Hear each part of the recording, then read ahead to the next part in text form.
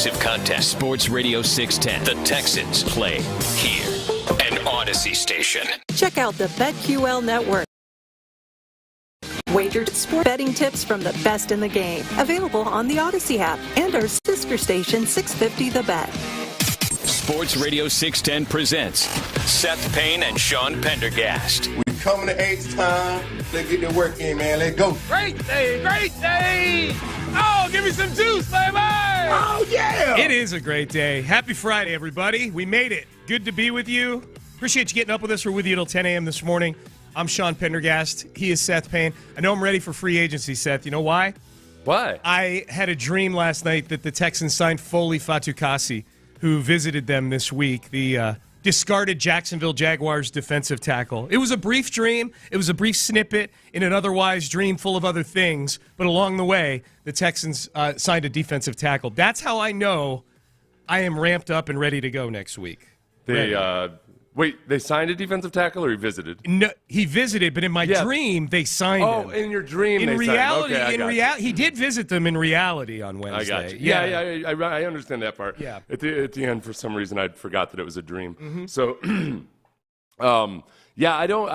honestly, I'm curious as to just how much activity there will be before real free agency begins on guys like this, because if it might be a sign as to whether the Texans are trying to sign Christian Wilkins or a higher ticket item, because if they go ahead and re-sign Sheldon Rankins or sign to Fatukasi or somebody like that, it might be an indication they're not also going after one of the big ticket guys. Yeah, there could tell this weekend in what next week is going to look like. I like that. Yeah. But yeah, he crept into my sleep last night, man. So I'm ready to go. I'm ready for free agency. It's funny. It's a slow week in the NFL despite all the free agency chatter in terms of news, because I got the sense from various trending topics yesterday that Dalton Schultz was actually a much bigger story than you would expect, just because he had talked about how people looking at you through one-way glass as you do something feels like being in a zoo. That turned into somehow sour grapes. Dalton Schultz is trying to insult the Texans. They're just mad because we've got Ferguson now. All right. I'll be honest. I would say 75% of Cowboys fans saw what Dalton Schultz's comments were, or even the exaggerated, taken out of context version of what Dalton Schultz's words were, and pretty much thought, that's the truth. It is. Jerry puts way too much emphasis on the non-winning side of football. He wants all the circus tactics and what have you. Most knowledgeable Cowboy fans know that. There's a lunatic fringe, though, that act like somehow Dalton Schultz saying the same thing Cowboys players have been saying for 30 years is sour grapes and he's soft and he can't take it. He did win a playoff game this year, unlike some franchises. He did. I'll tell you what, if we're going to look ahead, it does add a little bit of juice to that Cowboys matchup this season. Mm-hmm. Texans play, I don't know how many people, if everybody's aware of this, because I'm a schedule nerd. Texans do play at Dallas. We've mentioned it a bunch of times on the show because there's a chance that could be the Thanksgiving Day game. It could be Houston at Dallas on Thanksgiving. So we mentioned it on the show a bunch of times, but I'm all for a little more spice being sprinkled on any regular season matchup coming up next year. Yeah. Yeah. That's some genuine heat between the Cowboys and the Texans, perhaps, instead of just the producers and whatnot always try to put it as a city versus city thing. Yeah. I'm getting more of a feel of just the football versus football thing. This is a team in the Texans that was very much a darling and a Cinderella going into the playoffs, where nobody was going to really judge them too harshly for losing, even getting gashed the way they did versus the Ravens. There's still enough of a Cinderella story that they've been treated with kid gloves, whereas the Cowboys, spend the entire season being one of the very best teams in the league and then just completely disappear in the playoffs. 100%. They underperform. Their defense, it was, given how much talent they have, they're absurdly soft in key moments during the regular season and then obviously in the playoffs. There's a lot more pressure on the Cowboys right now. Oh, yeah. What with it having been 30 years since they've been to a conference championship game. Yeah, well, and they're one of those teams that's going to have to start making some decisions on how they structure this. They got a quarterback with a $60 million cap hit this year, and they've got two marquee players at premium positions in Micah Parsons and CeeDee Lamb that have to get paid at some point. So and they've got a coach who really should have been fired after that. Yeah. Like the message they're sending is they don't really care about winning a Super Bowl. You know, the problem is the whole problem is that it's even Jerry Jones' unwillingness to fire Mike McCarthy is part of the same problem that wouldn't matter if they did fire Mike McCarthy and hire a new coach. Right. There's always going to be Jerry's always going to be superseding whatever the coach needs or wants. Yeah. It's always going to be Jerry more so than the team or anything else. That's what made Belichick to Dallas such a funny topic to me. Like, no chance. No chance. Yeah.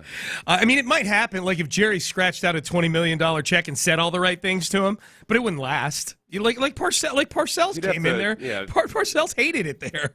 The only thing he could do to do that is a paternity suit of some sort, as far as I can tell. That's the only way to get Jerry to potentially do the right thing. So excited for those results. Hey, one of the news items popped up actually during our show yesterday.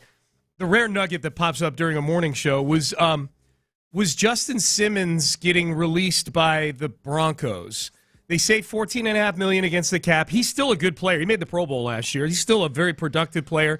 Nobody has more interceptions in football over the last 6-7 years than Justin Simmons. Did we not give that enough attention as far as, like, could he be a possibility for the Texans? Because, man, when the show was over, I don't know that I've seen a discarded player yet, a cap casualty yet, that got more smoke from Texan fans that follow me, that I follow, that pop up on my timeline.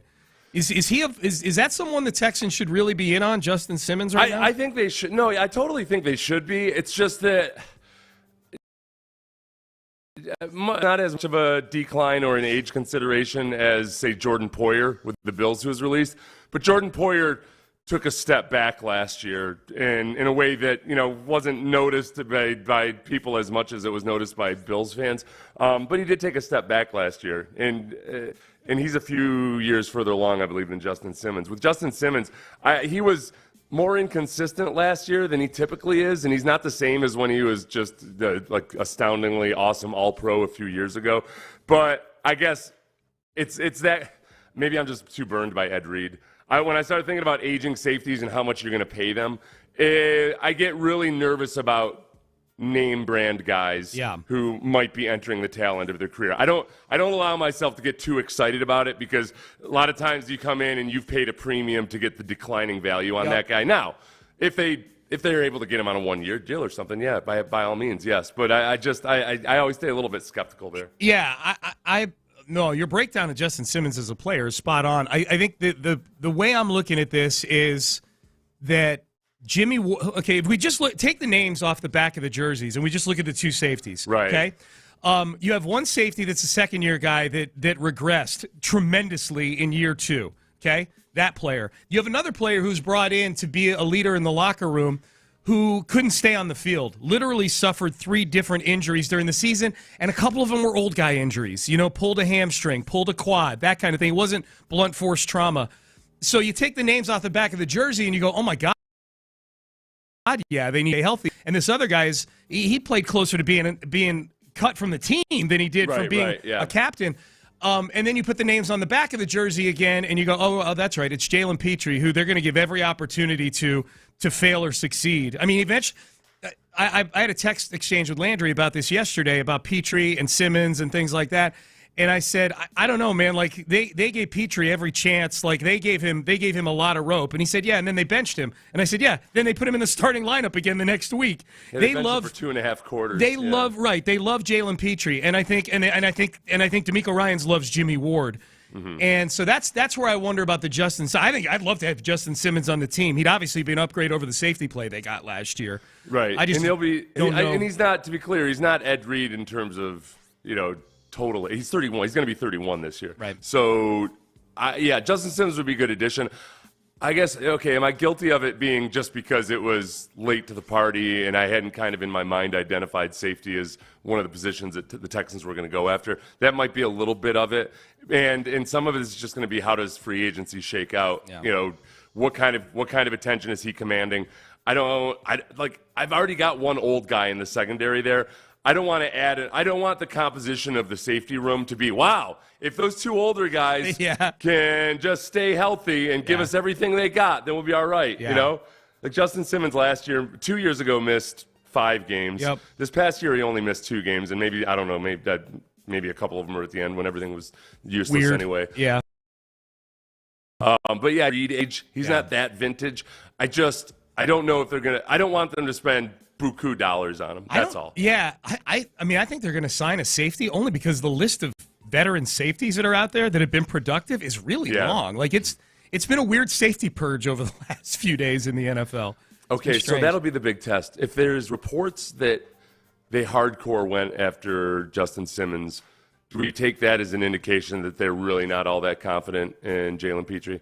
Like if they offer competitive, not one of these old like Astros free agency deals from 2014 where they lowball one of the marquee guys, but they actually go after Justin Simmons. So close. Yeah. We almost signed Bryce Harper. Yeah. Well, no, Bryce Harper. Yeah. I'm joking around. I'm just throwing names around. Oh, the Nationals screwed that up. I don't know. I'd like to see some smoke of them going after guys like that just to light a fire under Petrie, even if they don't sign one of them, just to go, hey man, we were kicking the tires on some of these guys. That's the rumor on the Russell Wilson supposedly is going to talk to the Steelers over the next couple days. Apparently, Russell is a business partner with one of the Steelers' minority owners. I heard that on the way in today. Yeah. Yeah. So is this just a matter of doing a solid for Russell, just making it look like there's interest out there, and B, in doing so, also maybe light a little fire under Mason Rudolph to sign. Got to get Mason Rudolph on the roster. This is a real test for Russell Wilson because here's the thing: if you're one of his teams, because Denver's paying the freight on it. You don't have to pay him more than the minimum because he's already making $39 million. So whatever he makes from his new team, Denver pays the rest of the $39 million. So it's. Because this is what crossed my mind. I'm like, okay, it's $1 million. Should the Texans sign him just to have a capable, they have an upgraded backup quarterback? So we're not piecing our way through a Cleveland game with Case Keenum and Davis Mills running onto the field, take alternating snaps and piecing it together. Like Russell's better than both of those guys. Let's sit back and reflect and remember for a little bit. They did go 1-1 with the starter out. That's my goal. My standard is okay. Can you go 1-1? Can you go 500 when your starter's out? Now. If there were 3 games to play, thank you. I don't think they would have ended up, .677. I think they would have ended up .33 with a line over The next game was against Tennessee, who they beat the week before the Cleveland game. Remember? That's true. Yeah, that's right. Yeah, they might have gone 2-1. They might have had 29 sacks if the defense was relied upon that heavily. That's right. All right, so we're off and running. It is Free Agency Friday, baby. It starts on Monday. Excited for that. So we got a whole lot to get to, including in the next segment. There was a signing yesterday that I kind of like it because it's a sign that the Texans have good players. But this was a signing yesterday that I think sends a clear message about some planning here that the Texans are going to need to be doing over the next year or two. See if you agree. That's coming up next. In the Loop. I don't want to bury the lead.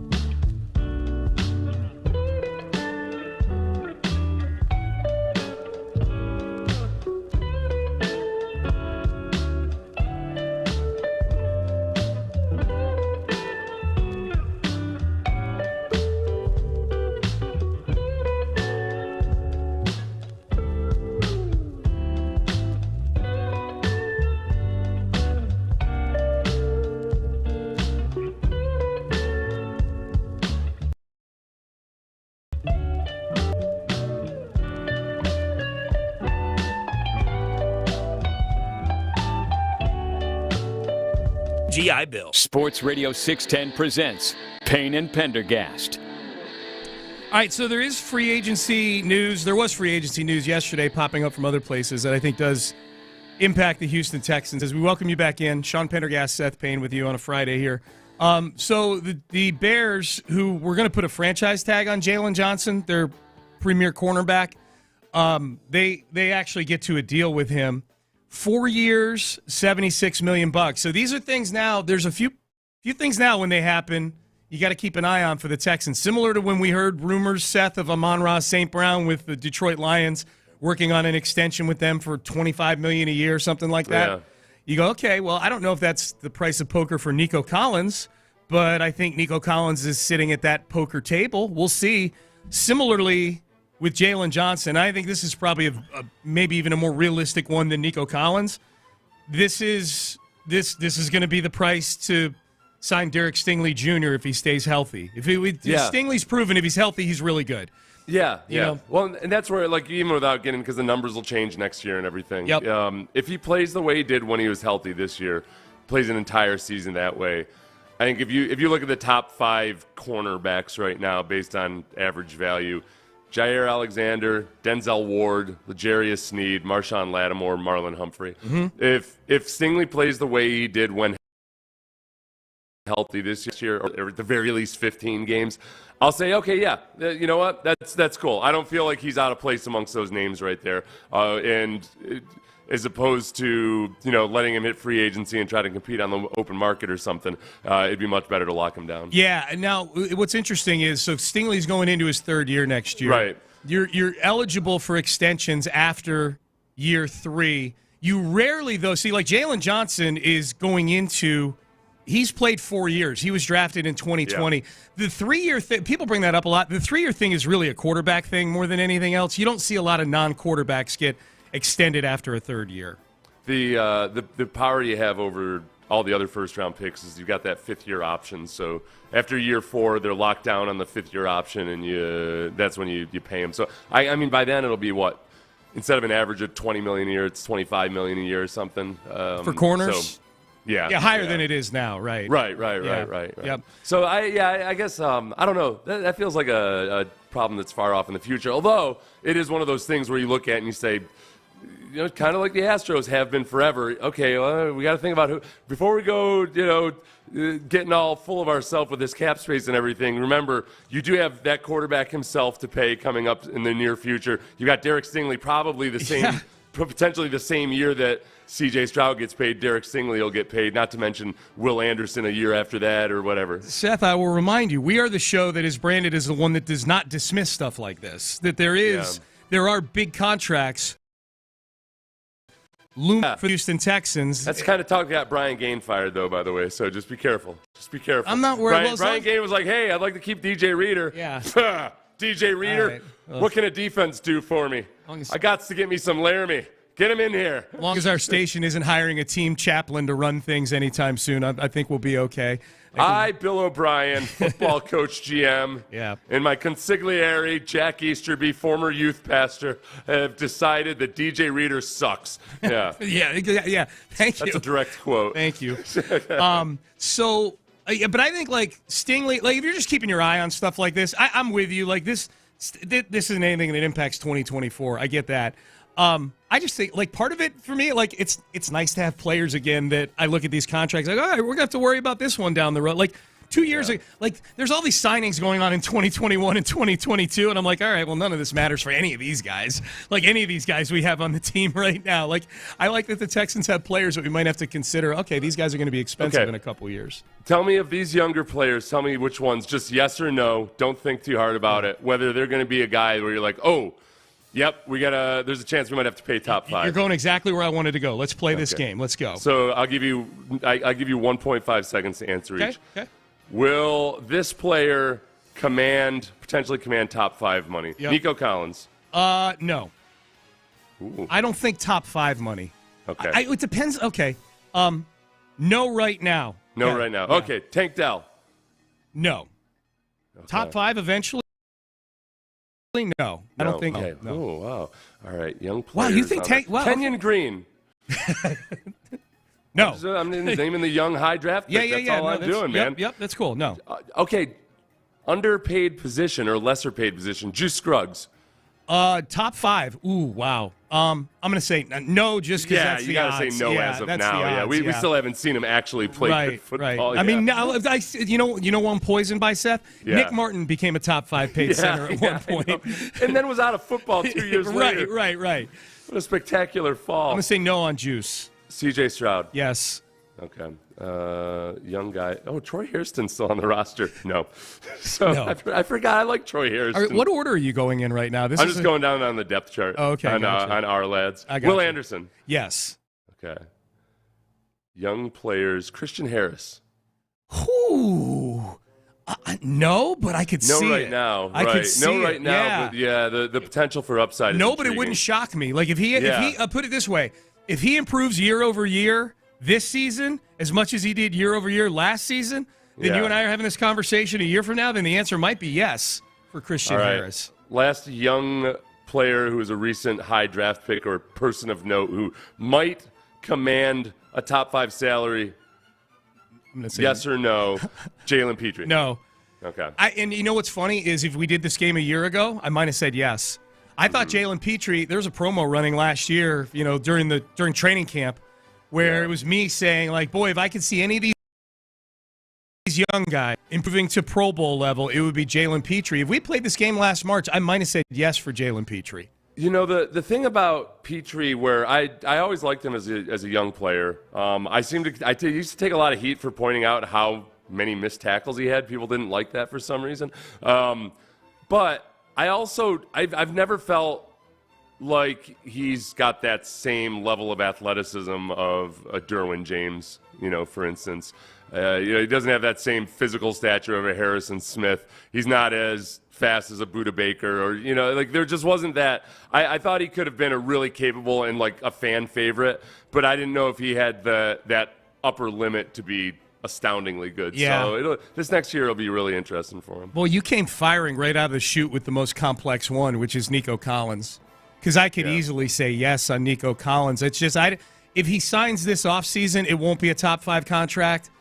If he gets to next season and he has a season in 2024 like he did last year, then he starts to get into that conversation. I don't know that the Texans are of mind to be paying a wide receiver $30 million a year, They have a little bit of that same, I guess you could argue, kind of like when you have a rookie quarterback, you've got, a few allowances with salaries. When your receiver room has one guy who's about to hit free agency, but then another guy in Tank Dell who's just entering his second year. You got a little wiggle room there to say, all right, yeah, look, we're still getting a relative budget with Tank Dell where he is, that we can, however much we want to budget for our receivers, there we go. Like the wide category of, that's how I like to do it, is just kind of like put the mug shot up next to everybody else. Yeah, that's a great way to do it. Absolutely. Well, at the end of this season, will Nico Collins, right now, does he fit in with Tyreek Hill, Devontae Adams, Cooper Kupp, A.J. Brown, and D.K. Metcalf? Probably not. Probably not. Yeah. I mean, he had not yet, but there's that. Yeah, the direction's going the right way. Yeah, I'll give you names that actually probably to use your word, the mugshot should be put up against there. Yeah. Jamar Chase, Justin Jefferson, CeeDee Lamb, Amon-Ra St. Brown. Yeah, because those are about to be the highest. Those are when it comes time for Nico, when it comes to nut cutting time for the Texans and Nico, those will be the guys. At least 2 of those guys. Like, I feel pretty confident that Justin Jefferson and Jamar Chase are going to exceed $30 million a year. So those will be the new gold standard. Those will and those are guys that were drafted, most of them in the same class as Nico in 2021, other than CeeDee Lamb. So those will be the names I think that you put him in there with. I don't know. How does that change the calculus? Does he belong among those names? I guess it's, again, like with Amon-Ra St. Brown, it's just a matter of total production and games with played all those and guys. Health and all of that. Yeah, it's just way better than right now. So he doesn't hit. Yes, when he's at his best and when he's healthy, yes, I think he's up there in this offense with this quarterback. That's a good way to put it. Yep. But yeah, he hasn't established that yet. So yeah, I don't. He needs at least one more year to really smack himself down into that group. Yep. So if the Texans were to extend him this year, they're taking they're taking a healthy. They're just flat out they're thinking, yeah, this is where we see this guy headed. We feel good that he's changed his regimen to stay healthy. Sometimes when guys, they'll stay healthy, but they didn't actually change anything. Maybe it was just random dumb luck. That doesn't feel as substantial as like with Carlos Correa. Correa changed the routine that he used to get his back ready to play and everything, and he seemed to be more durable after that. All right, that made sense until that mysterious growth showed up in his lower leg. Right. Dalton Schultz got a B+ from the people on ESPN.com on their report card, the signing of Dalton Schultz. So we liked it. We both liked it. I think if we didn't give it a report card grade, but B+ feels about right for Dalton Schultz. Yeah. And I just was trying to. I've in my head, it's nagging me that Cooper Kupp is in that group right now. It's just that's the cautionary tale. Yeah, paying a guy like he's the best receiver Injuries, ever lived. Yeah. Well, he's not even the best guy on his team now anymore. They got Puka Nacua now on the team. Yeah, so they gave him a B+. This I thought Matt Miller made a good point in this article, which he said, for every free agent signing in the signing of Dalton Schultz. Yeah. I look at the players and draft capital required to replace the player if he walked. The Texans would have to use pick number 24 overall in round 1 to replace Schultz's value as a receiver and inline target. And now, that's obviously that's an estimation where, all right, on average, to get that kind of production, you're going to have to use a 24 overall pick. But you have zero clue whether that guy that you drafted number 24 is actually going to replace that value. Yeah. Or if he might and be better than Dalton Schultz, but you just have no idea, and you're taking that gamble. Yep. So it's a pretty good indicator of, okay, on average, like he's giving you production that you would hope to get out of a guy drafted in the late first round. And nobody ever wants to believe that because in your mind, that guy you draft in the first round is going to be all pro every year. Right? Of course he's going to be all pro on draft every night year. For sure, yeah. Right, but no, actually, it's okay if a Whitney Merciless late in the first round ends up being an extremely solid player for a decade, and that's awesome. Yep. Have you caught up on Survivor yet? I did. Okay, so yes. I need your grade. For those who don't know, my daughter's boyfriend, they've been together for 4 or 5 years, so he's part of the family. Charlie, he's on Survivor. He's part of the family for now. You might vote him out depending on how he does. We'll see. If I told him, if you make it past week 8, you can stay. Stock up or stock down on how Charlie's doing on Survivor right now? I'd give him an A+ based on this last episode. Really? Yeah. Okay. I mean, he formed an alliance with one of the seemingly strongest players in the game, that mom lady. Yeah. And that's the momster right there. She's the momster. Yeah. Now I've realized on this show sometimes looking a little too strong can work to your disadvantage because you become a target as one of these tribes tries to tank aggressively. On this They're show. awful. Charlie, I like Charlie because he's very strategic and he knows he's staying exactly in the middle of the pack. He's looking like a threat because people trust him. He's always smiling, and they mistake his kindness for weakness. Mm-hmm. So I think I'm just looking forward to at some point the first time he stabs somebody in the back, how shocked they're going to be. Like it really will be that moment, like in a movie where the one person they thought would never betray them betrays them. Yeah. I'm all for that. Yeah. He's going to be a lawyer. He's a really smart dude.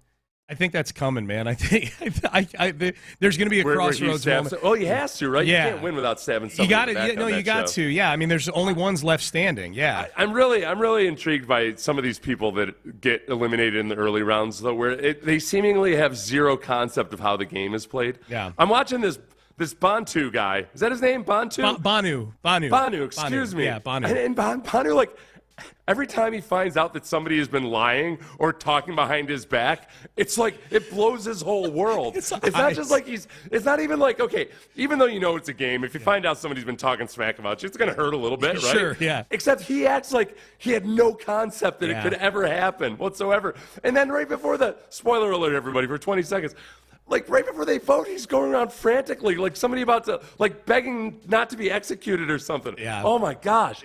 These people, it's like stepping up to a blackjack table without having even watched a video on how to play blackjack and then relying on the advice of everybody at your table who, like in this version of blackjack, they just want to screw you over for whatever reason. Yes. Yeah.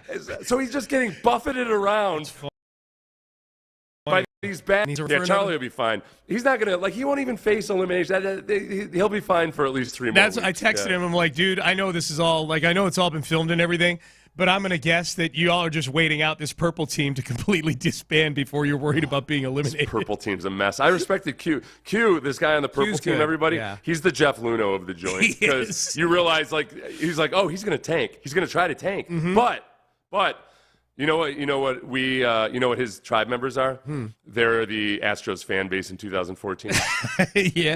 Q is just trying to tank. Yeah. And meanwhile, everybody else on his tribe was like, no, we need to win. Yeah, we need to win. Right. Yes. Bonu's going deep in free agency right now, trying to sign guys. Got to get rid of. Yeah, he's trying to cut one of the best players on the team because it's useless to have her on there. Dude, hey, real quick, were you impressed that Charlie and his back and forth with that annoying dude on his team? They went back and forth. Charlie said that he could name more Taylor Swift songs and this guy could name Metallica songs, and he beat him 107 to 106. Yeah, that was a rough watch there. That part. That was I was cringing at first when Charlie proposed. When Charlie proposed the game, I was like, oh no, oh Charlie, don't do this. And then all of a sudden, because they're so bereft of entertainment there, they don't have their smartphones or anything to watch. Everybody was transfixed by this incredibly idiotic game. Yes. Between two 12-year-old junior high students. It was good TV. It was so it ended up being good for him. Yeah. He said things you do to pass the time. It wasn't even anything they were looking to do. They were just trying to kill time. You know what he did on that? I think he oversold it at the beginning because it's hard to sell that game without it sounding like a cheesy, something the teenagers would do or something. And he built it up too much. He should have been because also that's where you gotta be a hustler a little bit. Yeah. He acted like, this is what I want to do. This is the game I want to play. I can kill you with this game. Yeah. Yeah. Like the guy we've talked about this, hey, you want to have a push-up competition? Right. You're looking at him like, this dude just 1,000 push-ups a day. Yeah. No, I don't want to have a push-up I can do 5. competition. Yeah. Thanks. Anytime anybody walks up to you and is like, hey, you want to have a Taylor Swift song naming competition?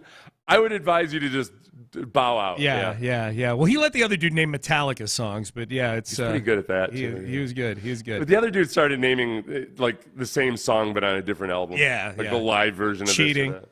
All right, Payne and Pendergast. Let's get to some headlines next. Astros, we got some good news from spring training yesterday. Little warning label for TV during the season for you guys that we will get to as well. We'll do that next in headlines. Prize picks. Oh, it's Friday, and we got basketball.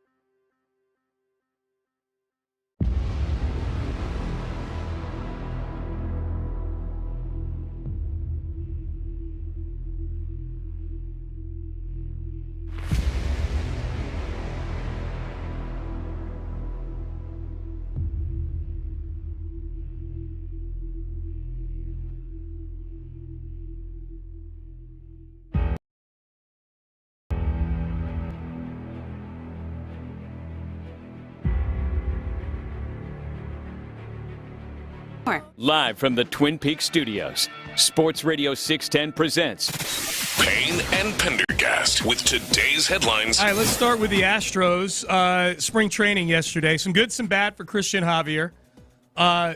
Did some good stuff, and his velocity on his fastball is up. Struck out 6 guys in 3 innings. We love seeing that. Gave up a couple bombs, a couple bomberoos. Which was St. Louis. Yeah, which is the classic though too. He was working on a couple different things. For one, throwing a mile per hour faster than his average, but also the Astros in general were really bad at holding runners on base last year. The pitchers, they had the 6th most attempted steals against them, and Javier was the worst. He was 22 for 25 in stolen base attempts against him. Yikes. It was bad. And so they're kind of messing with it, trying to get him to vary up his timing and adding a sidestep and all this other stuff. So the fact that he went out and for the most part looked really good, and then Espada said the 2 home runs were just 2 mistake pitches. Yeah. Which happens during spring training, especially when you're working on other stuff. My biggest takeaway from the whole thing, good and bad, is his velocity is up, and that's good. Yeah. Like Christian Javier, he looks healthier this year. Like if he's 15 pounds lighter and he's a little bit more Gumby, yeah, then so be it. That's a nice thing for him to be. Yep, absolutely. I guess I'll call this, Seth, a warning label for Astro fans, because I think I'm generally speaking, I don't think people enjoyed the Astros being on Apple TV game. We like our local announce team. We like Todd Callis. We like Jeff Blum and Julia Morales. They're the voices of all the success that the Astros have had the last few years. So consider yourself warned, Astro fans. There are 3 games that are set to be on Apple TV in the first half of the season, including the second game of the year against the New York Yankees at Minute Maid Park. March 29th, Minute Maid Park. April the 5th at Texas. And then June 29th in New York against the Mets. So 3 Friday games on Apple TV for the Astros. We're going to have the same broadcast crews as last year. which I don't know. The broadcast crews from last year didn't bother me as much as the ones from the year before. There was whenever it was whenever Katie Nolan was on them, and she was it was like Katie Nolan scrolling for comments, basically getting effectively trolled by trolls during the game. She was addressing Alex 73942AA Arlington, in the comments midway through at critical moments of the game. The title they gave her was the Ambassador of Fun, and I'm like, this isn't fun at all. Like this is what I try to avoid when I'm on Twitter. Felt like a whole lot of waka waka, Yes, I like Katie Nolan. I feel like they were asking her to like kind of do something fun and weird and different, and it went too far. Yeah. So, the one thing about the Apple broadcast is it seems like the picture quality and everything is better. Like they do something there. Yeah, so I try not to get too bent out of shape about some of the comments. No. I think some of it is. I think a lot of the people getting uptight about it is just we like our home announcers, and you don't have that choice when it's Apple TV. You can't flip over to Space City Sports and or Space City Home Network, whatever we're calling it, and watch our guys and gal. I did put up a poll, Seth, just because we were talking about it earlier this week. Alex Bregman for 7 years or Kyle Tucker for 9? I kind of made it simple. I said, who would you rather give $30 million a year to? Alex Bregman for 7, Kyle Tucker for 9. Kyle Tucker is landsliding. He's boat racing Alex Bregman. Supposed to have me guess. Oh, yeah. Well, that's it's what I headlines. would have Yeah, sorry about that. Yeah, sorry about that. 76% are Kyle Tucker right now. 76% Kyle Tucker. Yeah. So it's Bragy's taking a pounding in this particular Pender poll. So that's a tough one. I'm surprised it's that overloaded, and obviously Kyle Tucker brings a lot to the plate. And I would have voted for Kyle Tucker. I was just surprised that he was that overwhelmingly. I probably would have too, but I think you can make an argument for Bregman that would indicate a closer margin than that. Like I think there's a really good argument to be made for Alex Bregman. If this were football, I would say do not give Kyle Tucker that money.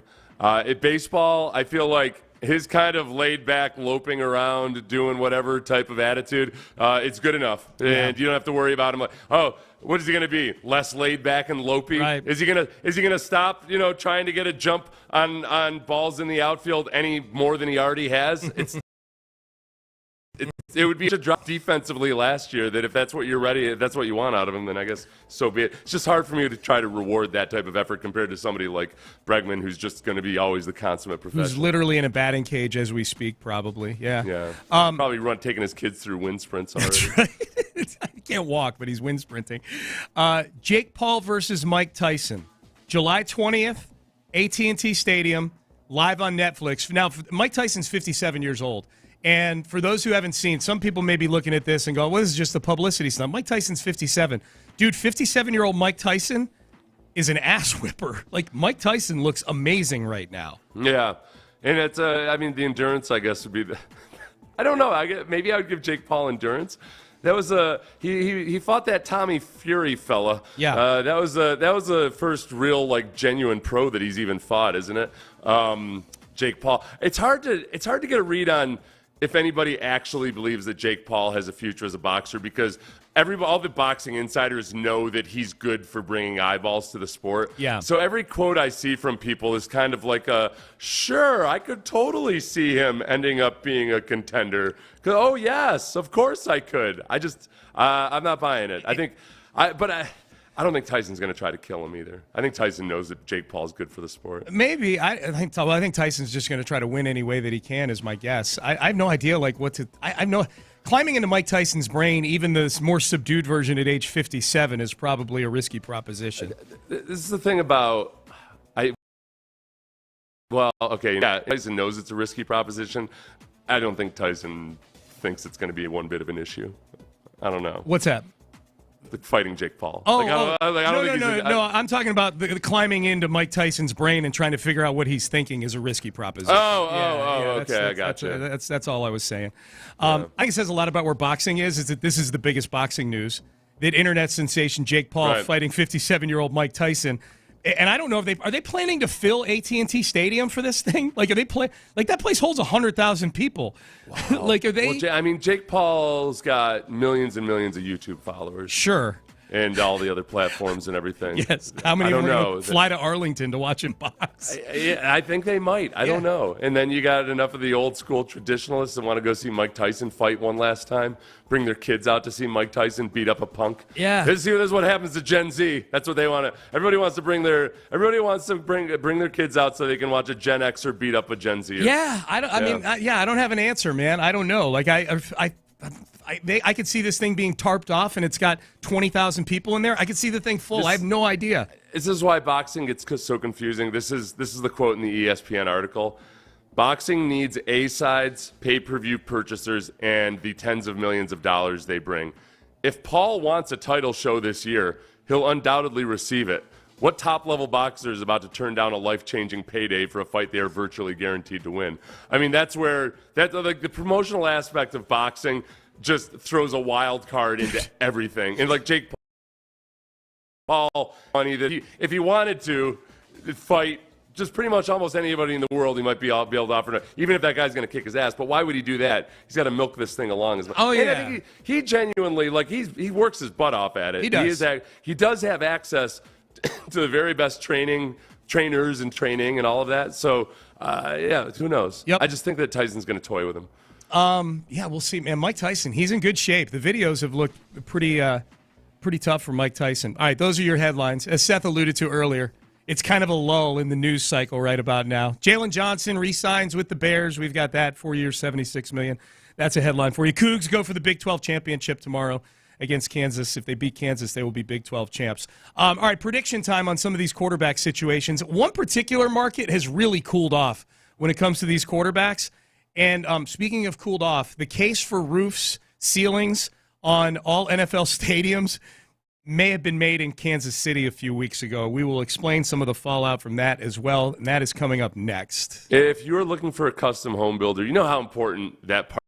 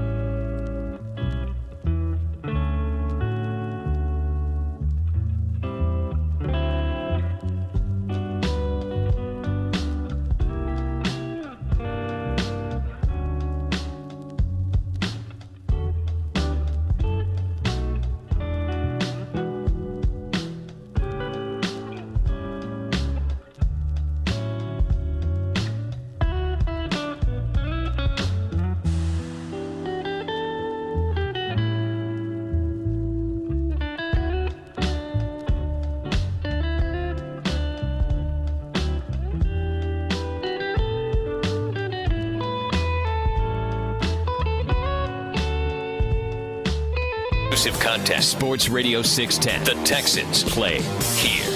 An Odyssey station. Sports Radio 610 presents Payne and Pendergast. We'll get to prediction time here for the QB carousel. The odds are out on who's going to get some of these NFL jobs. I'm so glad the Texans aren't on odds boards like this. God bless C.J. Stroud. Real quick, Seth, Amy texted me when we were joking about Alex Bregman being in a batting cage right now and probably, getting his kid ramped up to be a baseball player. His son, Knox Bregman. Amy texted me. She goes, there's video from yesterday of Bregman rolling ground balls to his son. And how old is he? Sure enough, he's a toddler. Like he's barely walking. He was born. Remember, he was born in the summer of the year they won the World Series a couple years ago. Because remember, he was born late. Bregman took off after he was a dad. He had that dad strength. Yeah, late July, early August, and then he was awesome the rest of the year. So that was 2022. So he's coming up on 2 years old this summer. Yeah. He's good. He's a good player. I'm watching it right now, man. He's got good hands. Kind of struts after he fields it. Like he's got a lot of Bregman in him. Player. Yeah. It's good. Got a good arm.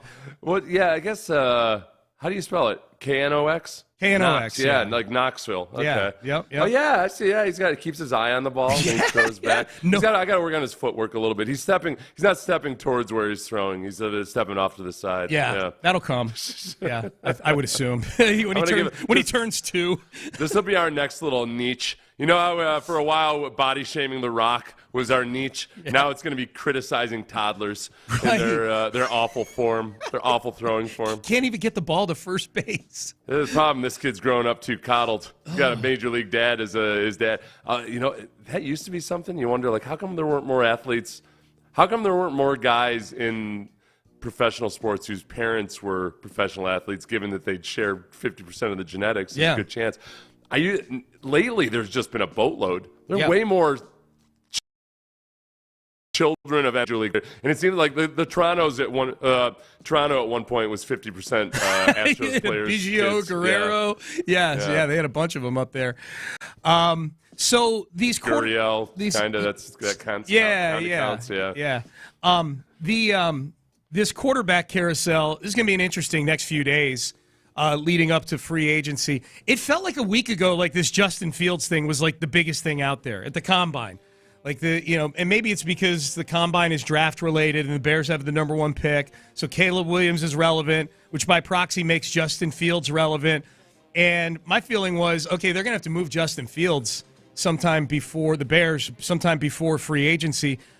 I don't think he gets moved before Kirk Cousins figures out what he's doing. It feels like now Kirk Cousins, 36 years old, coming off an Achilles tear and having won 1 playoff game in his career, he is the domino that needs to fall before any of these quarterback things get resolved. Yeah, the whole Ryan Poles, I guess his heart was in the right place, or at least he was trying to make it look like his heart was in the right place when he said that they wanted to get something resolved before free agency, as a solid to Justin Fields, whatever. You got to do what's right for the team. If nobody's offering up something good, then and you don't want to give him up yet, Justin Fields can stick around for the entire season if he has to. Let him go play video games at home, whatever. He's not like some 12th year veteran or something. He's just a guy at this point. Trade him away when the price is right, which might be after free agency and the draft. We get the guy we wanted in the draft. I want to take a swing at Justin Fields. We don't even know if he's good. That's right, the thing. right. We don't even know. He's never been the leader of a good team. We don't know if he can throw the football. There was a point in his second year he looked like he was closer to being out of the league than becoming good. And then they started letting him use his legs, and he became, kind of a poor man's Lamar Jackson. But we've got the odds board here, Seth, for the 5 of the openings here in the quarterback realm. The most interesting ones to me are Denver and Pittsburgh because they're kind of tied together a little bit here. Yeah. Denver because Russell Wilson's no longer there. Jarrett Stidham is the favorite to get the job. Jarrett Stidham is in kind of – he might as well be Davis Mills That's right now. a tough spot, yes. Yeah, great point, yes. And where you're like, okay, no, we're tanking. We just cut one of our best players in Justin Simmons. We've got to take this huge hit from Russell Wilson. and we're going to, without saying as much, we've got to tank at least this year. So why bother trying to spend any assets on bringing somebody other than Jarrett Stidham in, who at the very least intrigues you? Yeah, when he started a couple games at the end of last year, he was handpicked by Payton. Payton likes him. Here was Mark Schlereth on the McAfee show about Denver. For 8 years, this place has been garbage. The Denver Broncos were a crown jewel in the National Football League, and they're not. They're irrelevant. And we keep putting Band-Aids on things and think that that's going to fix it. And I, for one, am sitting here saying, thank you, Sean Payton, for recognizing very good.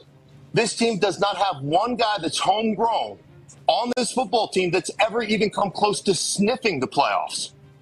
Ever.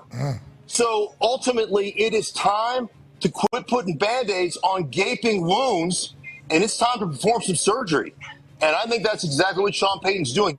Yeah, I mean, look, I know we're talking about Denver and Pittsburgh here. I'm just to localize it for a second. I'm so glad these are other teams having these conversations. Your analogy to Davis Mills for Jarrett Stidham is spot on. This is Jarrett Stidham's a guy who he signs in Denver. I think probably in the back of his mind, hoping that the Russell Wilson thing would do what it did, which is collapse eventually. I don't know that you sign there. And look, Jarrett Stidham, it's not like he had the whole league banging on his door or anything like that, but I don't think he thought boy, I could get this job, and then I would be getting this job in a year where they're stripping this down to the studs. You're stuck. Your company has told you got to go work in this small town in Alaska for the next year. But don't worry, you'll be rewarded for it. So while you're up there and you got no other options, you're going to date whichever woman is available in town. Yeah. And you're like, maybe something happens with it or something. Right. She's cool enough. There's nobody else to hang out with. I'm going to hang out with her. And maybe it turns into something, but probably not. Maybe. I'm going to be back in America, proper, the contiguous United States before long. So here we go. Yeah. It is. It's the Alaska. I'm going to have 3 angry Alaskans coming after me. That's all right. You're fine. They're not in America. You know what, Sean? 3 angry Alaskans. I'd rather fight 500 angry Chihuahuas than 3 angry Alaskans. Okay. Yeah, they're up there for a reason, Sean. Yeah, they're up there for a reason. They don't like to conform to society's standards. Okay? I just didn't know there was a conversion chart. 3 Alaskans equals 300 angry New Yorkers. No, Chihuahuas. Chihuahuas. Yeah. Okay. Pittsburgh, Russell Wilson, even money, starting quarterback, reportedly meeting with the Steelers. Denver's given Russ permission to meet with any team he wants to. Yeah, the Steelers are reportedly going to meet with Russell Wilson, which I think is, according to an article in The Athletic, Russell Wilson is business partners with one of the Steelers' minority owners. Yeah. And it just feels way too convenient that as a solid to Russ, and then maybe the Steelers also think, okay, if we interview Russell Wilson, then maybe Mason Rudolph just wants to re-up, and then we've got our backup quarterback for the year, and then here we go. The comparison, this is like when the Texans interviewed Hines Ward for the head coaching job. Yeah. All right, we'll do him a solid, get a little buzz going out there for old Heine. Yeah, the Texans did that. Who was David Carr's college coach? Pat Hill.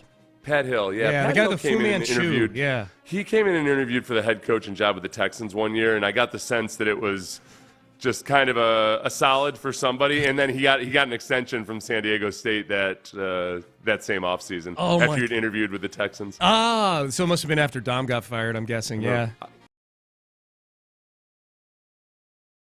I got into a big over weightlifting regimens. Oh, you didn't, did you? Oh, yeah. I don't care, Sean. Sean, listen, this is one thing about me. I don't care. If you want to fire me or if you want to do whatever, I don't care. I'm going to speak my mind, Sean. How did that start? Was he walking around the building and he poked his head in and you just... Yeah, he had dumb ideas about weightlifting. Oh, okay. Okay. He was in on this. It was a debate. It wasn't an argument. It was a debate. But I was just in the middle of my workout and he stopped and talked and he was he was in for his interview. Yeah, he liked to do a lot of stuff that frankly I think is good for meatheads. Yeah. A lot of stuff that's not safe for your body. Yeah. A lot of stuff that trying to heave around as much weight as possible with no regard for whether you injure yourself. Yeah. The biggest lock of this quarterback class appears to be, according to the odds makers, Kirk Cousins going to Atlanta. minus 250, and I wonder how much of that means you risk 250 to win 100. I wonder how, dude, this is where I wonder where a guy like Florio has some degree of influence on a market like this, where he puts a story out that Kirk Cousins is looking at real estate in Atlanta and that he's talking to Kyle Pitts, even though Kyle Pitts debunked it on Twitter, that he's talked to Kyle Pitts about purchasing the jersey number 8 from him if he goes to Atlanta. Like, if Florio said, as Florio was reporting, he said unverified. Yeah. Florio it's the funniest thing. I'm gonna have to find that audio and play it, because it's Florio trying to make the argument that he should be taken seriously as a journalist, and in the middle of this argument, one of the things in his favor, an unverified report. Yeah. He said he called it unverified, but I'm going to put it on national television. I feel like Florio works his way into like 60% of our topics these days. I know he's very good at what he does. You know, I gotta look in the mirror this weekend. Like, okay, why are you so aggravated by is this Florio? Florio thing working his way onto our show? Is this a me problem? Is this a Payne and Pendergast problem? He's done a really good job of turning himself into a go-to fixture for information. And when you become a go-to, people have high standards of you. Right. For example, this story out of Kansas City.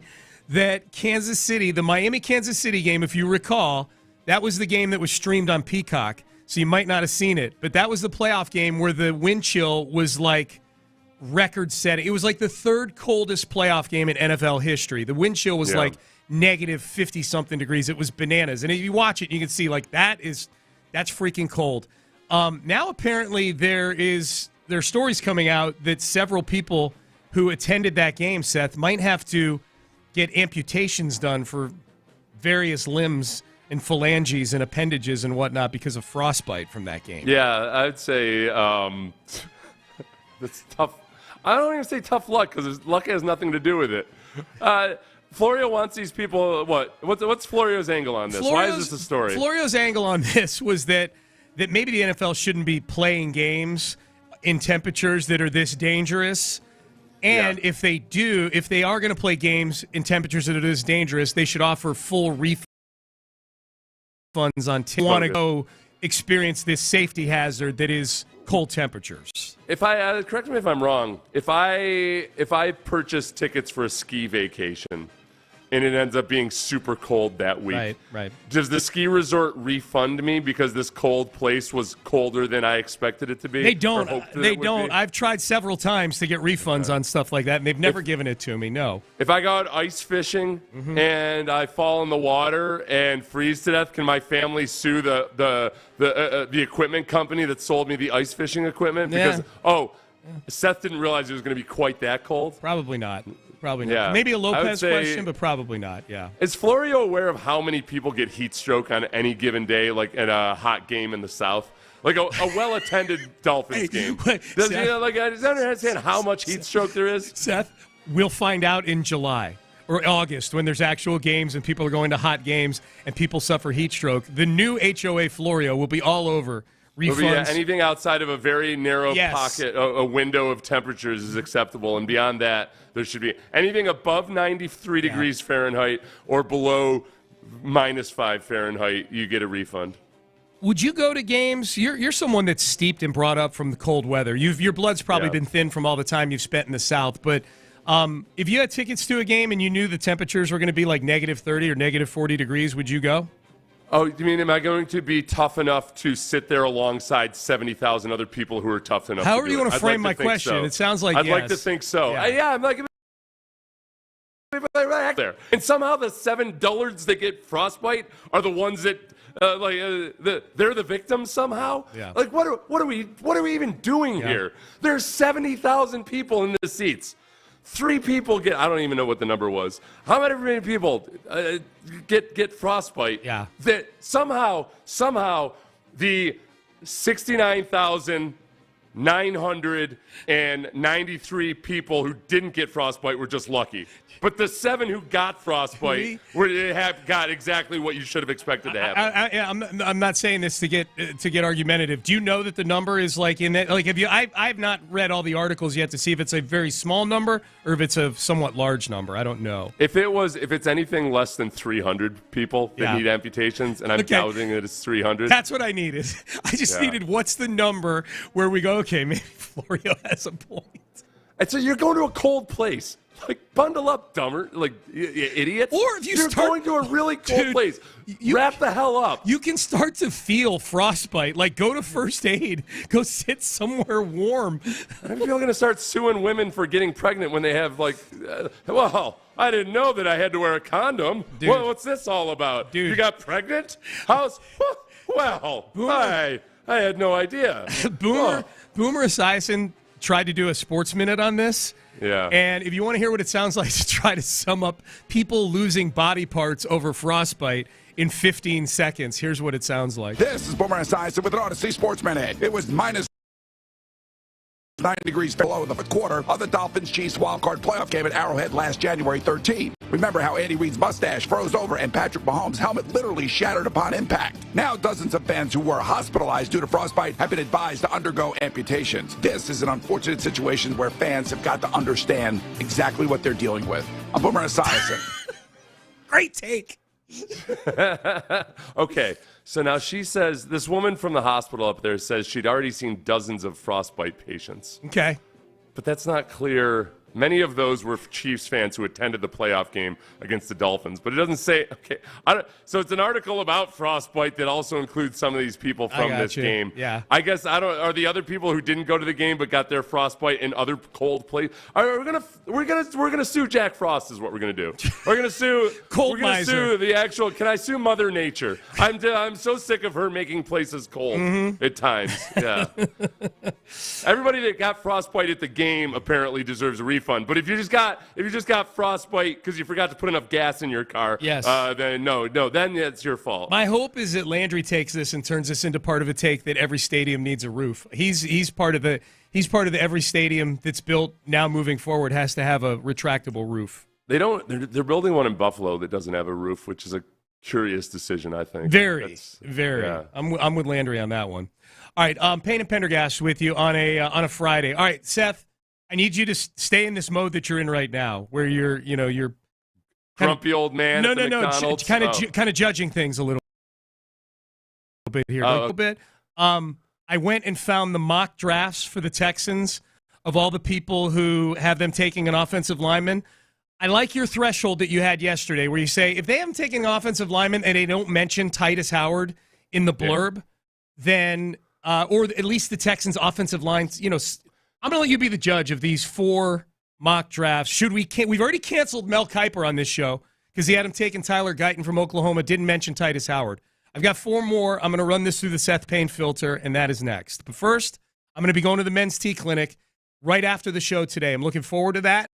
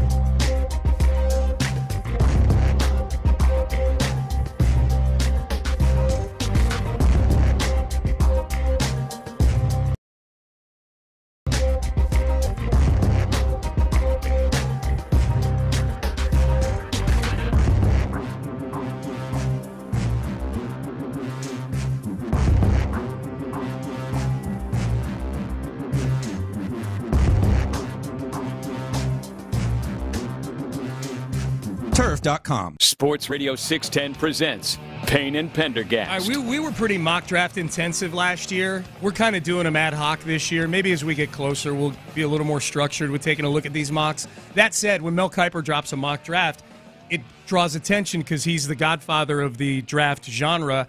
Unfortunately for Mel Kiper Jr., he has fallen prey to the policy which I've invoked on this show, which is that if you have the Texans drafting an offensive lineman with the 23rd overall pick, you could get canceled from being. Yeah, thank you, Ben. You could get canceled from your mock draft being mentioned on this show anymore. I'm sorry, Mel Kiper Jr. Now Seth has altered it a little bit, and I'm willing to listen to this. Where and by the way, Seth's alteration that I'm about to lay out, Mel Kiper Jr. still got what, Ben? Canceled because he did not adhere. But if you have the Texans drafting an offensive lineman and your blurb seems to indicate that you've got no clue that they've extended Titus Howard, Laramie Tunsil, like they're pot committed at the tackle position. Right. Cancellation. If you draft a tackle and don't even acknowledge it, hey, there are tackles on the roster, but here's my reason. Then I can tell that you've just put zero actual thought into it. Bingo. All right, so let's take a look at these. I'm going to have you. There's 4 of them. I'm going to have you judge here, Seth. Thank you to Drew Doherty, who summarized all 46 mock drafts, literally 46 mock drafts out there in his roundup. There were 5 that had the Texans taking an offensive lineman. So far, one of them's Mel Kiper Jr. He is canceled. Let's do Chad Reuter. He's canceled because he didn't mention the. He didn't mention Titus Howard. Yeah, like he mentioned Laramie, but he did no clue. Like he could step right in and be the starting right tackle. Tyler Guyton. Chad Reuter of the NFL Network also has the Texans. Give me a little draft sounder there, Ben. He's got the Texans drafting Tyler Guyton of Oklahoma as well, an offensive tackle. Here's his blurb, Judge Seth. If George Fant is not re-signed, the Texans will need an athletic right tackle like Guyton to play that spot so C.J. Stroud can continue his progression. This feels easy. Yeah, okay. If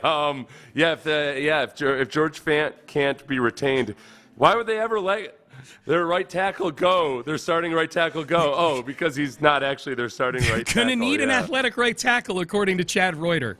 Yeah. Maybe, I don't know, maybe Chad Reuter knows something that we don't know. I don't know. I would say he's going to have to be canceled. The problem is we're getting to we're really exposing this mock draft industry, aren't we? Okay. Yeah. I'm happy to be the show that does it. We're running out of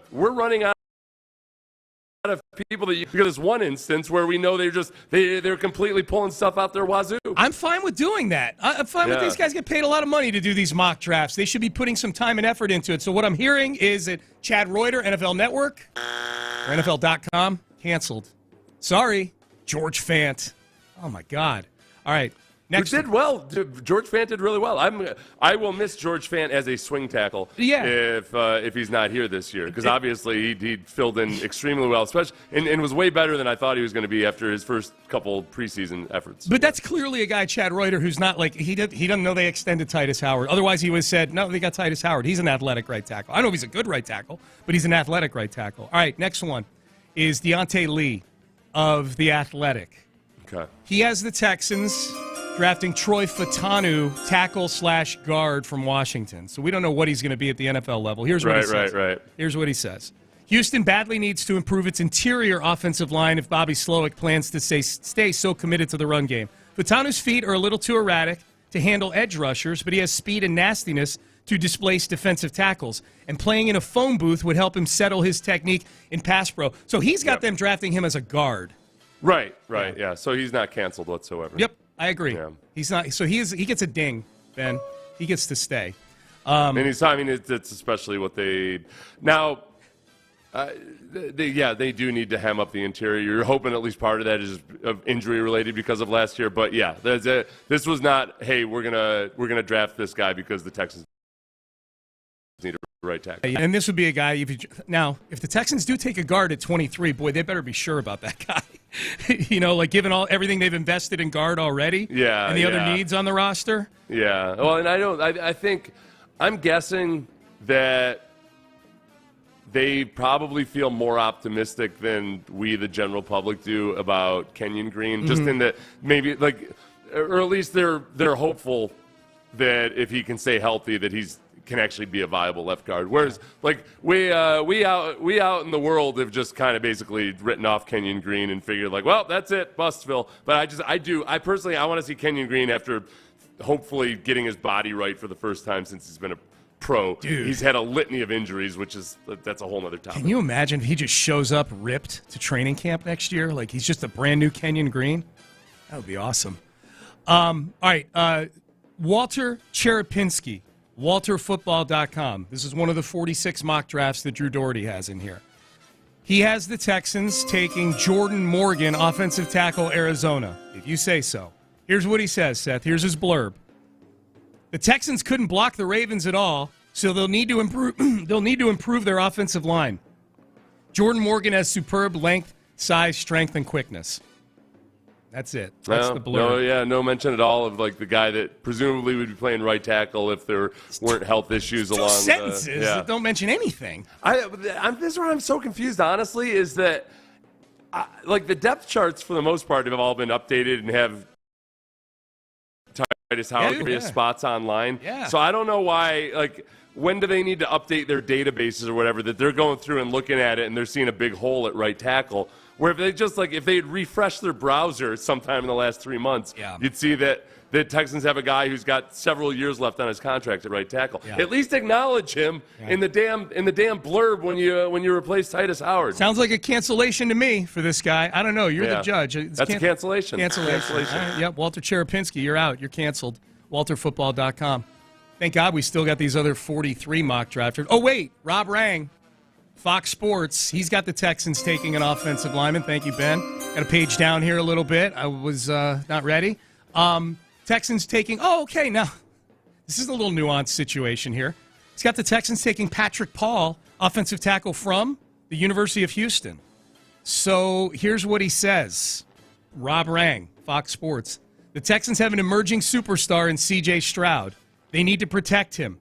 Given that Paul, the local product, surrendered a total of 4 sacks in 45 career starts at the college level, the agile, 6'7", 315-pounder would seemingly be a natural fit. I don't read Titus Howard's name in there anywhere. I don't read it at all. And this is no knock whatsoever on Patrick Paul. On Patrick Paul or any of these other guys. It's just that it doesn't. He's canceled. This guy's canceled. Yeah. You're not taking into account.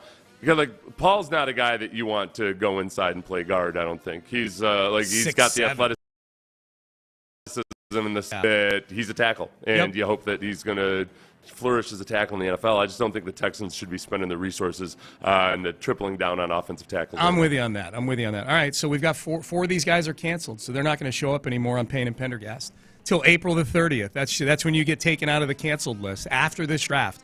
And go back to the lab and hone your game a little bit and read some articles and look at some depth charts, my God. That's why writing stuff about all 32 teams, that's dicey, man. It's a lot of teams to keep track of. If you ever tried to do power rankings and really put a lot of thought into it, you could get stuck spending 4 hours on each spot in the power rankings. You could, yeah. Yeah. All these little nuances. Whenever we hear somebody from outside of Houston try to explain something, it's got some nuance on the team. The most frustrating one was when people were acting like the Texans were blaming David Culley for them being the mess they were. Yeah. When it was very obvious to everybody in Houston, almost everybody in Houston,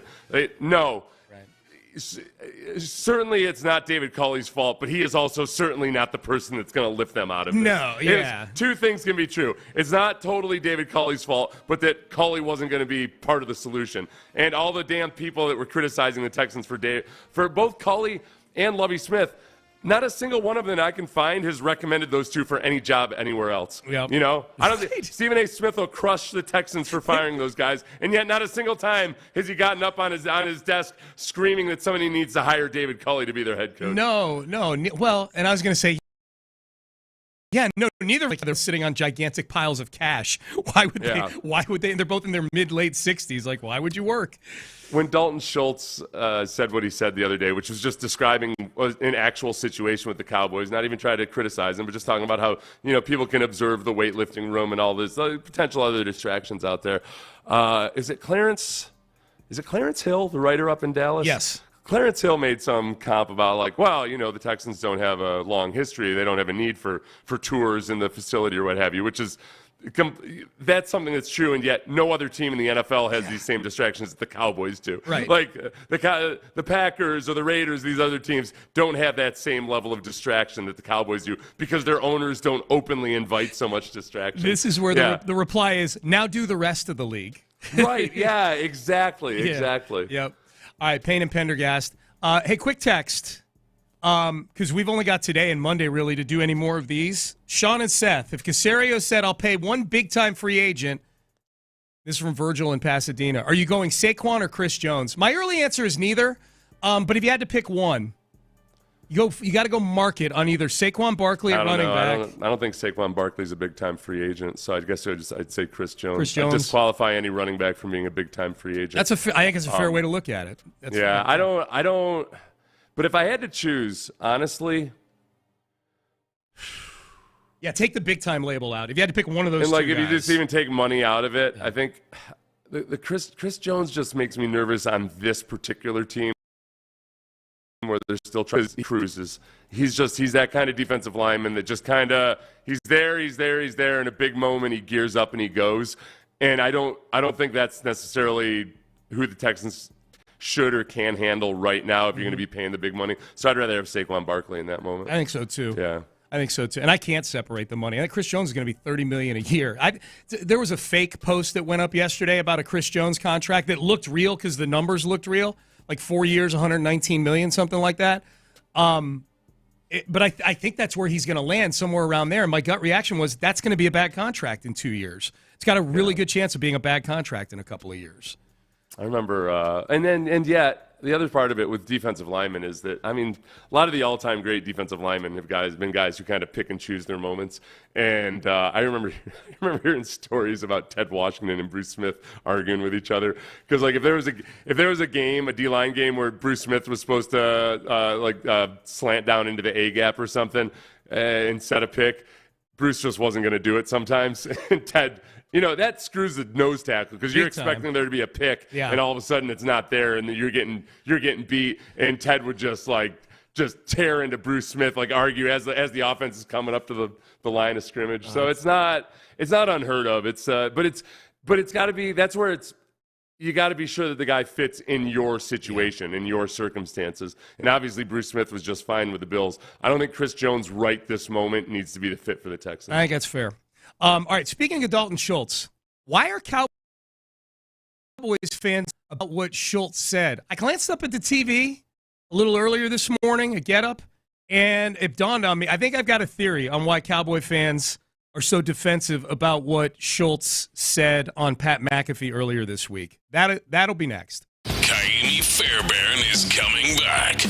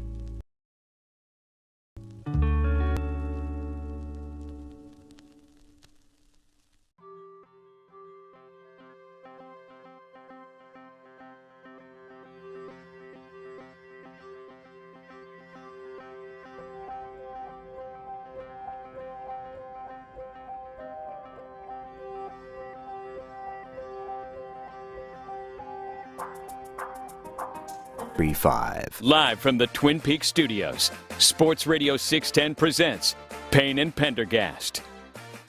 Payne and Pendergast with you. All right, so if Dalton Schultz sat down on the Pat McAfee show a couple days ago and thought to himself, I'm going to say something about the Cowboys, and it is going to be the A topic on so many shows over the next 24 hours, I don't know. He'd probably still done the interview. I don't know how Dalton Schultz is viewing all this attention he's getting. But if you're late to the party and you're not sure what it is I'm talking about here, Dalton Schultz was on the Pat McAfee show on Wednesday this week, and when he was asked about his time with the Cowboys, here was his description of what the environment was like around AT&T Stadium. That was one of the first things that kind of stuck out to me is like, it feels like much more, I don't want to say college because it's not, but like the focus is just football, you know what I mean? And going back and like telling some people like how kind of being around the Cowboys, like practice facility and, you know, game day, describing some of the interactions and stuff that you see on a day-to-day basis, like surprised a lot of people. They're like, holy crap, like that actually happens like at a practice facility. And like, you think it's normal. And What? You don't have to out anything, but like, what are you? No, dude, it's just like there's people literally going on tours while you're listening in the weight room, and they've got like a one-way mirror for people to like look at. Like it's a zoo, dude. There's people tapping on the glass, like trying to get people's attention as they're doing power cleans or whatnot. We're good, Ben. Yeah, that's the part. He said literally it's a zoo. If you listen to the cut, clearly he's talking about the visual of people tapping on the glass. And honestly, and nowhere in the entire 20-minute interview, I went back and watched it. I think it was 23 minutes or it was a long interview that they had with Dalton Schultz. Like at no point was he saying like, and that's the wrong way to do it or anything like that. He was just contrasting the two teams and what the environment is like. And that whole tour part of it, and I think he said some of the things he mentioned some of the things that happened on game day, right? I mean, like Michael Irvin has talked about one of the things that Jimmy Johnson hated was that even after a loss, there'd be all these people coming into the locker room after a game. Like it's just really hard for the coach to make it just about football. So like that's just the environment in Dallas. And like Jerry Jones obviously knows that it's different. He wants it to be different than anywhere else. But man, I was honestly really surprised that this got blown up into Dalton Schultz talking smack about the Cowboys somehow. Yeah. And it was presented on ESPN like those zoo comments instead of being about the actual that weight room environment where animal. It was just being represented as like, oh, he said the entire environment is a zoo, which I think would be accurate, but that's not what he said. No, that's where like these producers and the behind the scenes content people that come up with the ideas for the topics on these shows, they've got a keen ear for this stuff. You know what I mean? That's where I'm impressed. Like somebody was listening and said, "Oh, he just called it a zoo." Oh yeah, oh baby. They start rubbing their hands together. And they know they've got something that's going to resonate with people. So, I don't know what percentage of Cowboy fans felt upset that Dalton Schultz said this stuff, angry he said this stuff. 23%. Yeah, I don't know. I'm being honest. Based on social media responses, it was about 1 in 5. Okay. So 1 in 5, 1 in 4. So I said 23%. So there you go. All right. So needless to say, there's a faction of Dallas Cowboy fans that are upset over Dalton Schultz saying this stuff. Some of them may agree with it. They're upset Dalton Schultz is saying it. I think there's some. My theory now, Seth, I was just glancing up at the screen, looking at Get Up is on our TV here in the studio, and they had a topic on there. Better fit for the Cowboys, Saquon Barkley or Derrick Henry. And these are both, as I'm looking at that, I'm going, man, those are two players that I think factions of Texan fans are really behind Saquon being a Texan. Yeah. Factions of Texan fans are really behind Derrick Henry being a Texan, including you and me. And I could see where, like, Cowboy fans, as we're heading into free agency next week, you've got a Houston Texan up there on the McAfee show who's basically doing an infomercial for how amazing the Texans are. We didn't play that cut, but Dalton Schultz calling it a well-oiled machine and the scenes. And then this quote getting thrown out there about Cowboys being, like, all the negative, it's because it's being construed negatively, obviously, on all these shows. If I were a Cowboys fan, there might be part of me that would be nervous, like going into the last 48 hours before free agency, where if I'm a Saquon Barkley or Derrick Henry, that's literally might be deciding between these two teams, that could be something that is the same way like you're interviewing somebody for a job and you go get their references. And you got a negative reference and you got a positive you know what I mean? Like it's is this a negative reference for the Cowboys right now? I think part of it, though, too, is I think Jerry and maybe Mike McCarthy, too, or other various coaches through the years, you can use that to your advantage for certain types of free agents. I mean, there's some guys that, they want to be stars.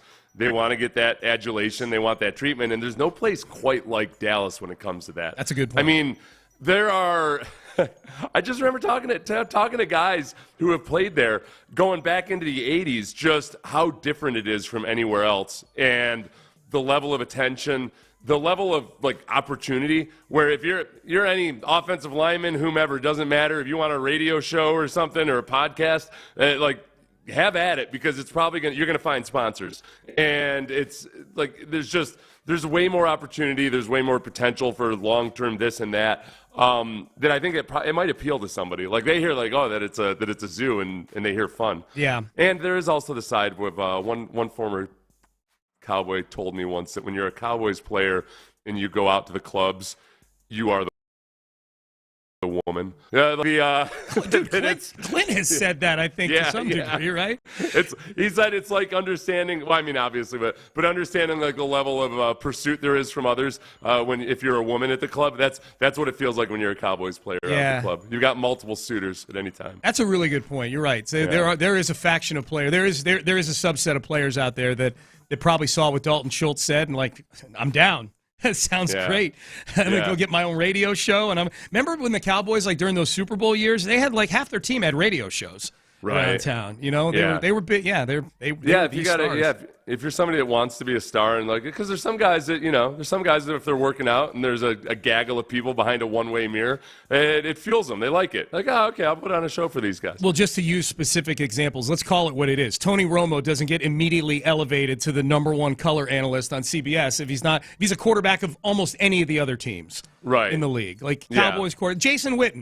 Jason Witten doesn't get... Witten especially. Right. He totally unqualified. Romo made sense, at least, when you saw his personality. Yeah. And you saw that he was capable at it. I know somebody that was at Fox that saw Jason Witten's kind of rehearsal segments and where they were just working out the kinks and was like, oh, this is going to be ugly.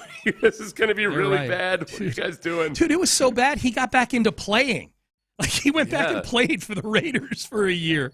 It's bad enough they tried to fix it with a toupee. Toupee. Yeah. God, that was a really obvious toupee.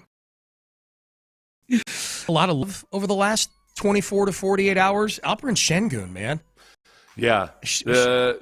We taking down Wembanyama, and then also afterwards saying about how he's not that strong, and I'm just going to back him up under the rim. Yeah, I feel like that was good for the national buzz about Şengün. Although I'm not happy that at least half the buzz seems to be, gosh, it'd be nice if he was on a good team instead of this one. They're already playing the little trade game. No, hands off, buddies. Hands off. No, he's our max guy. Here's Michael Wilbon on PTI. We love C.J. Stroud getting the attention. The Astros always get attention because they're good. Finally got a guy on the Rockets maybe now that's getting a little national positive buzz. Here's Michael Wilbon on PTI. This is part of the reason that the NBA doesn't want to put a U.S. versus rest of the world game out there, because there are kids like this, Tony, that American people go, I don't know this guy. How good could he be? Damn good. He might be the most improved player in the league, and he's one of those international players that could take down an American squad, though the American players don't want to hear that either. He's worth watching, Tony. In a few years, he could be on the same trajectory as Joker. He's really, really good. Yeah, and obviously Joker Nikola Jokic from Denver. Here's Skip Bayless on FS1 on Şengün. Şengün is so tenacious. He is so relentless that he just said, I ain't backing down. I'm going to keep going at you. He scored a career-high 45 points. He put up a stat line last night that has never been put up in the history of the NBA points. He had 15-plus rebounds because he had 16. He had 5 steals, so if you have 5 or more steals, and then you actually make 2 threes on top of that, you have 2 or more threes. No one had ever done that before of any center in the history of the NBA. So at 6'11", He obviously got the best of Wemby. And here's what shocked me about Wemby, because he has competed hard down the stretches of a lot of fourth quarters where they did have a chance. I think Şengün made him quit in the second half. Made him quit. The Q word. Oh boy, Wembanyama doesn't know what it's like to be the object of Skip Bayless's derision. Yeah. You better be careful. Your career might turn into what LeBron James ended up being. Yeah. Remember, Skip was on waging all-out war against LeBron for years. And I don't know, did he ever back down, or is he still? I haven't watched. I haven't watched this show just to watch the show in a long time. Yeah, I don't know. LeBron's at a stage now where there might be more people rooting for Skip than for LeBron in that battle. That's the one thing that's interesting is something weird about sports media, where usually they won't hesitate a second to tear somebody down, right. But I mean, isn't at least part of the take? And I haven't seen it yet. Maybe it's out there, but. Shouldn't part of the take also be like, wow, Wembanyama is a toothpick out there and is getting destroyed by Şengün? Yeah. Like, what is this? Are we overthinking it, or are we getting ahead of ourselves with Wembanyama?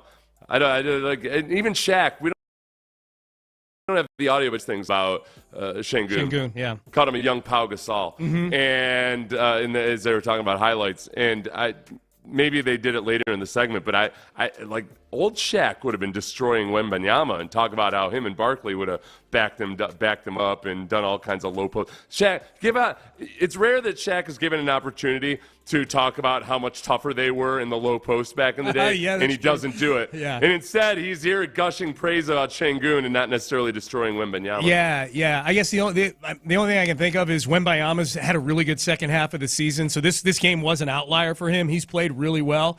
And he was a little banged up coming into this game. I'm not making excuses for him. I agree with what you're saying. I'm just trying to figure out reasons why maybe it was. I'm glad it was more about Şengün than it was about Wembanyama, because Şengün's been really good this year. I do wonder how much of actual as Wilbon and Bayless are getting so hyperbolic about Şengün. I wonder if that game was happening against anybody else. It's that. Oh no, How much have they watched Şengün this year? How much Rockets basketball have they watched this year? No, and I think that's precisely the thing. These are the baby steps that you want to take. For baby sure. Steps by gargantuan humans. Here's a baby step for Şengün covers 7 meters, but still baby steps. Covers several Knox Bregman steps. Yes. Here's Kendrick Perkins. I don't know how long a meter is. I just know that it's metric systems. Mm-hmm. I don't know. What's a meter? Like 3 inches? I don't know. Yeah, somewhere around there. Kendrick Perkins on Alperen Şengün. Because I want to talk about this other problem, Alperen Şengün. And when I'm watching, I continue to build around him. Yes, sir. I'm looking at him and I'm seeing the Jokic one-legged. I'm also seeing some bonus. He could affect the game in all different areas, filling up the stat sheet, making guys around him better. Yes, he's going to continue to improve in the mid-range, probably stretch his game out to the 3 next year, but this young man is special. All right, special. We got the Q word. He made Wemby quit, and we got special at the end from Kendrick Perkins there. That's right. Yeah, man. No, it's good stuff. It's good stuff. This is I don't know, the Rockets, the fourth quarter of the Clippers game notwithstanding, or the entire second half. This is all I need. I need to look a few little morsels as the regular season is closed out. Nuggets. If somehow they wheedled their way into the play-in game and made a nice little run there somehow, an improbable run, then that would be cool too. But I'm not banking on that. I don't need that. I need Nuggets. It's gravy. Yeah, just Nuggets, man. I feel pretty good. We were talking the other day. You made a comparison of Yordan Alvarez to. You talked about Jordan's approach, how cerebral he is, and it got us thinking about C.J. Stroud. To me, I think it's really cool, the 3 faces of these 3 franchises and who they're probably going to be. If I had to guess, Alperen Şengün is trending towards being the one young player out of this crew that could be a max guy that they sign up for 4 or 5 years for $100, $200, whatever $1 million it is. Yordan Alvarez is already locked up through 2028, and we know what we feel about C.J. Stroud, and he's going to be the highest paid player in football someday. But all 3 of those guys is they're not just they're all great dudes. They're not just these athletic tour de forces, although Yordan is pretty freaky. But they're all super duper students of their game. Like all three of them are total students of the game, which I think is I think it's neat. I think it's cool. There's no part of it where you feel like, oh, okay, this is a guy that's going to just thrive off of natural ability for a little bit, but who knows what he's really going to get or anything. You get the sense that they're going to, I don't know if it's not a matter of continuing to prove for Jordan. He's already there. You just got to stay healthy. Yep. But with the other guys, like CJ would be the first to tell you that he was just a rookie last year, and he's got a lot of improving to do. Yep. But there are guys that don't quite get that after the rookie year, after they have a promising rookie year. And CJ's he's the right kind of personality. It's a nice big three, man. It's a nice big three. CJ Stroud, Jordan Alvarez, and Alperen Şengün, in 20, being the faces of these franchises now practically, but, definitely 4 or 5 years from now for sure. All right, you're listening to KLT HD2 on Odyssey Station. We got a lot of stuff to get to in the 8 at 8, the Ocho. Here we go. One. Let's start with the Astros. Christian Javier yesterday, Seth. Javi is a big X factor for this team this year, especially if Justin Verlander, if we're not sure, like he's 41 years old. When he's healthy, he's going to be fine. How healthy is he going to be? Framber was shaky at the end of last year. Framber and Javi, to me, are two big X factors, and Christian Javier has looked good in spring training so far. Yesterday, 3 innings, 6 strikeouts, gave up a couple home runs, but I'm the velocity increase than I am the homers. Right, that's the rule. If you wanna sound or pretend like you're a knowledgeable baseball fan, I have to fight this all the time. You can't overreact to the negative stuff. You're not allowed to. You're not allowed to. Those are the unwritten rules of baseball. It is easier to not overreact to this one because Espada said the 2 pitches were mistakes, the fastballs that he threw that were hit for home runs. And then also, what was Javier working on yesterday? Varying his times to the plate because he was the worst amongst a pitching staff that was really bad at holding guys on base last year. They had the 6th most stolen base attempts against them, something they're really trying to clean up this year. Something I used to try to tell Sean during the breaks. I'm like, hey, man, take it easy on Maldonado, I know he's not right. Machete anymore, but he's got the shortest average distance from second to the base runner, whatever advanced stat that is. The Astros were the worst at that last year. So poor Maldonado is using his aging arm to try to throw down guys who basically had to leap 2 meters to the second base. You made really good points when you were trying to talk me off the ledge with that. I didn't listen. I just kept going after Maldonado. I said, hey, take it easy, man. That's right. And you're like, no. And then you put up that dartboard with Maldonado's face on it. Practically. The one day I got really nervous when you came in and you had painted your fingernails orange. I was like, oh, this is... All right, this is getting deep here. This is for real. Weird. This is for real. 2. Sticking with the Astros, and I guess some of you Astro fans may construe this as a warning label because of how you feel about the Apple TV. Astros will be on Apple TV again this year. 3 times in the first half of the season, they will be on Apple TV's MLB package. The second game of the year, the Friday game against the New York Yankees at Minute Maid Park, and then 2 road games. A week later in Texas, or in Arlington, against the Texas Rangers. And then June 29th at the New York Mets. So, Seth, I know Astro fans, I think if we put a poll up, generally speaking, it'd be a landslide that they prefer the local. And we should point out, when it's on Apple TV, you don't have the choice of watching Todd Callis, Jeff Blum, and Julia Morales. That broadcast goes dark for the night. Now, let's see. You know what? Based on just the actual broadcast and the streaming service alone, of the streaming services that sports fans have had to go out and at least sign up for a trial period, which means that they're paying every month and they forgot about it. So, of all the ones that they're paying for, because we're all paying for it, okay, which one are they least happy with? Because there's Apple, there's Peacock, there's Amazon. Have I signed up for any other streaming services to watch a sports event? I don't know, but you know who's getting into the game here is Netflix. And I know it's sports/entertainment, but Netflix got the right to Monday Night Raw, which is a $5 billion deal with WWE. They're doing this fight between Jake Paul and Mike Tyson we're about to talk about here. The YouTube TV ones have been free, I think, right? Well, that's Sunday Ticket you got to pay for. But that's a no, I know. But there have also been some game. I think there's a game or two that's been on YouTube that's not part of Sunday Ticket. I've been happy with YouTube because I get Sunday Ticket through YouTube for the most part. I would get the Apple one's my least favorite. I have them all already, so I'm not angry about any of them. Right, but if you had to pay for them and you hadn't, like I already have Amazon, like I'm not going to get rid of Amazon Prime, but I am on Peacock more than I'm on Apple TV. Okay, but that's because I'm a WWE fan. They have the WWE network. You're asking me, like that's like. So this is how I'm asking. I should have been more clear.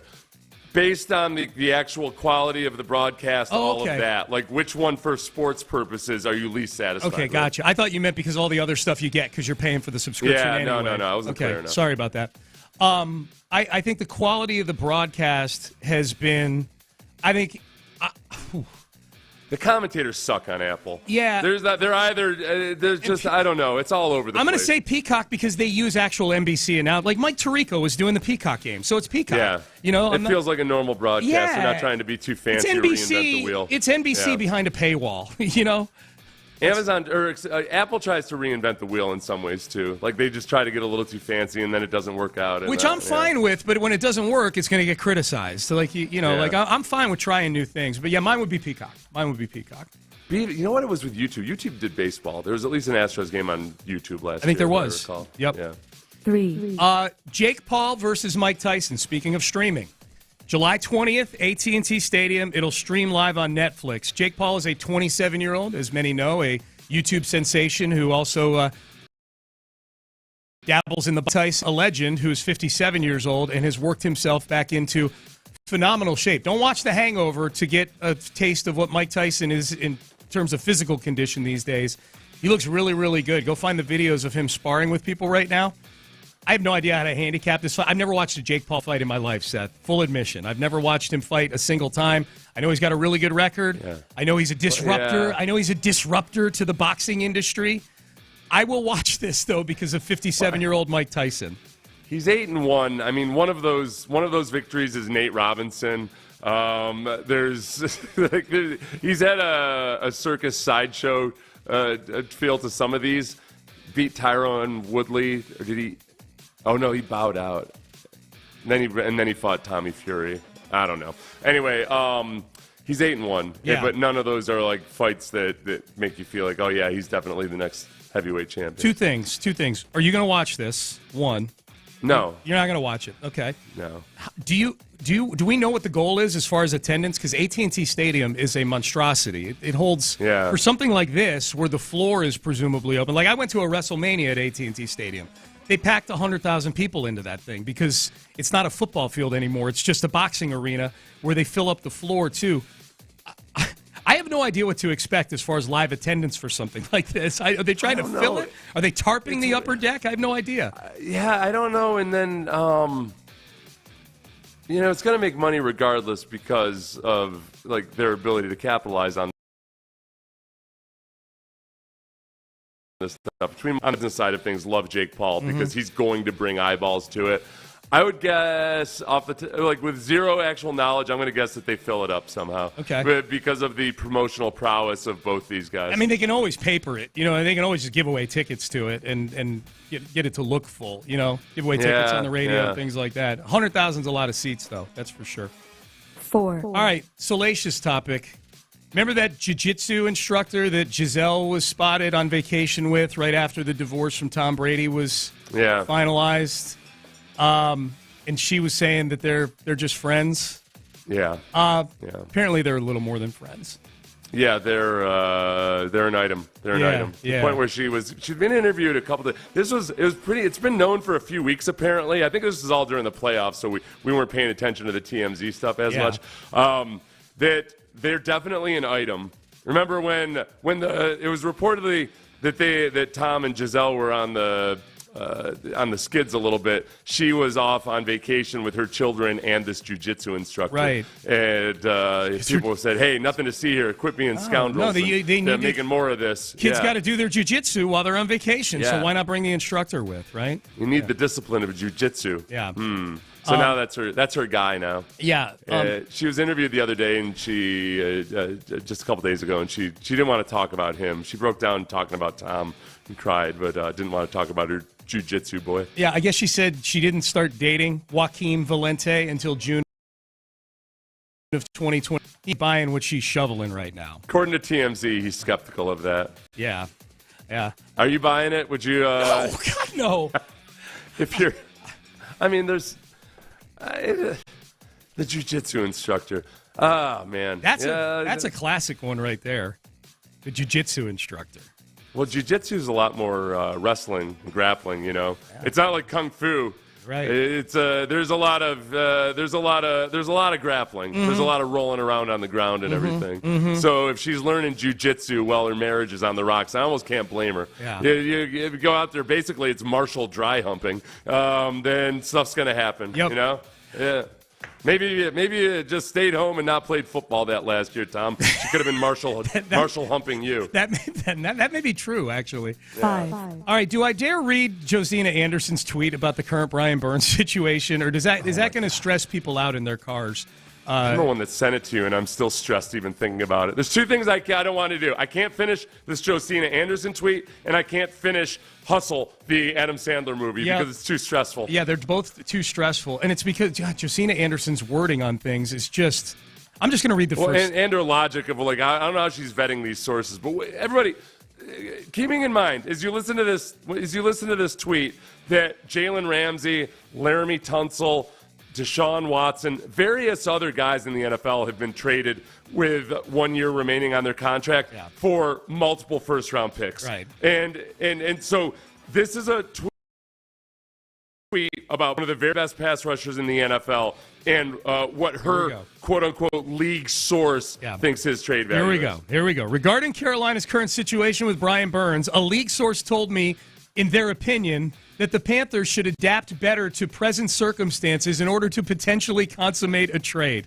I'm already stressed out reading this thing. I'm stressed out reading, by the way. That sounds like AI. It does. The source. It's like when they said, no, I need more words. Yeah. Just cram some more words in there. Here you go. Here's consummate. Here's circumstances. Throw those in there. The source said, in their view, it's a double whammy to pay huge money for a player and also give huge draft compensation to the other team for a deal. They added, the time to get more draft picks was when the player has years left on their deal, but if the player is in their last year, the other team has to be prepared to keep the player or take less. Thanks for the negotiating 101. I've heard some league sources say, I'm just going to finish this up and get it out of the way, Seth. I'm sorry. I've heard some league sources say third-round compensation is fair for Burns if the acquiring team is also giving him a long-term deal, but that asking for one plus is definitely too much for them. Yeah, I don't know. I'm exhausted. This is the problem. Somebody asked me the other day about okay, could this be a team, trying to create flack for this purpose or that purpose or whatever, trying to drive down the value? And I said possibly, but I think it's more possible that there is no definition of what a league source is. Right. A league source. A league source could be your cafeteria vendor. It could be whoever, equipment manager, Yeah, source. All right. As somebody who covers the league, I don't know. That's like some of the writers that'll say, okay, an anonymous executive or something. That's a little bit closer, even though that gets a little too wiggly too. But the league source, if that league source was an actual GM who had the opinion that somehow guys don't get traded for more than a third-round pick when they have 1 year left on their contract, they need to get fired immediately. Right. That's absurd. Yep. That's absurd. Yep. 6. Let's do these. I'm going to skip DeAndre Hopkins. Let's do these other ones real quick here. There were some signings yesterday. Jonnu Smith signs with the Dolphins, 2 years, $10 million deal. Saints reach an agreement with Tyrann Mathieu. So Tyrann Mathieu still kicking around a 2-year deal with the New Orleans Saints. Tyrann Mathieu took to Twitter to take up for the safety industry yesterday, Seth. Did he? Yeah. You know what? Now with all the hubbub over running backs, safeties have been ignored. Where they were the darling. They were kind of the little everybody's cause celebra for a little bit. Yep. We're who will save the safeties? And they did. Why are the safeties the forgotten class? And now they've been swept back into the gutter. They have. They were rescued for a couple of years, got a lot of big deals. Yeah. And now the list of safeties that teams are like, all right, why are we paying this guy $14 million a year again? Long list. It's like Angelina Jolie's moved on to her next project or something. Well, meanwhile, the poor safeties are hungry out in the kitchen. Long list. So Tyrann Mathieu taking up. I wonder who the safety is going to be that has a Zoom call with all the other safeties so they can all get together and commiserate over the fact they're all getting cut. Safety Summit. Yeah, Safety Summit, man. I think they get together and all that. I don't know why they get so much attention. Yeah. They're like the running backs. Why do slot receivers get so much, man? Accuse the cornerbacks of using Botox. Girl, you know that's not his skin. 7. All right, 7. Rashard Mendenhall, former NFL running back, probably best known lately for doing an interview where he suggested we have an all-black versus all-white Pro Bowl. Yeah, I jumped whole hog into that. That was a fun topic. That was his big plan for proving that black players were better than white players. Right. On average. You might be right.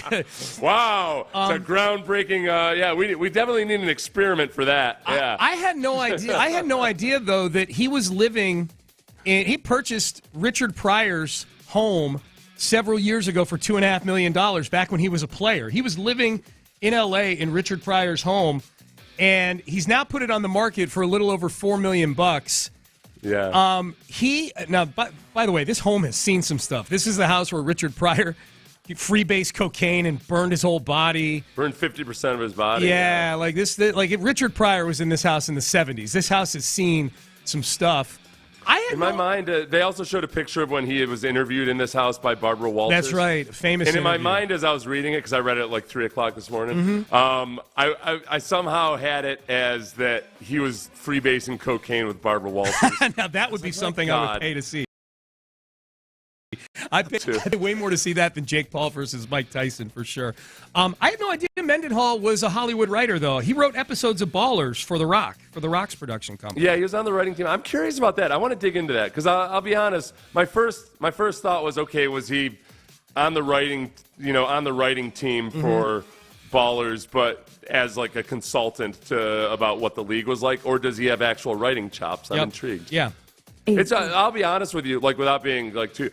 I mean, he's been out of the league for a while now, and just the fact that he's been living there in that house and paying those property taxes and everything, he's probably doing all right. Yeah. Like he at the very least was smart with his money. Right. If he'd been done with his money, he would have sold that house long ago. So he might be working like as a successful writer in Hollywood. He didn't play that long. No, he did. Well, it's funny. There's no indication that he's in any sort of financial strife in any of these articles. Yeah. The listing is for like $4.326 million because he rushed for a total of 4,326 yards in the NFL. Oh. So he, but looking at that house and it's in that Sherwood Oaks. It's in Northridge and Sherwood something or other. Yeah. Sherwood Forest, I think it's something. Yep. You go rescue Marion the fox. Yeah, the Marion the maid. Yeah. You like the Disney version as well. That's one of my favorite hot cartoon characters. Big time. Her and Jessica Rabbit. Big time. Yep, absolutely. So at least Jessica Rabbit was a human. Real quick, yes. True, but still. I probably should stop fantasizing about making it with a cartoon. Well, we're coming up on a break, so you got some time if you want to keep doing it. I'm gonna go talk to Brandy about this. Real quick, reminder: Cougs, Jayhawks tomorrow. Cougs win; they're Big 12 champs. I'll be at the game, dude. The tickets to this game. There are tickets in the first 5 rows along center court that are over $1,000. I don't know if they're gonna get that price on the secondary market, but people are listing them there for $1,000. It's badass, man. It's a hot ticket. I got to tell you, you got to hand it to U of H and everybody involved with it that there's a certain, I don't know, there's a certain cachet right now with U of H basketball that I don't know if I've felt, because it's always different, It's different with basketball, college basketball than it is with the pro sports. It's a more intimate environment and everything. I don't know if it's really been like that with any of the sports here in town since I got here in 2002. I'm sure I'm missing something, but that's a cool environment. It is a hot ticket, man. All right, Payne and Pendergast with you on a Friday. Seth and I posed this question yesterday, and I did a little bit of research. See if Seth agrees with my list here. If there were no salary cap in the NFL, which NFL owners would just go hog wild with $700 million payrolls for their multi-billion-dollar franchises? Does my list hold water with Seth Payne? That is next. I'll tell you what holds water with Seth Payne. Okay.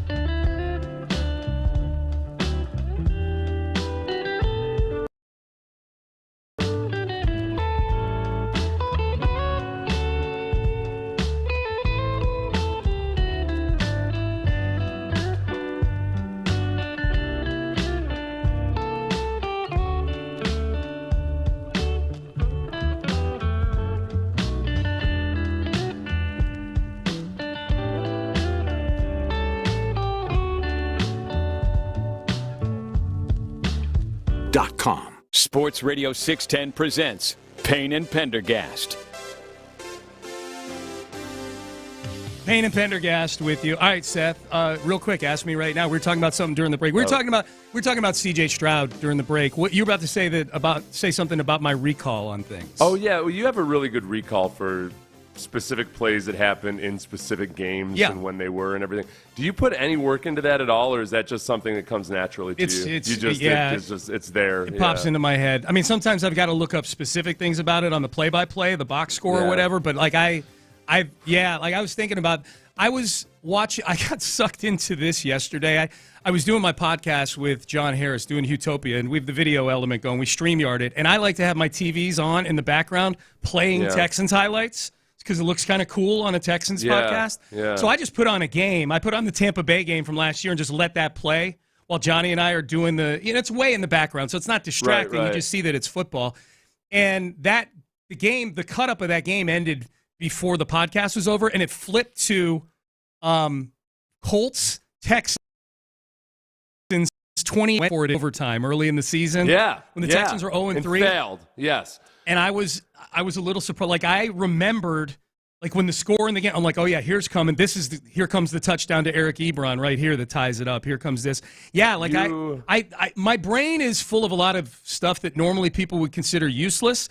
But now that I'm in radio for the last 15 years, that's what I was retaining when I was in the regular world. Like sports stuff, I just retain really well. Well, you were kind of like the old school before the internet kid. Like back in high school, you would have been the kid that like knew all the stats and could like recite. That was me. The World Series champions from various years. Kids. We used to sit around and try to memorize stuff. Okay, it was weird because we didn't have our computer on our hand, and by way of a smartphone. And we would sit down with almanacs, sports almanacs, and whatever, and try to memorize stuff. Because that's how you could get status, dude. That's how weird life was. Life was weird. You waited for the Sunday paper was the only one that had all of the baseball, like all of the hitters in there from from Wade Boggs all the way down to the worst hitter. Like that, the only time you got that was in the Sunday paper ever. But if you had like a Sean Pendergast, or in my school it was Tyler Tilling, it was like having your own personal computer for sports facts and information. Yep. You could be like it could settle a bet for you. You know, like you have an argument. Well, let's go ask Pendergast. Right? Yeah. Settled a lot of bets. Got a lot of people beat up back in the day, man. Yeah, absolutely. What was your encyclopedia friend's name? Tyler Tilling. Is he cooler or not as cool? Because Farragher's my guy of all your. Oh yeah, I know Farragher's your guy. He's my guy. I don't know. Probably equal. They're just different guys. Yeah. Tyler was Tyler kind of a tortured genius, I think. Okay. One of those kids. He was almost like too bright for his own good, and I think like really loved sports so much, but didn't necessarily. But I don't want to get too much into the Tyler Tilling that's story, okay. That's okay. Farragher's my guy, but Tyler Tilling sounds a little more relatable for me. If you want to, I know a lot of people come just to hear me talk about Tyler Tilling as much as possible. I'm curious about it on the radio show, but yeah. How about this? We talked about this yesterday. If there were no salary cap in the NFL, which owners would go hog wild? We named two yesterday, and I think we both agreed that these guys Jerry Jones and David Tepper would go insane spending money for players, right? I think they would spend as much as it took to prove their self-worth to their world and whatever, I don't know, whichever parent withheld attention from them. They would do whatever it took to buy that championship. I'm going to fire off a couple more names. We definitely need to mix Cal in here and see where we think Cal falls in this whole thing, obviously. I think, but the no-brainers to me are Jones, Tepper. I think Jimmy Haslam proved with the Deshaun Watson deal he's in that category. It seems like Jimmy Haslam has that same thing Dave Tepper has, I think, where it's a little bit of a short attention span. Like you want what you want right now, except that Haslam's had to learn, all right, I got to back off a little bit. But when he sees that moment that he could pounce, I think he would. Well, you know what? Because remember the uncapped year? All got together and decided, like, okay, there's no salary cap, but, like, let's be cool. Who didn't follow that rule? The Cowboys. Yeah. Right? The Cowboys said, screw this. We're going to go spend. Yeah, like, the Cowboys violated the trust. 1 year. So, when there wasn't, and they tried to get away with it, but So, yeah, yes, everybody. That was basically allowable collusion. It's bogus, but it was, by the rules, it wasn't collusion. But damn it was collusion. The Walmart people in Denver, I think clearly, they just took an $85 million dead money hit on Russell Wilson. Yeah. They're paying Sean Payton $20 million. And I think they would fire Sean Payton next year if it looks like it's not going the right way. Okay. This is what I wonder about with the Walton family, though. It's that was when they first got into it. They approved a bunch of stuff that their experts that they had hired maybe approved. Your GM is telling you to do this. I think that might have been the huge splurge that scared them off. And because when I was in Jacksonville, Wayne Weaver was the owner, and it was a new team. We were good immediately, and they got super aggressive and spent a boatload of money. And then he realized, okay, we need some supervision. Yeah. We can't just have I gotta be more hands-on in this. So I think I'm skeptical that the Broncos will continue to spend all kinds of money like this. I've got other names here, but I want to make sure we get to the Texans. I want to make sure we mix the Texans, our team, into this argument. What kind of owner do you think Cal would be if there were no salary cap in the NFL? If there were no salary cap, I've got a thought. He's been pretty aggressive spending on the non-salary cap stuff. I mean, he's not afraid to pay coaches after they get fired. They've spent a lot of money to the point where there may have been a league memo that was talking about the Texans without talking about the Texans, but about we're spending a lot of money on fired coaches. Yeah. So I think he would have been pretty. I think he'd be pretty aggressive. Yeah. I do too. This is what I think. I think that the Texans, if we're using sports, cross sports analogies here, I think Jerry Jones and David Tepper and Jimmy Haslam, Rob Walton, I'll throw Stan Kroenke in there, maybe Josh Harris too from Washington, Kroenke with the Rams. Those would be the Cubs and the Yankees and the Dodgers and the Angels and all these big market teams that just spend. I do think that the Texans would mirror the Astros in some ways. And this might be where Nick Caserio actually becomes an even more valuable general manager, because I think they operate a lot like the Astros already in terms of how they view value, length of contract. I don't think it's any coincidence that the Texans are a 1 and 2 at most 3-year contract team, and the Astros are at the most 5-year contract team. I think they operate. That's a great point. Yeah, I think they operate very similarly. So I think Cal would spend, but I think he'd spend in a manner like Jim Crane spends, where it would be doing it with a very strict method and analytics involved and very responsibly. Well, that's where with no cap at all, that's where real discipline comes in. Yes. Because if you look at the Yankees and what they've done, yes, you can buy your way to having a very credible team every year. But it's just to turn money into the thing that fixes all your problems. And okay, maybe the culture isn't perfect. Maybe we don't do this right. But we can buy free agents. Let's just buy a bunch of free agents. And it creates a culture that's just not quite championship caliber culture. So I don't know. It's hard because a lot of people just assumed that Cal was going to be exactly like his father. And that's just not generally the way the world works. Right. Usually the sons, when they take over any kind of business, are going to be different in some respects. They're not going to be carbon copies. And I think that Cal does he's a little, I don't want to say free spending, because I think he's doing it, with intention and everything. But he's definitely willing to spend more aggressively than Bob McNair. Yeah, Bob was very, if you wanted to make improvements to the cafeteria and stuff like that, I know just from conversations with people, you really had to prove it to Bob. I think Cal is more like, all right, look, I'm hiring people that are trying to make this team better. What are their recommendations? And I'm going to try to give them what they need. Yeah, the short way I put it is I don't think Houstonians would be criticizing Cal McNair for being cheap. Put it that way. I don't think people criticize Jim Crane for being cheap. And I think the fact that they win at a high level helps understand the methodology that they use. I had Shad Khan on my list of guys I think would spend that way. And Shad Khan, I think, would. It's tough in that market, though. It is. But he's got other businesses he can pull from, over Wembley and soccer and things. I'm more intrigued by the people working for Shad Khan. This article about Amit Patel, the former Jacksonville employee. We had a couple minutes. Oh my gosh! The former Jags employee who embezzled $22 million. $22 million. $22 million. In his defense, he's not even denying that they stole the $22 million. Right. I was about to say allegedly, but no.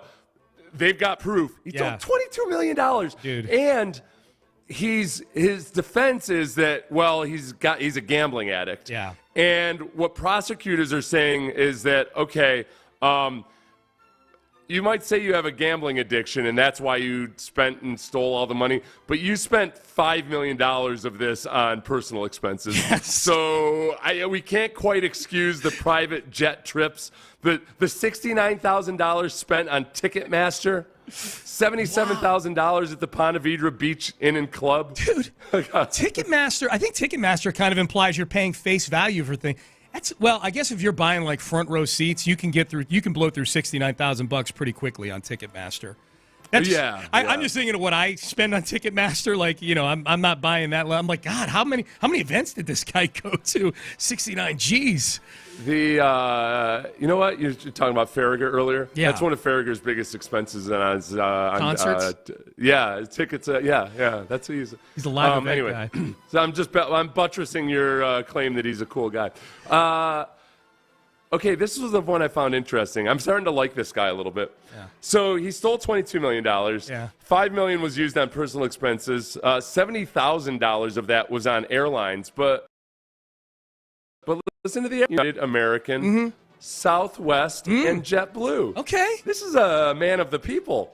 He was not flying first class all the time. He might have been like Southwest business class. Right. A1 You get through the board 15. earlier. Oh, we got an emergency exit row or something. Yep. And I don't believe JetBlue has first class either. Okay. So there you go. Man of the people. They've got extra leg room. Tiger Woods putter from 1996. He bought that. He did. Yeah, I want to buy the Elon putter, whichever one she used to whichever club that was. You said Elon. I thought of Musk. Elon. Elon. Oh, Elon. Excuse me. Elon. Yeah. It's like Elon.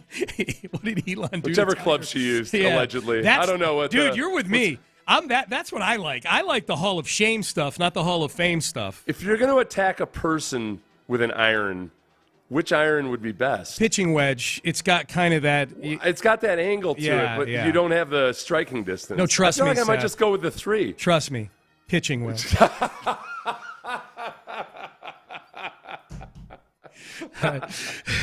Payne and Pendergast with you on a Friday. That was a great story about this dude, man. $22 million Tiger Woods putter. All right, you know what else this Colts game that I was watching made me think yesterday? Because there's a lot of nostalgia as I'm watching this 2018 game.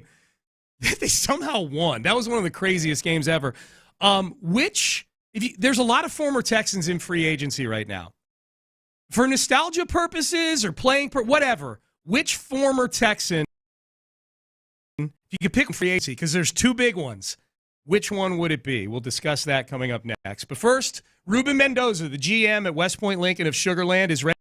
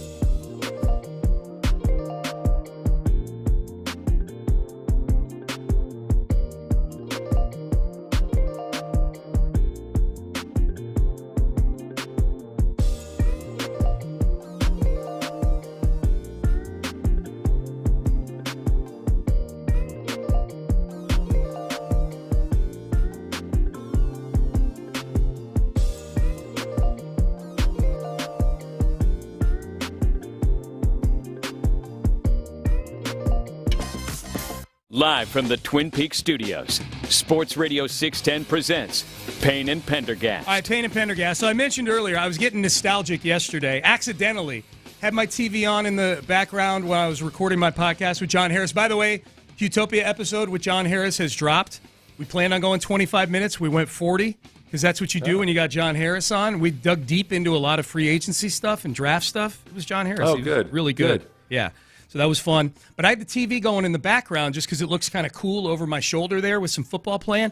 And as I finished up, YouTube had flipped over automatically to Texans Colts 2018.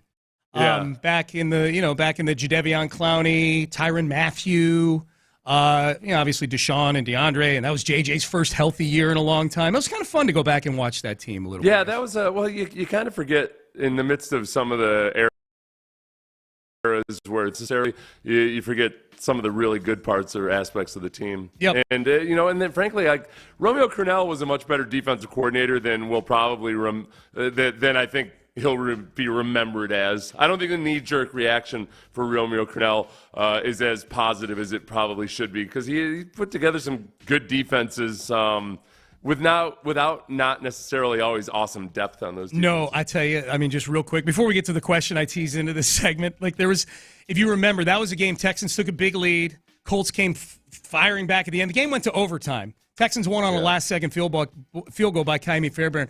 But Andrew Luck was making plays in the fourth quarter, and boy, there were a couple times in the fourth quarter, including the two-point conversion to tie it up, where Aaron Colvin was just a mess. Remember Aaron Colvin? Oh, God, yes. Bernardrick McKinney on the two-point conversion to tie the game. Bernardrick McKinney wanted to rip Aaron Colvin's head off of his torso. He was so mad at him. It was really, the whole thing with Aaron Colvin and like some of those signings, that 1 year, that New Orleans game, remember there were like 4 guys who had been starters in week 1 who weren't starters in week 2. And so much of what would frustrate me about some of the Bill O'Brien teams was their inability to assess their own team. Yeah. Like they'd get into the regular season and realize, turns out our offensive line actually sucks. Imagine that. And and it would take them way too long to figure it out that, no, we've got serious issues here. We've got problems. Yeah. Kendall Lamb was the left. Was not the version of Kendall Lamb that wound up being a decent kind of swing tackle starter journeyman type, like 2018 Kendall Lamb. So what got me a little nostalgic, Seth, is I'm watching Clowney make plays in that game, DJ Reader making plays in that game, Zach Cunningham running around out there. He's a free agent right now. Yeah. You can bring, I'm giving you a coupon. You can bring one former Texan back onto the Texans in free agency. Who would yours be? Mine would be DJ Reader. It's not a smart purchase because I don't know exactly if DJ's even going to be fully healthy this year or not. And he's had a couple of quad injuries as he gets up into his 30s. And yet there is an element to DJ that if healthy, and if at the right price, he can shut the run the hell down, but still also get you push up the middle. So as a rotational guy, I think he would bring an element to your team that you don't necessarily have right now. You don't have an athletic, monstrous guy. And he might be at that stage where you don't have to pay a bunch for it because maybe he's a part-time player by now. That's the only question is, I think, is there a team out there that wants to sign him as a guy that gets 50, 60 snaps a game?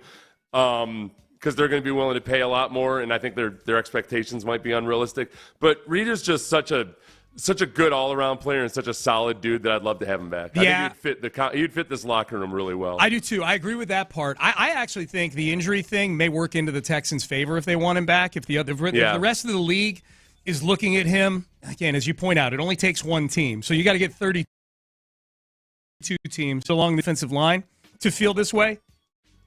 But if the rest of the league has the same trepidation you two about the multiple quad injuries, then maybe that bumps him into an affordable class for the Texans. And we know that the Texans, sometimes to their own detriment, I think skewed towards the end of the spectrum where they're not as scared of the medical stuff as other teams are. Yeah, as we've seen, again, sometimes to their own detriment. And them missing as many games as they did collectively as a team this year, 159 adjusted games lost.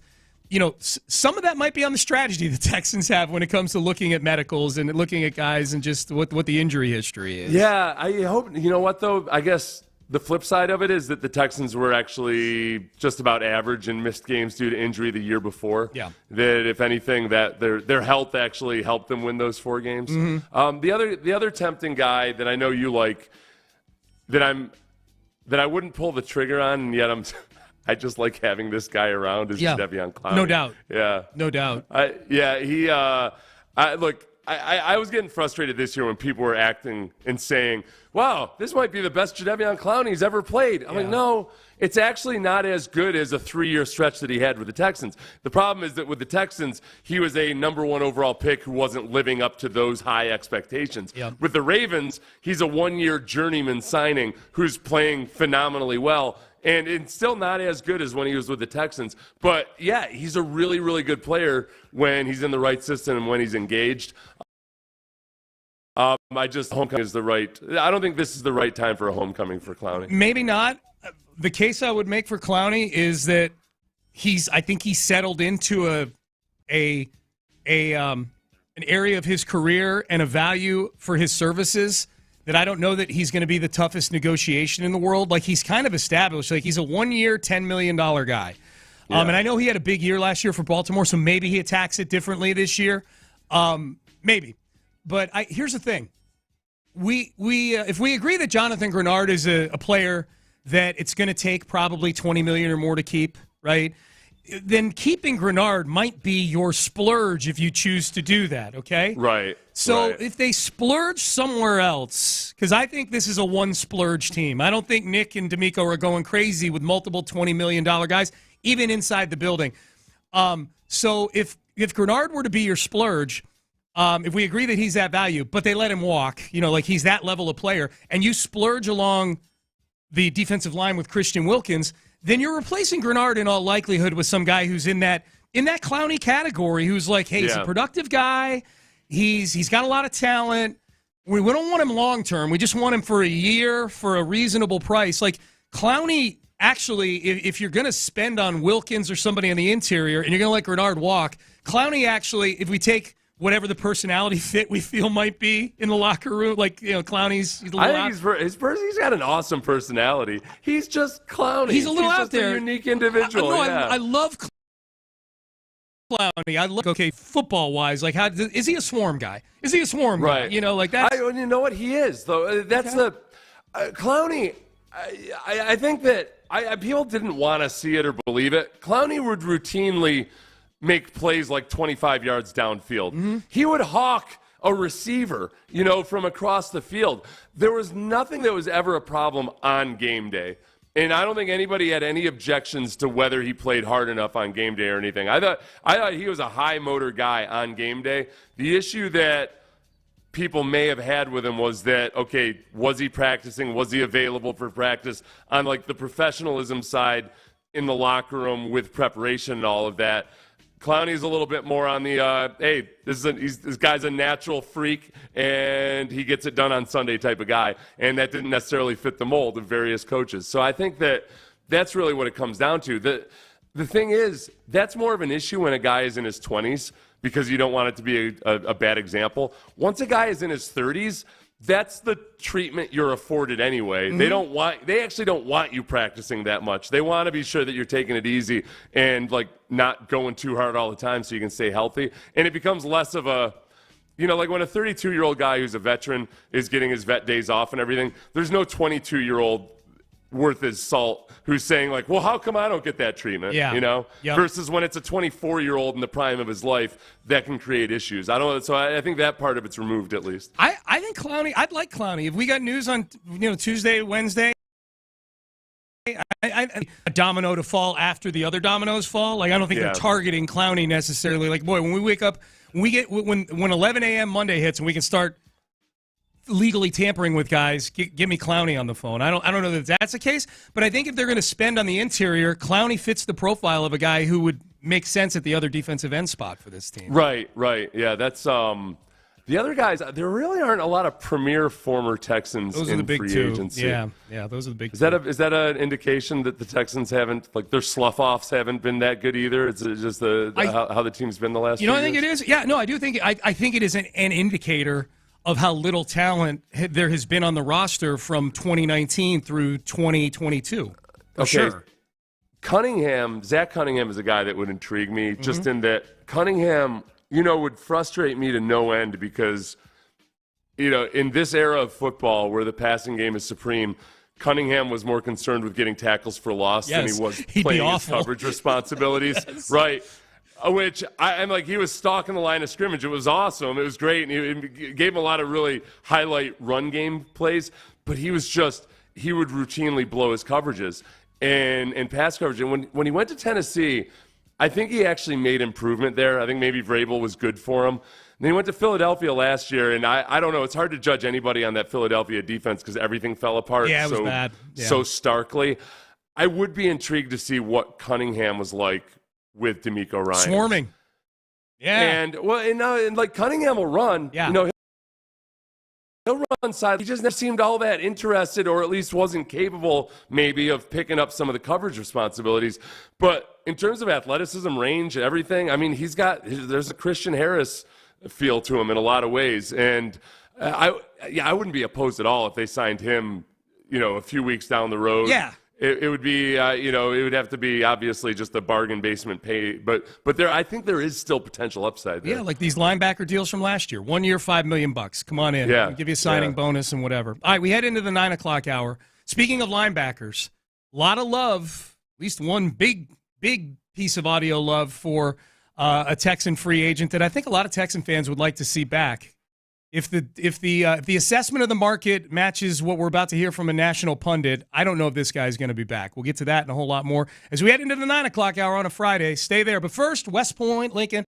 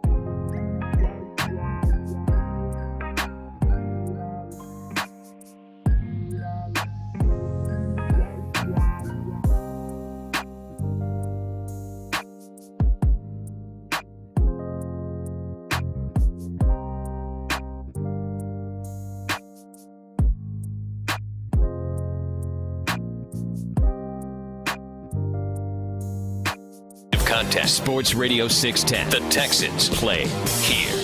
An Odyssey station. Sports Radio 610 presents Payne and Pendergast. Hi, Payne and Pendergast with you. So we're keeping an eye on Texans free agents over the weekend. For me, there's 6 names I think that we're still watching here. I don't know if it's going to settle into a lull where all these guys are just kind of saying, all right, let's just see what happens on Monday. Maybe that's the case. But the names are in no particular order. Jonathan Grenard, Sheldon Rankins, Steven Nelson, Blake Cashman, and Devin Singletary. Those are the 6. Here was Mina Kimes yesterday on one of the Texans' free agents she really, really, really likes. And as I was watching Houston, increasingly I was like, yo, who's 53? I was just like, damn, he's really good. He's a really good tackler. And he would make plays in coverage. There was a game mid-season where he had like 19 tackles, which is crazy. But he played Mike Will, Sam. He did it all, and it was just such an obviously good fit for the D'Amico Ryans defense and what they ask of their off-ball, what he asks of off-ball linebackers. And in coverage, Next Gen Stats says nearest defender, which is, you have to kind of put it in context. But of all linebackers who played over 200 coverage snaps, Fred Warner obviously allowed the lowest passer rating. Shocker. Cashman came in at fourth lowest in the NFL. Negative 12 EPA per play, or EPA, pardon me, as the nearest defender. So he was very good this season, and I feel like he's an ascending player. Maybe Houston wants him back. We'll see, but that's somebody that I would have an eye on if I was a team that needs a linebacker. He's the one, Seth, I can't get a handle on for what the value could be in the marketplace for him. I feel confident saying someone's going to pay big money for Jonathan Grenard. I feel strongly about that. I feel pretty good that the rest of the guys on that list are going to kind of settle in at a price where if the Texans were to want to keep them, they could. Rankins, Nelson, Singletary for sure. Cashman's the one that carved me. I could see Cashman coming back here for $4 million or $5 million. I could see some team looking at all the things Mina Kimes just mentioned and giving Cashman 3 years, $30 million to play inside linebacker for them. I have no idea on Blake Cashman right now. I think with Blake Cashman, I think they look at him probably in much the same way that they looked at him last year when they extended him. That he's better than a role player. And yet, I don't know if they really believe in him as being like a rock-solid multi-year guy. And sometimes the coverage stats on linebackers are as much about the defensive coordinator and how he uses them than they are about the linebacker themselves. There was times where Cushing a couple times had really high grades in coverage, and it was because Romeo or whoever, Wade, was really good in that year of getting him into the right positions and not necessarily asking too much of him. Well, Blake Cashman was the flip side of that. If you recall, he was on the post-game show with me and Clint in an early season game. I think it was the New Orleans game because he was Defensive Player of the Week that week.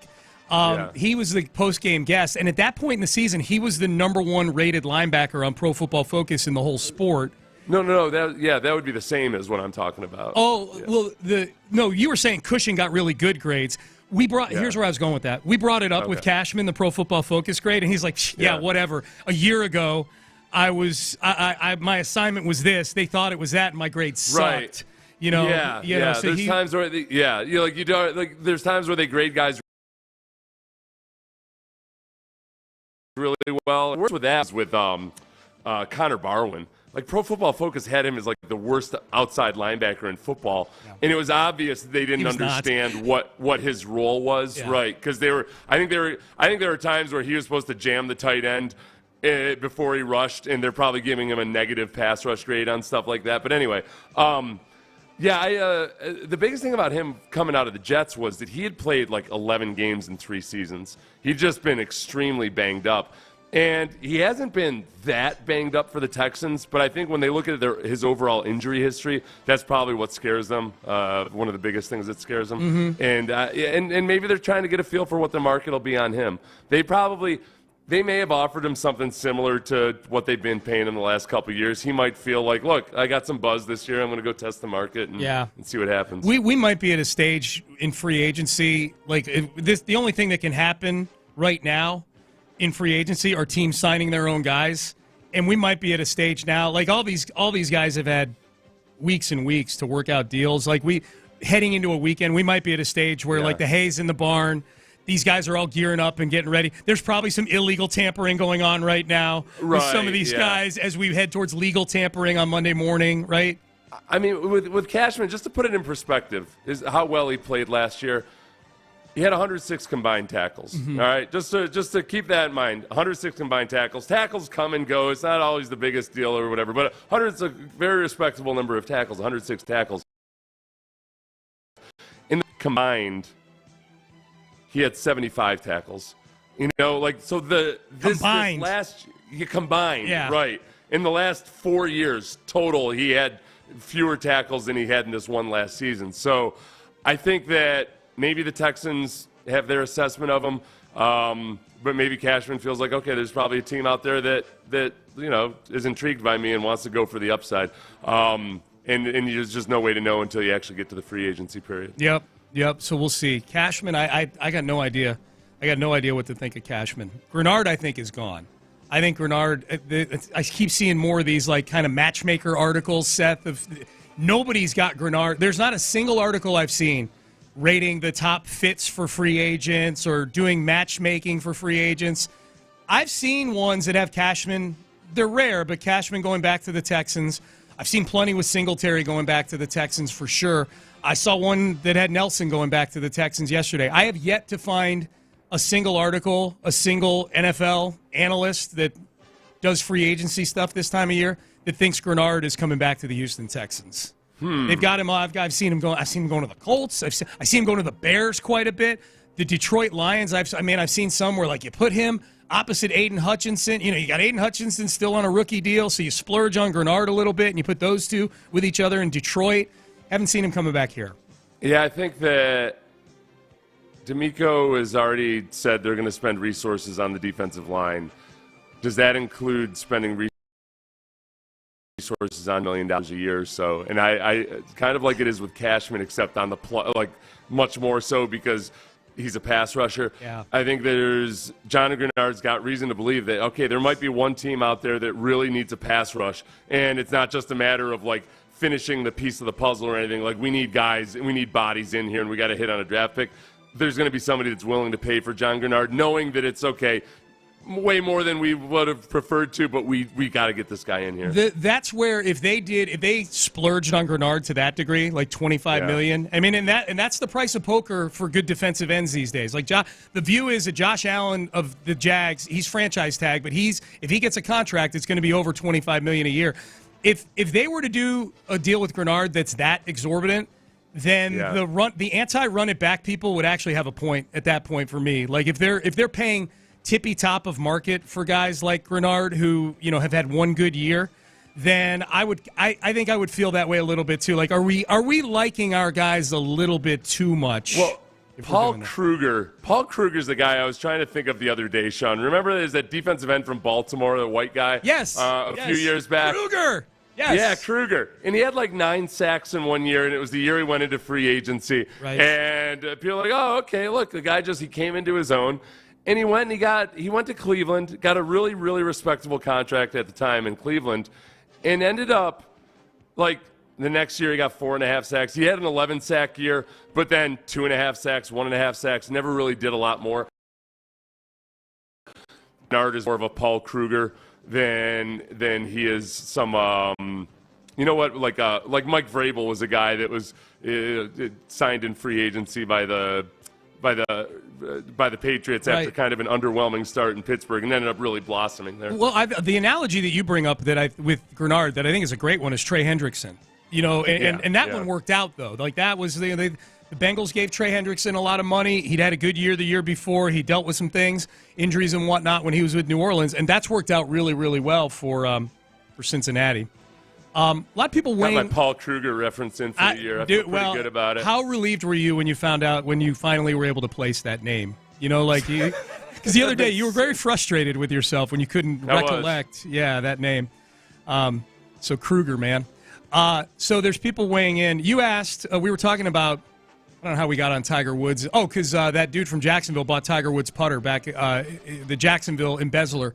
One of the things. I had said I would have liked to get whichever club Elon allegedly used. Yes. According to rumor that if hypothetically, if somebody attacked their spouse with a golf club, hypothetically, which one would it be? Yeah. And how much would you bid on it if it were Elon Nordigan? So. I answered very quickly, pitching wedge. Seth debated it a little bit, and I paused. And I like the length of a three iron. Yeah. Yeah, I said, no, trust me. It's a pitching wedge.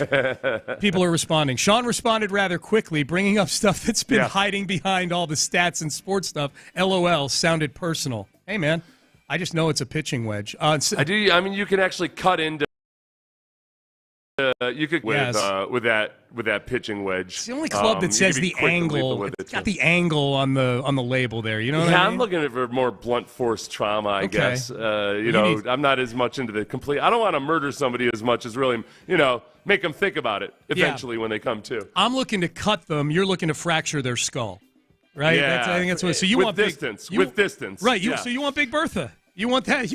Well, gigantic... no, because but it's still, you need the heft of the iron, I think. Yeah. And Sean, you're wrong. Pitching wedge would be unstable, flying through the air because of the curve of the head. So it's a no-brainer. One iron, straight, a better projection, no deviation. Brian from Richmond. Yeah. Brian, you sound like you've done this before.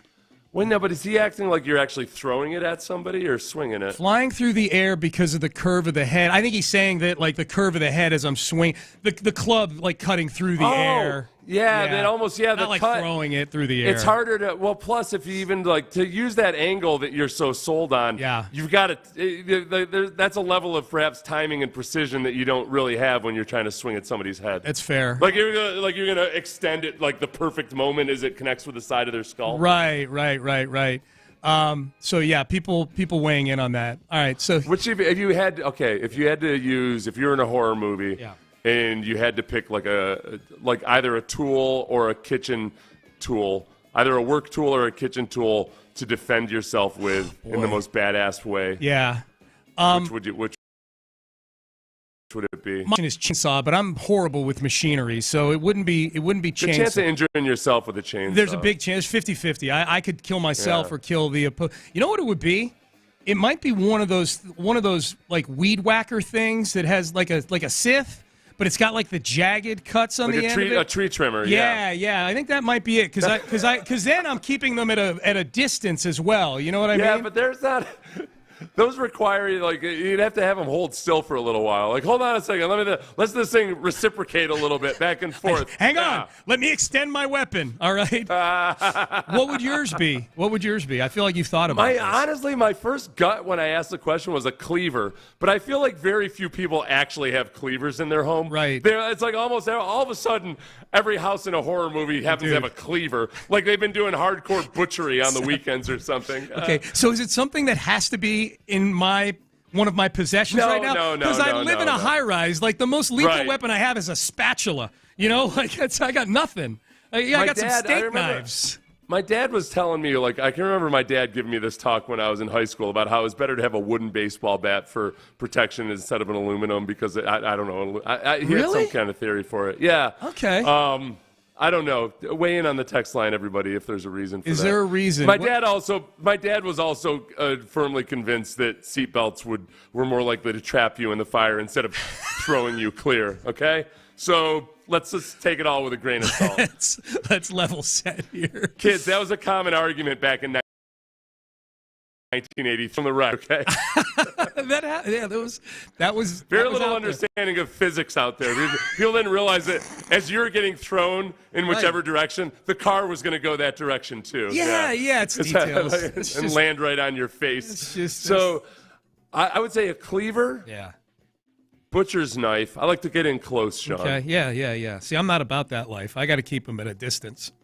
And then, boy, as far as like a work tool, I think a hoe, good old-fashioned hoe. Yeah. You talk about having the right angle of attack. Boy, yeah. And you could come down like that. You know, you could, Ooh, boy. Yeah. Pitchfork is pitchfork, even if you hit right, you're stuck. You got to pull it out. Person can, if you get somebody that can actually grab onto the handle themselves because they're all hopped up on meth or something. Right. Or if you just maybe caught like a not a vital organ, but just an organ with the pitchfork, and they're like, no, that didn't catch my pancreas. Let's go. Right. It's long, but those tines aren't like that big or anything. They're not going to do a whole bunch of damage. And I'm glad we had this talk. I got to go buy a cleaver. Hold on, I'm going to get it on Amazon during the break. All right. I blame that Jacksonville employee. Best cleaver. This is how I keep myself from committing crimes, by the way. I make sure my search history is full of incriminating stuff. Best cleaver for murdering people. Yeah. And now I've got a disincentive to murder somebody with a cleaver. There you go. Or someone's going to look at it. Not to mention the audio that will live forever on YouTube. On this podcast. Yeah. Cleaver. All right, I'm going to let Seth search the Cleaver thing there. All right, the Russell we're still feeling the fallout. We're not, but we're getting to watch the fallout from the Russell Wilson trade. We get to feel positively the fallout from the Deshaun Watson trade. Worst quarterback trades ever. There's a couple on here that have 6 degrees of Seth Payne and 6 degrees of Sean Pendergast. Worst ever quarterback trades. And where do Watson and Wilson fall? That is next. Area 45 with Bajani and Creighton.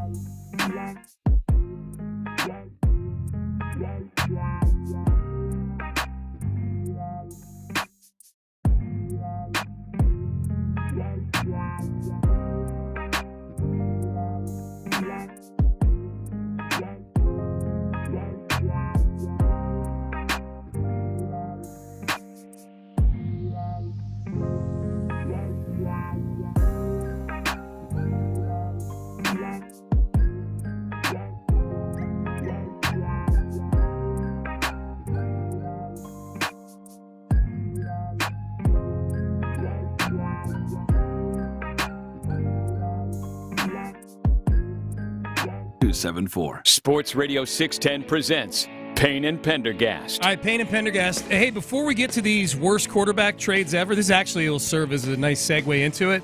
You just sent me this tweet, Seth.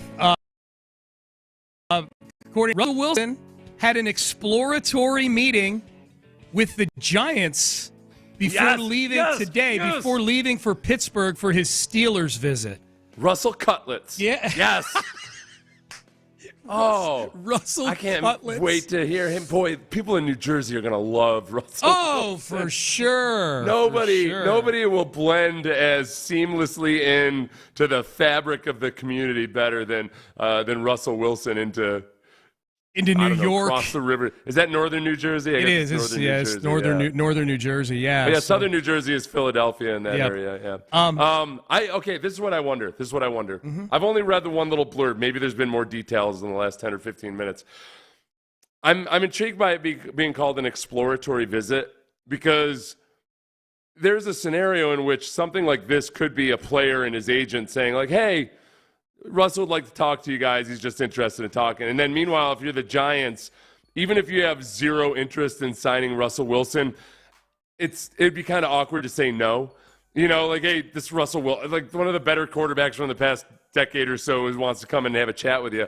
But then in doing so and having that chat, you've got to then explain to your current quarterback on the roster and everything else exactly why you had that chat with him. So I wonder if this is very serious at all or if it is genuinely just a conversation. Well, look, if we believe the rumors out there, again, warning label, they're rumors, but the Giants don't seem to be all that hepped up about the future with Daniel Jones. You don't worry about offending your quarterback. There's a team you don't worry about offending your quarterback. It's the team who gave their quarterback $80 million guaranteed, who probably everybody but Daniel Jones's family thought, why are they doing? I know I thought that. Like, this is a classic case of a team feeling like they've got to pay a middling performing quarterback just to maintain their 9 wins from the year before.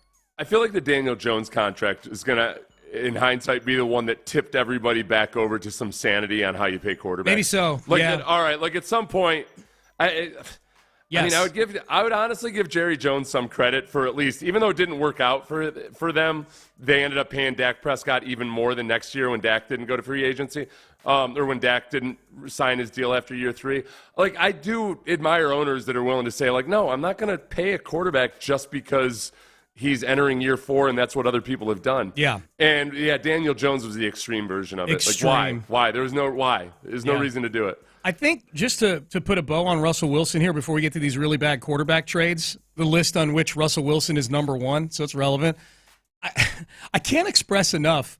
Like, if Russell Wilson has trouble drumming up a market for his services, then there's a major Russell Wilson. Like, there's already a major Russell Wilson issue. He might not be good at football anymore. He's corny and rubs people the wrong way. Those are not good things as you enter an open market. But I can't express this enough. He is the biggest bargain bin basement quarterback you can find right now in terms of veterans. He costs you the league minimum. He's going to get $39 million this year. Denver is going to pay the remainder of whatever is left over from whatever team signs him. So you can give him the exact. He's getting $39 million regardless of what happens this year. Right. From somewhere. He's going to offer his services up basically for free. Yeah. I mean, he's going to get $1 million or so from the team that signs him. Yeah. And that's where the risk benefit is. Really, I mean, the only downside of it, if you're a team, is that if you bring him in and you decide that he needs to be the backup and he ends up being an issue or something, or if he's taking away reps from a guy that might develop. I mean, honestly, the best place, like the type of place that he would need to go, is Denver. Dude, in my mind, I'm going. Dude, it's so funny you said that, because in my mind, as you're talking, I'm going through the teams in my head that have quarterback vacancies, and I'm like, Atlanta makes some sense there. They got a good running game. Minnesota's got some weapons. That makes sense. You know, Denver is an interesting. Oh wait, if I literally did if Jarrett Stidham doesn't work out, then you go, like that's the type of place, a place like the Texans were with Davis Mills, really, where you're giving Davis Mills a go at it, but you also have a veteran quarterback in Tyrod Taylor that maybe you start off with Tyrod Taylor and then transition into Davis Mills. It was like that was a good scenario. Aside from using the third-round pick on Davis Mills, and I understand people's objections to that, I was okay with it because I say you should just constantly be swinging for quarterbacks until you get one. Yeah. But they get about the draft pick, but as far as Davis Mills and Tyrod Taylor being on the team at the same time, I thought that was a good plan. I did too. For the moment. Yep. Figure out what you have in Davis Mills, maybe have some time behind Tyrod Taylor. So there are teams out there that might look at Russell Wilson as, all right, we can either start Russell Wilson and then see what happens, maybe work into the younger guy. But I do think if he's out there and just genuinely having preliminary conversations, it would make sense for Russell Wilson that he probably shouldn't sign until after the draft. Yeah. Like, he doesn't want to sign somewhere and then that team ends up trading up for a quarterback in the first round or something. Exploratory is probably the right word. Yeah, I mean, he's going to cost you the league minimum regardless of when you sign him. That's just the bottom line.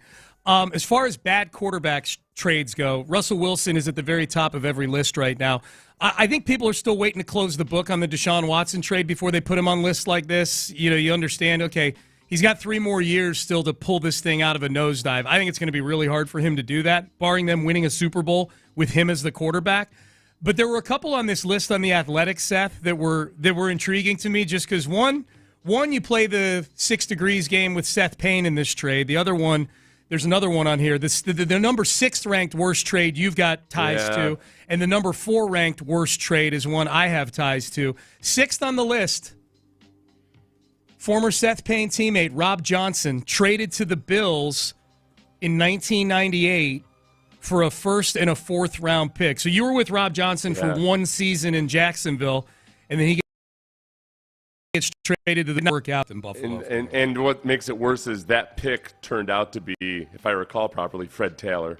Oh, did it really? I believe Fred Taylor was picked with the Rob Johnson pick. So that ended up being a really good trade for the Texans. Rob Johnson had like 1 game the year before when Mark Brunell was injured, did a good job, and that was enough for the Bills to want to go in hard on him. And then you know what? Maybe if Rob Johnson had had more time to be just the guy in Buffalo, maybe it would have worked out. The problem was that they also had Doug Flutie on the roster, who was certainly a fan favorite, and then also the way it was told to me, I talked to a couple different guys who were on the Bills at the time. Mm-hmm. One of them, I want to say Jay Foreman, thought that the locker room was kind of split on whether or not it should be Rob Johnson or Doug Flutie. Okay. But the other guy thought that it was almost all Doug Flutie, so I don't know. I'll have to call up Jay after the show to figure this out. Did you like Rob Johnson? Rob Johnson seemed like kind of a cool dude. He was. The funny thing about it, he was as laid back as it gets, right? He was California, but he was also like super into his physique. He had, he hadn't been that way in college. He kind of got into it when he got into the NFL, so he got like super chiseled and really low body fat. Like the kind of guy that would come in and his breakfast was like a plain bagel.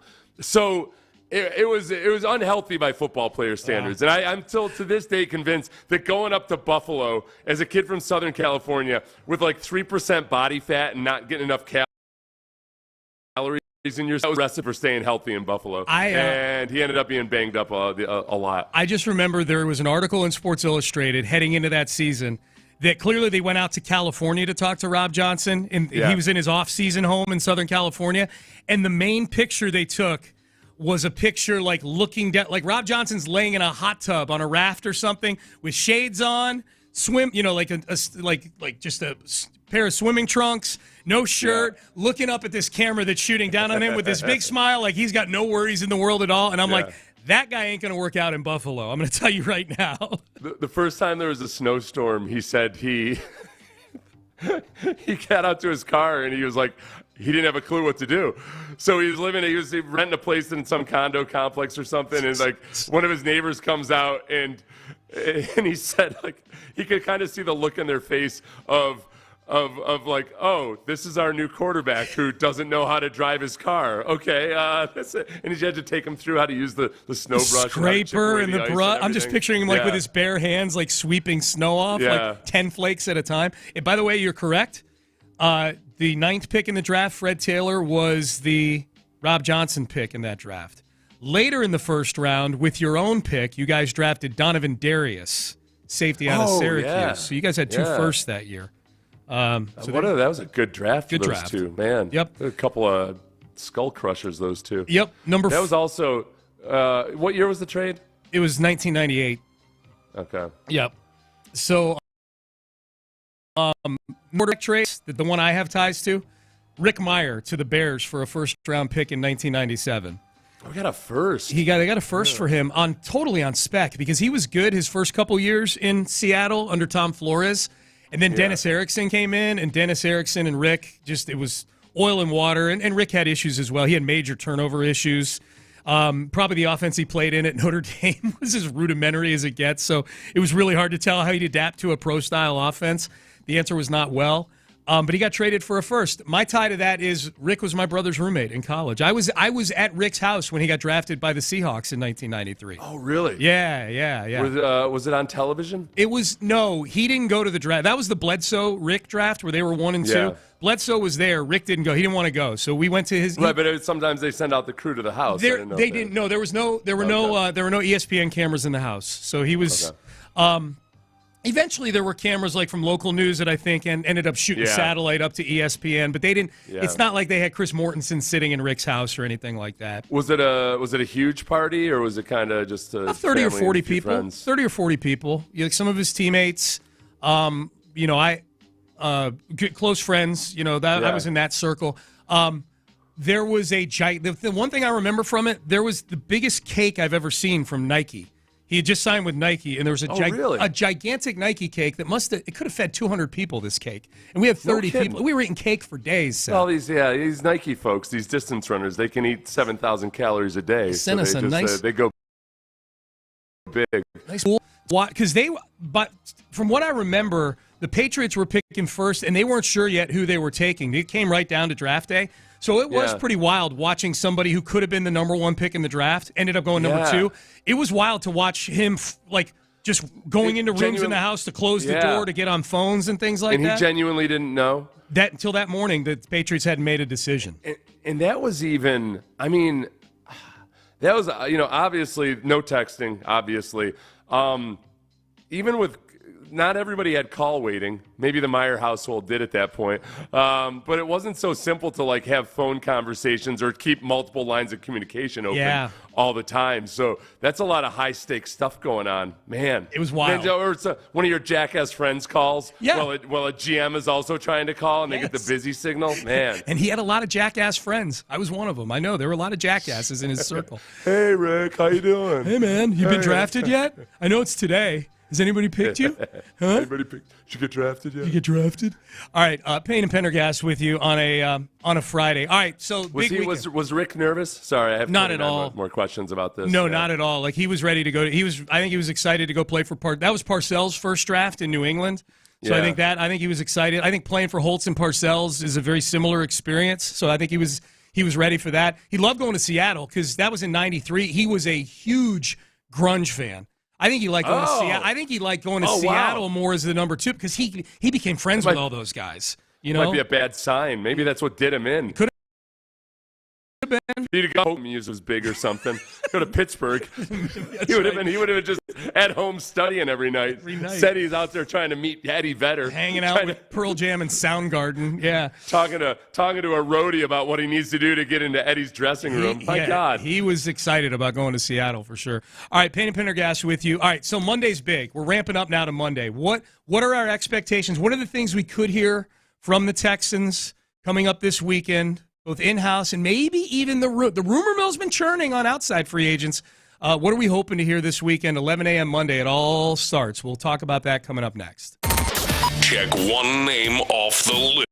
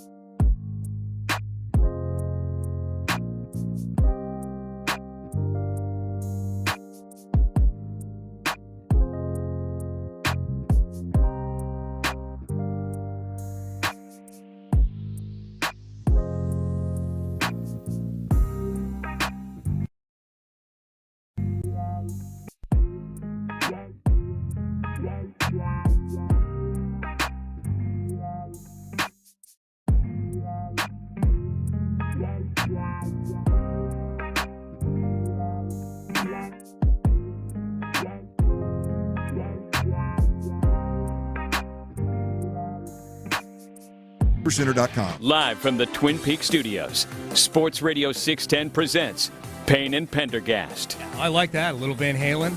Yeah. Ramping up for Monday. We got a lot of good questions from you guys on the segment we did a little earlier on bringing back what Texans free agent could you bring back. We'll get to those in just a second. As we head towards the top of the hour here on a Friday, ramping up for Monday. I was thinking about this, Seth, earlier in the show when we were talking about some of the Texans' current free agents. That's the only substantive news that we could get on the Texans this weekend would be either them signing one of their own free agents or them signing a guy. You can sign guys who've been cut as well. Like that might be something if we're looking for like what's the potential holy bleep Schefter tweet that we could see this weekend. Right. Yeah. Because guys like cap cuts. Right. Like we got when Justin Simmons got cut by the Broncos yesterday. I wasn't surprised, but I guess I was a little taken aback by the reaction among Texan fans. Like, that's a guy we should go get. Like, those guys, you don't have to wait till Monday to go get. Like, the guys who have been kicked to the curb as a cap casualty, who had their contracts terminated early, yeah, you can sign them in 5 minutes if you want to. So that might be it. Grenard was if Texans all of a sudden before free agency hit signed one of these safeties, an upper tier guy, that would be one for sure. You know another one that's I'm intrigued by just whether or not the Texans will kick the tires on him just to see what his headspace is like is J.C. Jackson from New England. Yeah, because remember he had been in New England, got a big deal with the Chargers, completely flamed out with the Chargers. Yep.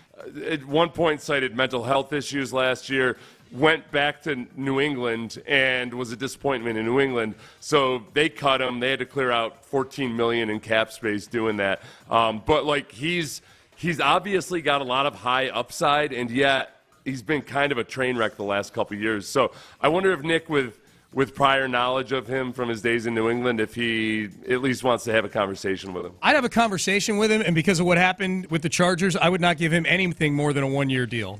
No chance. Like that. Like he signed that big fat money, and then he got bad at football in a hurry after he signed that big deal. He was drafted in 2018 by the Patriots, so obviously, like it was a good move. It's one of those classic things, though, too. All right, he played really well for the Patriots, and the Patriots let him go. And the Patriots love their cornerbacks. Yeah. So there was something afoot at the time. We know that the Patriots, if they let go of their good players like that, their homegrown players, there tends to be something behind the scenes. Right. It's like a Chandler Jones, for instance. Yep. Yeah. Well, and then remember Jamie Collins. Even Jamie Collins, one of the highest paid linebackers in football, and the Patriots are like, nah, just send him over to Cleveland and let them do that while they lose 31 games in a couple years. And then next thing you know, who's back with the Patriots after a couple years in Cleveland? Jamie Collins. At a steep discount. At a steep discount, just like J.C. Jackson. And at least Jamie Collins, it was more just okay, he's a better player in that New England system apparently. But there's more to this. There's more to the story of J.C. Jackson. Something's going on with the poor dude. Yeah, there's CBS just dropped this minutes ago. This just dropped. It just popped onto my timeline while you and I are talking. The top 10 cap casualties that are on the marketplace right now. So you tell me, Seth. Like I'm not going to go through all 10. I'm going to cherry pick some of the names here that you and I have discussed here. I'm going to bring up a name here. John Harris brought up this name yesterday when we were doing the Utopia podcast. Eddie Jackson, safety in Chicago, former first-team All-Pro, two-time Pro Bowler, turned 30 last year. Is he on the? If you can get him on the cheap, he'd be a good safety option. I think there's a lot of guys out there right now that even Eddie Jackson or MJ Stewart, who was here this year. Yeah. There's a bunch of safeties out there. Yeah. And the guys who are the bigger names, I think it's just a matter of okay, what do you hope to recapture with that upside? Versus, all right, you've got Jimmy Ward and Jalen Petrie, and just how invested are you in them? I mean, Jimmy Ward's been injured a lot in the last couple of years. He's older. He's got 1 year left on his contract. You should let Jimmy Ward factor into any of those decisions. I think it's like, okay, if one of these veteran guys you like, bring him in. Maybe you got a 3-safety rotation until we figure out exactly what Petrie is. But none of them, I guess I'm guilty of being biased against safeties myself. Mm-hmm. This is how I am with safeties. They're all the same except for the ones who are awesome. And until you establish that, oh yeah, you're awesome. And Simmons might still be in that category. He's not the same guy he was a few years ago. But beyond that, it's just kind of like bringing in a commodity. I don't get too worked up about it. Dude, half this list are Buffalo Bills. The purge up in Buffalo, man. I mean, if you're trying to get a taste for what life is like once you pay a quarterback. And once you make a splurge or two that don't work out, Von Miller, this is what happens, man. You're cutting Pro Bowl centers like Mitch Morse. You're cutting Tre'Davious White. Granted, he was injured last year. You're cutting Jordan Poyer. You're cutting a lot of guys, man. So Tre'Davious White is another one that, and sometimes this is where maybe it can work out. Like when somebody, I think teams expected that the Bills were going to have some cap cuts, so they may have fully anticipated that it was going to be Tre'Davious White, and they've got his scouting report all stocked up and ready to go. But definitely a viable cornerback in the league that might not be a dream purchase, but he's a guy that you could totally work with, and who's kind of done some similar things in that scheme to the way D'Amico operates. Torn ACL in 2021, torn Achilles in 2023 for Tre'Davious White. So that's forgot about the Achilles. Yeah, the Achilles was last year. Yeah. Never mind. There's one free agent on this list, Seth, of cap casualties. Because they put good landing spots for each of them. There's one that has Texans as a landing spot, and it happens to be the number one guy on this list. And I'm very anxious to hear what you think of this, because there is a need at this position for the Houston Texans. Derek Stingley is the only accomplished one at that position. It's cornerback, and it's Xavier Howard, who has Houston ties, went to Baylor. He's the number one guy on just ahead of Justin Simmons on the cap casualty list. Likely landing spots, or just says landing spots. Texans, Lions, Commanders for Xavier Howard. This is where I can't figure out. And sometimes when a team has a weird year or an off year, or they don't live up to expectations for whatever reason, and with Xavier Howard, it could have been a matter of him not adjusting to Vic Fangio's scheme all that well. But he really hasn't been the same guy for 2 years. So Vic Fangio would have been an excuse for last year. But he's been off his peak for 2 years now. I think Steven Nelson has been a better cornerback over the course of the last 2 years than Xavier Howard has been, which doesn't mean that he's not worth something. He just doesn't titillate me. No. The titillation factor is very low on this one. Titillation factor on this list, probably Justin Simmons is number one in the titillation department for me. He titillates me. He titillates, indeed. They've got, for what it's worth, Panthers, Packers, Eagles as the likely landing spot for Justin Simmons. So we'll see. Messages, or I should say questions on the text page, because you and I talked about Clowney a little bit earlier. I'm kind of Clowney still lives here, you know. Like I'm kind of letting myself get into some headspace where that might happen. I don't know. We'll see. Here's the question: is Clowney a buy-in guy like D'Amico loves to bring in? Oh, a buy-in. Okay. Buy-in guy. I don't think he's an energy vampire. So I don't think that.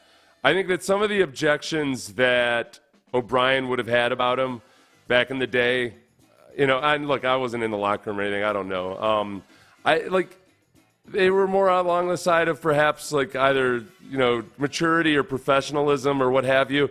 And it wasn't about how hard he played on game day, because he plays his butt off on game day. It was more about some of the other stuff that guys do on a day in and day out basis.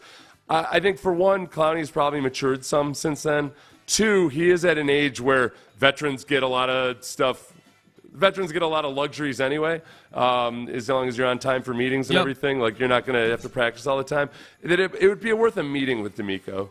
Yes. But I don't know. Yeah, it's not like Clowney was ever a cancer. No. Clowney's not a guy that drags other people down with him or tries to I could never see him badmouthing D'Amico or anything like that. So I think it's probably worth way more of a conversation than you might think at first. Here's what I think, and I love the O'Brien comparison, and it's applicable here because that's the coach/GM that Clowney left under. He left on O'Brien's watch. So this is a relevant conversation.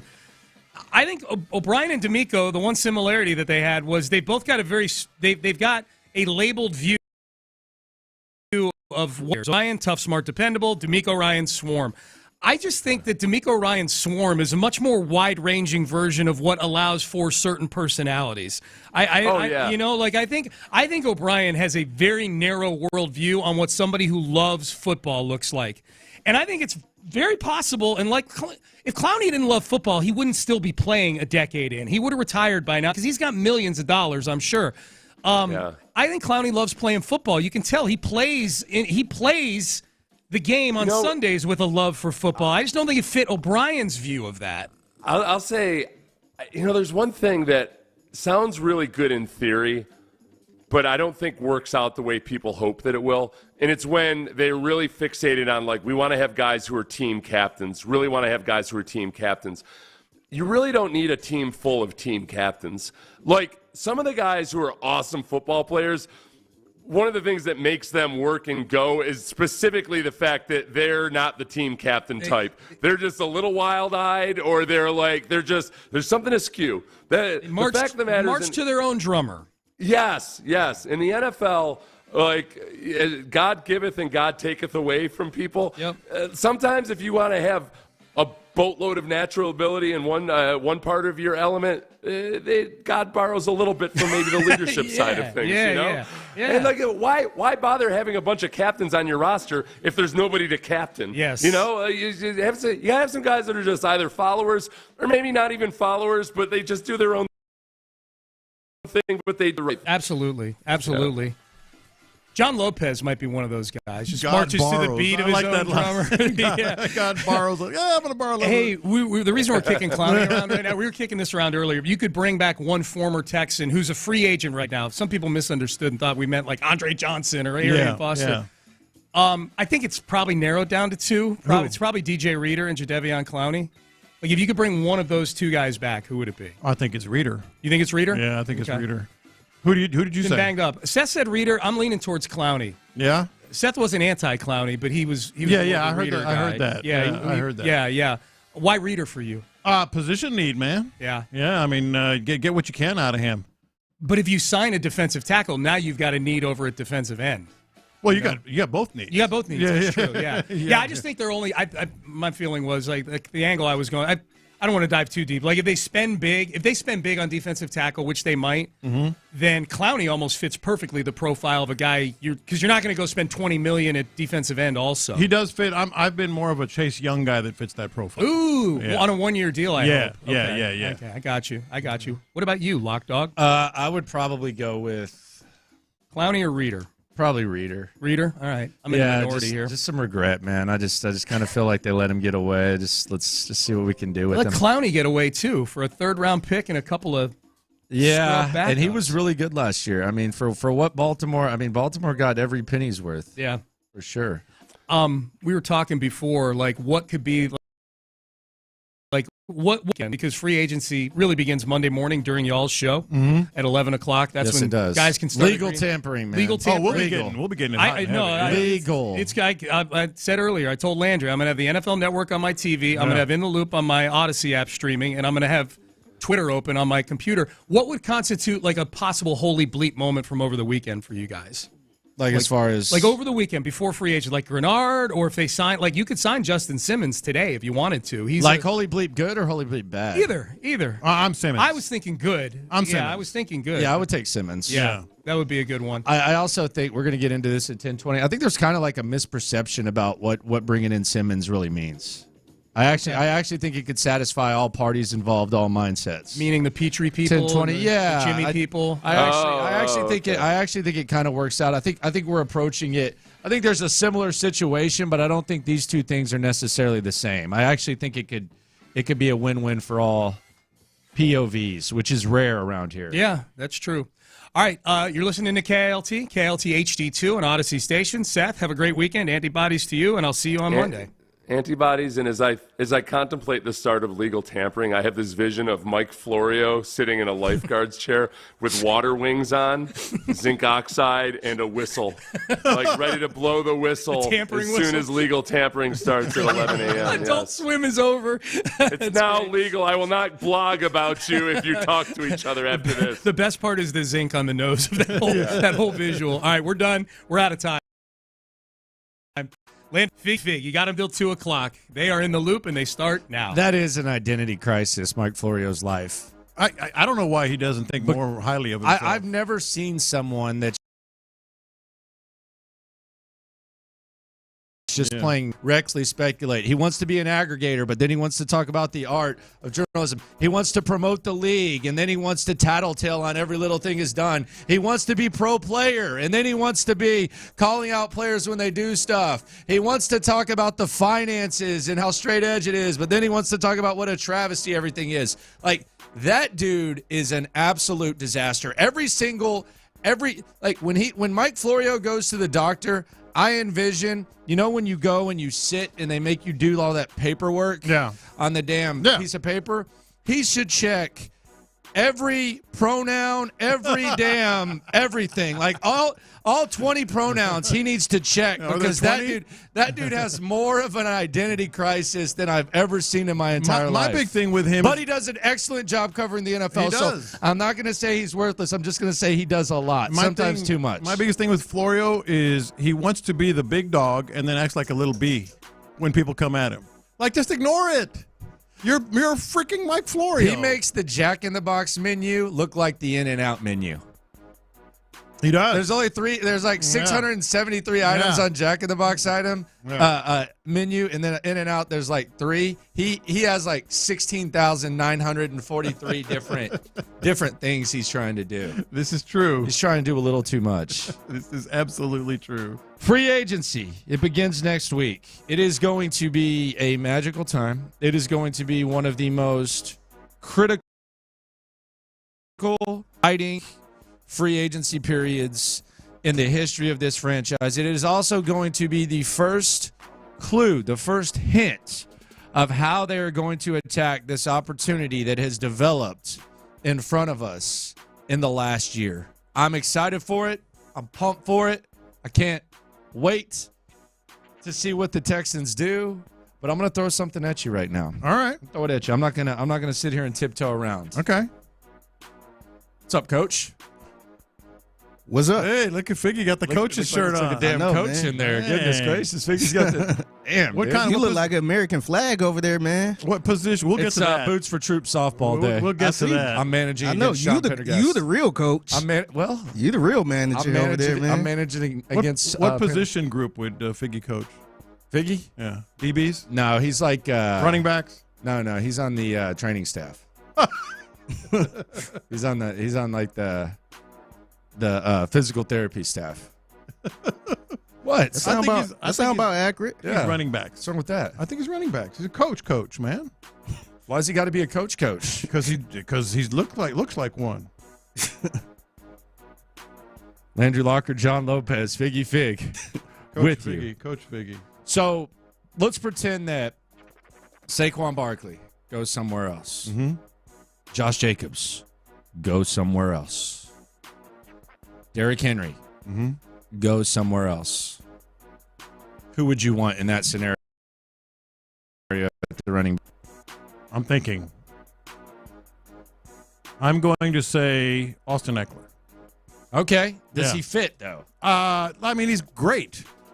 People think he sucks, man. Who thinks he sucks? Who are these people? No, I'm serious. Like I don't even feel like people are entertaining Austin Eckler. No, I mean I'm not. He is probably like of all the frequent names that I hear when I throw this out. Mm-hmm.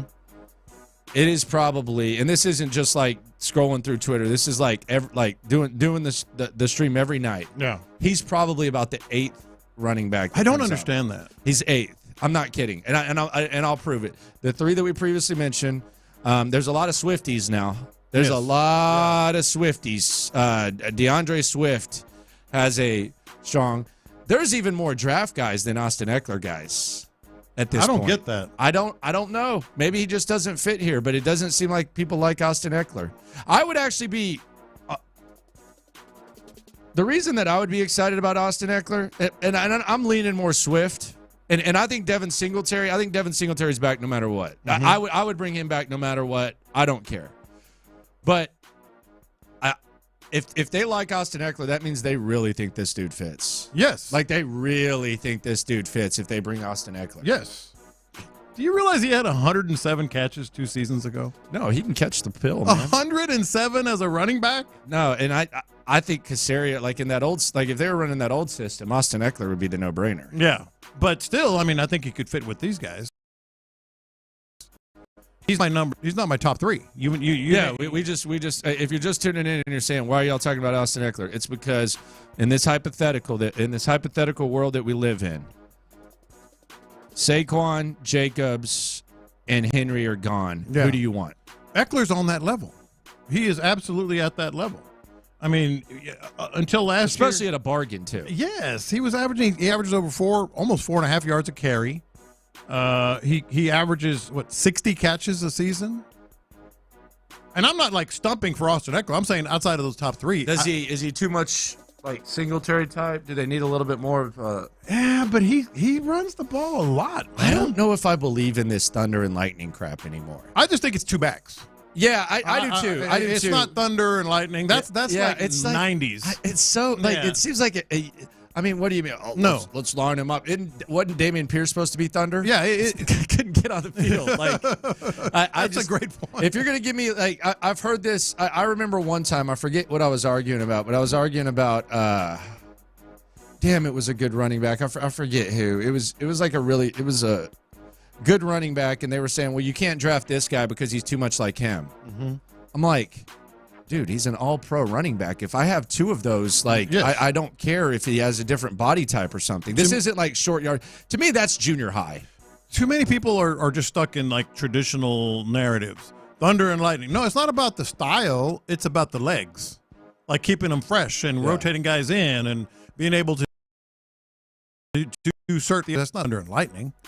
Like Eckler and Singletary, sure. If I can't have any of those top 3 guys, absolutely. On the text line, shout out to all the loopholes. If you listen, you are one. On the text line, the 832, Landry, 3 years, 36 for Barkley. Would you take that? Yeah, I would take it. Yeah. At this point, screw it. I almost want Barkley. I almost want to pay a lot for a running back just out of spite. I'm serious. I'm being reckless with my cash, man. Mm-hmm. At this point, because I'm tired. Reckless. I'm tired of the running backs getting disrespected. I'm tired of the value that the impact that these guys can make not being respected. Yeah. I want running backs. Yes, go get them. I want. You could get one in the 5th round. I don't care. Okay, coach. Okay, you could get one in the 5th round. And you know dang well that if Puka, when was he drafted? 5th or 6th? I don't remember. From the Rams? Day 3 for sure. If he were a running back and he would have done what he did this year, you know how much we would be hearing it? Oh.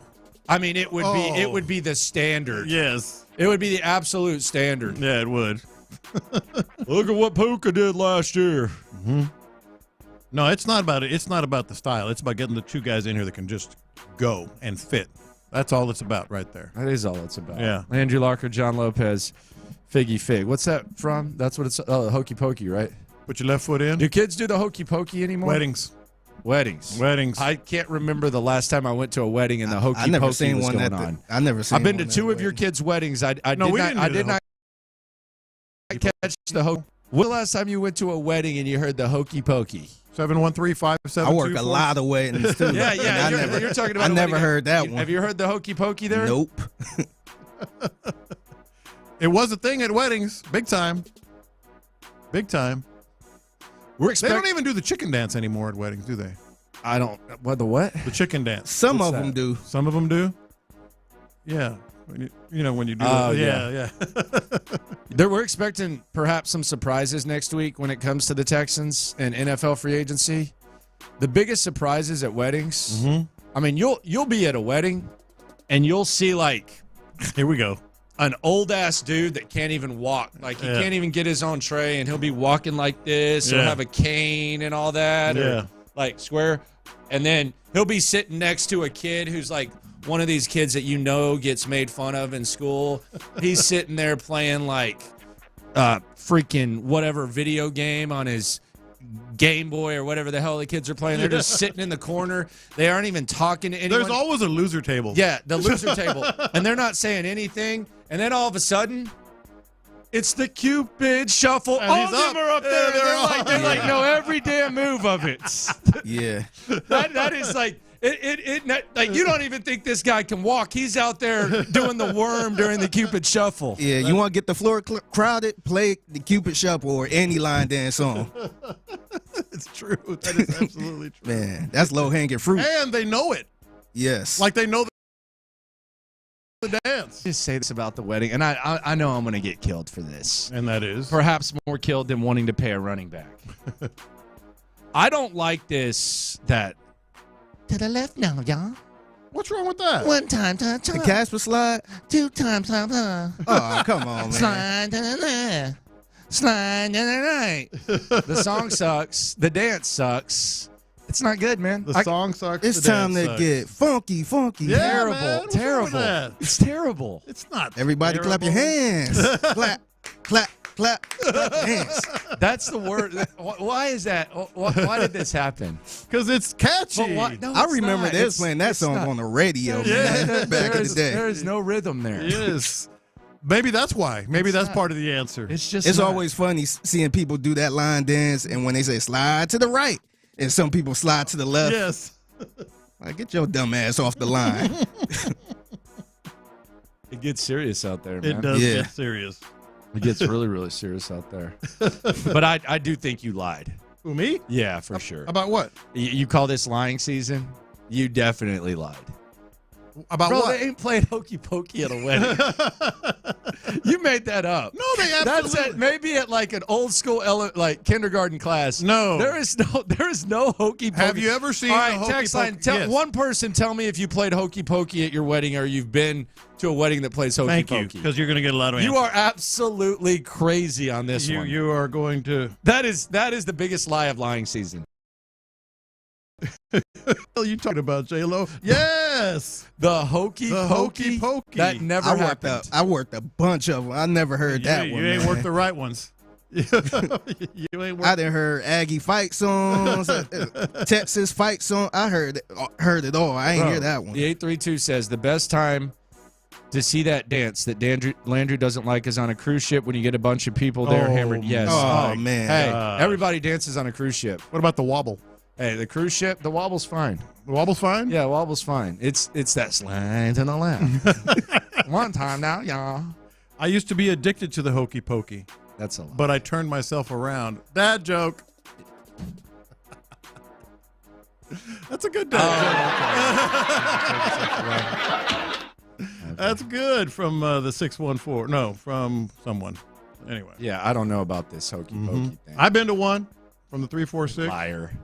Okay, if you're going to ask people to tell you something, then you call them liars. Nah, come on, man. He's just trying to be funny. Absolutely, both the chicken dance and the hokey pokey. A lot of weddings. No one doing no hokey pokey. Landry, if you've never seen the hokey pokey at a wedding, you've only been to like 2. That's a lie. I don't think I've ever seen the hokey pokey. You've never put your left hand in and your left hand out. I don't even and shake it all about. I don't even really know like what the hokey pokey really looks like. I've known what it's like. If someone did the hokey pokey without the music, I wouldn't know what the hokey pokey was. From the 2 bunch weddings. Come on. Stuck my right foot in for a bunch of weddings. Watch, Figgy, the next wedding you go to. All right, everybody, hokey pokey time. It's just they usually had on 5 line dance songs in rotation, man. What are the most popular ones at weddings, Figgy? You've been to a bunch. Cupid Shuffle, the slide, Casper slide. Mm-hmm. What's the country one? What's the country line dance? The Copperfield Road. Dun, dun, dun, dun, dun. I'm looking Copperfield Road. That's what it is. That's a popular one. Steve too. Earle, Copperfield Road. I had no idea. Or Copperhead Road, something like that. That's what it is. Copperhead Road. Copperhead Road. Never heard of it. Maybe if Figgy plays it, I'll recognize it. But yeah, this is it. Now everybody listening is going to start doing line dances. Oh God, yes. Yeah. Oh my God. People be in the back running to the They dance get floor. so stiff. Oh my God. The guy's got to put his drink down. Yeah, I know this one. Then they stand. There we go. Do it, Landry. I don't know it. Hey, I don't know it either. I just know the intense ass look that people have. When I first heard this, I'm like, dang, this a country line dance song? Yeah. It had the dance floor going nuts. Hey, line dancing started in country music. Yeah. Yeah, I don't know about this. Yeah, we can stop this. Yes. I have no idea what to do here. I have no idea, and I've done that where you're just kind of like, you're trying to follow. No, you just regular dance a little bit. Or you're just in the back. You're trying to follow somebody. And then you got the line dance or the circle around. Do they still play the Cotton Eye Joe? Yeah. Yeah? Yeah. Figgy? Depends where you're at. What is it? The Cotton Eye Joe? Where did you come from? Where did you go? Where did you go? Yes. Yeah. Nah, for sure. That one ain't going nowhere. Mm-hmm. There's no doubt. Free agency next week. We're getting a couple releases coming down the tailpipe. We've talked about the DBs. Patrick Peterson got released as well.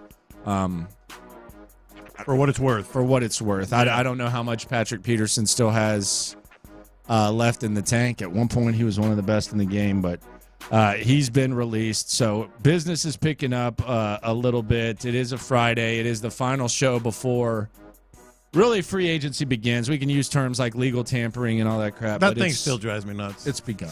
The fact that they say legal tampering. Yeah. Okay, that's kind of an oxymoron anyway, because tampering means it's something you shouldn't do. Mm-hmm. And then it's even worse because they say legal tampering. Well, what does legal tampering imply? So you can do something you can't do. Yeah, it implies that there was illegal tampering, which is going on now. And it's the most bizarre. Legal tampering period. What is... Yeah, I don't know what the hell that means. What's the Mexican song or the Hispanic song at the... Macarena? I think Volver at Mexican weddings. I feel like the Macarena would, if made a comeback, like I feel like it would smack. Wouldn't it smack? Which one?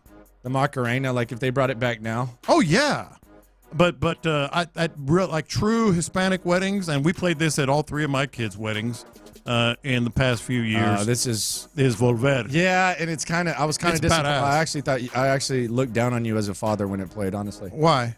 I mean, I don't want to bring it up. I think you'll get offended by it, but I looked down on you as a father. Why's that?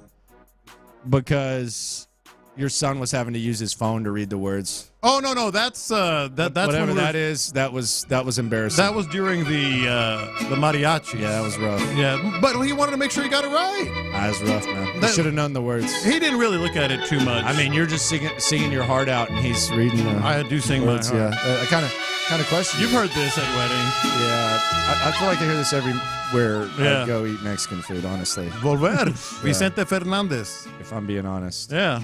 But now I want to go to a wedding. How did you got a wedding this your weekend? son not know that? He knows the words. He was making sure he got them right. He was holding it like this. I know. And he was reading like he was doing karaoke. Yeah, well, of course. He was just helping. You and your wife are sitting there singing your damn hearts out, and your son is scrolling through his phone reading the words. What's wrong with Do your wife know Spanish? No, she wasn't singing. Okay. It was mostly. It was me. She was lip singing. Well, she was on the side. She was doing white girl like karaoke where you every other words. Well, no, she's heard me sing that song enough. He was scrolling, man. Yeah. Wish we wouldn't have brought that up. Coming up, why upgrading at safety doesn't mean you're giving up on a player. We've got to squash this myth, and I think it'll bring, because we need to be unified here in some way, shape, or form, or in some area. I think this is going to unify the mindset when it comes to one of the most polarizing things that Nick Caserio and company could do. Appreciate y'all for joining us on a Friday. We're having some fun today here on In the Loop on Sports Radio 6.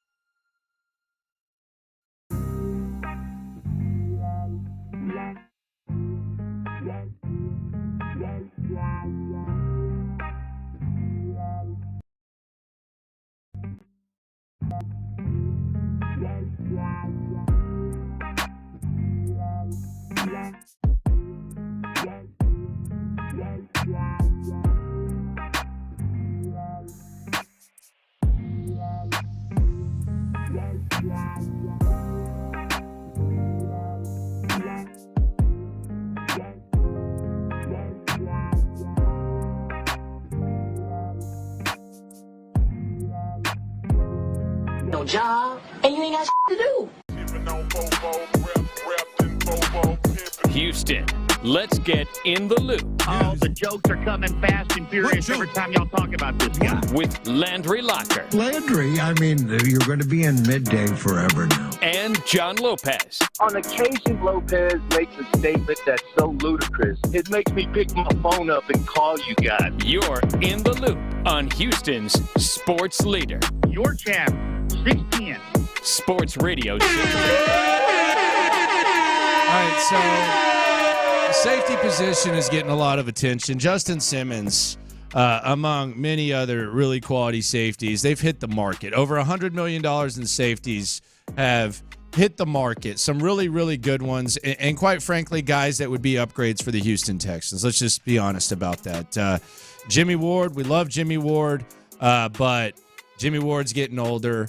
Jalen Petrie, we love Jalen Petrie, but Jalen Petrie stunk last year. There's really no other way to put it. He sucked. If you can't shape your lips to stunk last year, you need to turn in your credential. Like you really do, because he stunk last year, and I'm sure that by his standards, he did as well. He got benched, and we saw him benched against the Browns. There's no shame in acknowledging that a guy had a bad year. He had a really rough year. Mm-hmm. But I thought it was interesting yesterday because I thought Clint Stoerner at the start of their show, he was going on a rant, and I strongly advise you to go listen to it. But he basically came to the conclusion that if they can find a role for Tavier Thomas on this team, then they could find a role for Jalen Petrie.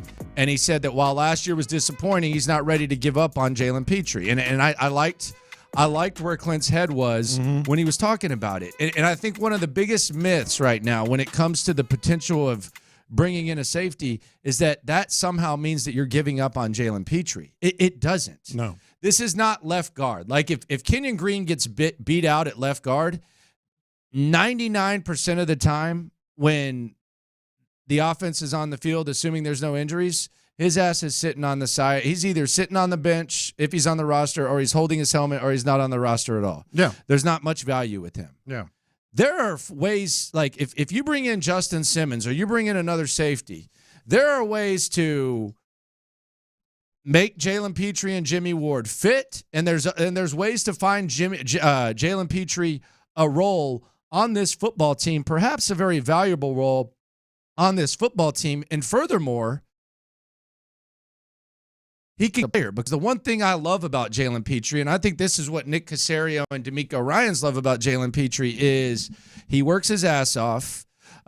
He's a right kind of guy. Mm-hmm. He's got a great attitude, and he has 2 years left on his contract right now. So if Jalen Petrie, if they bring in someone that they consider an upgrade over Jalen Petrie right now, unless he's not what they think he is, and he's not built the way that they think he is, and he doesn't have the value that they think he does, not only can he contribute here, this could end up paying off in the long run to where a few years from now, we're looking back and we're saying, man, that was crazy. You remember when they brought in so-and-so and Jalen Petrie just continued to improve? He could play his way into being what you thought he was, but this notion that, like, if you draft a left guard in the first round, you're giving up on Kenyon Green. That's a wrap. Yeah. Or if you sign a left guard that you expect to start, that's a wrap, because he's not going to be on the field unless you want him to be a backup or whatever.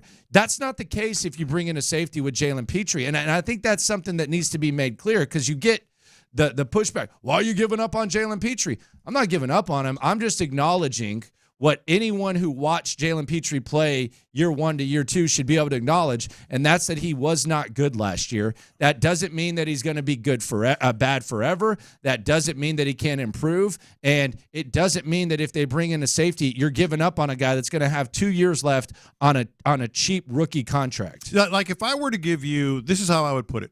If I were to give you a scouting report of his first 2 seasons, forget the production, just a scouting report on Jalen Petrie. Strength is speed downfield, coverage in the middle of the field, gets burned, et cetera. But he has strengths. Strengths are he can be around the ball a lot. He's around the ball a lot. Yeah. He's good up on the line of scrimmage. He's smart. I don't know if he's instincts, as someone said, who was it, or that strong, but he's smart and works hard and all that. There's a role for that in any defense. There's a role for a player that has his strengths. And then the second thing, which I think is the most obvious, why would you not want an upgrade? Like the safeties out there, it's like, yeah, we love you. We think there's hope for you. We need an upgrade as a team. And right here on the YouTube, shout out to all the loopholes. If you listen, you are one. This is C. Mallory 7. Imagine slamming the door on a guy going into his third season, especially when he balled out year one and then had a total change in defensive scheme year two. Pump the brakes on the Petrie. I'm assuming he's saying hate. That's the thing I'm talking about. That's the whiny nature of I don't know if it's jock sniffing. I don't know what it is, but you're not slamming the brakes on a guy. He's got 2 years left, but acknowledge that he was bad. New system. This system was supposed to help him. Yeah. It was the first year in the system for Derek Stingley. It was the first year in the system for Christian Harris. It was the first year in the system for Blake Cashman. This system was supposed to play to his skills. Yeah. So it's not giving up on Jalen Petrie at all, not even a little bit. But acknowledge that was bad last year. They benched him. Yeah. They benched him. Yeah. And I just feel like with 2 years left on his contract, it's also what NFL players often need. And I heard Seth talking about this. People talk about competition, except when it's a player or a media member or a fan trying to be in someone's corner. No, it's about competition the whole time. It absolutely is. All right, here's on the text line, Landry Locker, John Lopez, Figgy Fig with you.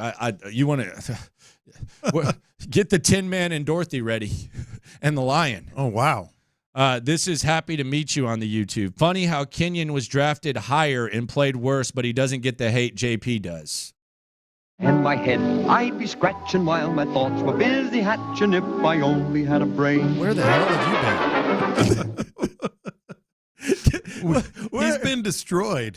He didn't play last year, so there wasn't anything to hate. But you don't Petrie think is beloved compared to Kenyon Green. Kenyon Green got hated on? Happy to meet you. You need to go meet somebody. You need to get out of the house. Happy to meet you. Happy to meet you on YouTube. Needs to go get out of the house. Go meet somebody. Happy to meet who? Kenyon Green. Kenyon Green right now, it's not even the same as Jalen Petrie. Like Kenyon Green's trying to prove that he can survive.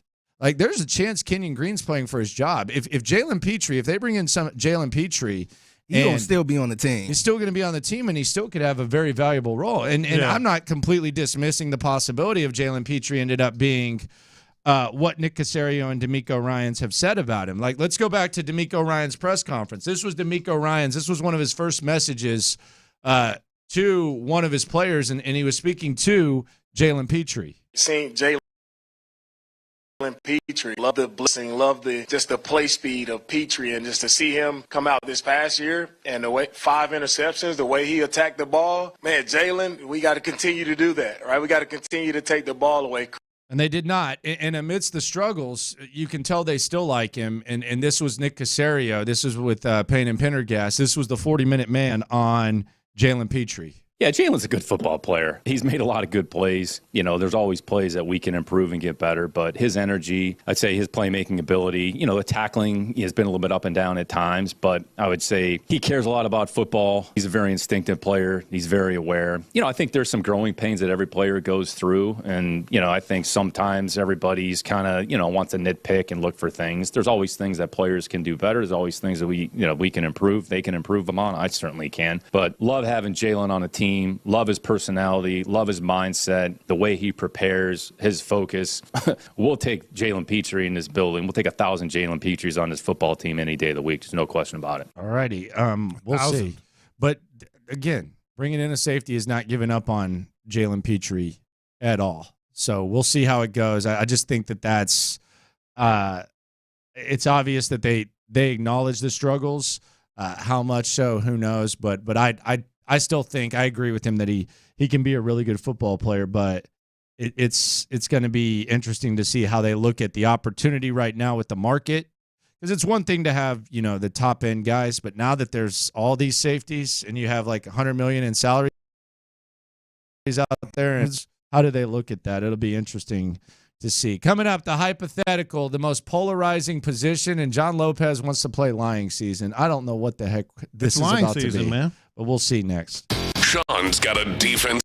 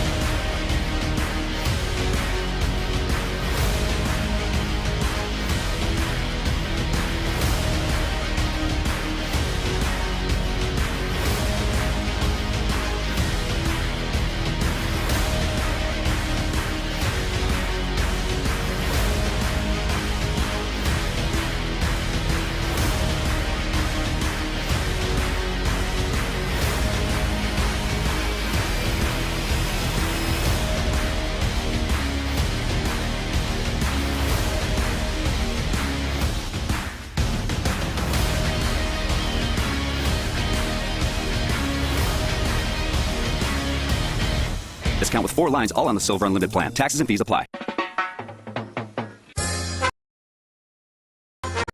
From outside the loop, matter to you. This is Localize It. Don't you know I'm local? You're in the loop on Houston's sports leader. Sports Radio 610. All right, so if the top 3 running backs are off the market, where are we going? If Jacobs, Henry, and Saquon are off the market, where are we going? What direction are we going? We going to bring Swifties? We going with DeAndre Swift? Where are we going? I love DeAndre Swift. I would lean Austin Eckler. I feel like everybody, not just us, everybody's just kind of slept on Austin Eckler as a potential Texan. Because from the start, I've been saying Josh Jacobs, Derrick Henry, Saquon Barkley. I'm more of a Josh Jacobs guy. I keep saying that. You're a Saquon, more of a. I think you'll take any of them too, but you're more of that. Austin Eckler is 28 years old and is fresh off of a season in which he had, I think, 900 and something yards rushing and 2 seasons ago, 107 catches. I mean, that's a dude right there. That's gonna bring out the system fit argument. Yeah, it will. No, and maybe that's why we're wondering ourselves. Yeah, that would be the system fit. I could get down with DeAndre Swift. Mm-hmm. I get down with that. I get down with Tony Pollard. Although Tony Pollard has come out and said that he would take less money to be a Cowboy. So apparently he doesn't mind being a zoo animal, like as Dalton Schultz referenced, which I think they were talking about again today. ESPN.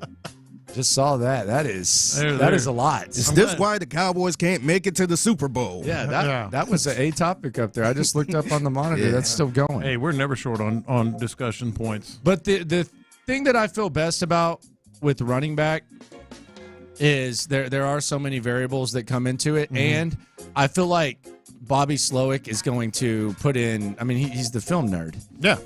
I feel like whoever they like is going to be. I think Bobby Slowick is going to know what the hell he's doing. The amount of trust we have with this. Well, I mean, they brought in Singletary last year. Yeah. I know he wasn't necessarily brought in for the role that he ended up having, but right now they've brought in one running back since they've been here. Yeah, because Dare was already here, Pierce was here. They brought in one running back that stepped on the field, and it was Devin Singletary, and you got beyond more than you could have expected from him. So the small sample size that we have when Bobby Slowick is in the evaluation process and you have Nick Caserio and D'Amico and all those guys talking together, it's about as good as you could realistically expect. I mean, that's all we have to go by, and he found a fit with him. And I think it's just a matter of there's a trust factor with this offense, specifically Bobby Slowick, that no matter and I'll say this again, they're going to sign a running back. Like, book it, mark it, bet on it. They're going to sign one of these big-time names. I have confidence that whomever it is, it's not necessarily going to be like because they couldn't get someone else. I think it's going to be a fit that they're going to make work. It's going to be a fit that works in this system. No doubt Singletary back, too. Yeah, I would want Singletary back no matter who the guy is. Yeah. I would want Singletary back. That is for sure. You're a Swiftie? Is that where we're at? Yeah. Swift? Okay. Yeah. Is he good. Your fourth choice? No, or he's good. Further up. No, I would say my fourth choice. He's not. He's a way better receiver than he gets credit for, too. That's the crazy thing about DeAndre Swift. It is lying season. Free agency next week. We got the draft. Less than 7 weeks away now. John Lopez has an exercise entitled OG Lying Season as we localize it here on In the Loop on Sports Radio 610. How well do you know me? How well do you know my stories? I hear them often. Figgy? No, pretty well. All right, I'm going to give you five things that are, quote, true. 4 of them actually are true. I want you to tell me which one is not. And I'm not going to tell you until after you hear them all so you can kick it around a little bit. When I was in Argentina in 1995 at the Pan American Games, I served as the translator for what would end up. The translator. Oh, translator. Okay. The translator. All right, keep going. I did not know. I just keep it moving, man. Come on, let's keep go. it going. Let's go. Translator. I didn't think it would go there. You served as the translator. In 1995 in Argentina, I served as the translator for what would end up being the Magnificent Seven gymnastics team. That's one. Don't answer yet. Okay. 2, when I was in Italy for the games, I snuck past security into the Olympic Village for an interview. Okay. Number 3. So this is 3 truths and a lie? 4 truths and a lie. Okay. Number 3, I once went through the layup line with an NBA team before practice and played horse against a player that averaged a double-double. Okay. Number 4, I once got into the ring and play sparred with Evander Holyfield when he was training at the Heights Boxing Gym. Remember, he used to train here like 4 years. Can you define play sparring? Like, not just like a little. Well, I'll tell you what. I can tell you what happened. Tell me, and you can believe if this is true or not. It was before. If this isn't true, then you're way too good of a liar. Yeah. Yeah. It was before they got started in his training, and he was just kind of messing around, warming up, and I can't mention names here now. The trainer knew that, and keep in mind, I was like 30 years old, so I wasn't old. This one's true. And the trainer kind of knew that I loved boxing and that I boxed a lot as a kid. And so he got me in there to kind of mess around with Holyfield a little bit. And it took me about 45 seconds, and I said, I'm out. Okay, that was 3 or 4. That was 4. That was 4. Number 5. I once snubbed former Cuban Prime Minister Fidel Castro and wound up getting followed for several days by. So to recap, it's lying season. Which one of these is the lie? Argentina, translator for the Magnificent Seven. Italy, snuck into the Olympic Village for an interview. Went through a layup line with an NBA team and played horse against a big-time player. Got in the ring and sparred with Evander Holyfield. Or I snubbed Fidel Castro. Holyfield. Yeah, I'm gonna say 4. And you're way too good of a liar, by the way. You're actually a slime ball. Why? Because you like sat there and like just on the go, you just sat there and filled that in. I think it's Holyfield. 713-572-4610. I don't feel good about it. It's Holyfield. 100%. Biggie? 100% I agree. Holyfield. I'm gonna say Holyfield. It's Holyfield. I did get into the ring. Yeah, but you did not spar. And play sparred. But it was in 1993 with Julio Cesar Chavez. Yeah. Okay. I've told y'all that story. No, I don't. When I went to Toluca, remember I got pulled over, my car was getting impounded and all that. I spent 3 days in the mountains of Toluca with Julio Cesar Chavez and played around in the ring a little bit. But I did go cover Holyfield a lot, but I just never got in the ring with him. You are a slime ball. Why? That was easy. You just like in rhythm, just picking up the line. No. You know what it was? Everything I said was true, but it was Chavez, not Holyfield. Okay. Slime ball nomination. It was with Julio Cesar Chavez. He was 87. It was right before he fought Pernell Whitaker. So how do we feel about this coming up at 11 o'clock? Before we head into free agency. And do the Texans, did Dalton Schultz, he said some things about the receivers. Let's try to go beyond Dalton Schultz's words, which seems to be the cool thing to do right now, and see if maybe he said something about the Texans receiving situation. Is this Jake Paul Mike Tyson fight, which by the way is free on Netflix. This is not a pay-per-view. Yeah. This is 500 million homes. We'll have this. Is this going to be a real fight? Are they just going to do like an exhibition? You and Figgy keep trying to convince me that it's not going to be.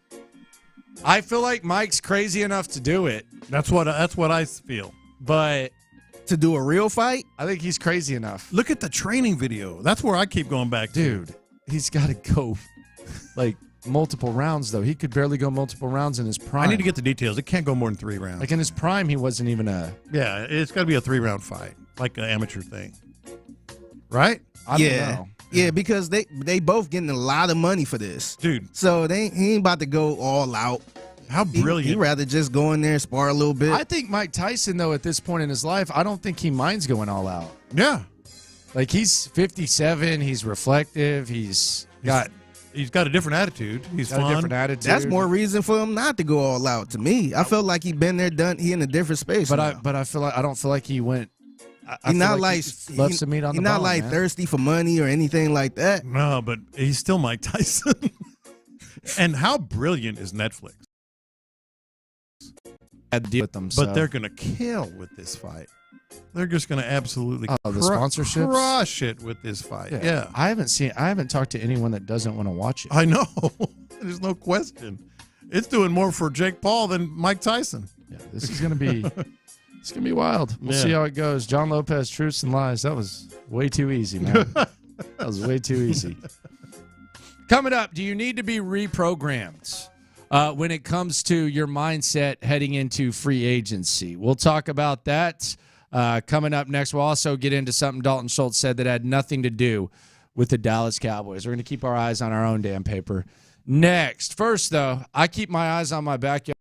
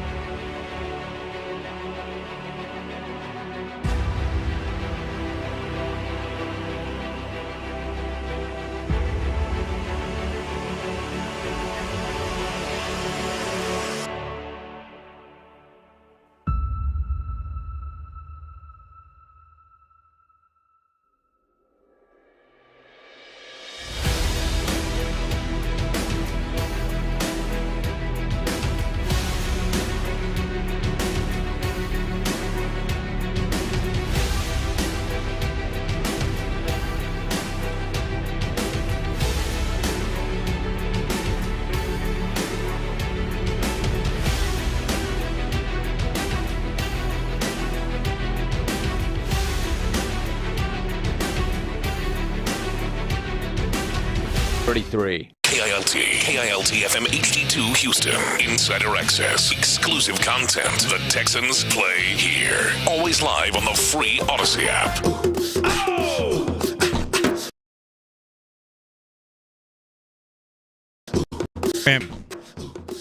John Lopez thinks there are some folks around town. You want to name names, or do you just want to do this like...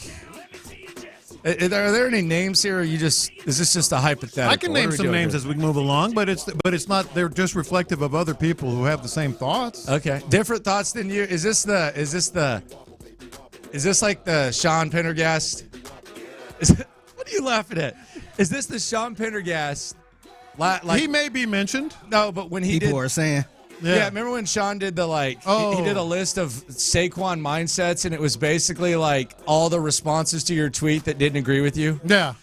So someone said like Saquon is still really good, and then Sean would be like, these types of people who still say Saquon is really good, you're a living in the past guy. Yeah. Yeah. Is that what you're about to do? No. Let me explain what I'm about to do. Okay, when your laptop goes down, what do people to everybody tell? What does restart it? What does everyone tell you? Restart it. Have you tried unplugging it and plugging it back in? That works with everything from the coffee machine to the phone. Have you tried unplugging it and plugging it? Wait 20 seconds. You laugh about that, but it works. The TV, it does work. Like the TV, you got to count to 20 by 1,000. That's what I'm talking about here, because we've mentioned this week and previous weeks, like this mindset. So I tried to take account of everything that's happened in the last week since we've been on the air this week. Yeah. Wow. And some of it has been an active week. Some of it predates that. You people. What do you mean you people? Whether it's people on the air, fans, national media people, have you tried unplugging it and plugging it back in? Because you need to be reprogrammed. And the Texans have showed you that you need to be reprogrammed. And you people fall into one, if not more than these categories.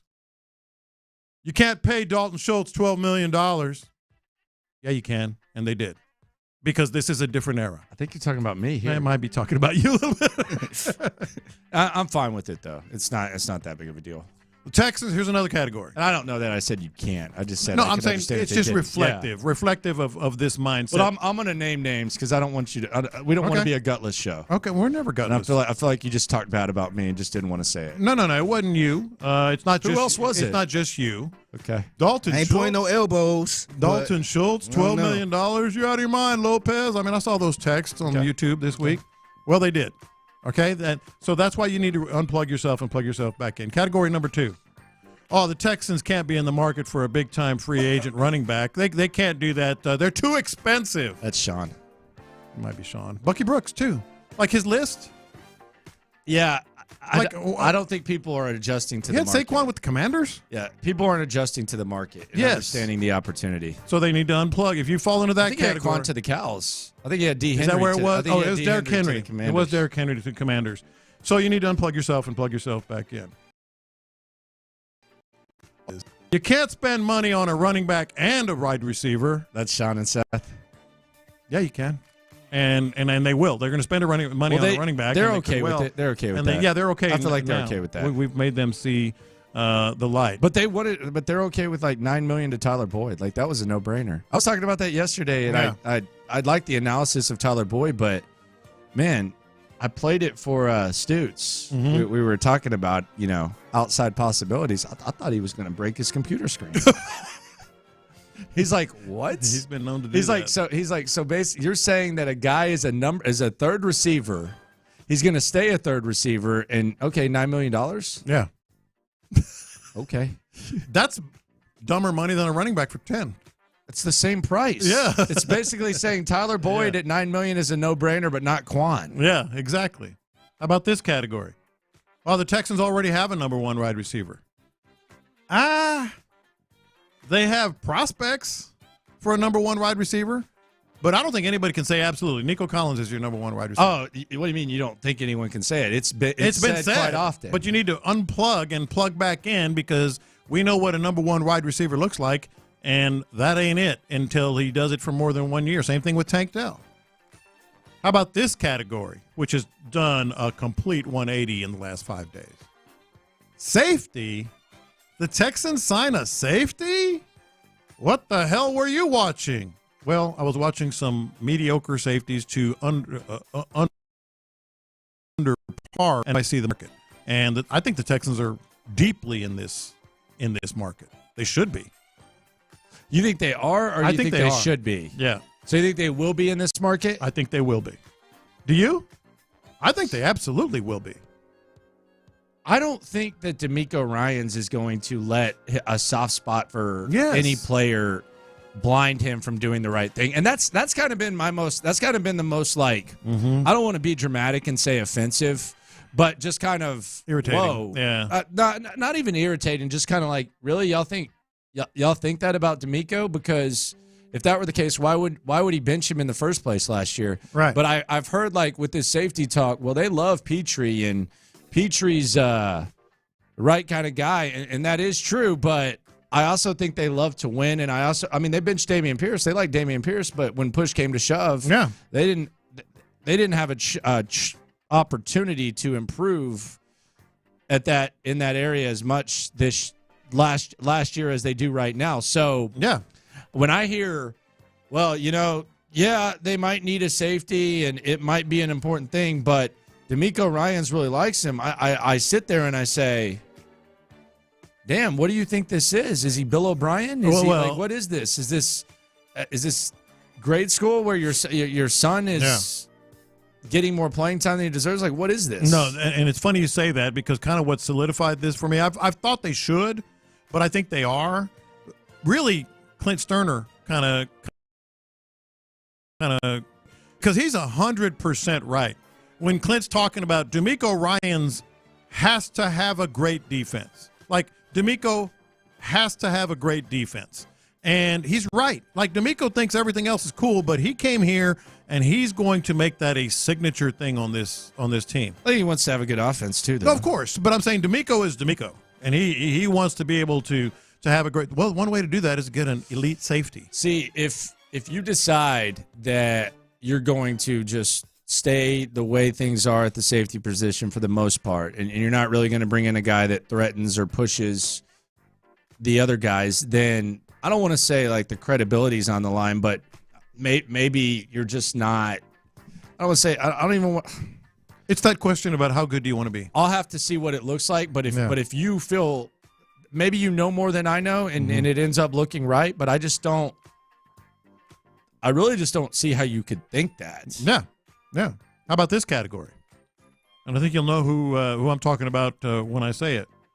Nick Caserio won't spend big on free agency. He never has. I don't know who that is. Well, Nick is showing us this week that he will. Overpaid compared to what most people thought for Dalton Schultz. Overpaid for Kaimi Fairbairn. Made him the 4th highest kicker in the NFL. He knows he has money. Nick Caserio this is not the same Nick Caserio. He will spend. Unplug yourself, General. It's not the same situation. And plug yourself back in. It's basically like me. I actually think it's not like a dramatic comparison. It's basically like Nick Caserio being a college senior and being broke, and then being 3 years into a good job where he's kind of established himself and they trust him more and he has more finances, and you comparing the way he spent when he was a broke college student to now. It's almost the same thing. They didn't have a penny to spend. No. They didn't have a pot to pee in 2 off seasons ago. They had $55 million in dead cap, John. I lived on Spam when I was in college. Ew. Spam. Should have gone ramen, huh? And ramen. Spam and ramen. Yeah, Spam, bro. You got to do better than that. Man, dude, I was a college student. I'm helping you out on your analogy. No, but I'm just saying, man. Yeah. That's nasty. Now you're just taking it too far. Spam is good. And you can do a lot with Spam. No. Yeah. Oh, man. Spam and eggs. That's rough. You got to go with the Spam ramen. steaks. You got to go with the ramen. I did go with ramen. And you also got to go with, like, stealing from the cafeteria. You know the most creative Spam meal I ever made in college? Steal from the cafeteria. Yeah, and steal from the cafeteria. Spamkin and dumplings is what I called it. That's gross. I made chicken and dumplings with Spam. That's gross. What's that line? I know how to make do. I don't know how to make ranch dressing, but I know how to make do. I made whipped cream. I don't know how to make whipped cream, but I know how to make do. I made spamkin and dumplings, baby, when I was in college. How about this category? Oh, they're good at cornerback. I'll get into this a little more detailed in a minute, but cornerback. I mean, come on. And then there's this oldie but a goodie category, which really hasn't reared its head too much this week, but you know it's out there. This organization cares more about the bottom line than winning. Who's saying that? It's still? Always been said. Who's saying that still? Always been said. Who? I don't know, but it's always been said about this team. Come on, this is... they've proven themselves. They've proven themselves. They're willing to spend money. They have absolutely proven themselves. It's just a matter like this week has been a really... everything you thought about the Texans and how they'll spend and free agents and running back and receiver, all this stuff. They've showed us this week that you need to reprogram yourself. You need to rethink things. You absolutely do. When's the last time you ate Spam, man? No idea. Long time. I like it. Oh, you know what? I think you got to get Beanie Weenies. Beanie Weenies go in. I remember exactly now. The last time. SpaghettiOs. It was the last time I went to Texas Motor Speedway to watch a NASCAR race, probably about 10 years ago. Yeah. And I had a big old Spam sandwich there. Oh, it was so good. So nasty. It was so good. So nasty. Serving Spam at a NASCAR race, go figure. So this was, so you talked about making do. This was from Adventures in Hollywood, one of the most underrated, entertaining reality shows in the history of ever. You probably don't know about it, but that's because you're probably slightly less me when it comes to my shows. But Big Treese from 3-6 Mafia's Entourage, his girl was coming in town. Yeah? Her name was Sugarfoot. She was heavy, man. She was heavy. She smacked him around like crazy, like when they would. It was kind of like a sex scene where they're not showing, and she would just be slapping the crap out of him because he was like so drunk and passed out. She wanted to get freaky in the bedroom. She wanted some whipped cream. Oh my gosh! So she went downstairs. DJ Paul and Juicy J, Project Pat, they were chilling. She wanted some whipped cream. She didn't know how to make it. They didn't have it, but she knew how to make do. Who do I need to see to get a can of aerosol whipped cream? I think I got a couple of ranch dressings left around here from some chicken nuggets, but I ain't got put a no. little sugar in it? Where's the sugar? It's cane sugar. I can deal with it. She said all she needs some ranch dressing, some sugar, and a fork, and she finna make whipped cream out of it. Can I give y'all an assignment for tomorrow? Aerosol whipped cream. You got ranch dressing, sugar. I mean, you know how to make whipped cream. No, I don't know how to make whipped cream, but I know how to make dough. That's the first time in my life I ever seen somebody mix sugar and ranch dressing together as a aphrodisiac. Yeah, that's crazy. She is hood. Not just hood. Hood. She went in there and roughed up Treese, man. Yeah. So Dalton Schultz, he's been getting headline porned a lot lately. But let's partake, for the sake of localizing it. Let's partake and try to read too much into what Dalton Schultz said. This was him talking about the wide receivers. This is going to be a combination of him starting out talking about Tank Dell and then getting into Nico Collins. Bro, first of all, Tank is a freaking beast, bro. Like, everybody kind of saw it in, OTAs when he first got out. Like, I don't think I've seen a dude being able to, stop that fast so quick. And, he looks a little, unassuming because he's a little undersized compared to some of these other receivers in the league. But, good luck guarding that guy in man coverage, bro.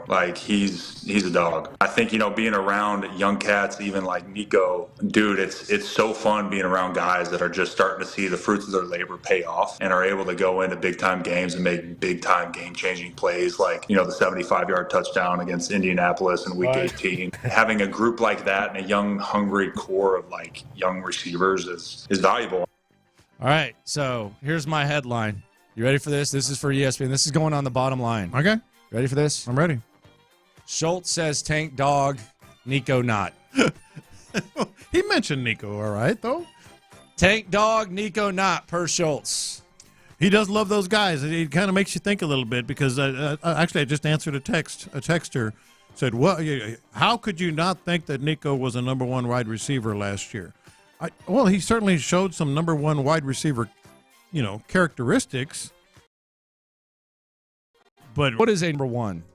He's a guy that can. I'm not talking about peeing, but what is it? What is a number one? He's a guy that other teams game plan for. That's the simple answer.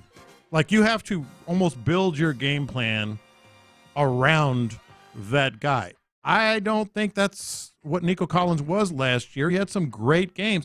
And I mentioned this, to you guys, I think last week. He had 3 games of over 145 yards receiving. He had 6 under 40. Yeah, and he hasn't been consistently. It's the healthiest he's been. Is it okay for me to see 2 seasons before I crown someone a number one receiver? Yeah. Like, is that too much to ask? Exactly. Because I can see where this guy's coming. Like, if Nico does next year what he did last year and he builds on it, and it's not going to be for lack of effort. It's not going to be anything. But there are adjustments to be made. Yeah. He was still missing time.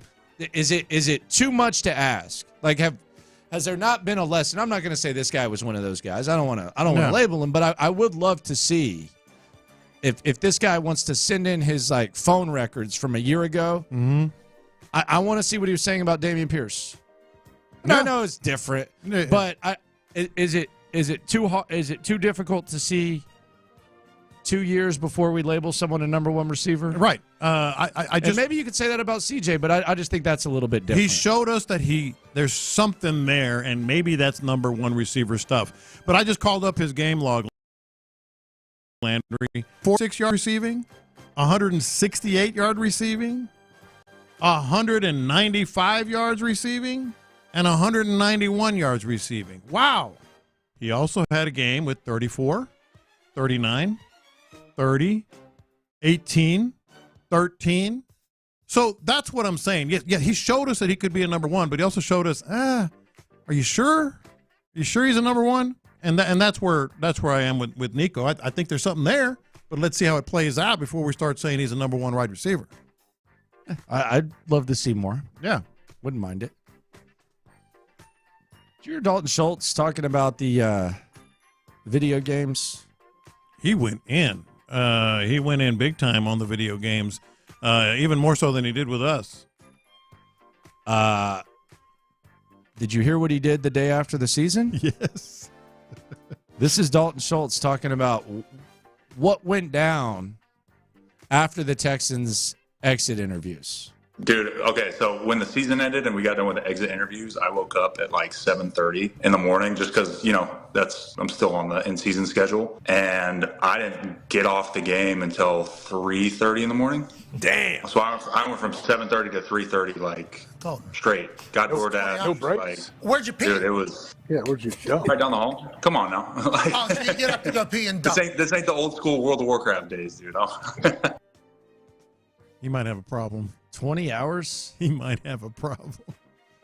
As long as you've ever gone on a game. I probably played a day, but I mean that's hey, guys, come over. Yeah, like an event. 21 sticks. Yeah. We're drinking starting at noon. We're staying out rotate all that, party, all that, that type of thing. But just 20 hours straight on the game? Nah, bro. Yeah, no way. It gives me a headache. That's too much. And that's can't imagine what that feels like. I don't think I could fish 20 hours. I've done some marathon sessions. I've gone 10 easy. But look at you. 20? What do you take a lunch out there? Depends on how long I'm going to be out there, but yes. It's usually like a sandwich. Usually it's some sort of sandwich, but also some chicharrones, some what? Pork rinds, hot pork rinds. Those are great on the water because they're salty, they're spicy. Okay. They're great. All right. And that's about all. A bunch of water. There you go. Bunch of water. There you go. Mm-hmm. Coming up, a former NFL player, current media type, wants Saquon Barkley in a Texans uniform. Plus, Dalton Schultz gets defended by the man who set him up for the porn. Internet going nuts next. Loken Group right now. Lance and Karina Loken, good friends, great people.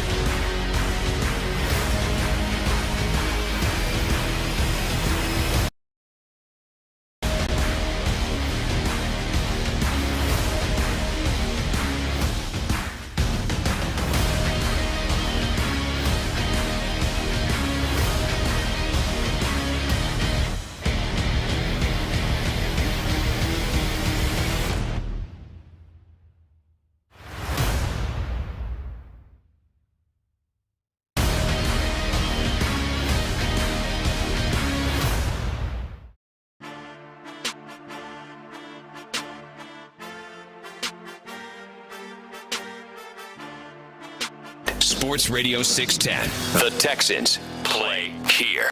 I got the internet going nuts. All right, internet going nuts. Everything that broke the internet. Normally we do it at 1:20. On Fridays we move it to 11:20 because we got the slime off. 2 Sports Radio 610 employees that start with the letter S.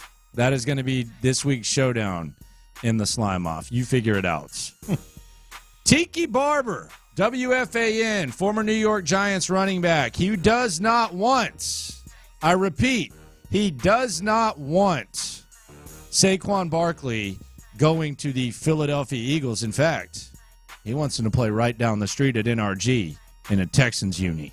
That Saquon would even contemplate going to play for that team is insulting to his Giant history. Go to Houston. Do not go to the Philadelphia. Appreciation and respect and reverence will be lost. It'll be gone. We want to still respect and love him.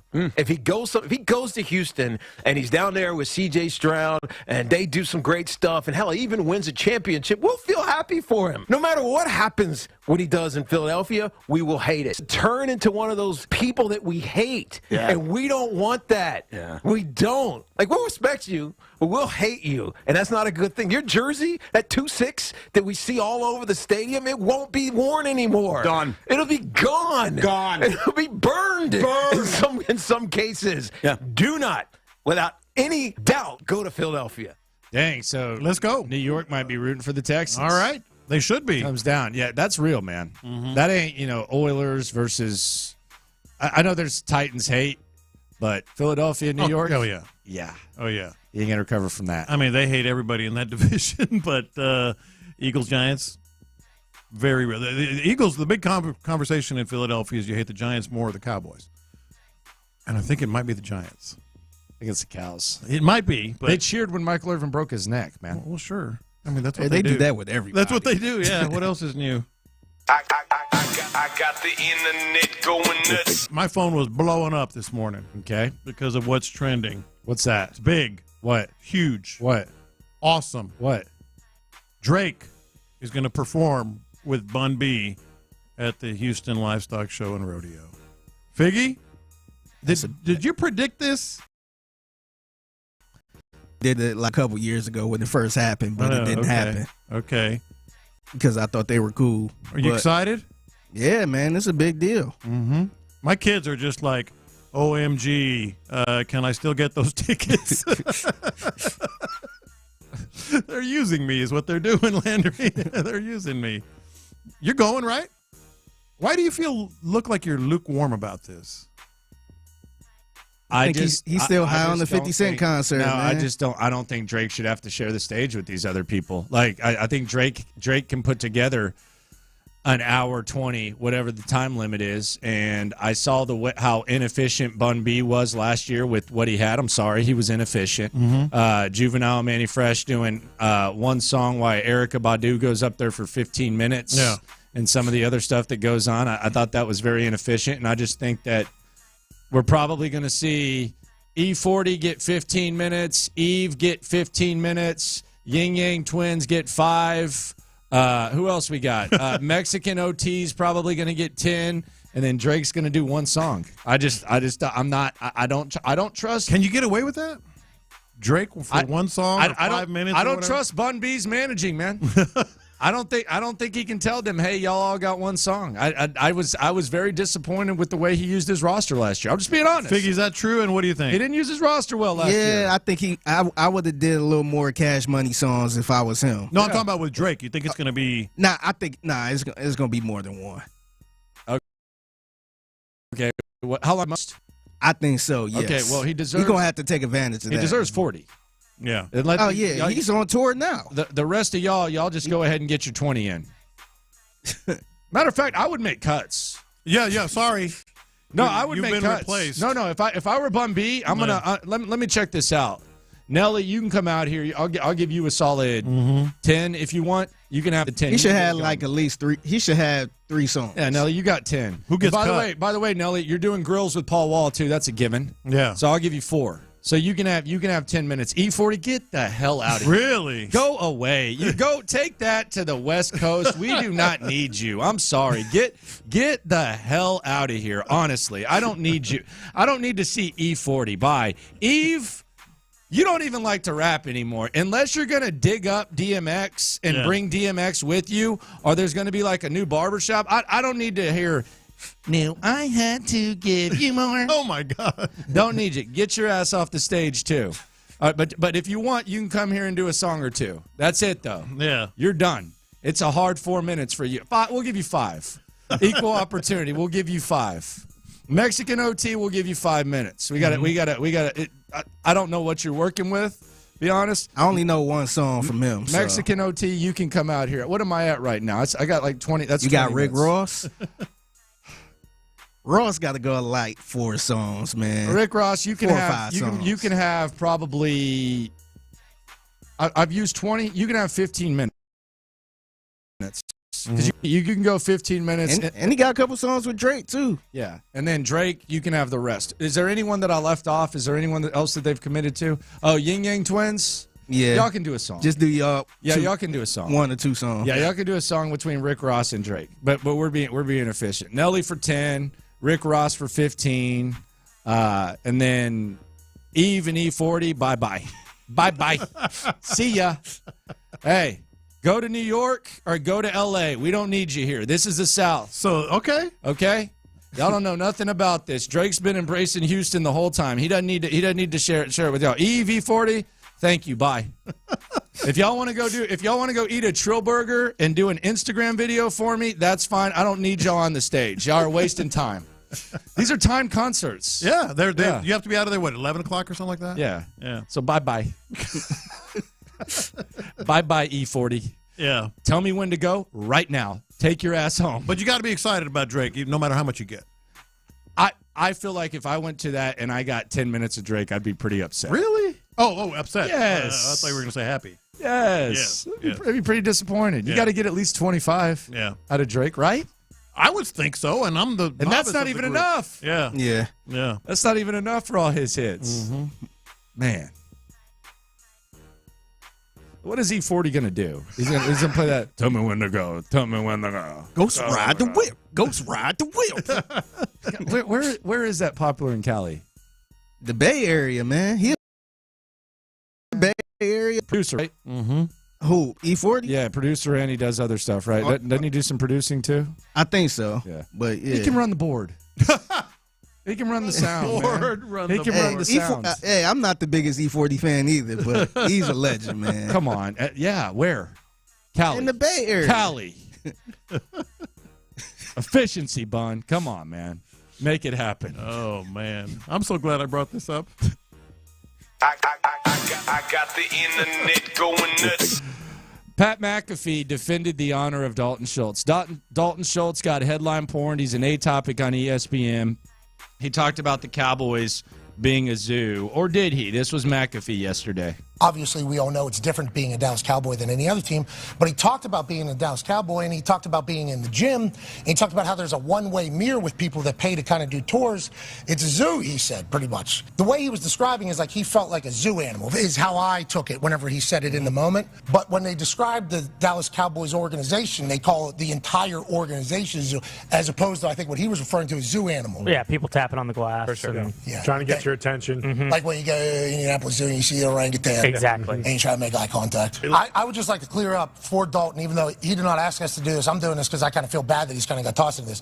I don't think Dalton was burying the entire organization. I think he was talking about that particular situation right there. And he said he enjoyed his time and everything like that. I felt bad that it started happening, but the Dallas Cowboys culture is certainly something we're learning a lot about. And I did not expect to hear that random people can walk by your workout where like those, like you're not necessarily in like your best form. Got cut off like there. You got to probably be. I'm putting on a show almost. You feel like that. I'm so glad he did this. Well, we talked about it yesterday, but I mean, he's got such a national platform, and he was just getting definite headline porn. I mean, absolutely. Oh, it's a zoo. Boy, he's going to get booed like a mofo. Yeah, that people are going to believe it. People are going to believe it. Booed.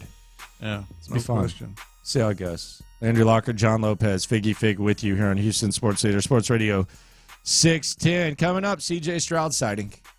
He's been kind of MIA for a while. He hit the town yesterday, man. We'll tell you where, and was he with Amber Rose? We'll let you know next. Area 45.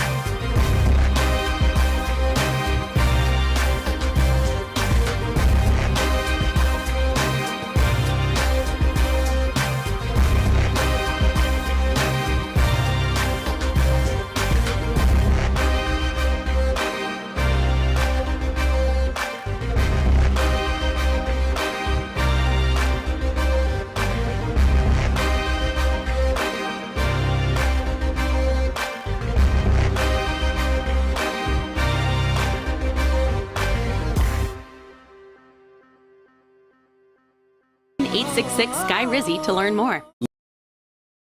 Live from the Sports Radio 610 presents In the Loop with John Lopez and Landry Locker. All right, C.J. Stroud out and about. Where the hell was he, and was he with you-know-who? The hits are lit here on In the Loop on Sports Radio 610.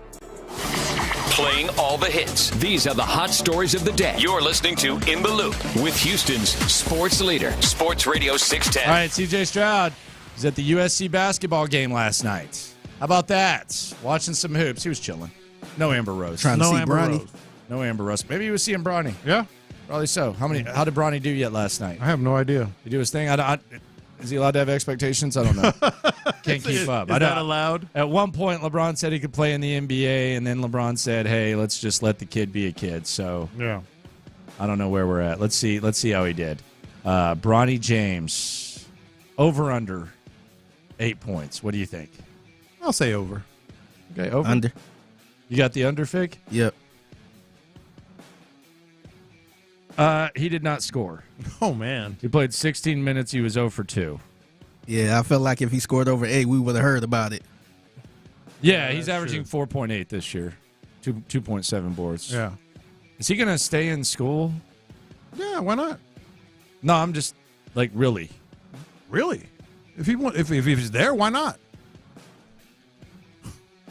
He's not going to declare for the draft after this, right? I don't think he's good. How is his NIL looking? Is he getting some NIL stuff? Of course. Yeah. So he probably going to stay then. So he's going to stay at USC? So. Yeah.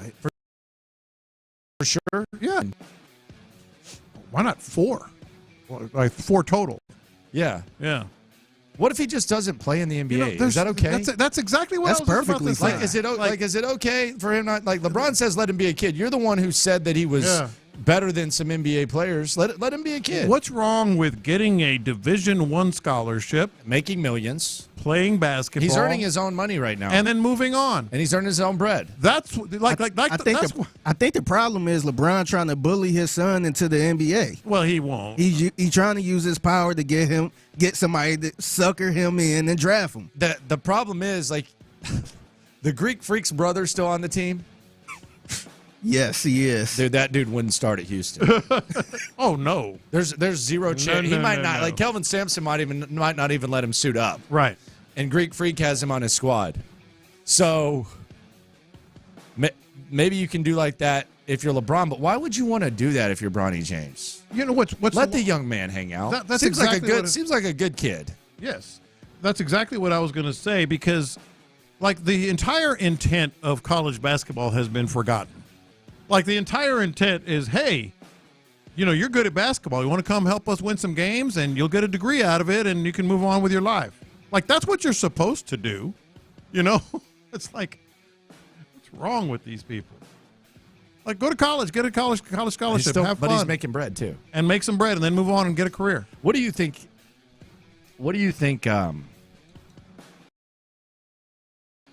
Not on Instagram or anything like that. I'm saying young man to emphasize that I don't want to crap on this kid. I think LeBron kind of set him up badly, and it's not his fault. Kind of not LeBron's fault either. What do you think his college setup looks like, man? Oh man, he's at USC. What do you think? He's got to be in a house, man, right? He ain't in no college apartment, condo or a house. Think he in dorm? I bet he's got a. He's in a penthouse. He's got a view of downtown. Yeah, he's in a penthouse. He's saying condo. downtown somewhere. Penthouse condo. I don't think he's got a house. You think he goes grocery shopping? Yeah, why not? Maybe he's a college kid. Do you think he has his own self parking, doot doot, on the vehicle? Nah, I bet he's got his own garage. Drive up. It's not like the college apartment where you're slim pickings and you're having to get the rings around the arms. LeBron would make sure of that, right?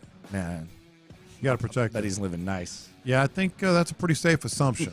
I think that's pretty safe to say. No, I'm just saying. Yeah, in my opinion, he's living nice. So, I want you to tell me if this is weird to you. I don't know what we're doing. But this seems kind of fake to me. Can I get Soulja Boy to put this out there? It seems real, but really fake. This is fake.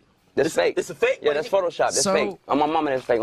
Let me read this report from Ian Rappaport on Russell Wilson. So, Russell Wilson, Adam Schefter reported that he had an exploratory meeting with the Giants. What is that?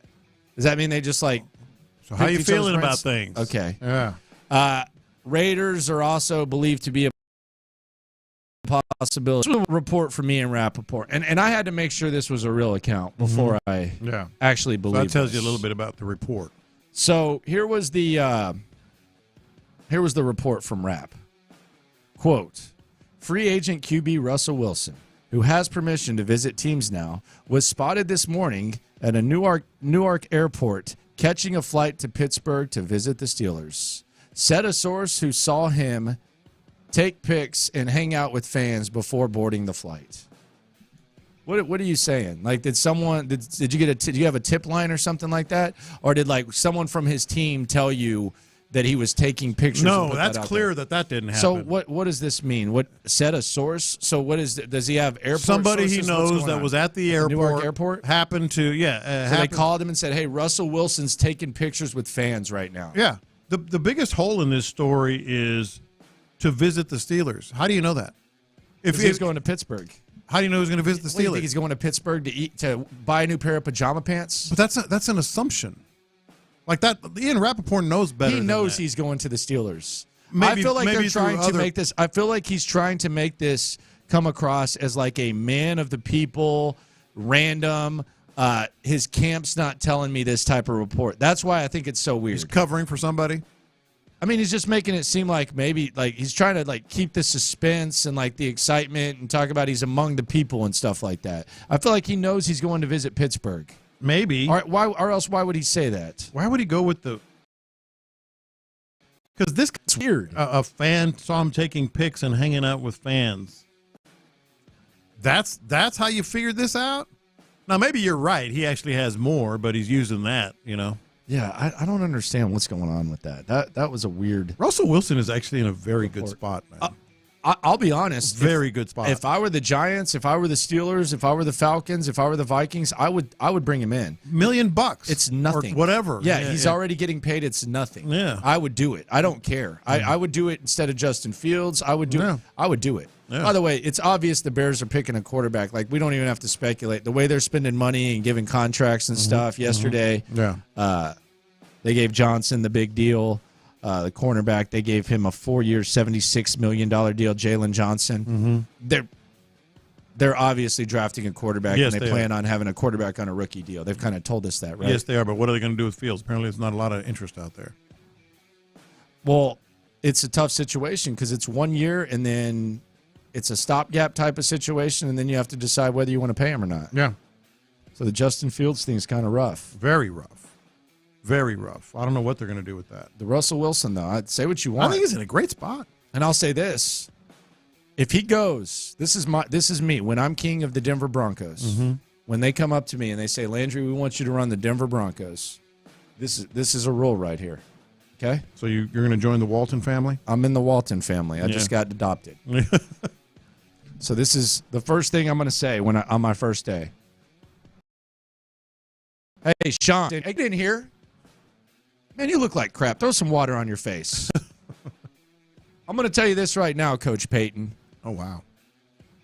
Finger out and everything, because I'm the boss. This is my rule in Denver. If Russell Wilson leads his team to the playoffs this year, your ass is fired. I thought you were just going to fire him on the spot. If there is, I'm not allowed to. I don't have that much pull yet. But if there is a Russell Wilson revival, your ass is fired because we brought you here to revive Russell Wilson, not harass, all that. If Russell Wilson goes to Minnesota, New York, Pittsburgh, and there's some sort of revival, you're fired. He might be, right? I doubt it. They seem all in on the rebuild. They gave too much stuff. up for him, but But would that be a bad look? What firing him after 1 year? If Russell Wilson just goes and revives himself, all of a sudden he's throwing 28 touchdowns because doesn't it make the trade look worse? Like if Russell Wilson goes there, sucks. Because they brought him there to revive exactly Russell for Wilson. that reason. Yes. Yeah. But what if the Broncos get 2 crappy years out of Russell Wilson, and all of a sudden it's like, that's the guy that we thought they were getting, but he's not here. Russ is cooking. That's a little bad luck for Denver too, man. Yeah, Broncos country. Some people are saying that. Pete Carroll looks better now. Much like a lot of people are like trying to crap on Belichick with Brady. Like Pete Carroll looks better. Well, he now. got the most out of him for a while, man. He got rid of him. Get him fired or something. There were those reports. It was a while he back, had like right? a meeting. He had a meeting about it. Yeah, for sure. No, it was a while back, but yes.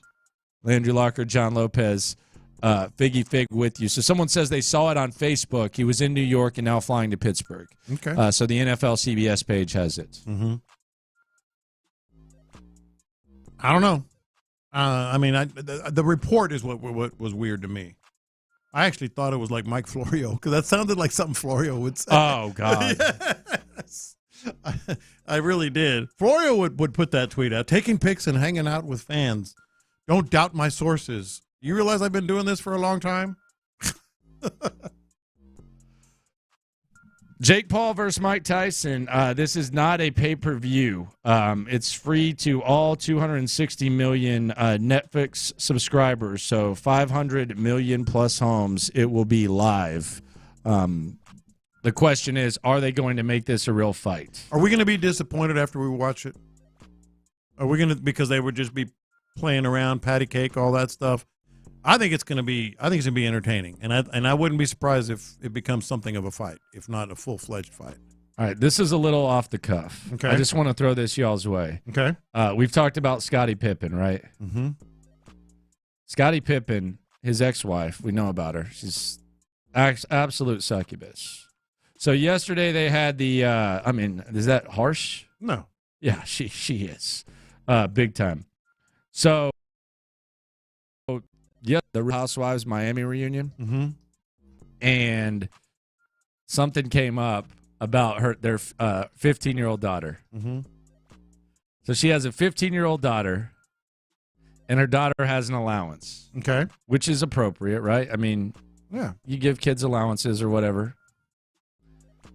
You want to know how much her allowance is, her daughter's allowance? So there's a 15-year-old girl. 15-year-old girl. And it's her mom basically used Scottie Pippen for the money. She can say whatever she wants. She was hooking up with Future and other dudes and stuff. I'm trying to take inflation into account. Okay, well. I never really adhered to the allowance thing with my kids because usually if they needed whatever, we would try to get it or would say no. But when we did do allowances, I want to say it was like $30. Okay. Like yeah, $30. That's low. But is that low? Yeah. I'm going to say, I'm talking about a week. Yeah, I get you. I'm going to say. This is a monthly allowance. Monthly allowance, $1,000. $2,500. Dang. That's living right there. $30K. She could get her own place. She's got her own place. She's pulling $30K at 15, man. She's already got the whip and stuff coming through. Yeah. Man. That's some people's salary, this man. This is Pippen's wife, of course. Yeah. It's not that uncommon. It's a little uncommon. It's a little uncommon. But all the wives up there, they're just as rich. They're like, yeah, it's a little crazy. Oh, good. Girls. That's what I'm saying. A lot of times you'll just try to help them, not an allowance per se. Speaking of allowance, how are the Texans going to spend theirs? How should the Texans spend their allowance? There's a lot more opportunities in front of them than we thought there'd be. We'll discuss them next. Check one name off the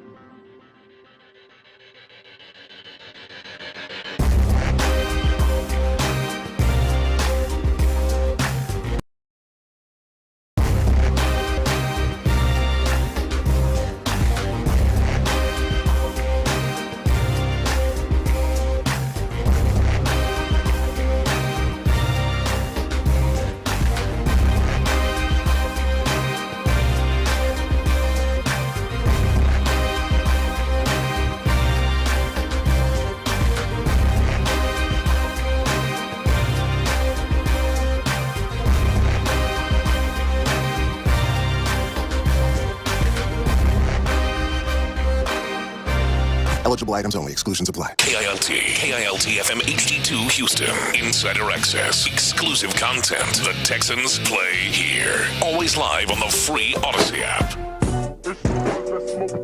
All right, here we go.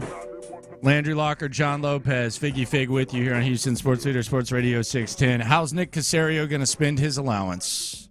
Could we see them sign Justin Simmons this weekend?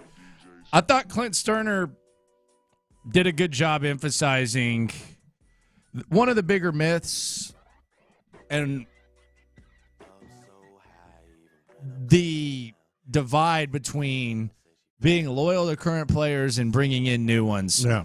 Hear that in 10 minutes. But where are we at when it comes to spending the bread? What do you think is going to be the first thing we hear? You think running back is the first thing we hear right off the top? Not only do I think running back is going to be the first thing we hear, I think Monday when we come in here, when it's legal tampering, oxymoron, I think it's going to be fast and furious. I think the Texans are going to come out guns blazing because there's illegal tampering.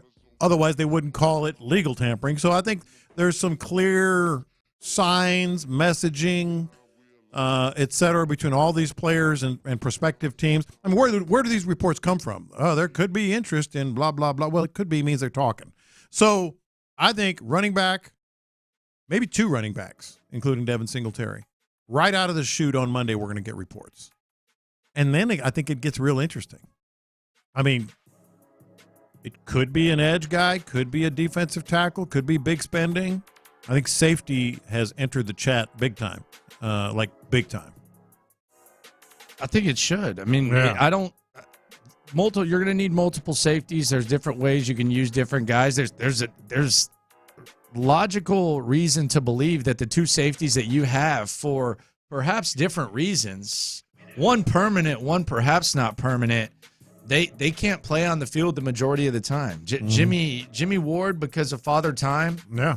And Jalen Petrie because of performance. And if maybe eventually Jalen Petrie can grow into a guy who needs to be on the field 90% I mean, you of the hope time, he does. 95. He looked like he could be year one, year two. He didn't. But because of that, you need to bring in a guy. Yeah. And figure out how to fill the holes around Justin Simmons or Xavier McKinney or Quandre Diggs, whoever. Figure out how to fill those holes around. There's glaring need at cornerback, too. Now, I also feel pretty strongly that they're going to look at cornerback in the first round of the draft. You heard me right. But the cornerback position is not even close to set. Like, it's not even. No, you need a starter. You need backups, too. You realize the Texans have only, 4 players? They really have one. It's Stingley. True cornerbacks? Yeah, it's really just Stingley. Under contract? Yeah. Nelson. No, 3. Figure out what to do. Yeah, you got to figure out what to do with Nelson. I'm talking about of cornerbacks that played. Yeah. Stingley, of course. Yeah. And then Kadar Holman and Sean's favorite player, D'Angelo Ross. D'Angelo Ross is a special teams guy. But he's not even really a corner. Like a corner, but they don't. That's what I'm saying. Like, teams have usually 6 or 7 cornerbacks on the roster. They got 3 currently under contract, and it's a need. And then now you could maybe bring in some guys as they've been, kind of want to do, guys that are mid-level. Maybe they find a right spot here. But they need warm bodies at the cornerback position. They just need guys. Well, they need someone who can fill the void, and I mean this very respectfully. I've had some fun with Steven Nelson. I think they've maxed out the best version of him that you can get. Yeah, they need someone to fill that void because they do not have the season they had last year without Steven Nelson holding it down like he did with Stingley. Battling through injuries, making some plays, making some really, really big plays. So, I'm ready to move on but they need to find the next Steven Nelson. And there's a lot of opportunity out there. Patrick Peterson got cut today. He's 33. Yeah, but when you're talking about corners and you're talking about age, if you do want to get on the treadmill when it comes to corners, I don't really have like a huge problem with it. Like if you want to get on the treadmill and say, all right, 1-year deal for pick a veteran and then we'll reevaluate next year. Like if you said, if Nick Caserio said, Stephon Gilmore, let's put Stephon Gilmore opposite of Stingley and see how that goes and look at some other guys. And it's a short-term plan. I don't think you necessarily have to find a long-term plan. Find me another 2-year Steven Nelson. Find me one of those. But if the draft comes up and there's a corner there, I think that's jump on it. I think that's what they're going to do. Jump on it. No and problem with that. Other guys because they just need it. No problem with that. Yeah. But and I don't even think one would come at the sake of the other. Like if you bring in Stephon Gilmore or someone like that, you're not going to not take the first corner on your board. Exactly. But you're also going to bring in other guys. The other thing about this is where corner and safety kind of come together here and the need at those positions. The Texans secondary really wasn't that good overall. Give me some numbers on that. Yeah. What's your source for that? A little homework assignment I gave myself. Did you know the Texans were tied for the most defensive pass interference penalties in the NFL last year? Like they were tied for the most defensive pass interference penalties in the league. Now, how many of those Tavir Thomas have in that one game? Did you know? Also, did you know? Did you know? And this is advanced stats, but nevertheless, they had the second most missed tackles, the secondary, in 2023 in the entire NFL. Did you know? Did you know they ranked in the bottom third? I'm talking specifically about the secondary. Bottom third. Bottom third in yards after catch. Opposing yards after catch? Yeah. I bet Amari Cooper had like 6% of that. Well, it's funny you say that. Did you know?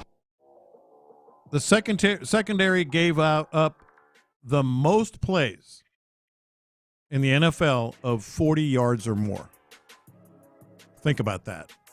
No one in the NFL gave up more plays of 40 yards or more than the Texans secondary. It was a good defense. It was a defense that got better. It was a defense that was clutch in some serious moments. But the secondary was not. It was not what you think it was when you look at the defense all I actually think they maximized everything you could ask from them based on injuries, ability, all that. I thought they maximized what you could expect. Yeah. So there's some holes there. There's some opportunity there. Safety and important. Cornerback, you just need dudes. You need a combination of that guy you're going to draft, as you just mentioned, and someone that you might be able to plug in, in a Steven Nelson type role. What are they going to do? That is the question. Now, the biggest myth for me is that if you bring in a safety, you're moving on from Jalen Petrie. Yeah. He's got 2 years left on his contract. He can still develop into a good player. But what we saw last year, if you just feel comfortable running it back with him and letting him do and be in that same role, then I think you're missing the boat. There's a place for Jalen Petrie. Hell, what he is this year might not be what he is next year. He's got plenty of time to develop. He's got the right mindset, the right makeup, the right abilities, but he was a liability last season. Here was Clint Stoerner. This is hilarious to me. I love the rant by Clint Stoerner. I think he summarizes it very well. The Jalen Petrie insight and evaluation, I think, is spot on and entertaining. But it always goes back to one person with the afternoon guys, and I absolutely love it. He is in the backfield right there. He's done everything but make the tackle. I mean, his instincts are still putting him in position consistently to make plays. Now, he's got to go make those plays. For some reason, he's hesitating. When it boils down to Jalen Petrie, is when I watch him play, the instincts to be around the football, whether he's behind the line of scrimmage and it's a quarterback or a ball carrier, or he's in coverage, his instinct game and his ability there, it's putting him in position to make plays. He's just got to make them. I still believe in him. I agree with the point of bring in anybody that makes the safety room better. But here's where I'm at. If Tavir Thomas can be on this roster and can be a defensive back on this football team and consistently get run and consistently be viewed as a positive for this defense, allow you to cut Des King. Jalen Petrie is nowhere near not good enough to play in the second. Whether it's a box safety, a high safety, a rotational safety, a nickel defender, a dime defender, I don't care how you slice it, that kid will be valuable to this defense. I am not out on him. He's right on Petrie. I got to give these guys credit because sometimes Pro Football Focus, it's a good resource, but sometimes some of the stuff, and ever so often something just comes out and you're just like, yeah, what on earth is going on here? Sometimes, though, admittedly, you kind of take a back seat and you say, well, maybe they're watching the game a little closer than I am. Mm-hmm. Remember when they had Javier Thomas as the number 1 slot corner in the NFL? Oh, I remember. And you were just kind of like, okay, maybe I missed something. Like, that seems kind of weird. Clint and Ron immediately jumped on that and thought that was the most ridiculous thing ever. Yeah. And they looked very smart last year in doing so. Because it was kind of ridiculous. Thought I was asleep. Yeah, man. kind of. And I like the way he says it, too. Yeah. Listen to him at the end of this, too. He emphasizes the way he says Javier Thomas is the best. But listen to this. They bring it up again. There's a lot of dudes that we saw get a lot of run. Javier Thomas is a corner, so that there's he's not, Ron. No, he's not. They have him listed. Absolutely not. He is. Tyler, he's Pro Football Focus #1 corner. No, he's a linebacker. He's a linebacker. No, he's a linebacker. linebacker. That's disrespect. Don't take safety from him. He's at least. He's at least a safety, isn't he? That is a good point, though. If you can find a role for Javier Thomas, there's a role for Jalen Petrie. It's not even a minimal role. Like, this is not Kenyon Green replacing Kenyon Green. Yeah. This is not replacing Dameon Pierce. No. There is a role, a very significant role, and it's not a permanent role for Jalen Petrie if you upgrade at safety, period. Nobody, like, there is... Bringing in a safety is not moving on from Jalen Petrie. Hell, it might give you more opportunity. Hell, it might help him to fill his hole, and he's going to figure it out. He's got the right attitude. It'll help him. Yeah, he's a guy that's comfortable near the line of scrimmage, attacking the ball. Doesn't always make the tackle, but we've talked about that. But he's one of those guys that can do that. You just heard all these plays that are 40-plus yards. You know, the pass interferences, all that stuff. A lot of times that's over the top and in the middle. You know, that's not his strength. So yeah, I'll put it this way to your point, like he can be an integral part of it, but can he be the starting safety, in that role? No, you want to upgrade. Okay. Right? Yeah, absolutely. I don't think it's crazy. Landry Locker, John Lopez, Figgy Fig with you. I'm going to put you on the spot right now. That's cool. You sure? Sure, man. I'm ready. All right. You good? Maybe not, but I'm ready. All right. So it is National Women's Day. Mm-hmm. And I want John Lopez right now, in the spirit of Sean Pendergast, being able to develop 4 immediate thoughts no matter what, whether it's the signing of Dalton Schultz or Kaimi Fairbairn. 4 immediate thoughts on National Women's Day? I need 4 immediate thoughts on National Women's Day from John Lopez, the alleged little bit of a misogynistic guy. John Lopez. Almost dropped the F-bomb. I almost dropped the F-bomb on your ass. So I need 4 immediate thoughts. That was like way closer than you guys realized. No, I saw it. That was like really. If you saw YouTube, I was like about to just. 4 immediate thoughts on National Women's Day from John Lopez. Go ahead. All right, thought number 1. Let's see. Thought number 1 is a simple one. Número uno. I love it because of the. Oh, I thought there was a butt coming. No, because of the wage impact it might affect. Women are still paid, 70 cents to every dollar? Yeah, I don't know these numbers. For men. And that, come on. Can we fact check that? Yeah, you can fact check it. Go to the Google machine. I think it's around there. And come on, that's ridiculous. Okay, that's thought 1. That is absolutely ridiculous. Número dos. Thought 2 on National Women's Day. Damn. I'm trying hard for you? I'm trying to put the thought together in a reasonable way. They had 40 for Men's Day. No. Don't roll your eyes at it. I'll put it that way. Okay. Because days like this, a lot of people go, "Oh, why didn't I get a day?" Or why do women get it? Because it's necessary. A lot. Don't be misogynistic. Okay. It would be my number one. Man, he's on fumes. I mean, number two. Yeah. All right, you can just do two. No. Número I got tres. four. Okay. I got four. I don't want to leave On the spot, baby. From the cuff. Number three is the women in my life who I'm thinking about. Like, I could not be more proud. Like, I think about my life and the women in my life. And I'll obviously my wife, that's a given. School director, all that stuff. I've got a daughter-in-law that is an attorney and a mom. I've got another daughter-in-law that is an incredible person, works with a lot of animals, does a lot of hard work on that stuff, and is a mom. And then my daughter is a nurse and has 2 degrees in nursing. Just saved someone's life, dude. She saved someone's life this year, like literally, and works with cancer patients. There you go. I mean, come on. So that's 3. That's 3. And number Número 4, 4. National Women's Day. What is the thing this year? I was confused. Like, I thought there'd be National Women's Day. A lot of times they have Washington, D.C. or whatever. I think it's actually kind of becoming more mainstream that they don't have to make a big thing about it. It's just something that should be recognized. There you go. There you go. Take that. Good job, man. Man, you got to see I want to see the video of when I was I went it was like a split second. Yeah, you did a good job. Split second. What are your 4 thoughts on National Women's Day? But people want to know. We're this. against the break. We're against the break. No, man. people want to know. Give me 2. Thought number 1 is I think the job that mothers do.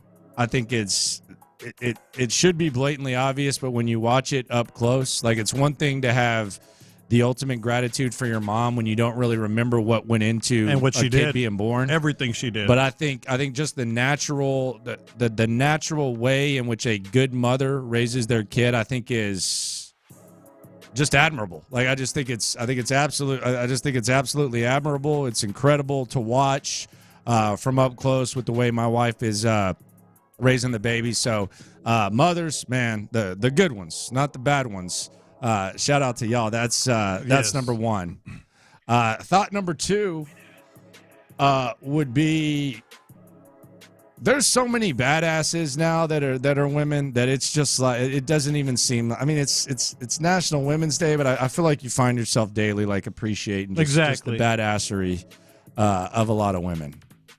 I want you both in your mind's eye to describe this texter look like. Come on, we don't need to do this. I want you to describe. I don't want to do this. I want you to describe this person. You ain't got to lose a lot of listeners. Just wanted you to describe him. I don't want to. Nah, he's a Or great her. listener. Shout out to the listener. Or her. Shout out to the listener. We love you. Don't let Lopez bring you down. I'm not bringing anybody down. I'm asking a question. Can you describe this person? That 70 cents to $1 is a lie. There isn't a real wage gap. There is an earnings gap.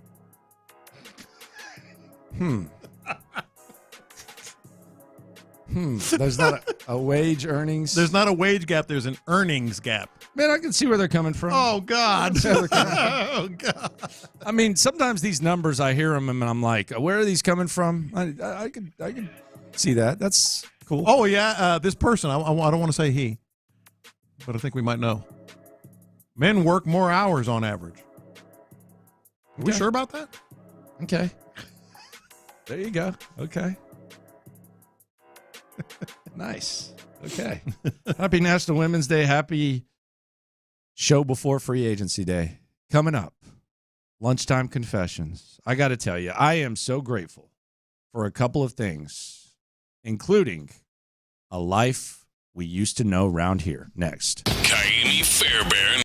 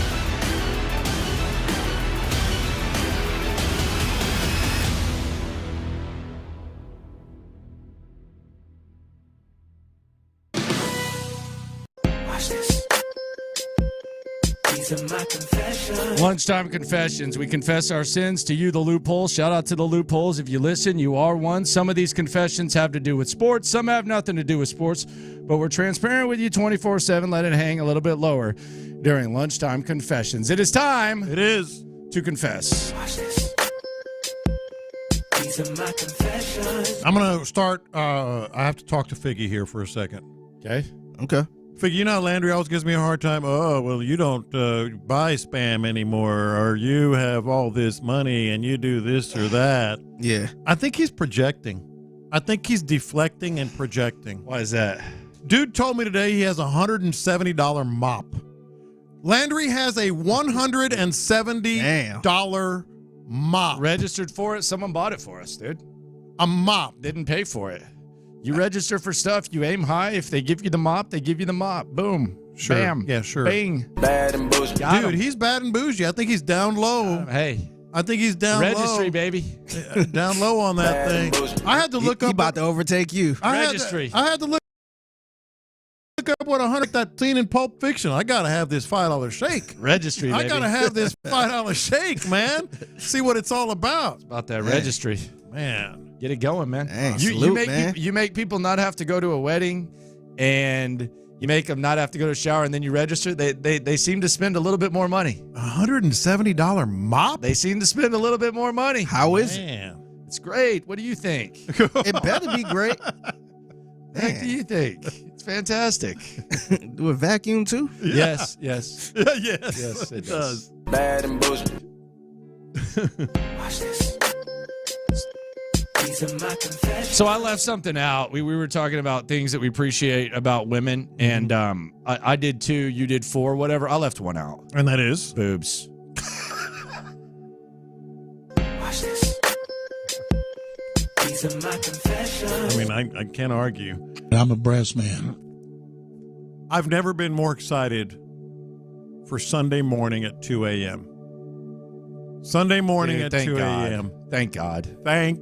Leave it that way, please. Leave it that way. I don't think I ever recovered. Normally it was 2 weeks. I don't think I don't think I ever recovered sleep-wise. Daylight savings time, by the way. I never recovered this time. Yes. And I think it's because I thought it was done for sure. There was like all that chatter. I thought it was done. Yeah. I never recovered. I am so excited. I am so too. excited. There is nothing like those late evenings, 6:30, 7 p.m. You're still out in the yard doing something. Still got time to go for a walk. Oh, we go to 8:30 to daylight savings time. Getting dark at 5 o'clock is wild, man. Oh, it's the worst. Plus, you can fish a little longer on those weekends too, man. I've been known to come home at 9 o'clock, take my dinner out on the boat, get off the water at 8:30. Watch this. These are my confessions. I am so grateful. So grateful that these hot take quarterback videos, I see Chris Sims is saying Caleb Williams and it's not even close, and Drake May's the sixth best prospect, and other guys are saying that Drake May's the top guy and J.J. McCarthy's better than Drake May and all this type of stuff. It is so nice. Like, I don't strive to sit in the nosebleeds. I don't mind the nosebleeds. A lot of times that's where the true fans are. Yeah. But there is nowhere I'd rather be sitting than up here in these nosebleed seats, watching all these other teams argue, discuss, cuss, quarterback prospects in the draft. I am so glad, whether it's at the top of the draft, the middle of the draft, the Davis Mills portion of the draft, I'm so glad to be out of that business. Man, and I'll say it again, I don't feel sorry for him. We lived that life for far too long. If y'all had the second overall pick, who would y'all be caping for? I ain't even thinking about it. It's what you're wasting time. I ain't even thinking about it, You're wasting man. time. Watch this. These are my confessions. I'm going to miss Ryan Stanek. He signed today. My confession that I don't like about it, sign with the Mariners. Ryan Stanek signing with the Mariners. The Astros apparently had some discussions with him, but it never really got too far. Ryan Stanek had a hell of a year 2 years ago. Actually had a great career here with the Astros overall, but he's going to be with the Mariners. They're going to be facing him. Good for him, man. How about that? Yeah, that's fine. You're going to miss him? I am going to miss him. I liked him a lot. You know that. Yeah, he's fine. I liked him. He's all right. Watch this. These are my confessions. I think it's absolutely insane that kids get, when they get in a rhythm, I don't know that there's a better life lived than a toddler. If like a well taken care of toddler lives the best life ever. It's the best. Think about it. Like, how rude are they? Like, my daughter's rude as hell. I love it. It's cute and all that. But you think about it, she's rude as hell. Dude. Because think about this. Like, just think about the overall concept. I know they don't know any better. It's awesome. You're yelling and screaming at me because you dropped the pacifier. So you're basically saying, hey, bitch, pick up my pacifier. You wake up in the middle of the night, you're yelling and screaming at me because you want a midnight snack. Yeah. And I got to go get it. Yeah. Then you just fall asleep when you want. You do all this stuff.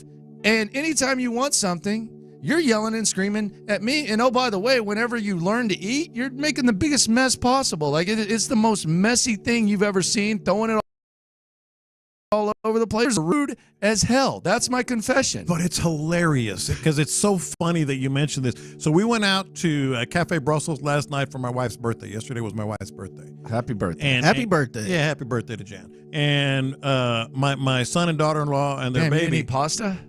I went with the pork chop, bro. But I thought Thursday was pasta night, bro. Yeah, no, we skipped it this week because it was birthday. It was a birthday thing. But this is how I was calling her Nosy Nat because toddlers, they're nosy. She's 16 months old, watch, bro. So she's sitting in her high chair, at the end of the table, and a couple comes down and she's still in the high chair. Well, yeah, she's her tall butt should be in the regular seat. She's so tall. She's so tall. Man, she's got legs that go on forever. Anyway, so she's sitting in the high chair. She turned her entire body and looked at the people that were sitting next to us and just staring at them. Yeah. Like, what's their story? Then another couple, right before we left, another couple came in and sat on the other side of our table. Yeah. She turned her entire body the other way and just looking at them like, it's the best, dude. What are y'all up to? It's the best. Like, just completely nosy. It's the best. It's awesome. The development, I'm not going to appreciate this. I don't think like this is, what am I, 6+ months into fatherhood. So I'm about to be 7 months in. Yeah. There's like a lot of things in life that you appreciate at certain points. And then as you get older, you're kind of like, damn, like, I don't like this as much anymore. Like, I'll go back to like in kindergarten, I hated nap time. Oh, I used to hate nap time. Man, college, high school, give me a nap. Give me a nap. I'll take nap time. But like, the development of the sass and the development of the attitude is appreciated right now. I don't think I'm going to appreciate it as much like as time goes on. She will crane her head and like look at people on the, across the room like, I don't know if I trust you people or not. Yeah. And just like totally staring at them. Yeah. It's awesome. Watch this. These are my confessions. I think this Drake thing, y'all help me out on this. And I'm talking about you two and the listeners. They might break a record. For attendance? Yeah, they might. It's a Wednesday, so I'm not sure. Tuesday. Tuesday. They got to be careful, man. But he is, like, tickets are skyrocketing all of a sudden. This is the problem, though, man. Like, Bun B has a lot of riffraff up on that stage, man. I'm not trying to be a jerk, but Drake could carry it himself, but you might go there and be disappointed and only see like 15 minutes. But it doesn't matter. People want to go see Drake. People bought the tickets already. They want to go see Drake. If you already bought them, good. Yeah, if you're buying them to see Drake, it's going to be short. It's about who's on the headline. Yeah. And now that he's on there, then the tickets went up. All-time attendance record, and I'm just doing this as a cursory. George Strait, right? George Strait is what I found. Garth Brooks and 3 Go Chahano days. Shout out to my people. They always show up. 50s had to have been up there. Maybe, but I'm saying this is as of going into this year. But yeah, so I think Drake might that thing. Worried about it, man. Yeah. Worried about the rotation, man. Worried about it. Watch this. These are my confessions. I don't know. I'm a little confused by Dalton Schultz. This is a little bit too much. This was Dalton Schultz with McAfee the other day talking about what he did as soon as the season ended. Dude, okay, so when the season ended and we got done with the exit interviews, I woke up at like 7:30 in the morning just because, I'm still on the in-season schedule. And I didn't get off the game until 3:30 in the morning. Damn. So I went from 7:30 to 3:30, straight. Got DoorDash. No breaks? Where'd you pee? Dude, it was... Yeah, where'd you go? Right down the hall. Come on now. Oh, so you get up to go pee and dump. This ain't the old school World of Warcraft days, dude. 20 hours of gaming. Do you think this was like I've been on a diet for the last Probably 6 months? I'm gonna gorge because he probably couldn't play nearly as much during the season. So I'm gonna give him the benefit of that doubt on that a little bit. All right, that's Lunchtime Confessions here on In the Loop on Sports Radio 610. Coming up, the reset. Getting our minds correct. Get your mind correct. Next. D&M Auto Leasing.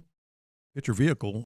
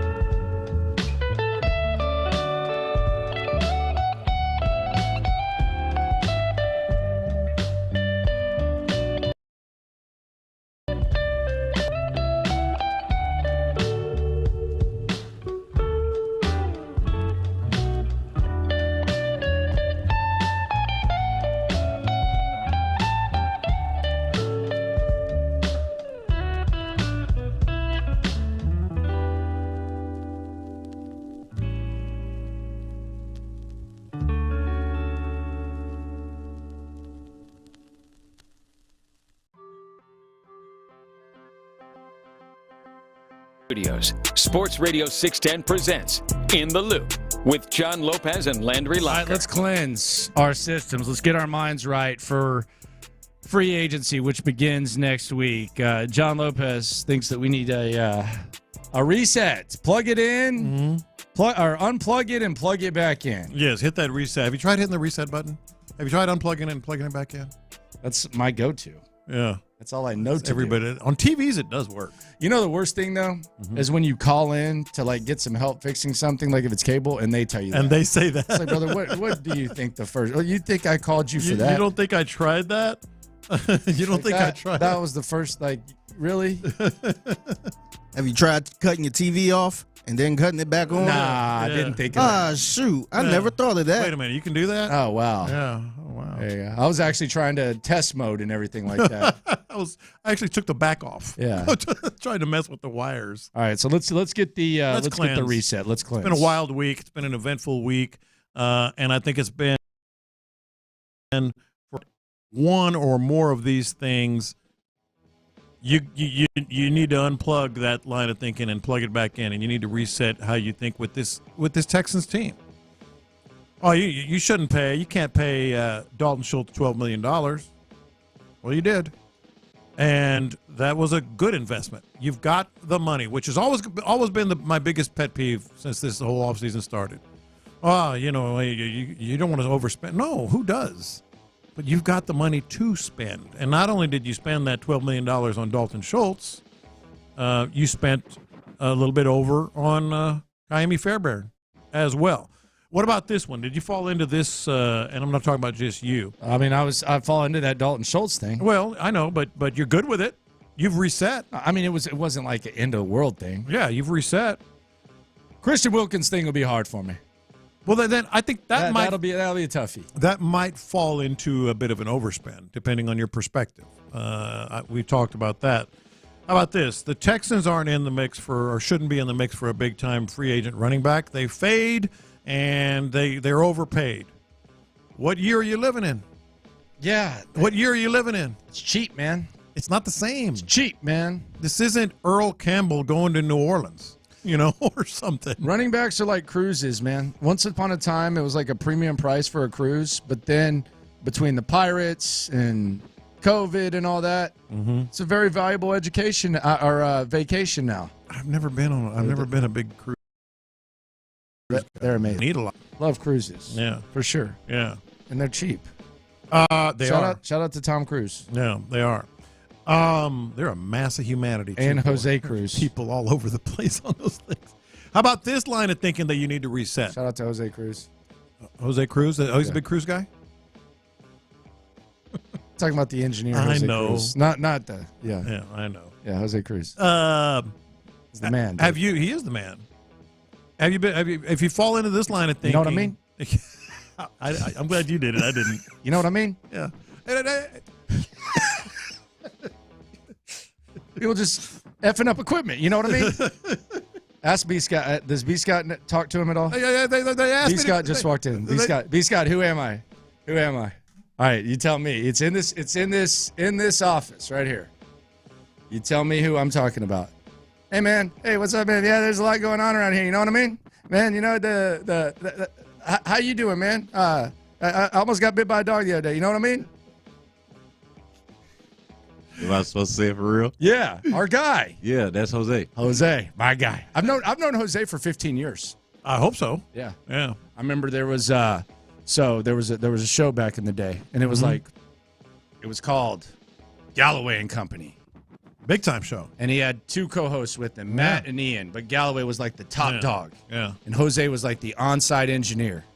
And he was fat back then. Yeah. He probably weighed like an extra 100 pounds. Really? Louder laughed than Leroy at the front desk. We're waiting before the show.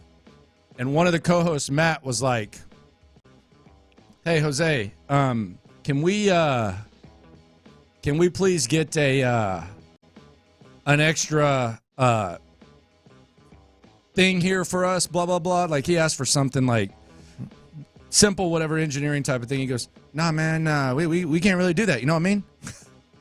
And Matt was like, "Oh, okay." Galloway comes in there, and Galloway asks for the exact same thing. Exact same thing, exact same wording, and Jose goes, "Oh, yeah, sure, Randy." And he gets it done real quick. And then Mosley looks at Jose, and he's like, "Dude, what the hell is that? I just asked you the same thing." And Jose, no kidding. Jose goes, Hey, man, it's called the Randy Galloway Show. You know what I mean? It's not called the Matt Mosley Show. He's not wrong. That's star treatment right there. That is absolutely. Maybe people have fallen into. God, I love Jose. Yeah, they called me at home, tried to open the door. Anyway. Oh, yeah. Maybe someone who has fallen into this line of thinking, you need to reset. Make it a point this weekend to reset your thought processes. You can't spend money on a running back and a receiver. Sure you can, and they just may well. What about this one? And this one kind of stirred up a bit of a hornet's nest. They're not going to pay for a big receiver now anyway. So. They may not because they can pay Christian something like that they wanted. Hey, man, the Texans already have a number one wide receiver. I mean, maybe. I don't think they have it. Nico? But maybe. Popular topic, man. Maybe Nico, maybe Tank. Popular topic. You need to kind of reset your thinking because they're gonna need another receiver. And this one goes back a ways, so you need to reset on this line of thinking. Oh, they don't need a safety. There's a lot of priorities before safety. Are there? I mean, you heard the stats I gave earlier on. They led the league in plays over 40 yards, giving up plays over 40 yards. We know what Jalen Petrie is and is not, or has and has not been. And who knows with Jimmy Ward, with age and other things. And then look at the safety market. Positional value will always be discussed. And I know we roll our eyes at times when you talk about it.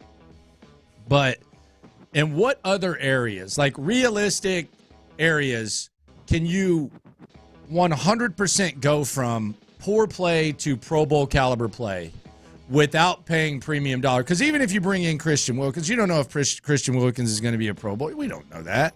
I mean, maybe he will, maybe he won't. You bring in any of these running backs, maybe they will, maybe they won't. If you bring in Simmons and you replace Petrie, you're replacing what was poor play last year with Pro Bowl caliber play. Right. And it's not premium dollar to do that. Mm-hmm. And I would say safety is an important position. I think they might say that as well. But there's not really many where you pretty much know for certain that this is what you're going to get. There's not really many other areas where that can happen. It's kind of like elite quarterbacks. Like there's so few teams that have a real elite quarterback. There are so few teams that have a real elite safety. And it makes a huge difference. Like there's a lot of good safeties, but finding an elite safety, that's something that just puts you over the top.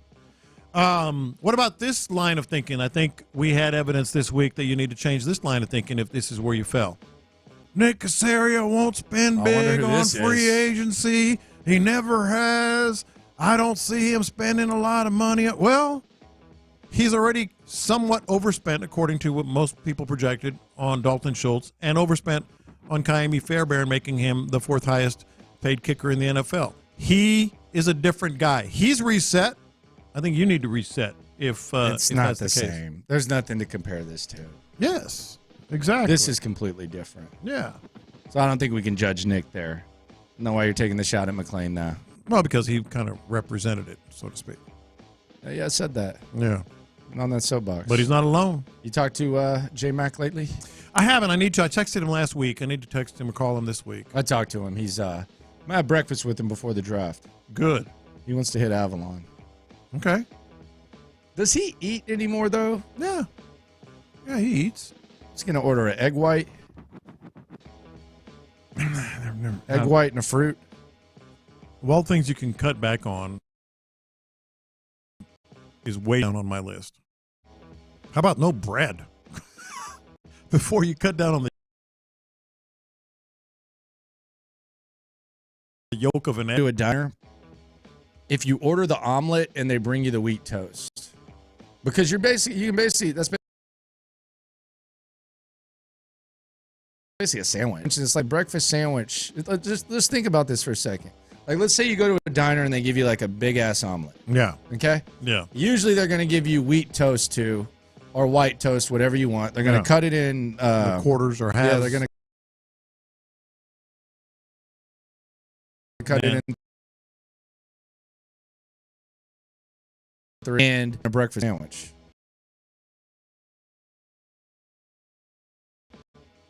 So you order like close to 10. Mm-hmm. But really, if you get if you just get the wheat toast, you cut the eggs, you chop them up, you put them in like a smaller sandwich, and you got your omelet too, and you really didn't pay much more. Like you got to think about these things. You got to get the value on that thing. Just think about it. I am. I mean, they're just making me a sandwich. How many eggs you giving me? Well, they're usually 3 or 4 eggs. Give me much? Yeah.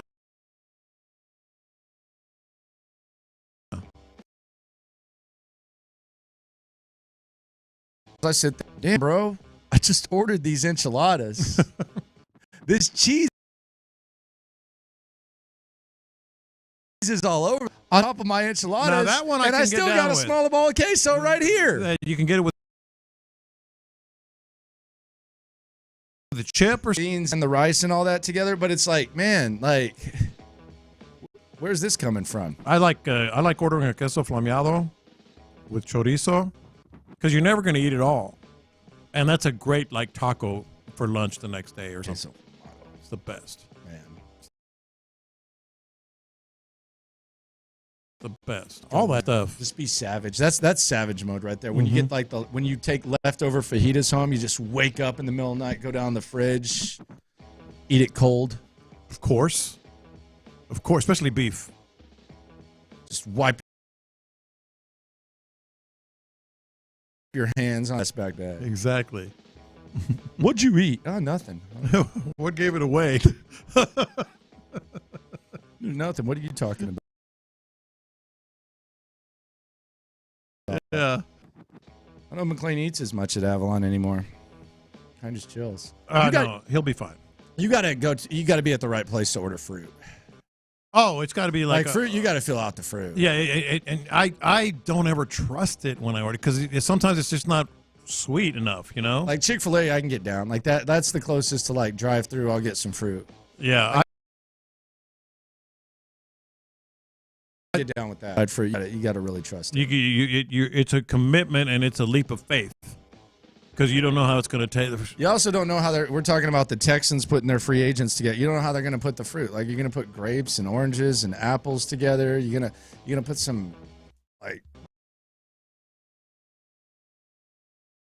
soggy. Very overrated in a fruit bowl. Let me guess. Like very overrated. Nah, it's not the like texture. Strawberries are never or rarely as sweet as they need to be. I mean, like, what's the other one? Honeydew and like pears. What's honeydew? The honeydew smells like a cantaloupe, but it's but I like apples. Those are always good. Not always. Strawberry, more than strawberries. Strawberries are so hit and miss. So are apples. They can be. They can be, but not as bad as that. Do you even have like a go-to out? Because HEB, I feel like I get a different one each time. What? Fruit? The apples. Do you have an apple cutter? Oh man, I've got the best invention. The one that you pull down? I've had that, but I got a pitter. You pit cherries. You put the cherry on it and you squeeze it. The pit pops out. You told me that. Those are great. Well, that apple pull down is a game changer. Yeah, I've had that. That's really good. Boom! You just pull it down. Boom. Yeah. That's another one of your expensive things that you bought. Sliced. I don't know how much. It cost $700. Those are probably like $5.99. To be honest with you. Yeah. Coming up, let's go around the NFL. The final edition of Around the NFL before free agency starts next.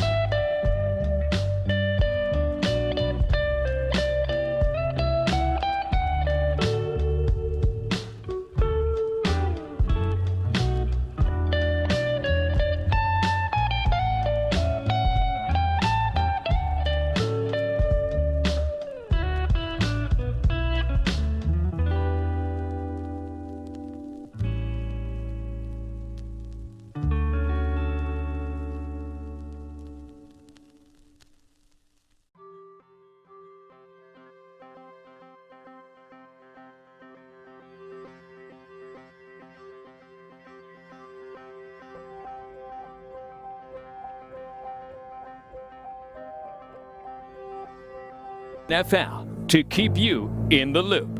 This is Houston's sports leader, Sports Radio 610. All right, so Tiki Barber wants Saquon Barkley to be a Houston Texan. Here's why. That Saquon would even contemplate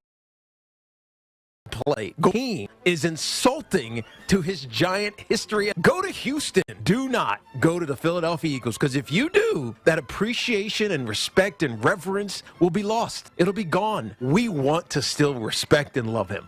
If he goes to Houston and he's down there with C.J. Stroud and they do some great stuff, and hell, he even wins a championship, we'll feel happy for him. No matter what happens when he does in Philadelphia, we will hate it. Turn into one of those people that we hate. Yeah. And we don't want that. Yeah. We don't. Like, we'll respect you, but we'll hate you. And that's not a good thing. Your jersey, that 2-6 that we see all over the stadium, it won't be worn anymore. Gone. It'll be gone. Gone. It'll be burned. In some cases. Yeah. Do not, without any doubt, go to Philadelphia. All right, good advice. Let's go. Good advice. There you go, Tiki Barber. He's on board. Dalton Schultz, he's on board with the Texans receivers. This is what he had to say about him when he was on ESPN a couple days ago. Bro, first of all, Tank is a freaking beast, bro. Like, everybody kind of saw it in, OTAs when he first got out. Like, I don't think I've seen a dude being able to, stop that fast so quick. And, he looks a little, unassuming because he's a little undersized compared to some of these other receivers in the league. But, good luck guarding that guy in man coverage, bro. He's a dog. I think, being around young cats, even like Nico, dude, it's so fun being around guys that are just starting to see the fruits of their labor pay off and are able to go into big time games and make big time game changing plays, like the 75-yard touchdown against Indianapolis. A group like that and a young hungry core of young receivers is valuable. I'm not passing judgment because I do it a lot too. Dude and bro. There's a lot of dudes and bros in there. There's a lot of I respect it. Dude, bro. No, I do the same thing, but I love this comment too. It says a lot about a healthy Tank Dell and what could happen here. Who should go number one at quarterback? Chris Sims has a strong opinion. Recently, I think Dan Orlovsky and Louis Riddick have said it should be Jaden Daniels. Chris Sims disagrees. You run to the podium of your Chicago. He's in a class of his own. I feel as confident about this, and you run to the podium of your Chicago. This is, to me, slam dunk. And I say that not because I see Mahomes' magic, and he's amazing at making plays outside the pocket, and he's one of the most gifted on-the-run throwers, one of the most gifted throwers ever to come out of college football. In this draft class, he's by far the best in-the-pocket passer in the draft. All right, he's talking about Caleb Williams. Mm-hmm. Isn't that a no-duh? Would we be, if the Texans had the number one pick in this draft and they'd never gotten C.J. Stroud, would we be arguing about this? Yeah, it would be Caleb Williams. But then it's the same conversations. No. People try to find stuff. But there's reason to,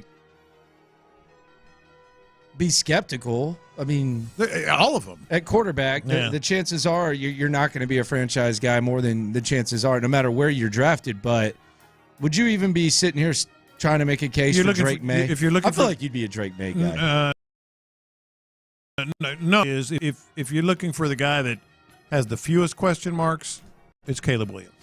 I would like other quarterbacks, because we always talk about him. I do like Drake May, just as an athlete, as a pocket passer and all that. But I wouldn't say he has fewer question marks than Caleb Williams. His basketball highlight tape's making the rounds right now. I saw it last night. And a lot of people are saying, well, so we saw CJ's last year. This tells you all you need to know. I saw it last night, and I'd forgotten his brother was a big-time player at Carolina, basketball player at North Carolina. Oh, Sean May? Yeah. No.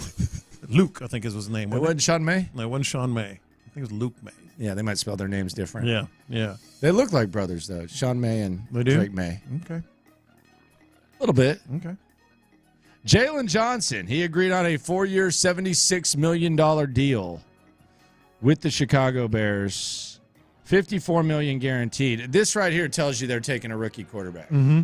The way that they're spending money, the Bears are taking a rookie quarterback. The Justin Fields thing, let that go. Yeah, they're kind of doing that same thing that we talk about here. A lot of people are looking at this contract and saying, okay, what's Derek Stingley going to end up getting? I don't know, but you can tap the brakes a little bit on that and see. Let's see how it plays out. But if he does that, it's going to be a lot more than that even. Round the league here on In the Loop, Sports Radio 610. Russell Wilson, he was seen flying to Pittsburgh today, per Ian Rappaport. There's pictures on the internet, I guess. So Russell Wilson, he's going to be apparently he's kind of discussed the possibility briefly with the Giants, and there are also reports that the Raiders could be in play. So 3 teams for Russell Wilson right there: Pittsburgh, Giants, and Raiders. I have a what if for you guys on Russell Wilson. What if this long string of Mike Tomlin playoff runs ends with Russell Wilson at quarterback? How would Russell Wilson, can you imagine, like, Russell Wilson is just an absolute. Well, it's winning record, right? Is it winning record? Yeah, no, not playoff. Yeah, it's winning record. Non-losing records. Yeah. Like, however long, ever, for as a head coach. What if Russell Wilson comes in and they go like 8-9? See, I think Russell Wilson would be the best option, though, right? Because doesn't he? He's the cheapest. He's also kind of a scapegoat. He's like a polarizing enough guy to where he can kind of be your. You can blame him for everything. Yeah, I think his reputation is already taking a big hit. That's a good way to look at it. No, I think his reputation is already taking a big hit, and if he ends up ending Mike Tomlin's streak, it'll take an even bigger hit. Like, look what this guy's doing. He's a franchise killer. Trying to imagine which uniform he'd look the weirdest in. Pittsburgh, Giants, Raiders.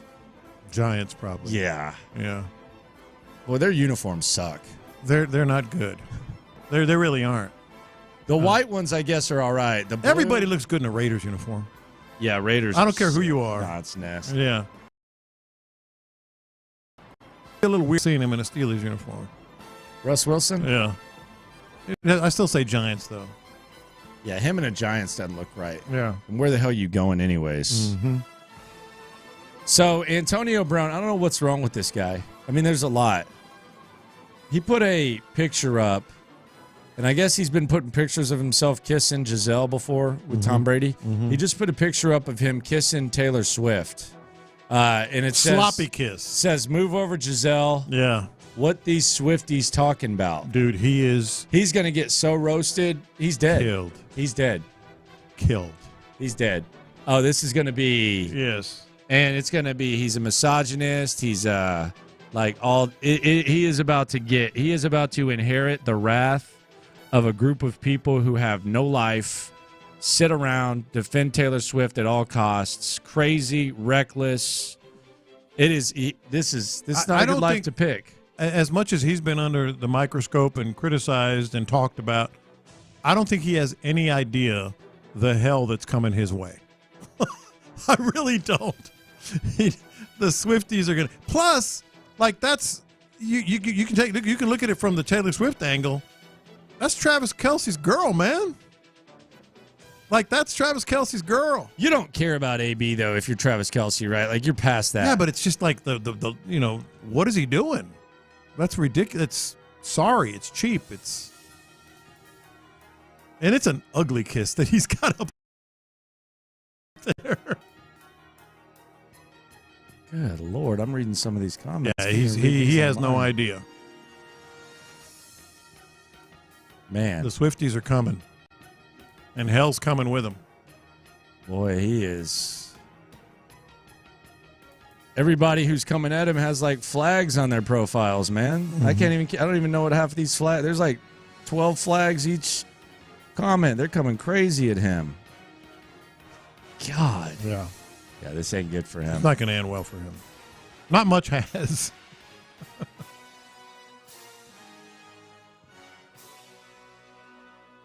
Yikes. Unbelievable. Yeah. Landry Locker, John Lopez, Figgy Fig with you. Jonnu Smith yesterday signed a 2-year, $10 million deal with the Miami Dolphins. So we've talked about the Dalton Schultz deal. Jonnu Smith, 2 years for 10. Kind of a. Why did Arthur Smith like him? This makes Arthur Smith look weird to me. I mean, he was giving him carries inside the 10-yard line. He was throwing him the ball more than Kyle Pitts. He was getting more targets in the red zone than Bijan Robinson.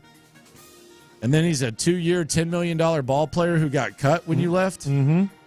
What the hell's wrong with you, Arthur Smith? Well, I mean, a lot apparently.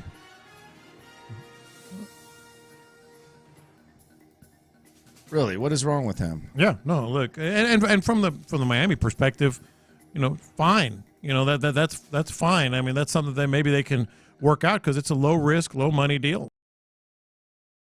So, but we think actually you got to be kind of optimistic because he was so bad. Like you're going to have to be able to be better than that in Atlanta. Now, Isaiah Simmons. Denver put out a heartfelt message about Isaiah Simmons. How do we feel about Justin Simmons? Excuse me, Justin Simmons. How do you feel about Justin Simmons coming to the Texans? I think the message says a lot by itself. You just don't get this very often unless it's a player that really meant a lot, really was good, and they really are sorry that they're going to have to make this move. So I think it says a lot about Simmons, just the respect that he's gotten. We talked about C.J. Stroud and Amber Rose. That's gotten a little bit of attention. Mm-hmm. C.J. was at the USC game yesterday. A lot of people were saying, and by a lot of people, I mean Cameron Mace, Joe Budden, this trend of 40-year-olds coming at guys in their 20s. It's kind of grosses a lot of people out. Well, there's something going on right now that another young athlete in town what might have fallen victim to. What's that? Jalen Green. He is. Oh yeah. He's going to have a baby with old Drea Michelle. Dude, it's all over the place. Who all is on her hit list? A lot. I mean, she's the one who said your honus can get deleted and all that. Yeah. Yeah. It's bad. So it's his baby? Yeah. Well, he's cooked.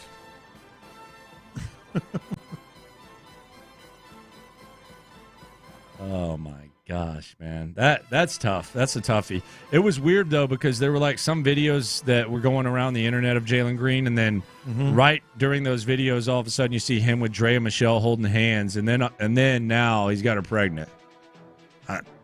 Weird timeline, man. It's been a weird last few months for old Jalen Green. He's had a tough time. Yeah. He's had a tough time, that's for sure. Yeah, him and Josh Christopher doing the Humpty dance, and then the Drea videos, and now he's got a baby mama. So good for him. Hopefully they're happy. Hopefully they do their thing. I would advise him, though, stay off the internet for maybe like 10 days. What's going on with her? I don't think I've You don't tell a 22-year-old to stay off the internet? Yes. This is a definite, young man. If anyone knows Jalen enough or he listens to you, just tell the young man to stay off the internet for maybe 10 days, maybe forever. Why? He's getting roasted. She's getting roasted. She's been a target on the internet. Why is he getting roasted? Because he's a sucker. Dumb? Yeah. Because he's looked at as a sucker, right? I mean, that. Lollipop season. Yeah. Yeah. He's going to have you till she's 60, man. Oh, my God. What does he make? He hadn't gotten the next contract yet. Yeah. Yeah. So, yeah, definitely going to be definitely a sucker. And just young and dumb. Yeah. You know? Hey, man. You'll be all right. Just hang in there, sir. That's a wild chain of events. So, Gilbert Arenas, there was some baby mama drama with Gilbert Arenas and her a while ago. Shannon Sharp, I guess he didn't know it, so he asked Gilbert Arenas about her. And this was Gilbert Arenas' reaction. Thoughts on the rumored relationship between Drea Michelle and Jalen Green? Joe Budden called her a predator. But me personally, I don't know a whole lot about her. I mean, I know she dated Orlando Scandrick. I think they have a child together. Damn, Gil, why you up there got a stone? Man, Gil, Gil, this man sat up here stone faced. I'm up here talking, so you know a lot about her. Hey, your research team, stop researching. I'm over here thinking about, man, yeah, you know. Yeah, I know a little something. That's a little awkward. I got awkward real quick. So Jalen Green, I mean, obviously this compared to the NFL is really good for a rookie. He's made $27 million. Yeah, he's about to make more. But it's gonna eventually. be, no matter how you feel about it, someone's going to pay him. He's a talented ball player. Yeah. He can score. Well, but it's going to not be the full 27. Yeah, I mean, his man, I don't know. It doesn't seem like Orlando Standard of the Cowboys for a while. It doesn't seem like this is like a stress-free type of relationship to be involved in. You don't think it's going to be a happily ever after? I don't know. Maybe she's trying to get back on Basketball Wives. She was on Basketball Wives and she had Orlando Skinner. Is that show still going, Figgy? Probably so. Okay. Well, there you go. Man, stay off the internet, sir. Yeah. Just stay off. Antonio Brown needs to stay off the internet, but that ain't going to happen. Yeah, that's Antonio Brown. He's going to get crushed. But I think he might want to. He might just want the attention. it's plus how weird of a dude is he? We know that. Are you asking? That's more rhetorical than anything, but like to do that? Did he put hashtag CTE? He must have CTE ESPN. Man, I cannot imagine being 22 years old and getting got like that. Mm-hmm. You got the world at the palm of your hands. Yeah. And you got Drea Michelle pregnant. Yep. God, I wouldn't want that when she was 25. That's a nightmare. That was a nightmare when she was that was a nightmare 20 years ago. Yeah. When was that Breakfast Club interview when she said your honus can get deleted? Yeah. When was that, Figgy? Probably almost 10 years ago. Dude, it was 12 years ago. Yep. Your honus can get deleted. She was saying that. Yeah. That was a real thing. I don't think it did, though. I don't think it took. I think it might have been crafty, man. Yeah, well, she is crafty. That doesn't mean that it's been deleted. And she put up she has the maternity pics. That's how she announced it. The baby she did it pic, in the spirit of National in the National Women's Day. Yeah, National Women's Day. The baby bump thing. Well, good for her, I guess. This was her on honus being able to be deleted. I think that a hoe is somebody who sleeps with everyone. Well, I don't think I'm considered a hoe no more. I don't really got nobody in the last 2 or 3 years. She said no more. Don't say no. No, your honus can get deleted. We'll see about that. We will see about that. Your honus can get deleted. Yeah, well, just keep telling yourself that. Keep telling yourself that. Let's try to get a scouting report of what she's like as a potential baby mama or in a relationship. You want a scouting report on her? On Drea Michelle? Yeah, sure. Here was her. This was her on that Breakfast Club thing. Here was her talking about just what kind of lover she is. So I just want to get a taste of what the young man has in store for himself. Okay. Are you a jealous person? Very. I'm very jealous, and I'm very psycho crazy. Okay. Girlfriend. I act like everybody's baby mama. Because you have dated celebrities. Isn't that a very difficult thing to do? Because no matter what, they're in the public eye. Women are going to be trying to get their attention. They're going to be on the blogs. There's going to be rumors. Well, I own attention. I think before I had a hard time with it when I was not doing anything with myself, and when I had more time on my hands to stalk my boyfriend. Whoever my boyfriend is at the time, I'm going to stalk his life. Mm-hmm. Oh my God. I'm going to stalk his life. Okay. Okay. Good luck, Jalen. Dude, some of that, I hope they're in love. I hope they're in love and everything's good.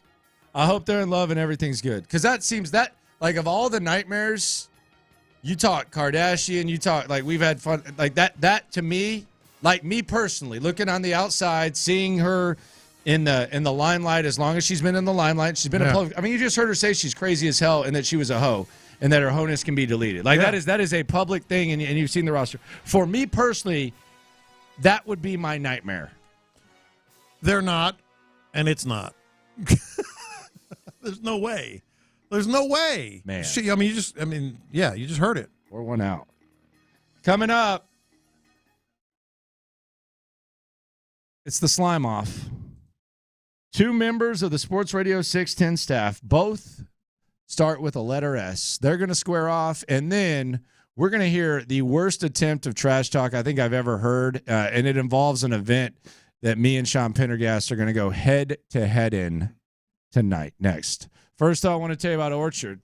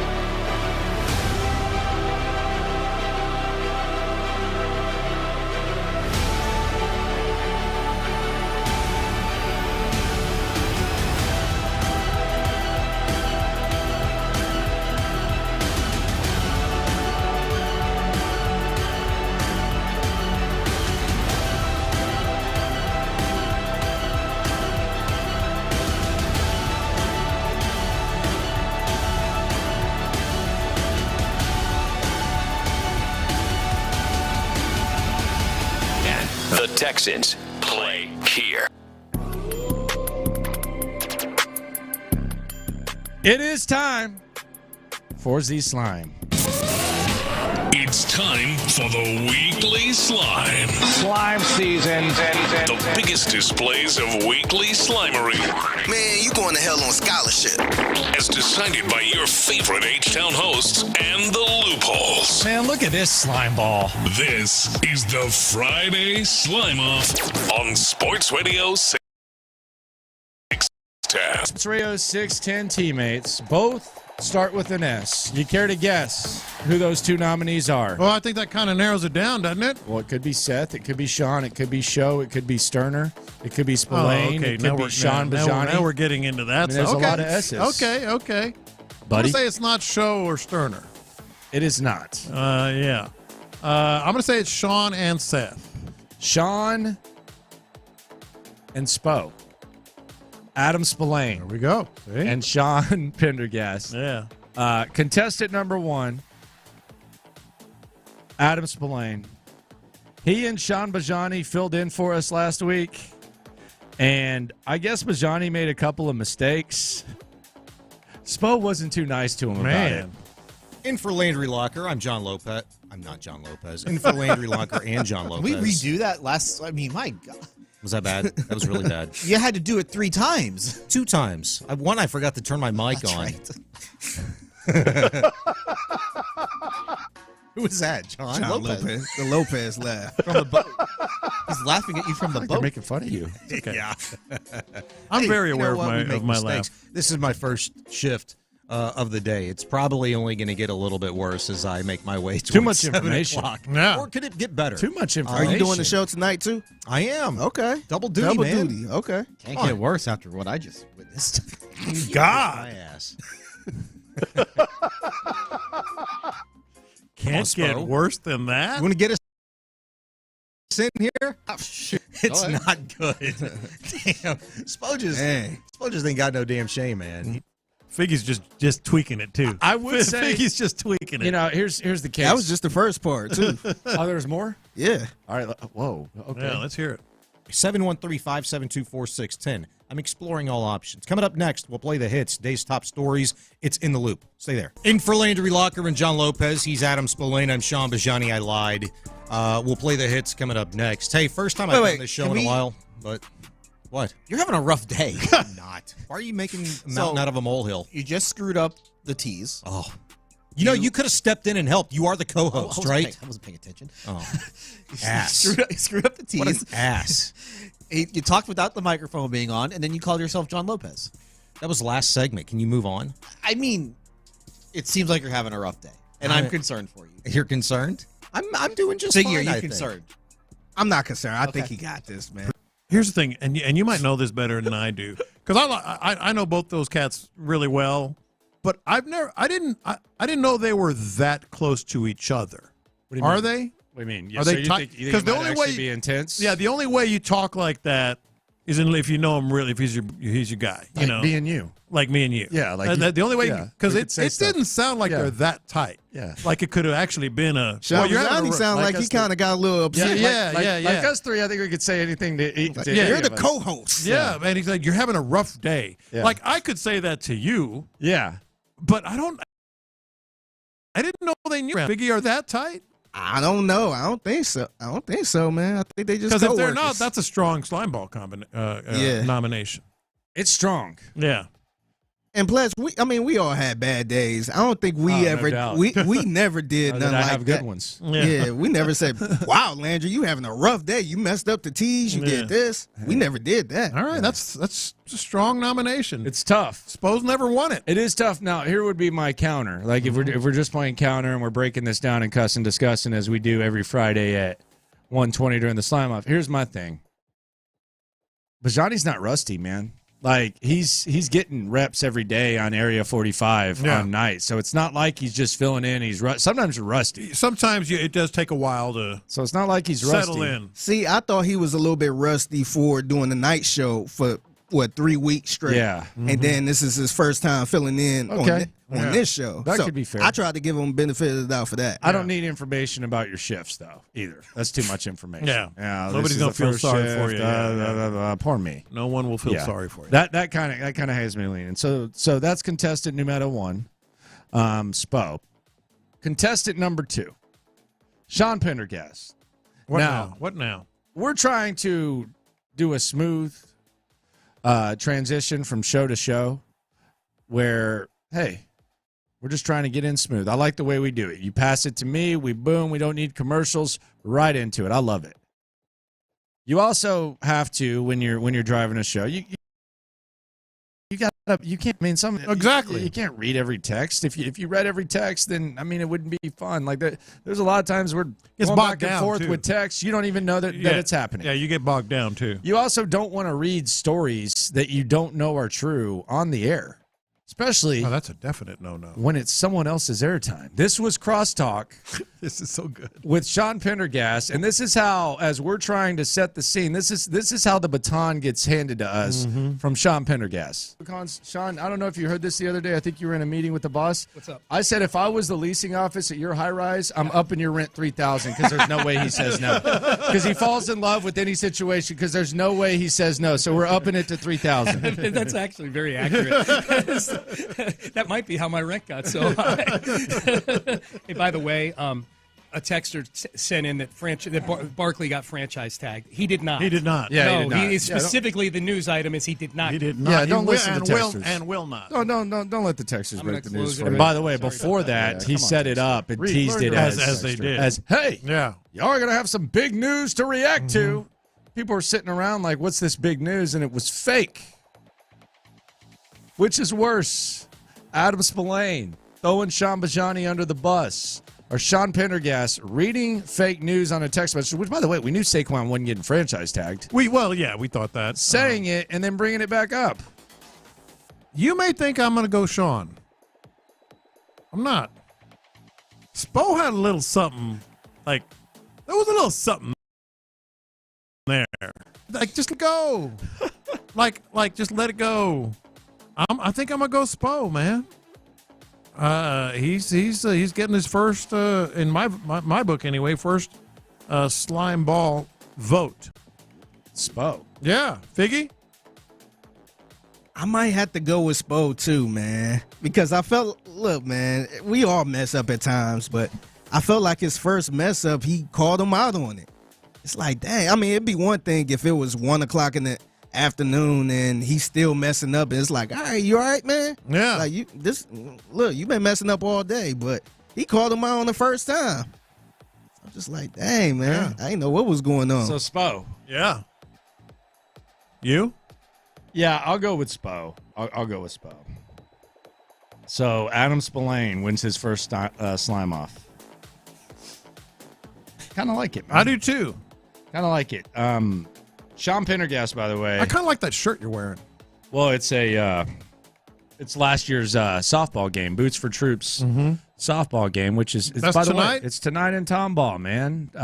7 p.m. Come out there if you would like. We'll be out there. Myself, Sean Pendergast. He's going to manage the troops. I'm going to manage the civilians.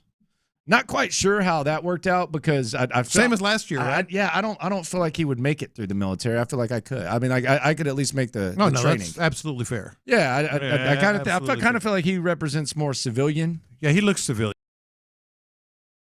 Yeah, like if I wanted to steal a military discount, I could. Correct. Like I could go in there, hey, do you have military discount? They say yes. They would give it to me. Maybe not with the shirt that says civilian on the front of it, but yes, otherwise. I mean, if you wear that USAA shirt. Yes. But every time I wear that shirt, people think I was in the service. But if Sean said, "Hey, military discount," they'd ask for his ID, right? What, Coast Guard? Yeah. By the way, the best player on the Space Force. It's kind of controversial because the best player on their team is actually Coast Guard. That's fine. It's military. Yeah. Yeah. It was controversial. I don't know about space. Do you have any Space Force people? I don't know. But yesterday, so this is I'm really kind of disappointed because I think the most amusing thing, first of all, guys playing softball is kind of funny to me. I'm not trying to be weird. I know that it's competitive. I went through a little phase for a couple of years and played on a team. Some of them take it too serious. That's what I find funny. The crazy thing about this, though, is that the worst players are the ones who take it the most serious. Including the head of the charity, Jimmy Rogers. He's trash. Like he's bad. Like he's bad. He's trash. He's trash. Is this part of the trash talking too? No, I'm not talking. You're just trying. This is a fact. No, he sucks. You're trying to spit facts. He sucks, but he bats third and plays. Like he's trash. Like he's really bad. Like I know this isn't like the nicest thing. He runs one of the best charities in town, but when it comes to this, he's bad. Like bad. Like really bad. This is going to be fun. So, weren't they talking trash? They were talking trash yesterday, and he told me that there was like some sort of pep rally smack off. Jimmy Rogers. I went and listened to it, and I was like, I'll let you guys judge it. They called it a smack off. Yeah. So the first voice you're going to hear is Jimmy, who, by the way, if I haven't made it clear, he sucks at softball. This is him talking. He's talking to my team. My guy Mike, he's kind of got the country accent. Yeah. He's the hardo. Okay. Like he's the guy who I'm going to lean on to take care of things. He's the hardo. He rolls deep like in softball. Okay. So he's like one of the faces. So he's just kind of like no nonsense. But you tell me, I want you to rank this smack talk. Let me know if at least Jimmy can talk some smack. Jimmy wears yoga pants tighter than you. Okay, good one. Wow. Who's ready? I need somebody to help me here. This is Jimmy? Hey, Yes, Jimmy. The best part about this game is we don't test for performance-enhancing drugs. So you can do as many drugs as you want. This is and the you can Coast show Guard up and guy. you can be like this Biceps. guy, the Incredible This Hulk. guy's a badass. No, this guy's a beast. Making fun of him a little bit. You make fun of him. See, it's my job to do the dirty work. You got to make fun of him first. Here's the Get them mad. You guys can't even get along with one another. Here's the problem is the veterans are humble and the civilians, y'all talk all that smack like y'all did last year. I got video proof of y'all guaranteeing a victory, especially this guy right here. We guarantee a victory. And this guy back here guaranteed a victory. And what happened, Mike? What happened last year? You let us bring in too many weak leagues. You know what I mean? Now we built our team back up, so we were ready this year. All right. What's up, man? All right. Okay. Just like the cowgirls, always blaming the last season. This isn't good. Yeah, we'll see tomorrow. Yeah, bring it. I got 1,000 on it. Oh, Mike's put 1,000 on it. Okay. On the field last year, but just make sure y'all stretch because you're going to do a lot of running in the outfield. Hey, hang on. Where's our shortest player at? Yeah, where's the short? Make sure y'all stretch. Weren't you bringing everybody beers last year? I don't believe you were playing. No, I don't drink. No, that's what I remember. But anyway, we can wear that jersey with practice. Basically said you didn't. If you didn't hear him, what he said was he hopes that y'all stretch because y'all going to be doing a lot of running in the outfield. This is your guy. No, this is the Army. Yeah, Jimmy. They had enough errors to lose the game 31-19. Hey, Mercer's not here for that. You're good. From what I hear, so are y'all guaranteeing a victory tomorrow? Are y'all guaranteeing a victory tomorrow? This is the smack off. Y'all are guaranteeing a victory. Y'all heard it here first. They're guaranteeing another victory. You're going to have to actually score runs. I got 1,000 cash on it, and Jimmy hates kids. So All right, here's what we're going to do because this is getting real lame. Because y'all got no funny jokes. We're going to let everybody say one thing to the crowd, and then we're going to wrap this up. We're going to have this game tomorrow night, and somebody's going to win, and it ain't going to be y'all. Ooh. Let's go, veterans! Okay. So what's this cat's name? That's Jimmy. Hey, if you think y'all going to win, let's put a bat opening. That way you can use a real bat. That's his teammate. So Jimmy is like... Just like you do on the field, you're embarrassing yourselves. We don't need Louisville. We swing pure around here. Thank God it's not basketball. I don't get Pure it. trash. You get out of the infield, so... I just feel bad for these guys because they don't have any tactical advantage. So This is still veterans. This is still That's a veterans. shot at you. Yeah, it's still veterans. They're done. Yeah, I agree with that. Y'all have I'll tell tactical you one advantage. thing. If there was a Civil War today, I'm riding with these guys all day, my boy. Well, you ride with them losers from last year, boy. Yeah, 31-19. Can you read my hat? I'm going to say one thing. And then I'm going to be done with the smack talk till tomorrow because, Jimmy, you ain't half the man your mama was. Oh, wow. Okay. Wow. That's my team right there. Wow. Because you keep staring at my butt. Hey, he wants to see me in yoga pants. He'll see my butt in plenty of yoga pants tomorrow night when I round third base coming down to score a run at home plate, baby. With the tee back hanging out. With the tee back hanging out. Oh, wow. All right. My final score prediction is veterans 37, civilians. We'll give y'all 31. We'll make it a close game, but y'all going to lose tomorrow night. Guaranteed. Yeah, well. Right. Jimmy sounds like Ben Stiller at Globo Gym.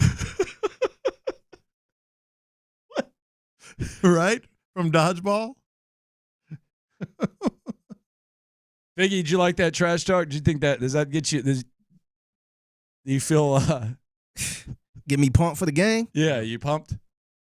I feel like my guys held their own. They did. Mama joke. Couple good shots. Yeah, that was good. Here's the thing, though. You can't lose this year. You can't go 0-2. No, I mean, I don't care if they cheat. There was some vagaries about, maybe some rumors about it. There was some rumors about your managing style, that you were hiding players and all this other stuff, which you dispute. No, I swear, that's on God. I didn't. Yeah, you can't lose. No, I don't know. I mean, can't lose. Always can lose. God, that trash talk though. That's pretty weak. You posted that? He texted me last night. He's like, "Man, you should see the trash talk." And I was like, "All right, like me some trash talk." Clicked on it. I was like, brother, I didn't think you could be worse at anything than you are at softball. Mm-hmm. You gonna tell him to stick to softball? Stick to neither one of those things. Stick to being the face of the charity. Put a suit on or something. Go raise some money. Goodness gracious. Let the players play and let the talkers talk. Good God. Appreciate your service, though. Boots for Troops tonight out there in Tomball. What time? Details. If you want to check it up, 7 o'clock. You can go to bootsfortroops.com if you want to get in there. Sean got the best of it last year. Coming up, the final words before it begins next. Area 45 with Bajor.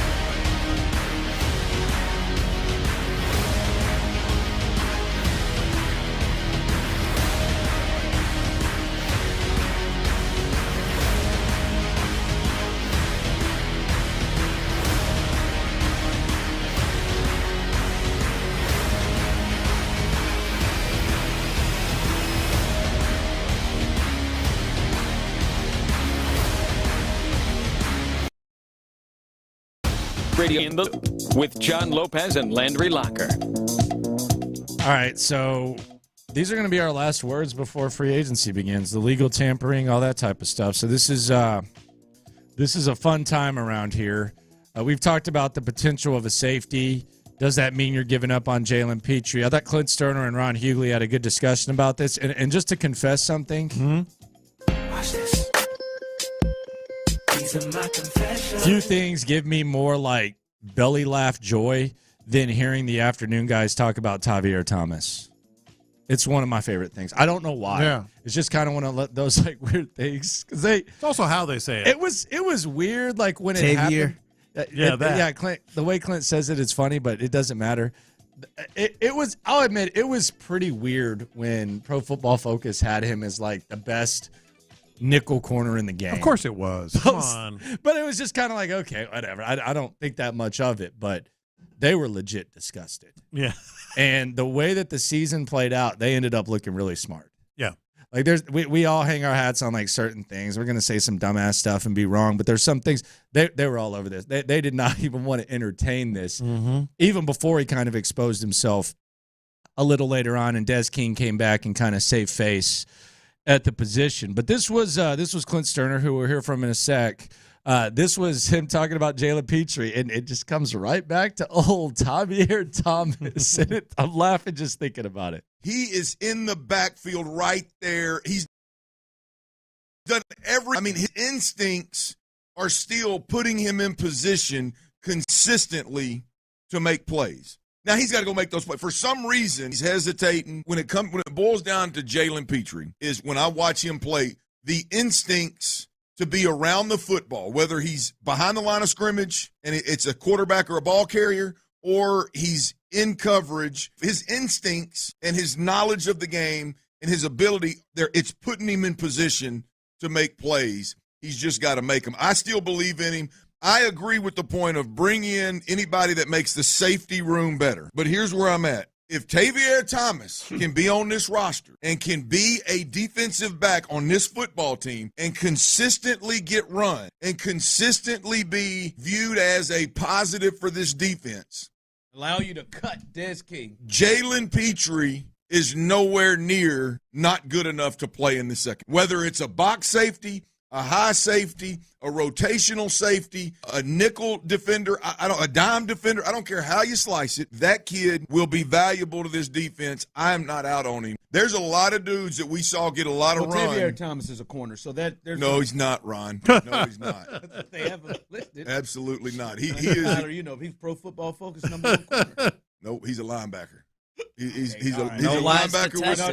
He's a linebacker. That's disrespect. Don't take safety from him. He's at least safety. Let him at least have safety. That is my favorite thing that the afternoon show talks about. I don't know why it's so funny. I think it's so funny because it was loony, but it was slot a little bit, but they were on top of the whole thing is like, you don't think there's a spot for Jalen Petrie? Hell, Tavier Thomas is on the field.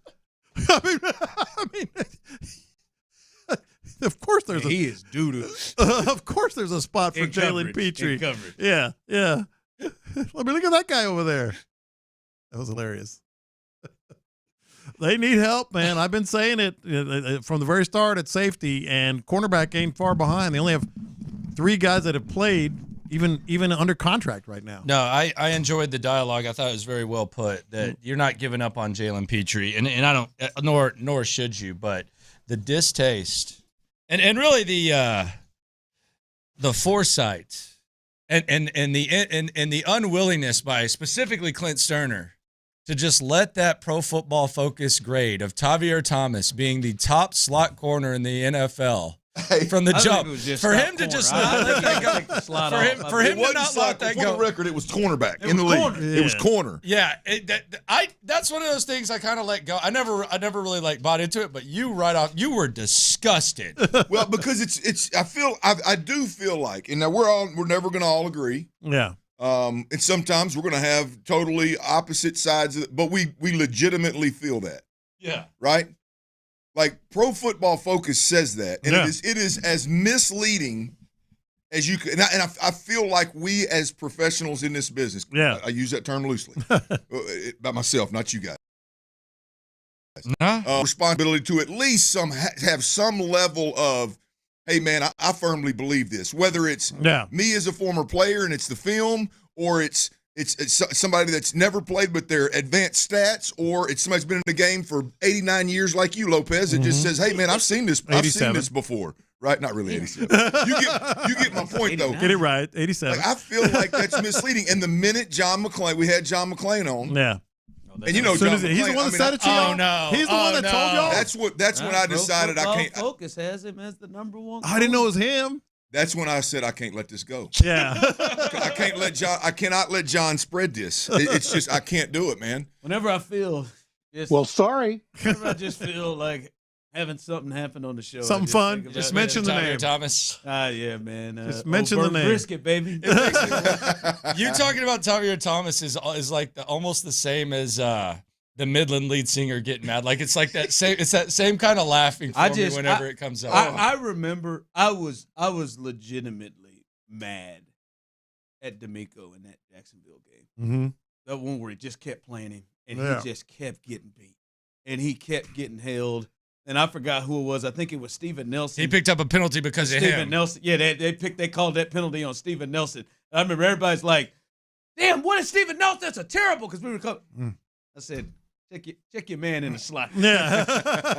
and that's Kirk all the way down. And Dan King is sitting over there on the bench. They let him go. That was what it was all for me. When they let Dan King go, and people come, what are y'all? You guys are overvaluing this. There's King in it. He's better than that dude. Yeah. John, that's the other part of it, right? Is when the Des King for me. when Pro Football Focus says it, then all of a sudden McClain says it. Yep. And then we do a little show and we get to talk. When we get to talking about somebody, I'm like, nah, they need to. If Javier Thomas is on the field, we got problems. He can't cover. Yeah. Then all of a sudden the text line lights up and I get hit on Twitter. Look at Pro Football Focus. I'm thinking, what in the hell? What are we missing here? I mean, what in the hell are we missing here, boys? Like y'all sit there and see Christian Kirk and him in the slot together. You're like, oh great, all good, oh great. You remember Doug Peterson said, hell, let's see if we can sneak Calvin Ridley in the slot. Oh, yeah, they did do that. Hey, Lock Dog, look. Let's see if we can slide in there. Oh, yeah, the pot belly, what is that? A better man would have brought you one, to be honest with you. It's okay, sir. I bought one for myself. Is it a shake? It's a shake. Oh, wow. I'm typically not a midday shake guy, but I thought about Lock Dog when I stopped at Potbelly. Yeah. See the little cookie around the top? Oh, hell yeah. I have not taken a drink because I wanted you to see the presentation that I always tell you about. That is impressive. That is good. Good cookie, too. That is Oh, yeah, it's a sugar cookie? Yep, little sugar cookie. I didn't know they did. I didn't know they did shakes. Wow, okay. They do. There you go. See that? You're listening to KILT AM, KILT HD2, live from Javier Thomas Island. The drive is live. The drive is live. Thomas Island, baby. Hey, it's wide open. It's wide open, y'all. It's wide open in slow motion. The audacity to have that good ass number. Took that 4. Come on. Hey, this is the other thing, Lopez, before you leave. You called that man a linebacker. I end up feeling bad about this because I like the kid. I mean, everything that Javier Thomas. Nothing to do with it. Everything. Here we go. I like the kid. No. I mean, look, it's exactly what you want in a teammate. It's exactly what you want in a guy on your football team. I just firmly believe he's being played out of position and asked to do things that he can't do. And so then I got to, and then John McClain makes me get on his ass constantly. Yeah. For 2 weeks, That's how I am about Jalen Petrie. Yeah. Hey, look, that's how I am about Jalen Petrie. I don't love you. Great dude. Works hard. Studies. He's giving you every reason to. Don't you do that. You can do better than that. No, don't you do that. I'm not. I'm looking at you, Ron. I'm not going to sit here. I'm drawing a line. You're not going to go Javier Thomas and Jalen Petrie. No, don't do it. They are not. They are not. There is still problems. I believe. Thank you. That's exactly what I was about to say. There's a place for Jalen Petrie on the field because freaking Javier Thomas has one. That's good reasoning, ain't it? You ain't ever thought about that one, have you, Lopez? We're not going to get stuck in the secondary today. We are not going to get stuck in the secondary today. No, the drive is live. You hear Clint. Tyler is in the building. However you are taking us in on this Friday, this frisky Friday we have here. If you're on YouTube and Twitch, hello. Keep your shirt down, Tyler. If you are on... Show us a nipple, Tyler. Show us a nipple. Oh, man. Bam! There it is. Them dime-sized that little bitty nipples. thing. It is a dime, ain't it? It's a dime-sized nipple. You would look. I mean, look. You would look funny with large nipples. I'll be honest with you. I'd have to agree. It's like walked up there and said, God said, what you want, man? You want large head? You want large nipples? Give me the head. Give me the big head and them little pink things. Give me the big that brings me to something, Ron. That brings me to something, Ron. You know the fellas when you I will snap back. Give me that big head. You hang out with the fellas, and hell, really in my crew, it doesn't matter if it's the women are there or not. But every now and then the conversation goes, some old boy's trying to tell a story about, being King Ding-a-ling or something, and every now and then you got to step in and just say, like I do Tyler, say, hey, man, I seen you in the shower, man. I mean, I've known you since we were 16, man. You ain't the guy to be running around here talking about being King Ding-a-ling. One of my boys, big draws, Travis Bryan is him. He always hits us with this. He says, boys, y'all think I stood in line for this thing? I've never heard that. That's good. Y'all think I walked up and the good Lord said, hey, King Ding-a-ling, you want one of them over here? You want one of them light switches getting this line up? You think I chose this line over here? That's what I wanted. I'm like, well, good point. Good point, Big Draws. I'm going to steal that one. Think this is what I want? You think I waited? You think I picked this sucker? Oh, man. You think I went in that line with? I think, Tyler, I do think you would have picked them nipples, though.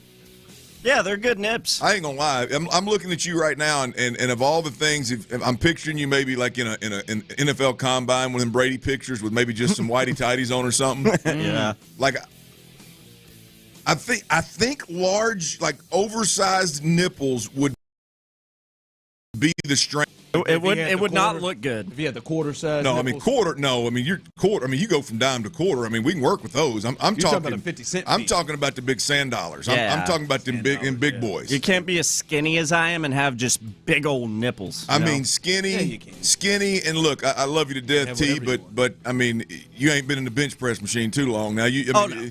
I mean, I lack in the chesticle department. Kind of a thinner fella, and I just think throwing some sand dollars up around that chest and amongst that hair would look kind of. It'll be the unusual look, but I mean, you get used to it. It'd be a good.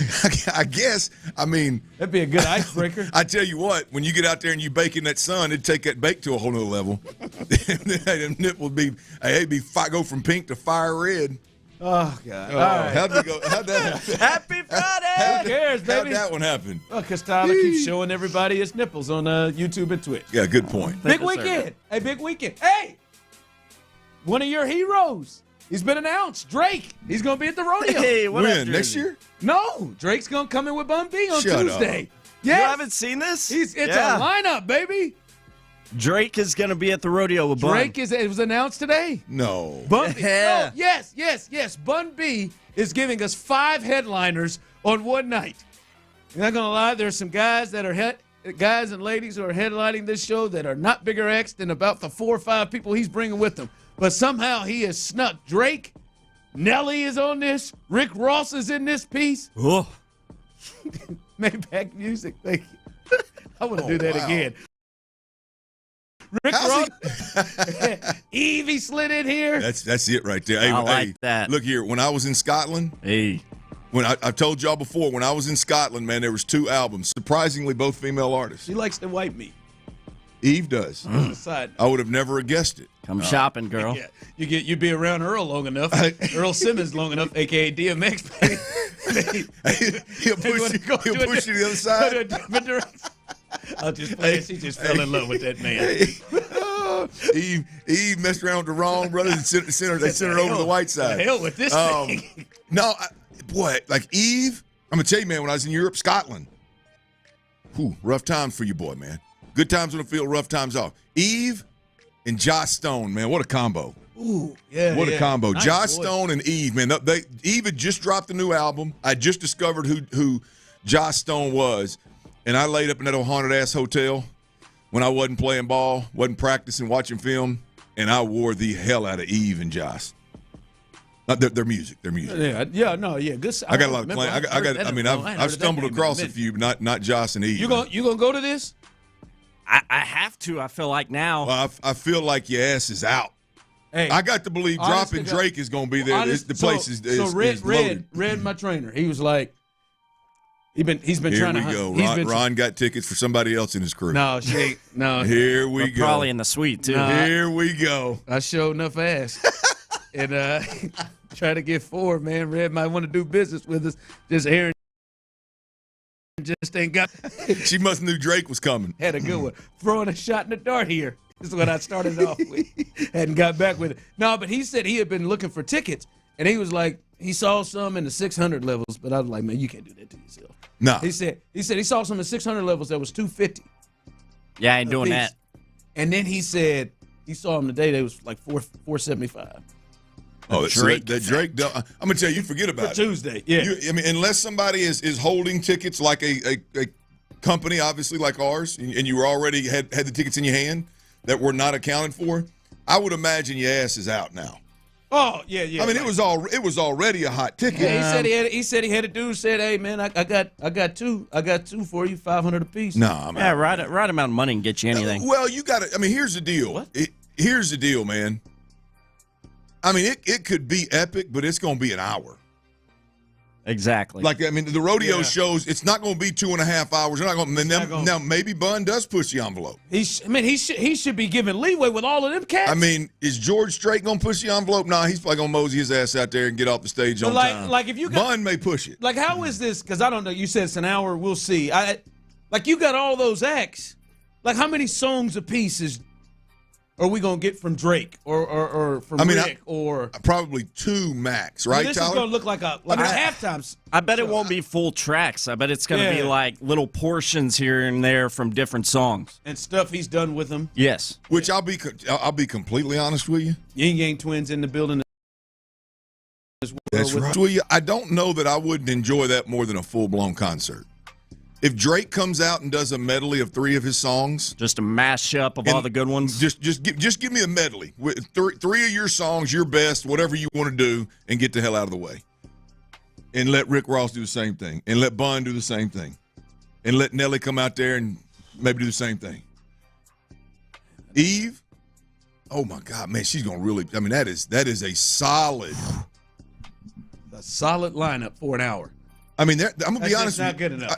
They got to get an hour and a half. I'm bordering on maybe offending some folks here. Okay. But I mean, I've told you about my. I'm excited. No, I'm excited about this. I'm ready for these. I've just told you I don't typically jive with female artists. Like, so there Eve may be the only female artist that he could have brought in that I'd have been like, I got to see that. Maybe Missy. Like, for me? Kim Jones wouldn't do it for you? I don't believe so. Lil' Kim, yeah. I don't believe so. Not the same way these two will. I mean, maybe, like, I'm going to tell you, I saw. Maybe Mia X. Nope, ain't got a chance for me. Now, you get into some of the different, like Mary J. Like, I've seen Mary J. before, so that would do it, but it wouldn't do it if it was. Like, if it was Mary J. and she had just got, cheated on, and so she's coming in with that emotion. I don't know when she got cheated on, Ron. No, I mean, it's something like the day before. Mary is something else when bad things happen. Mary opened for Jay. I saw Jay-Z in Dallas. Oh, man. Mary opened, she's like, when she's been happily married, I don't want that album. Well, she must have been going through something, Ron, because she was crying on stage, boss. I bet she had. It was real. It was not. It was not fake. It wasn't staged. It was. What's the song? I can't think of off the top. She sings a song that's ultimately about her dad, and about him mistreating him. And I don't know. I don't want to misquote it to what degree, but I mean, it is a tearjerker when she explains what the hell she's singing about. And she's up there, tears running down her face. That album, after what old boy did from Jodeci tour, that was something else. But Eve, man, yeah, that's a hell of a lineup. Give me an Eve, just not enough time. Give me an Eve, T. There's not enough time. Give me a little E, T. Like you give me a little E, T. Like, give me a little Eve, T. The paw prints across the breast. Yeah, that Eve. Yeah, boy. Oh man. Yeah. Boy, take me back to that haunted hotel. You didn't know that? Yeah, Drake is in the building. I saw you put that in the deal, and you texted to us, and I thought you meant like a future, like they booked him for the future. Yeah, that right there? Yeah. That right there? That's even Blake's Classic. way. That's even Blake's way. Hey. Again, how did he pull that off? Chief, I could touch. This other person on this song, Mary Blake Shelton. How did I did Blake not know that. I didn't put 2 and 2 together. Oh, BANANAS. I could do like this right here, and my wingspan is not Kevin Durant's, and I could touch both walls in my hotel room, in that haunted ass hotel I was in. I don't like that. And I had this right here, and I think it was. I bet if you brought a black I think it was an MP3. I think I had an MP3 player. Ron, are y'all old enough to remember MP3? be 3 players. I had one sitting on that old little raggedy-ass desk over there. I lived in this hotel for 3 months. He was going. This right here, man. Hey. Had me one of them little speakers, Ron, about this big. Wasn't much bigger than the battery. Put that thing on that desk right there, boy. Hit play and let this one right here go. Yup. Study my old playbook, man. Go ahead, baby. Draw up old scat right. Like that, yeah, you're right. Like, I mean, scat right. Landry just texted me, said things going to be a letdown. I just do. I hope they have enough time to get space to do something. I may be wrong, Ron, on just the hour. I don't know exactly what. They're quick. The shows are quick now. So you know what I mean. So I just that's a lot of action. But if anybody can pull it off, Bun can now. Yeah.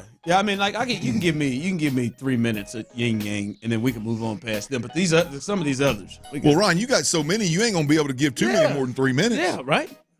I mean, 3 minutes is gonna be a lot. Yeah. By the time you intro, Bun does his thing as the headliner.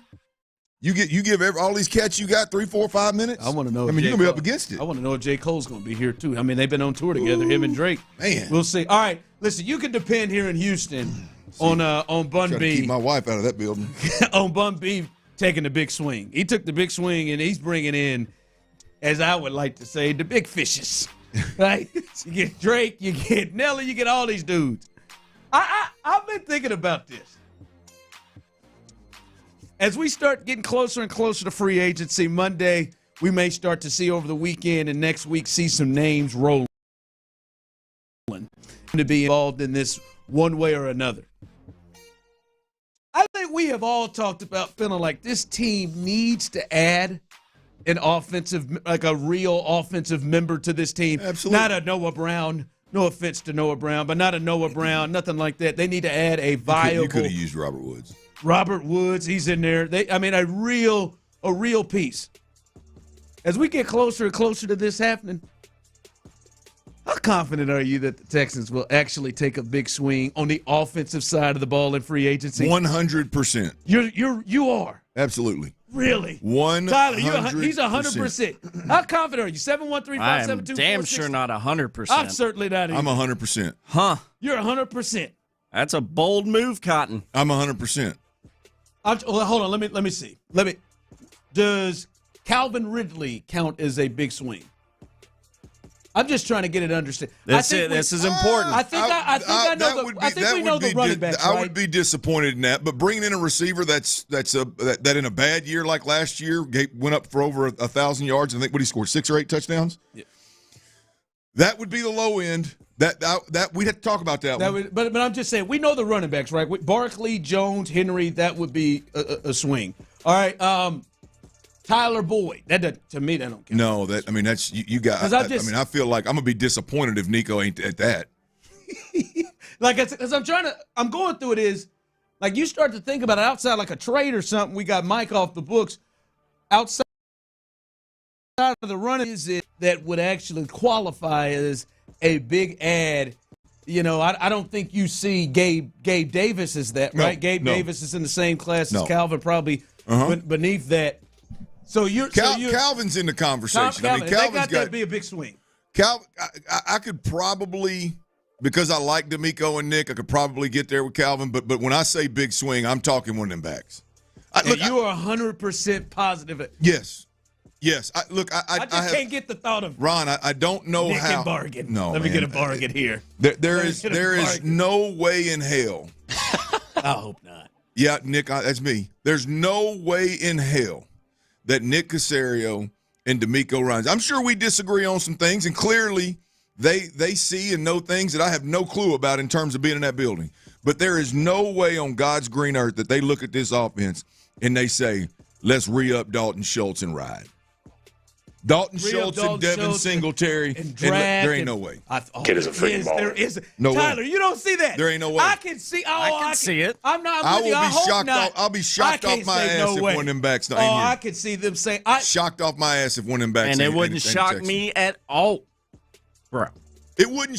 If this team right here. Would you count Swift? Would you count Swift as a big? I like Swift. He's in the Calvin Ridley. He would be in the Calvin. He would be that tier 2 that I could probably deal with. Yes, you upgrade with Swift in the backfield, re-up, Singletary. Motor. That's not. I'm just saying, for me, that ain't a big I would have to. I like him a lot. Like someone said, if they trade for Cortland Sutton, I would. That would be. If we're talking trades too, I'm just saying. That's what I'm saying. You really turned me on with that. I like Sutton. I know. I'm just saying. I could see them saying, and I hope I'm wrong. I do think they're going to. If you dip gun to head, heart, or scrotum, if they're going to add a back, I think they're going to add one of the backs. But I'm not there yet in confidence. Like, you know what? Jim Crane, I feel like I know Jim Crane. Jim Crane gonna add something. Now he ain't gonna go past 6 years, but Jim Crane will go add something. Like, I wasn't shocked when they added Josh Hader, because Jim Crane he's shown that he'll go do it. I wasn't shocked when he said, "All right, we got to get Verlander. Let's go get him. We got to go bring him back. Let's go get him." I'm not shocked that here. I don't know that I have the confidence, complete confidence, where they may say, "You know what? I think we can rely on these guys getting better." Like Nico and Tank getting better, drafting a receiver, having that guy get better, Dalton having a better year 2, CJ jumping up, and maybe not having to get that type of. I am 100% certain they're going to do something on defense.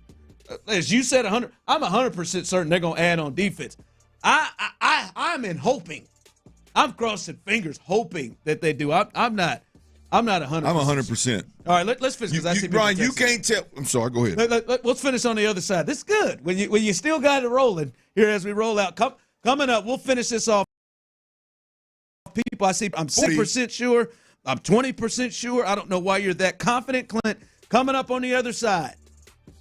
Are you confident that the Texans are going to add a big 40%. Fish? A big-time offensive weapon to this team in free agency. We'll finish that coming up next.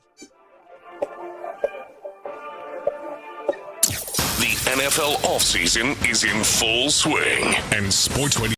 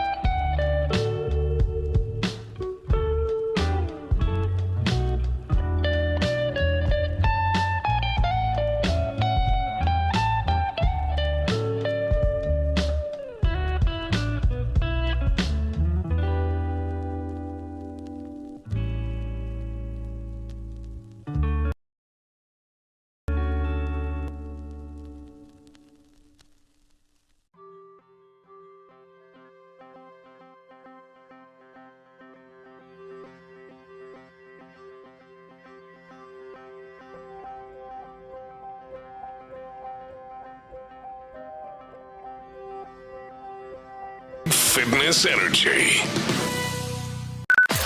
Sports Radio 610 presents The Drive with Stoerner and Hughley.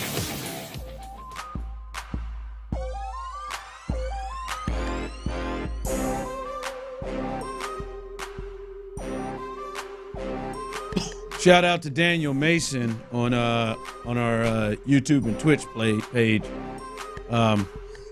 I guess it's too much for you guys to talk a little sports. We had a riveting conversation the last 7 minutes of that sucker. Yeah. Stop being grumpy, friend. I don't think he's grumpy. I think he's horny. Only grumpy people text that. If you're from, in, or around the beautiful city of Houston, March 8th, in the middle of mother-freaking rodeo season. Wasn't confident on that one.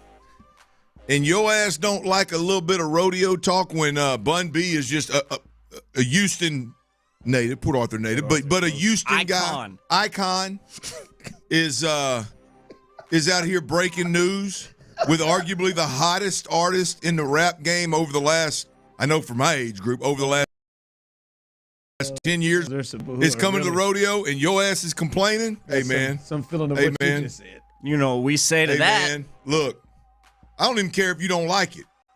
If you don't think it's worthy, take that exit, hit that C-store, get you a case of Cold Coors Light, get them on ice, pop a top. You know why? Because they're made to chill. That's right. And here, Daniel, we got it right here for you. Daniel, I want you to answer this question, too. I'm looking at your ass. I want to hear it. He's looking at him right through the camera. Are you right here? I'm looking at. I'm waiting. I'm waiting. He's so mad right now. He's looking at that screen. He's looking at me. Well, I'm waiting. I'm waiting. I'm waiting to see your response to this. You want to talk sports? We got it hardcore right here. All right, we've been talking about it. Do a little something we call in the business reset. Some are hard, some are not. Here we go. Kind of like your boy. Reset. Little reset. Reset. That was a hard reset. All right. Those are the best kind. How confident are you? Because we're getting close upon it. We're getting close. Next week we're about to start seeing the free agency bug roll. We're going to see teams roll and go out and get players. Players move from team to team. These guys. Monday legal tampering period. Monday, yes. Next week. I'm curious. 3 days. If we get down to it, on the offensive side of the ball, how confident are you that they are actually going to add somebody of significance? Somebody that can change the offense in a major way. Somebody that realistically can look at and say, man, that dude can go to the Pro Bowl.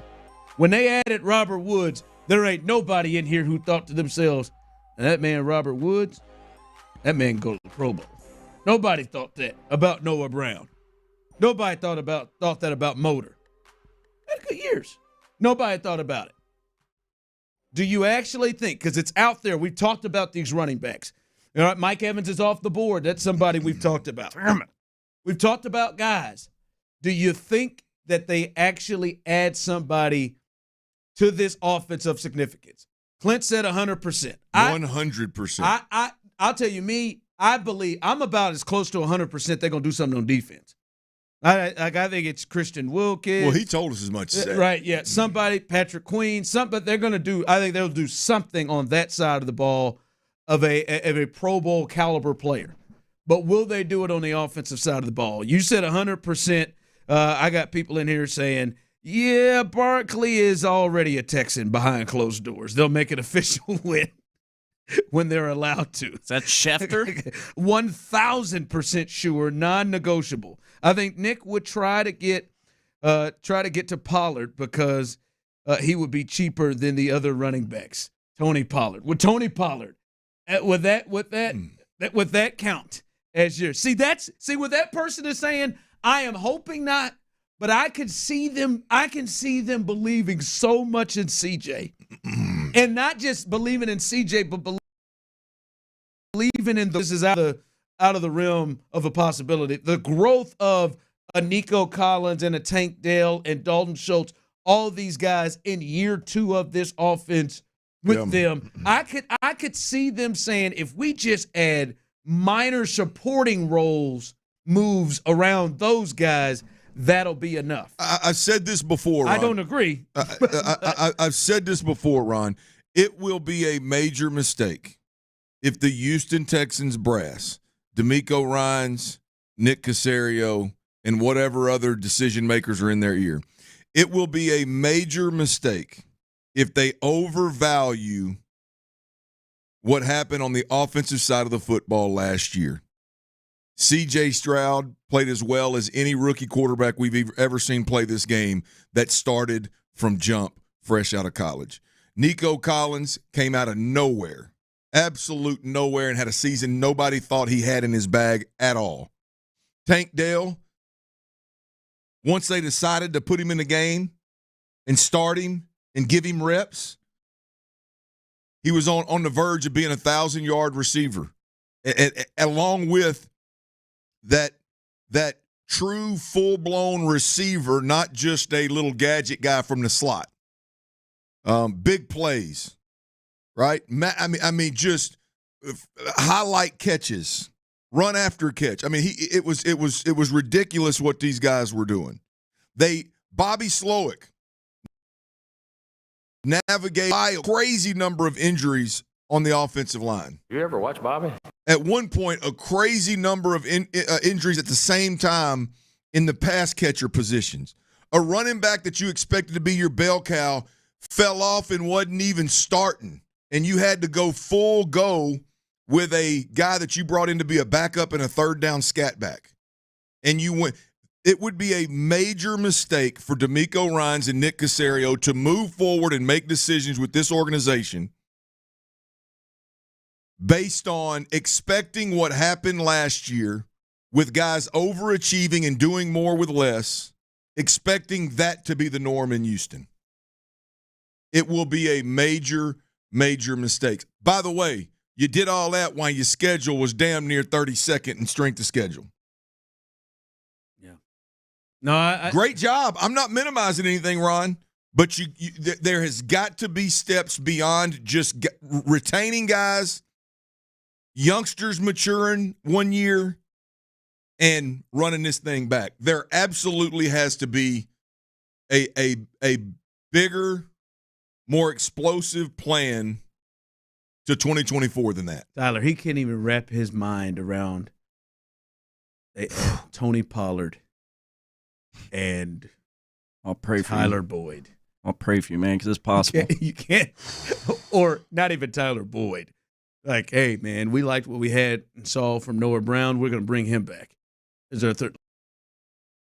Like you couldn't wrap you can't wrap your mind around. Now, if you draft a receiver in the first or second round, I could go with just a back. And look, I'm not as high on Tony Pollard as a lot of people are. It would be an upgrade. But I can set my personal feelings and my personal preferences aside and say, okay, I see what you're doing. That's your answer over Devin Singletary and the ghost of Dameon Pierce. You're gonna go get a guy like Pollard that's at least shown some explosive, game-changing, catching the ball on third down as well as running the ball downhill. Like I could see where that could be an answer. I don't think it's near what you would get from Sweat, Jacobs, Barkley, or Henry, but it is a move that would be made. So I could probably get down with that. I can't get down with running this thing back. No, you can't get down. A draft pick and let's run this thing back. What you just described, you can't get down with. You need more. It would be a buzzkill. It would be a buzzkill. But I'd still probably load them up at 2 a.m. Like someone said, Pollard doesn't move the needle for me. I'm trying. Pollard doesn't do. I wouldn't run around and tell all the fellas about it, but I'd probably still load them up at 2. I'm not gonna lie to you. I'm about 50-50, Tyler. I'm about 50-50 that they're going to add someone of significance to this offense. 50-50? That's probably the neighborhood I'm in. You two are y'all don't believe in Nick and D'Amico no more than that? It's not that I wouldn't phrase it that way. But, I mean, you got to phrase it no way. That's the only way. I mean, you're saying that I need to have that number bigger to communicate that I believe in them. Maybe I don't think that's the case. Well, I don't mean as human beings. But how many? Well, yeah. Now, obviously, it's a small sample size, but like to me, they've made one big boy, we're swinging move, and that's Will Anderson. And that makes me feel better because if that move hadn't happened, I'll tell you right now, I'd be 25% right now. They've made the one big move to get Will Anderson, right? And that move makes me feel like, yeah, it's there. That's what I've always said. I want the person whoever decided that was big behind that move. I want those guys. I want that guy. I want whoever that absolutely. is. And I'm not 100% sure because I know where Nick comes from. Yeah. And to me that's the wild card. That's what I'm saying. Because Bobby and D'Amico, Ron, Bobby and D'Amico came from a spot that went out there and said, hell with it. We're gonna trade for a quarterback to draft number 3, and it ain't gonna work out. We're gonna trade for Christian McCaffrey. He's gonna come in here and regardless of how you feel about Christian McCaffrey, hell, the head coach in San Francisco is on record saying how big of a deal and how he takes their offense to the next level. Yeah, that's where they come from. You can't tell me that you're gonna watch this offense. Those same guys are gonna watch this offense and have that free agent running back market right there in 2024 and not swing. Yeah, I hope not. I'm 100%. I hope not. I'm a believer in Nick coming over to D'Amico's way of thinking. I'm a believer. I think Nick has spread his wings a little bit. I think the power is at least 50-50 between the two. So I think it's the same. I'm not a full believer. Like, this is a crew that has shown me enough that they're like Jim Crane and they'll go take big swings.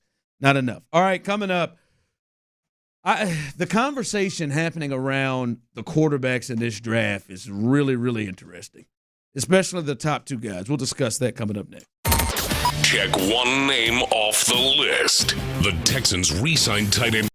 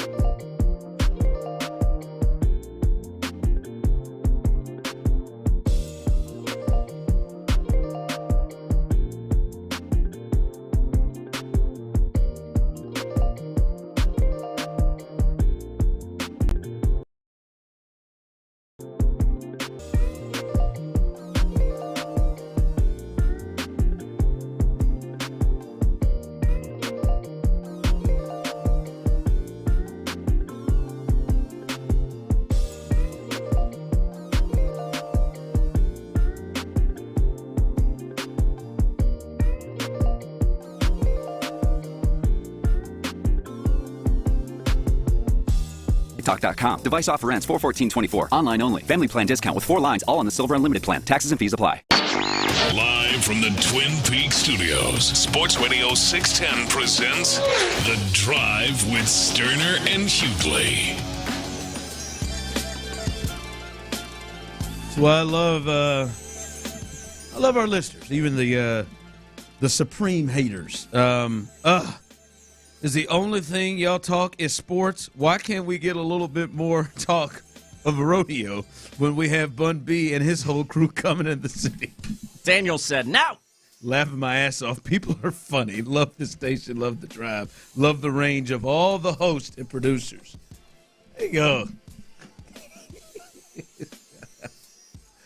To that. Oh, man. That's beautiful Friday, man. Enjoying the day here. But you know what I'm not enjoying? Actually, a little wet out there today. A little wet. Still beautiful. A little humid. A little beautiful, man. My grass needed it.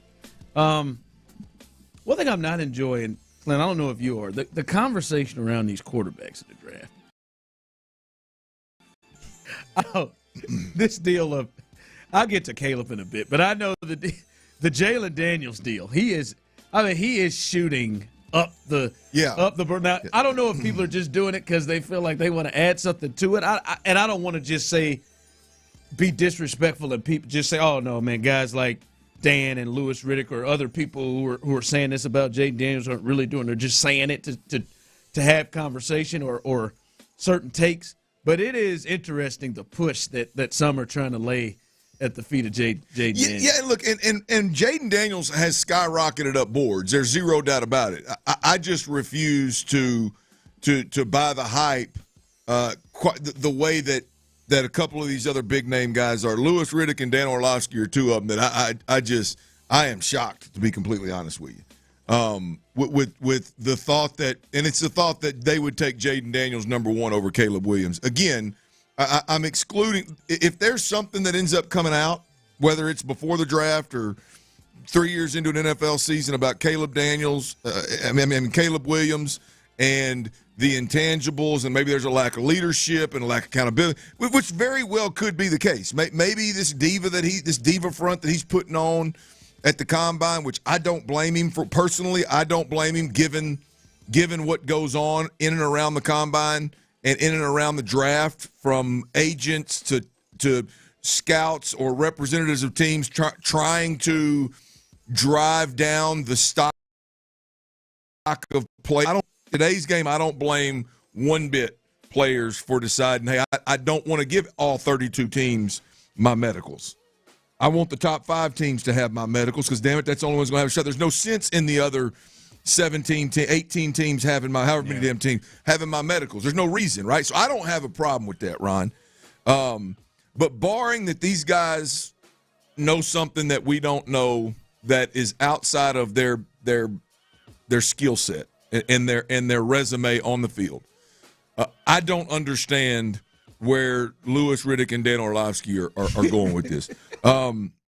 It started with Dan Orlovsky talking about he'd take Jaden Daniels, and he threw out, the pocket piece, and piece as in P-A-C-E, Tyler, not the piece with an I. I thought we were about to get off sports again. Just the pocket piece, which in my day we called it just poise, right? I mean, ultimately poise in the pocket.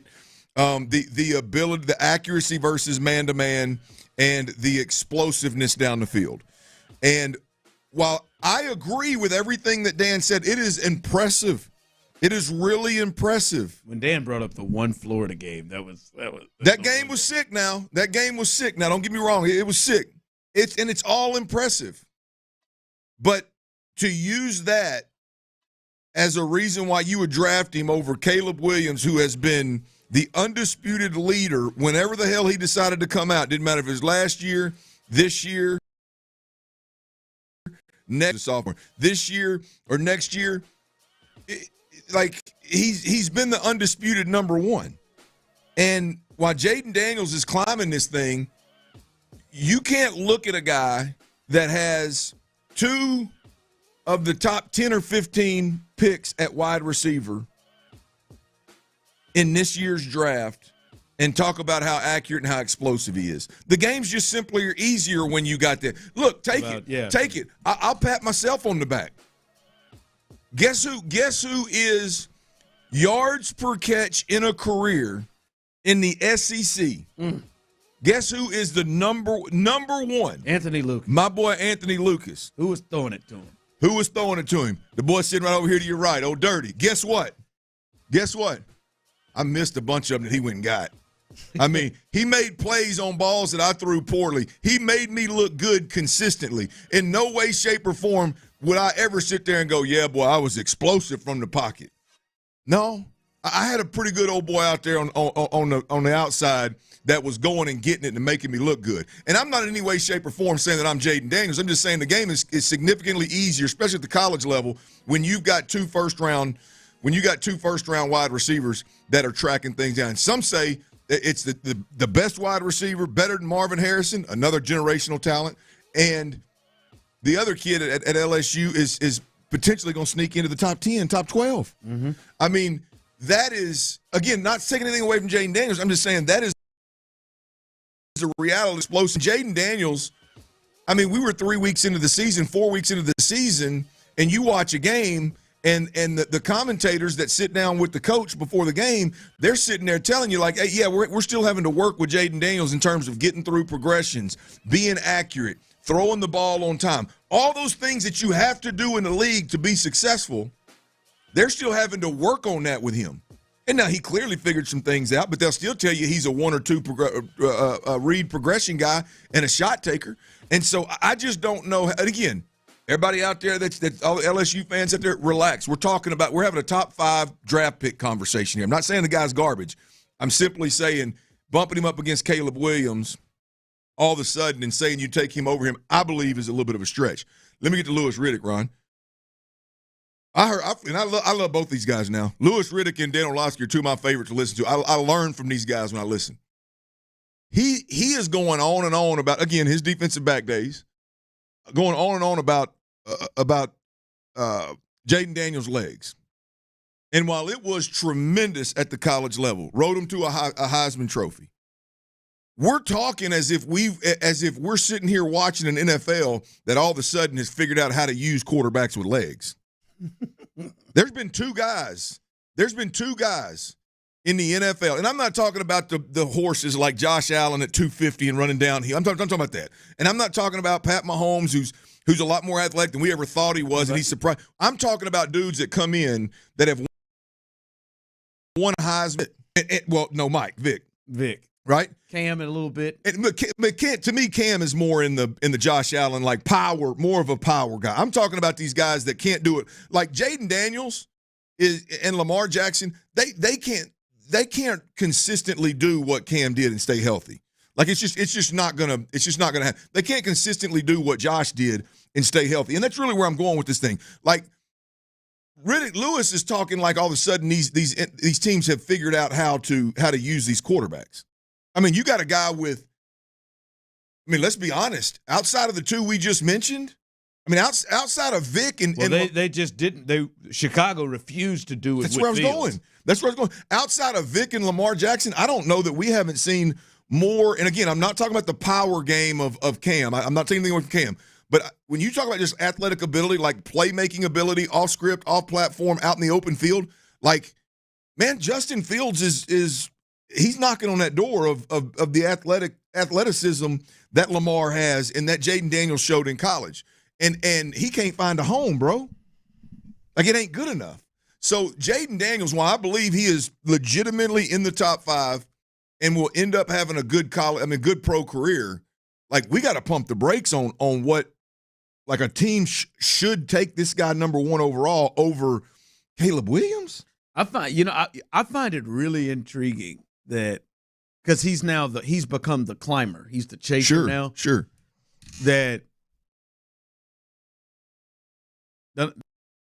Yeah, Lewis mentioned it and said he wasn't worried about it though. His light build when that was an issue throughout last year with Bryce. He is like, when you start thinking about, which is one of the weapons that you hear about, what separates him is his ability to run the football and he could be dynamic with that. And he has shown that Florida game. You can go watch it. He had moments like that. And Anthony Richardson can't stay healthy. Bingo. 240.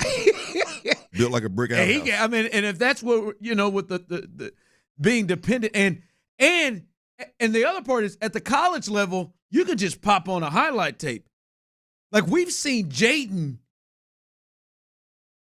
He kind of has a little Tua in him in terms of the hits he takes. Ron, I've seen him get KO'd 3 times. Yes, who was it? The Alabama game. Ole Miss, somebody at Ole Miss took him off his feet for about 5 yards backwards. No, it happened, and you can't do that in the league. Yeah, that's not that. Especially with his size. I'm gonna tell you what he's got. He's significantly better than this guy. But what it reminds me of from the inability to get out of the way of harm, and the smaller frame, is the Zach Wilson kid up at the Jets. Again, I'm talking about it as a prospect. As a prospect, he depended heavily on the big ball, the aggressive play, the explosive throws, right? Frail frame, got away with it in college. Does it transition to the league? Man, from a play style perspective, depending on those explosive plays and a frame and the inability to not take those hits, Ron, let me remind you that again, mid-season, we're talking about getting through progressions and throwing the ball on time and being like there's some real red flags is not the way to put it because again he's a top 5 guy, but boy, I just think Caleb transitions, Ron. I mean, it's 10 times. It's tenfold better. Yeah, it is interesting how he has just taken it. I mean, he's leaped over Drake May, which I think is fair. I think that's very fair. And other guys, but boy, the track down that people are pushing is interesting. My problem, Ron, is all, the explosion of Jaden Daniels all of a sudden all the way above Caleb Williams and this drop of Michael Penix Jr. Yep. Like I know the injuries are scary, man. Jaden feels like he needs also to go to the right person to use him. Yeah, like I agree. But I'm talking about even more than Caleb. Like I feel like there are more guys that Caleb can run into. No question. To get.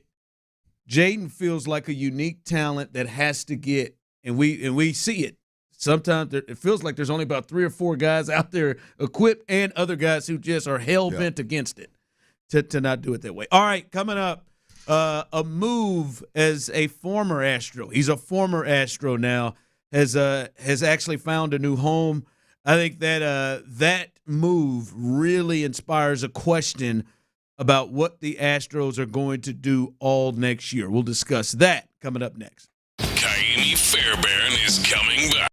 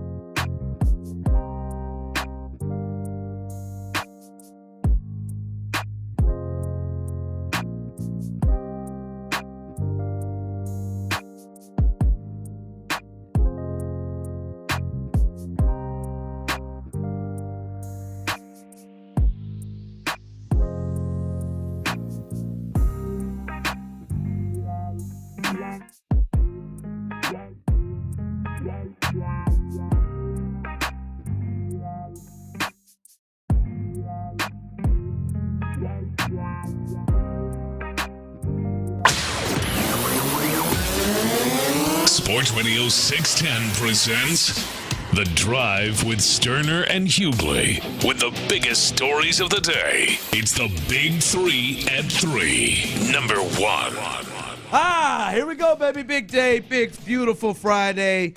And, fellas, it's 3 o'clock. Sorry, I can't know if that's...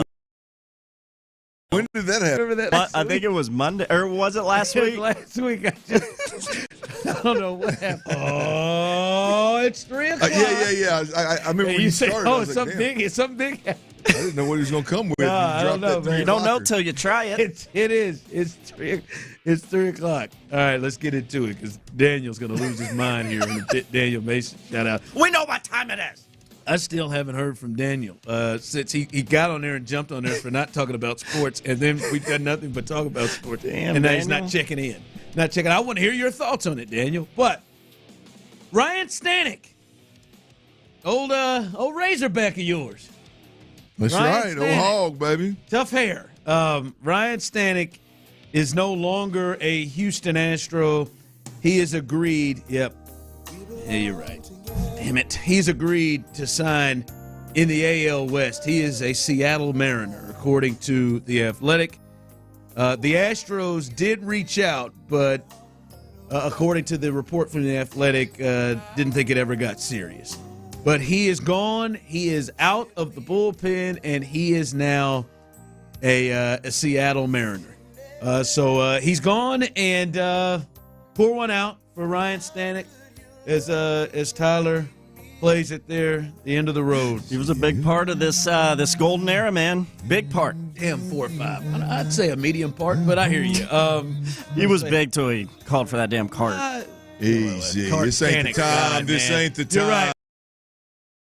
We're not bringing. You jacklegs will ruin the moment, I'm just saying, man. I wouldn't say. I mean, I think let the hog ride off in the sunset, man. I'd say Altuve's a big part. I give him a medium. That's fair. I give him a medium part of this. Medium. But no, he's gone. He'll be in Seattle, so the Astros will see him again. But listen, I think there is a deeper conversation within this clip because I said this to Tyler and he still hasn't answered. We get in the first week of the season. Let's just pick Christian Javier. Christian goes 5 innings. And the people you can answer this to. He goes 5 innings. All right, we got to pick up the 6. Who are you bringing out? Montero. You don't like Montero? Feel good about it? We'll see about mid-year.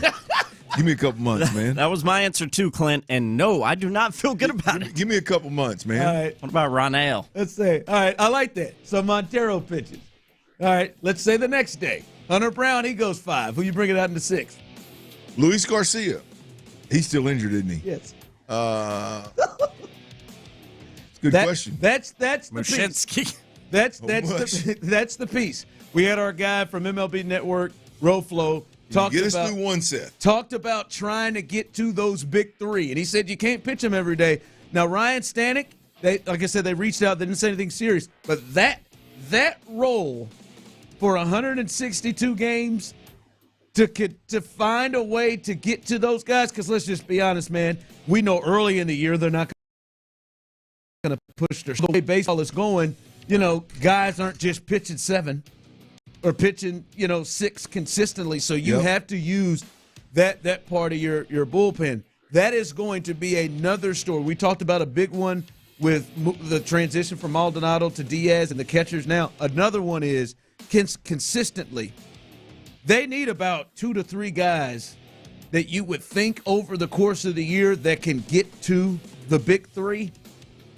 And really, that maybe even have to fill an inning for one of the big 3 if they've pitched a lot in a row. And right now, Montero is the name. And one, based off his season last year, I don't know how many people have a ton of confidence in him, but they need about 2 or 3 guys. And the hope is maybe a Seth Martinez. You're on YouTube and Twitch. You saw Clint just make a face.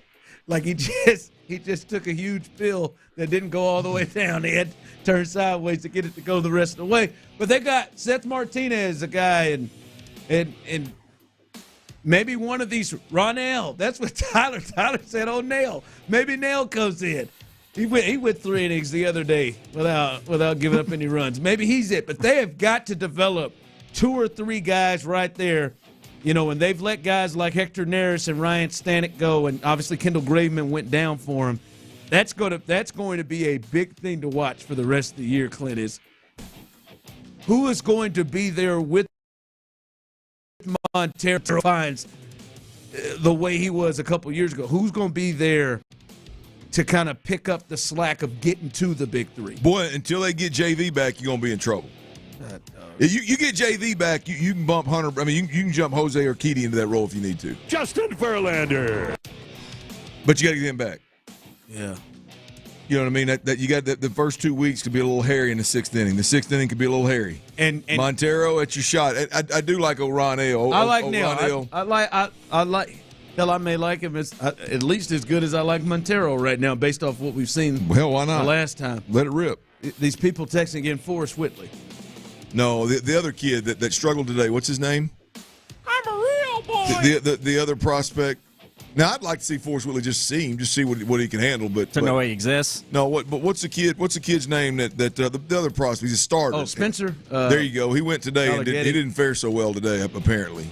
But to me he would be one that could potentially be bumped up and looked at. Yeah, maybe. Hell, I don't know. That's gonna be a thing right now, and I think they got the best bullpen. But as Roflo said, he corrected me, is that they got the best back end. It is now getting to that, and like you said, the start of the year, they're probably not. They may not even push Framber to go 7. Like they're not gonna push these guys. These guys are probably gonna be going 5. You may even 4 or something to see what they get there. Interesting. How you like that, Tyler? Or in the 6th. I mean, I'm not jumping for joy, but I could be okay with it. Yeah, you're right. At least I trust him. Yeah, he's got to get can't have them first inning jitters. Got to come right out and go because you don't want to, like someone texted and said, well, how come Abreu and Presley can't figure that out? Well, you don't want to blow them and have them pitching. I wouldn't outs. think you'd want that to be the plan from jump. Yeah. Hey, you two got to get me 9 instead of 6. Yeah, someone just texted in pushing Javier back to the bullpen. think he's your number 2 starter right now. Yeah, I mean, starting the season, he's going to be your number 2 starter. I mean, the way I look at it, it's got to be Montero, Ronell, and possibly the Spencer kid. Yeah. Because other than that, like when the season starts, and tell me if I'm missing anybody, guys, but you got Fromber, Javier, JP France, who, by the way, is trending to be ready opening day. Yeah. But nothing confirmed. Jose Urquidy and Hunter Brown. That's your starting 5. Right? Everybody else is injured. JV, Luis Garcia, Lance McCullers. Yep, they're all on the IL. Going to start the season on the IL. So, yeah, early. That's going to be tight. That's tight. That is. Oh well, no. I am not that this is necessarily the answer long term, but I am forgetting somebody out of the mix. Who? They've moved him to the pen. I think he's actually started the second game of spring training. Belak. Oh, bro. Belak. No, I did read early on. I don't know how that's going in the spring unless move him into the pen. Listen, all right. I gotta stop. Brandon had a strong season last year. You're right. I got. Well, we're talking about filling a void here with JV on IL. You're right. I just got to stop. Brandon was huge for this team at times last year. Hope he finds that. So yeah, I mean he's gonna start the year on the team. He's got to. Yeah. He's got to. Now again, once you get JV back, then you can make some decisions with Urquidy or Hunter Brown and Montero. You got some different pieces you can bounce around there, but until JV gets back, Belak is got to be an option. Yeah. Belak, yeah. He's damn sure an option if somebody don't get to the 5th. Absolutely. Yeah, he's the long guy, so he's gonna have to roll through. We'll see there, but Ryan Stanek leaves in that middle of the bullpen to get to the 7th or the 8th. That's gonna be something that you got to watch all year long. Big 3 at 3, number 2. All right, Clint, you'll love this. Russell Wilson, who has been allowed by the Broncos to start talking to teams prior to his release. He has already spoken with the New York Giants, and Clint, he is set to meet with the Pittsburgh Steelers. I like the Steelers. I like the Steelers move forward. I think, to me, if I look at it, maybe Atlanta, but I think the Steelers potentially could be the best. I think the Steelers are the best spot for him to go to with the coach and the they got over there. I think the Steelers is the best spot for him to go. Boy, I couldn't disagree more, Ron. I couldn't disagree more, man. What? Bro, I look at Deontay Johnson and George Pickens. I think they're ticking time bombs. And everything can't be perfect. I think their antics last year really, really put some strain on Tomlin. Look, I love Tomlin, one of the greatest ever, first ballot Hall of Famer. But we can't ignore that there was at least some thoughts, and people in the media, even if it were just people in the media, shaped their mouth to say, should Tomlin move on? And then you get to like the 5th that is no way, shape, or form even going to remotely work unless the cure of all cures, right, is if he wins. My fear they somehow made the playoffs with that quarterback. No, I agree. But let me tell you what. If Russell Wilson goes in there and it's a somehow made the playoff kind of year, it's going to be bad. Ron, I mean, because I've listened to a lot of people talk about Russell Wilson in Pittsburgh. And I think there's some good points that are being made. There's some talent. They're a ready team. They're a fringe playoff team. A guy of his talent should be able to take him to the next level. Easier said than done. If he gets in there, Ron, and it doesn't go according to plan the first month of the season, Russell is not a guy that's going to right the ship for you. A guy that's going to be able to deal with that media, man. Russ is not a guy. Now, I know Tomlin on the outside world, to all of us, will make it look kosher. Come on, man. It just seems like with the city, with the team, with the coach, with the tradition of the team, if he wins, hell yeah. Fit in anywhere if you win. Yeah, to me, they'll accept me if my old ass goes in there and win. But Russ, would. Yeah, to me, Clint, the reason why I like the Steelers for him is it looks to me it would be the closest thing to when he was most successful with the Seahawks. Right? Like a good defense. They got leaders over there, a defensive led team with TJ Watt. Big ass receiver. What's the Hayward? Those are the leaders. Mika Fitzpatrick. Those are leaders on that team. You don't need him to lead. Yeah, they've got a running. They've got big backs and a running game that they want to lean on. They want to run the football, and he's got a defensive-minded coach that's kind of a character, a bit in with Pete and Tomlin that are Hall of Fame level defensive coaches that are kind of going to, I think, one, have the straight up respect right off the bat, and will treat him like a man. I don't think Sean treated him like a man, and I don't think that Nate Daniel gives off the immediate respect for a guy, especially what he did in Week 1. And there are some guys around him, right? Like Arthur Smith too. Arthur Smith is of course him be Drew Brees, which is not the best thing. And even with that, he had better numbers. So listen, I don't think Russ is great or anything, but when you talk about that fit, that right there, Najee Harris and the other big kid, the other kid they got in the running game that's really good, Warren in the passing game, that feels like the closest thing to that Seattle time. Pete and Tomlin as the head coaches, an offense that kind of fits more of what he wants to do. And as you said, big receivers that can go down the field, like him and George Pickens and the deep ball. That's the best thing he's really done his entire career. I kind of like that, at least for him in terms of fit. And it ain't gonna cost them a damn thing, so they can actually add more things around it. Yeah. No, look, I think there is, if he goes somewhere, it's a good point that I didn't think of, because I was thinking more of like somewhere where he could go and they would allow him to fail a bit and struggle a bit until he gets his hands on the steering wheel kind of deal. But truth be told, it may be better to go to a place that is like, hey man, we feel like we can get in the playoffs and make a run, and we got to win right now. We're built to win right now. And hopefully he can hold it together. And our identity is we want to be physical and run the football. Yeah. And then you throw the ball off of it, like you did in Seattle, right? And then make some plays. Just scares me with him, man. The least bit of But doesn't Tomlin at least make you feel better? God, I know it's hard. No, it's some spurts. It makes Tomlin, though, to me doesn't feel like weight with dudes that are real. Like, I don't think Tomlin is going to back a fraud. We do not care. Just because he's his quarterback and he you know what I mean? Like, I just don't. And he handled Ben, and Ben was kind of out there. But Ben wasn't no fraud, man. I think. And I mean, what if Russell is just goofy?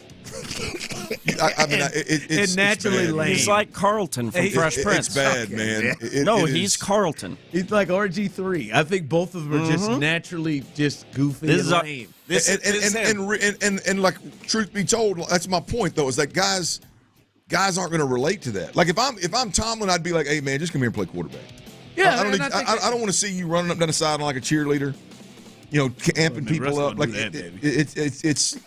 I don't need you calling team meetings. With me, in fact, we got Minka Fitzpatrick. We got like all the guys. We got guys that can call up the huddle after practice. We just need your ass to play quarterback. Yeah, that scares me with him, man, because there's nothing real about that, man. There's nothing real or relatable about Russ. He's somehow done it enough. No, you're right. You know what I mean? Like that was his team in Seattle after those guys left, and they were still getting to the playoffs. Like he's somehow done it enough, but. Like I said before, he's got guys that are more into the lane and the leadership of Jimmy Johnson. Jimmy Johnson left that squad that old Switzer took over and won a Super Bowl with too now. I love you, Switz. Coming up, as free agency comes upon us next week, tough decisions for D'Amico, tough decisions for Nick and their staff, but there's one that is not tough. There's one decision that is a no-brainer that they need to hurry up. And to be honest with you, I'm a little disappointed it hasn't been done yet. We'll discuss that coming up next. Our Vision Home.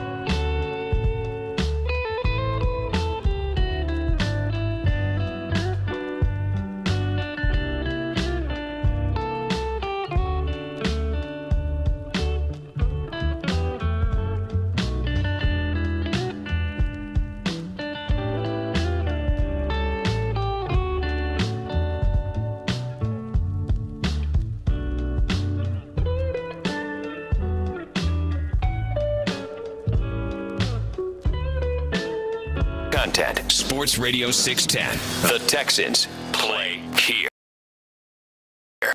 610 presents The Drive with Stoerner and Hughley.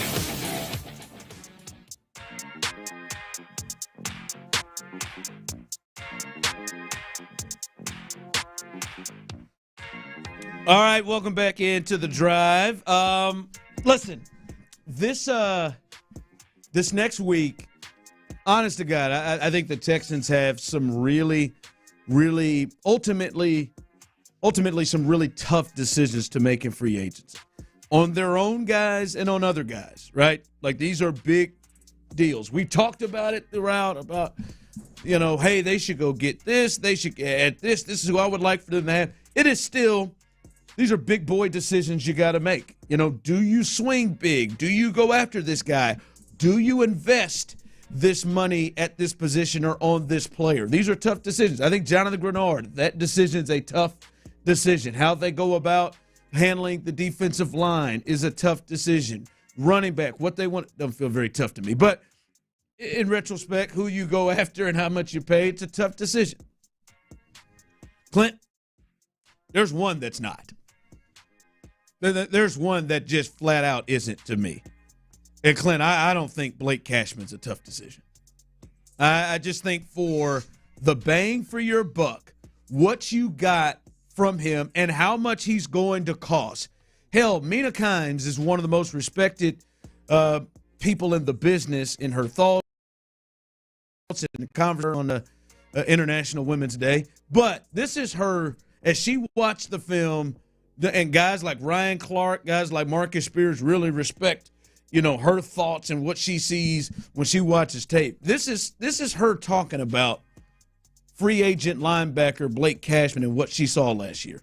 And as I was watching Houston, increasingly I was like, yo, who's 53? I was just like, damn, he's really good. He's a really good tackler. And he would make plays in coverage. There was a game mid-season where he had like 19 tackles, which is crazy. But he played Mike Will, Sam. He did it all, and it was just such an obviously good fit for the D'Amico Ryans defense and what they ask of their off-ball, what he asks of off-ball linebackers. And in coverage, next gen stats as nearest defender, which is, you have to kind of put it in context. But of all linebackers who played over 200 coverage snaps, Fred Warner obviously allowed the lowest passer rating. Shocker. Cashman came in at fourth lowest in the NFL. Negative 12 EPA per play, or EPA, pardon me, as the nearest defender. So he was very good this season. And I feel like he's an ascending player. Maybe Houston wants him back. We'll see. But that's somebody that I would have an eye on if I was a team that needs a linebacker. Clint, as she said there, and that's the part we haven't talked about. To me, it's like if he's just solid and plays the way he played last year, to me, as I said, I thought he was the team's second most consistent defensive player. This dude's not going to cost a lot. He could be a set together. Him and Christian Harris, that combination late in the season, Clint. When I say not going to cost a lot, just as we look at today, the Chiefs, they just signed up Drew Tranquill, an inside linebacker that was one of their top 3 linebackers. They're bringing him back, and he is somebody that is thought higher than Blake Cashman. He got a 3-year deal, $19 million, 13 guaranteed. So a little over 6 per. Yeah, yes, but with 13 guaranteed. Yeah. And that is a guy who was thought more highly than Blake Cashman. I'd say he's a notch ahead. Who at least. But by the way, as I'll be honest, those two teams are the teams that I've watched the most and covered the most. Blake Cashman was better than Drew Tranquill. He was better than Drew Tranquill. Now, he had more opportunities, but he was better than Drew Tranquill, and they're both really good.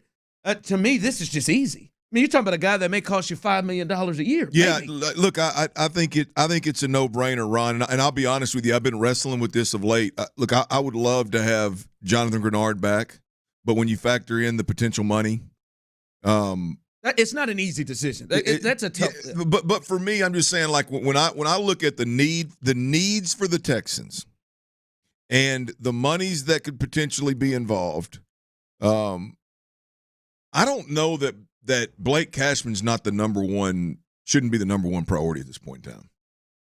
it's hard for me to not go with the number 2 corner or bringing Jonathan. I'm talking about guys that got to talk about Wilkins and all these. I'm not talking about free agents. I'm talking about the free agents that were Houston Texans last year.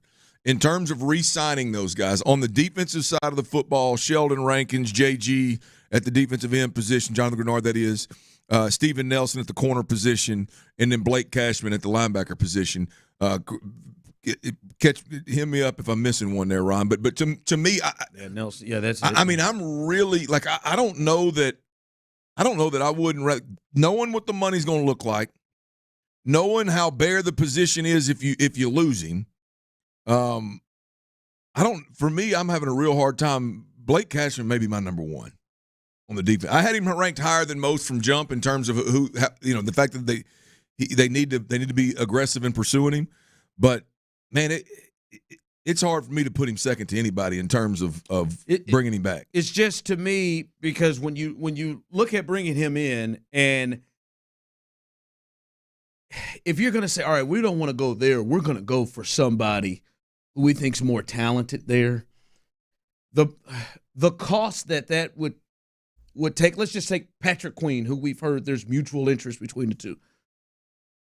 Is Patrick Queen, who is a better player than him, but is it to the point, the gap big enough that covers $15 million? I mean, you'd pay Patrick Queen in 1 year what you're going to pay Cashman in 3. For 3 for the whole contract, and I'm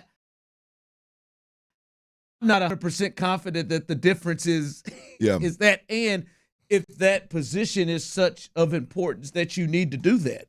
So for me, it's just not even. It's just not even. I agree. I'm surprised it hasn't been done yet. I agree. Let's not compare him to anything else. There's no reason for comparisons here in terms of Jonathan Grenard, Steven Nelson, all these other guys, right? You're talking about Blake Cashman, that, as Mina Kimes put so beautifully, an ascending player in a big way. He's significantly better. Do you think he's ascending? Yes, absolutely, 100%, absolutely. And he from a skill skill set and how a play style to how the game is played in 2024. I think the stars are aligning there as well. He's significantly better than what he'll cost. He will outplay a contract. He's proved to be, I said, an above-average tackler. Mina Kimes said a great tackler. Nor here nor there. Tackling's not a problem. And the advanced stats that she laid out there, apparently he's number 4 in the league in terms of coverage, according to those advanced stats. And that was a pretty convincing spiel there. A lot of advanced stats are so difficult to understand you can't decipher how they got there. That's one, to me, the closest defender to the ball when it's a linebacker and he's the closest defender to the ball. Blake Cashman was number 4 in the league. That's pretty impressive. And when you watch the tape, we saw him cover Calvin Ridley down the seam and make a play in the first quarter of the Jacksonville game. First or second game of the year? Third game of the year against Jacksonville. Was that the third game? Damn. So it wasn't the first or second. I guess it was the third. Baltimore was 1, wasn't it? Yep. And then we came home for Indy and then went to Jacksonville. Yep. We saw him cover tight ends. And whether you get a hand on the ball or you're literally in a man situation or it's zone and you're closing a gap, he closes the gap significantly better than the other guys. Damn sure better than Toa and Perryman. You're talking about $5 million a year or something like that. He does anything like he did last year, he's outplaying that. No question. Contract, right? No question. He's outplaying that. You go and get a guy like a Patrick Queen, who, as I said, is a better football player. But now, there's real pressure that he's got to really deliver, and not just he's got to be a game changer. He's got to be that cat like in Indy when he was there for years, causing turnovers and that good. So I just, the bang for your buck. This seems like a bargain that you will win on. To me, that makes total sense, and I'll be disappointed if they potentially go in a different direction. I'm surprised they haven't done that yet. All right, as we continue rolling through, Clint said this was something that should be a potential deeper conversation about the Texans. should we take the moves they've made in the offseason so far as a sign of what they want to be already? We'll discuss that next. All right, it's truck season at Ron Craft Chevrolet, y'all. If you're looking for a new rig, I got it. Savings on Silverado 1500s. They've also got GM financing as low as 0.9% for 36 months. Hell of a deal at Ron Craft Chevrolet. If a Silverado 1500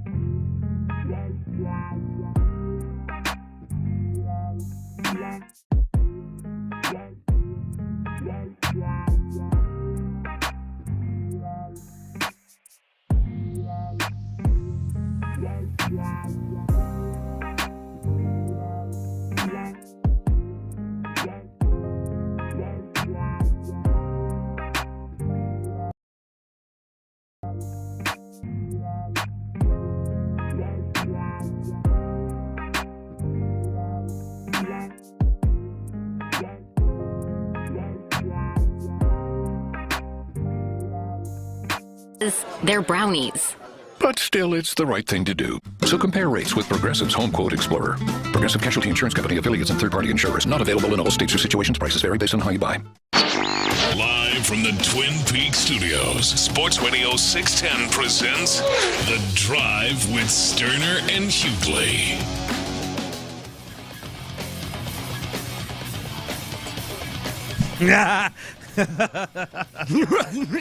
Oh, guess what, fellas?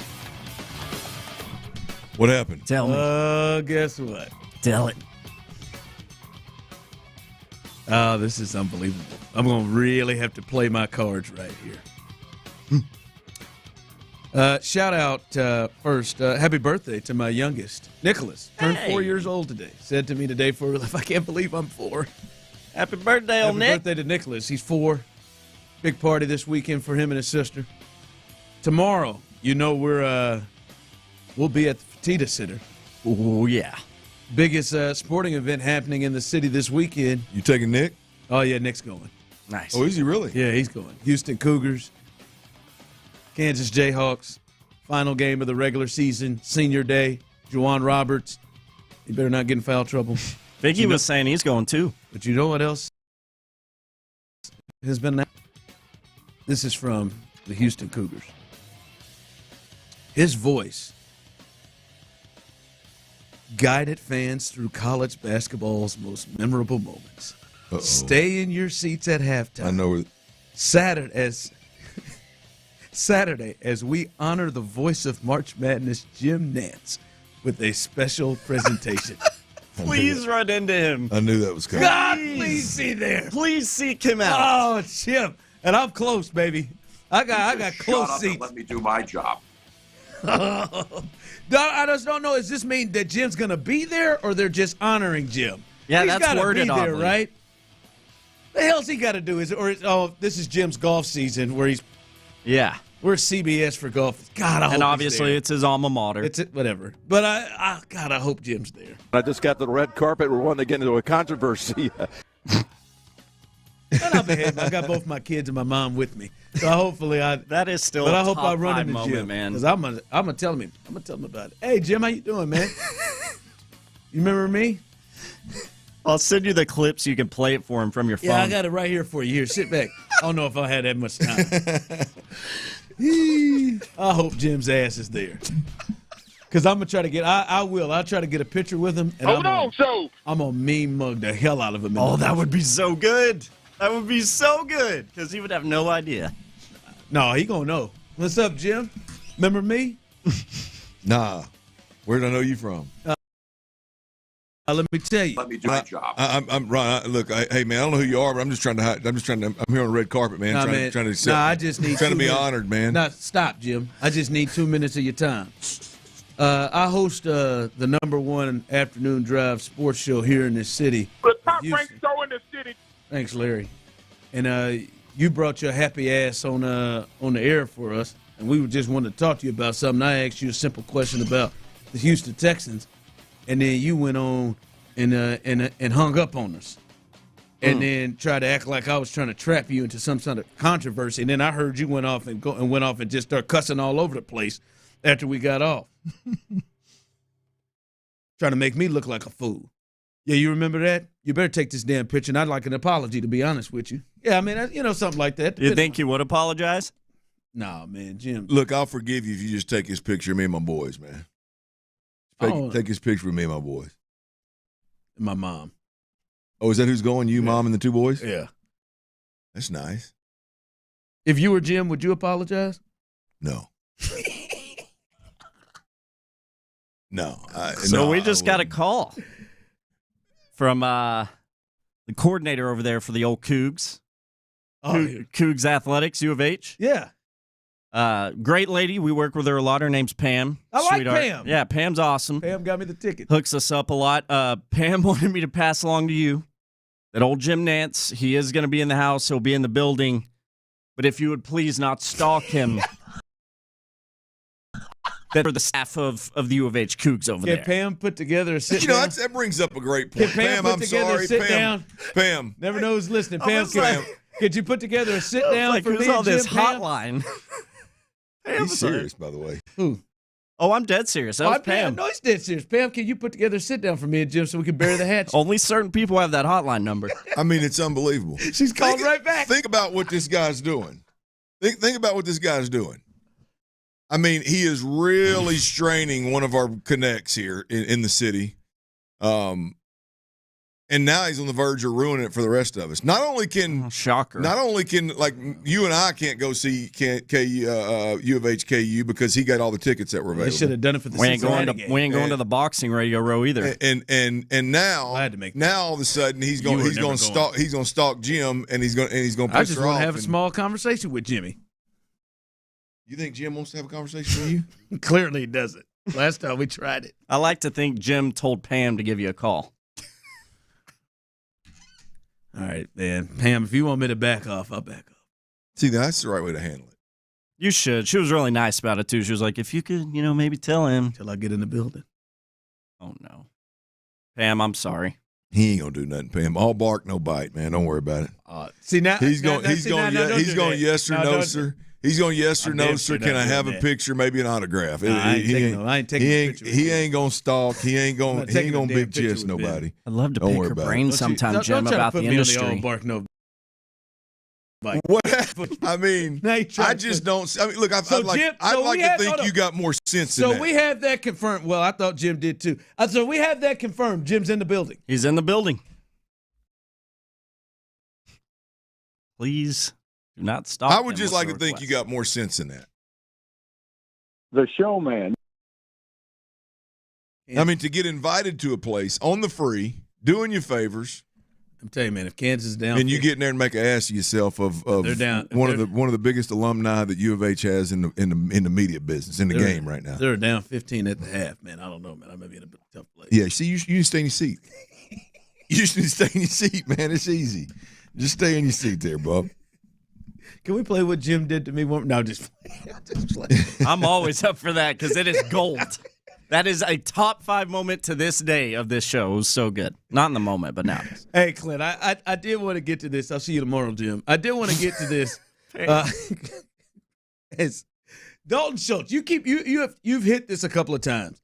You think that the Dalton Schultz signing could mean that, hey, the Texans are going full bore into this is a CJ, not just a CJ Stroud-centric offense. Like, we are going to be a passing offense. Like, here we go, 60-40 in the passing game. Any offenses where hey, he's going to routinely throw this thing between 30 and 40 times a game.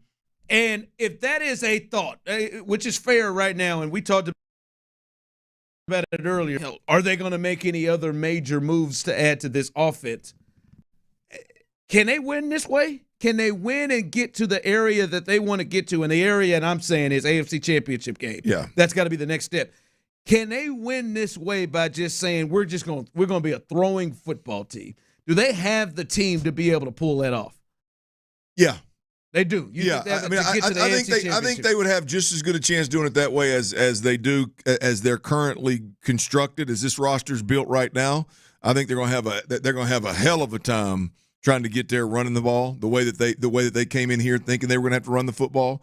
And how D'Amico talked about wanting to run the football, I think they're going to have a hell of a time trying to get there that way. I think if you look at last year and how CJ played the game, and look, the way that you're equipped right now. Now you got to go out and sign some guys. You got to draft some guys. You signed Dalton Schultz. That gives you, as the head coach said, in the passing game, does some really nice things. He has a great feel, great chemistry with the quarterback. That's tremendous. You need a running back that can help you in 3 downs, that can help you running the ball and throwing the ball, and catching the ball. And I think you need another wide receiver. I think you need another wide receiver that is Nico Collins or better. And then I think you could do that. I mean, hell, you look at the last team that beat Kansas City. Cincinnati Bengals. Quarterback that's a sniper, 2 studs outside. Leaning on a run game to passing the football. They had Jamar Chase and T. Higgins. Yeah, different animal, but we're talking about approach now. We're just talking about the approach. But that's it. You think they got? But you think Nico Tank? Yeah. No, Draft is. Well, look. Let's be honest. Even to do it that way, they're going to have to add a running back. I mean, like Saquon. If they added Saquon, we're still in the game of like this could be a pass first football team. This could be a team that's going to spread the field, that's going to feature Saquon in a pass game as much as they are in a run game. Yeah, but Saquon, but then you got a viable run like. Oh yeah. No, and look, I think Cincinnati. Since I brought up Cincinnati, like I think the kid that's been at Cincinnati is way underrated. Oh, Mixon. Yeah. I really like that. I really like him. Way underrated, but the truth is they don't lean on him the way that others that a run first football team would lean on him. So. I look at it like that. Yeah, I think they could get there. The Texans get to the AFC Championship game with this offense having CJ have to throw the ball 35, 40 times a game. Yes. Oh boy. They would have to add some bigger weapons on the outside. To me to they would. I agree. They would have to add, you've already got a couple targets, and you've already got 2 tackles. That's their strength.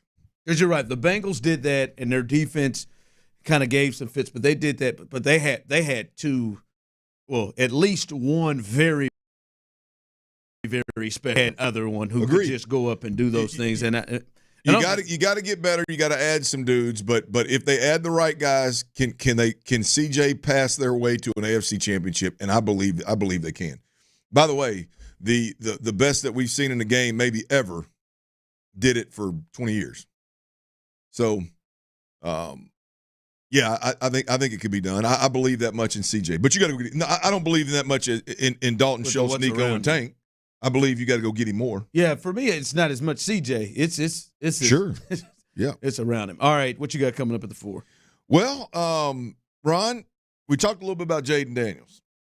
We didn't get to Caleb Williams. We got to talk about Caleb Williams, another college quarterback that there appears to be some rogue analysts, maybe a rogue former quarterback, maybe a guy that I may or may not know.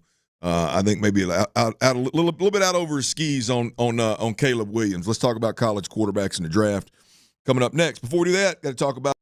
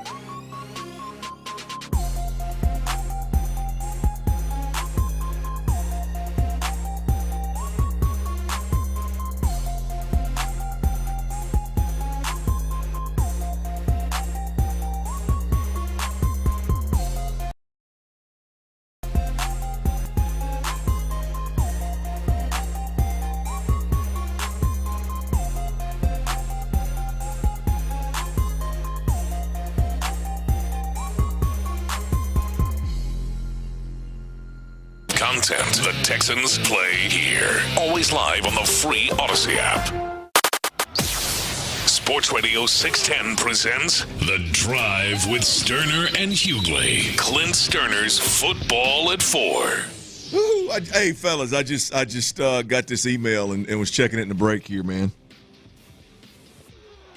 Social media is a beautiful thing. Y'all see this news on Shannon Sharp? No. Cat Williams interview, the figures? Oh, wow. I know it has been astronomical. crazy. Well, the money's in. Check's in. And while he hadn't put a number to it himself, like specifically, Shannon Sharp says he's made more from the Cat Williams interview itself than any 1 year he made playing football. Yeah! Just the interview just now. Dude, that's nuts.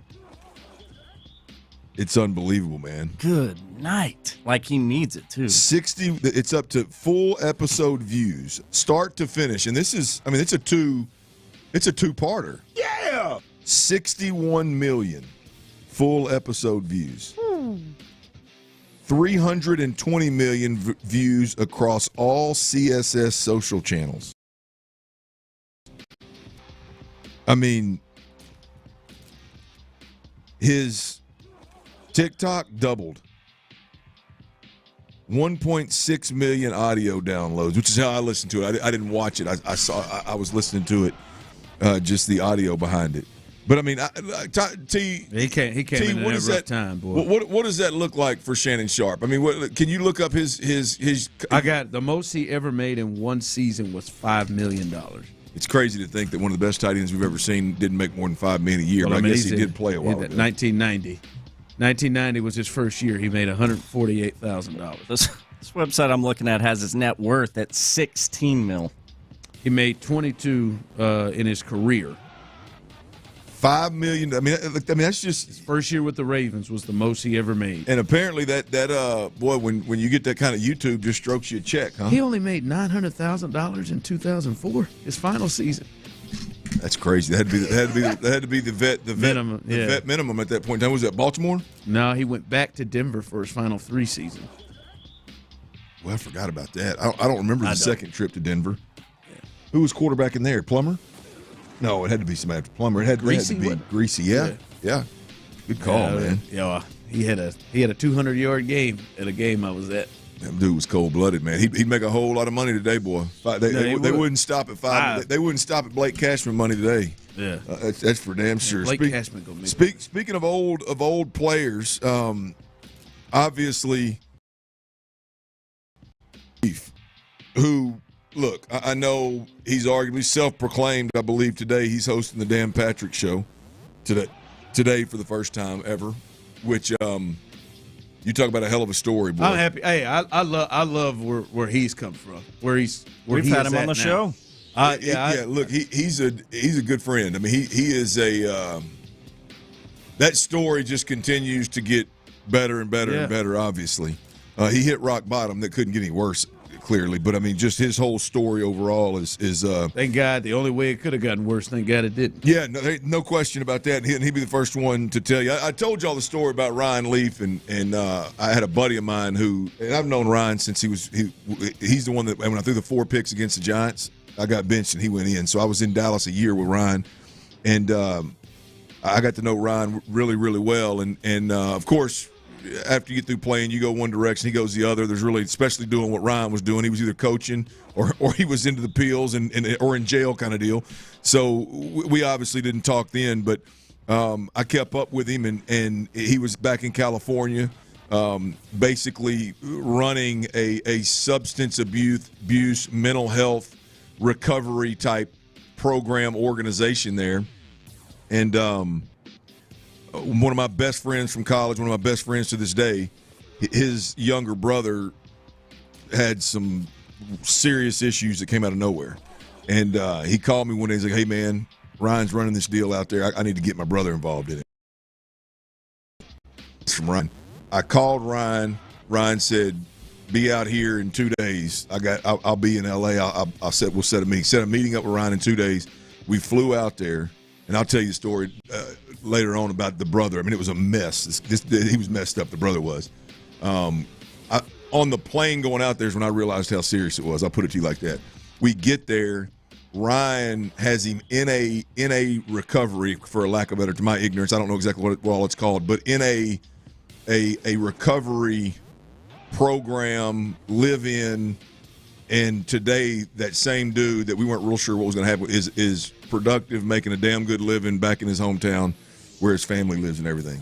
Yeah. Crazy, man. No, he's but that's the kind of guy Ryan. He picked the phone up. Yeah, man, come on, man. We'll get it taken care of. And went out there, ate dinner, ate lunch, told him the story, introduced the guy to him. Boom, and he took care of him and he changed the guy's world. But nonetheless, now that we're done propping up Ryan, I'm going to disagree. Now he's out of his mind. I'm going to disagree with this take he's got here. Ryan Leaf. Just listen to it. This is Ryan Leaf. You think it's Rich Eisen he's with, or is it Dan Patrick he's with? I can't remember. Dan Patrick. It was Patrick. Yeah. Dan Patrick and Rich Eisen. I'm Dan Patrick and Ryan Leaf, and they're talking about obviously this year's quarterbacks, and the audio immediately goes directly to Caleb Williams. Here's Ryan Leaf's thoughts on Caleb Williams this year. If the Bears take Caleb Williams, finish that. If they take him, you better be under the understanding that you're going to sit him this year. And that's not going to happen. So why would you sit? What he made him so great in college is not transferable to the NFL. He's not going to be able to do that. He can't do what he did in college 75% of the time and be successful at the NFL level. He can do the 25% part at the NFL level, but he needs some time. He needs to get under center. He needs to understand how to throw on time, on platform, from the pocket. What he can do off platform is what makes him so exciting, because he may be one of the most talented quarterbacks in this year's draft and many in the past year's draft. Ron, I'm gonna agree with everything Ryan said when he said you got to sit him. I'm gonna agree with the things that he's got to work on. I'm gonna agree that there may be some struggles. There's some validity behind what Ryan said until you say, but you got to sit him if you're Chicago. Yeah, I know this one really pisses you off. I don't really like it. I don't really like a lot of what he said. The sitting part of it, of course. Like, it could work. Yeah, that'd be great if he got to sit down and watch it. If he got to do what Aaron Rodgers did. If he got to do what Mahomes did. Yeah, that would be great. My thing is, 75% of the time when you go and listen to what he said talking about the off-platform stuff, Clint, I'm sorry, man. Caleb Williams did not play from an off-platform way for 75% of the time that he was at USC. Right? They just enforced him out of that, right? Mm-hmm. And we've watched Lincoln. We watched his offense with Baker. We've watched it with Kyler. We've watched it through the years at Oklahoma, at USC. Most of the games they're playing San Jose State, he's not off platform 75% of the time, right? So I just disagree from what I've watched. I'm not even going. He knows obviously more quarterback than I do. I just completely think he's off base here. Yeah. But he didn't play 75% of the time in college off platform. Sure. And so I just don't agree with that. Second, of course nobody can be successful playing off platform 75% of the time, not just in the NFL, but in college, in high school. Feels a little obvious, doesn't it? You can't, like 75% of the time, you can't be in scramble drill Love you, right. Anywhere. Of course it doesn't work.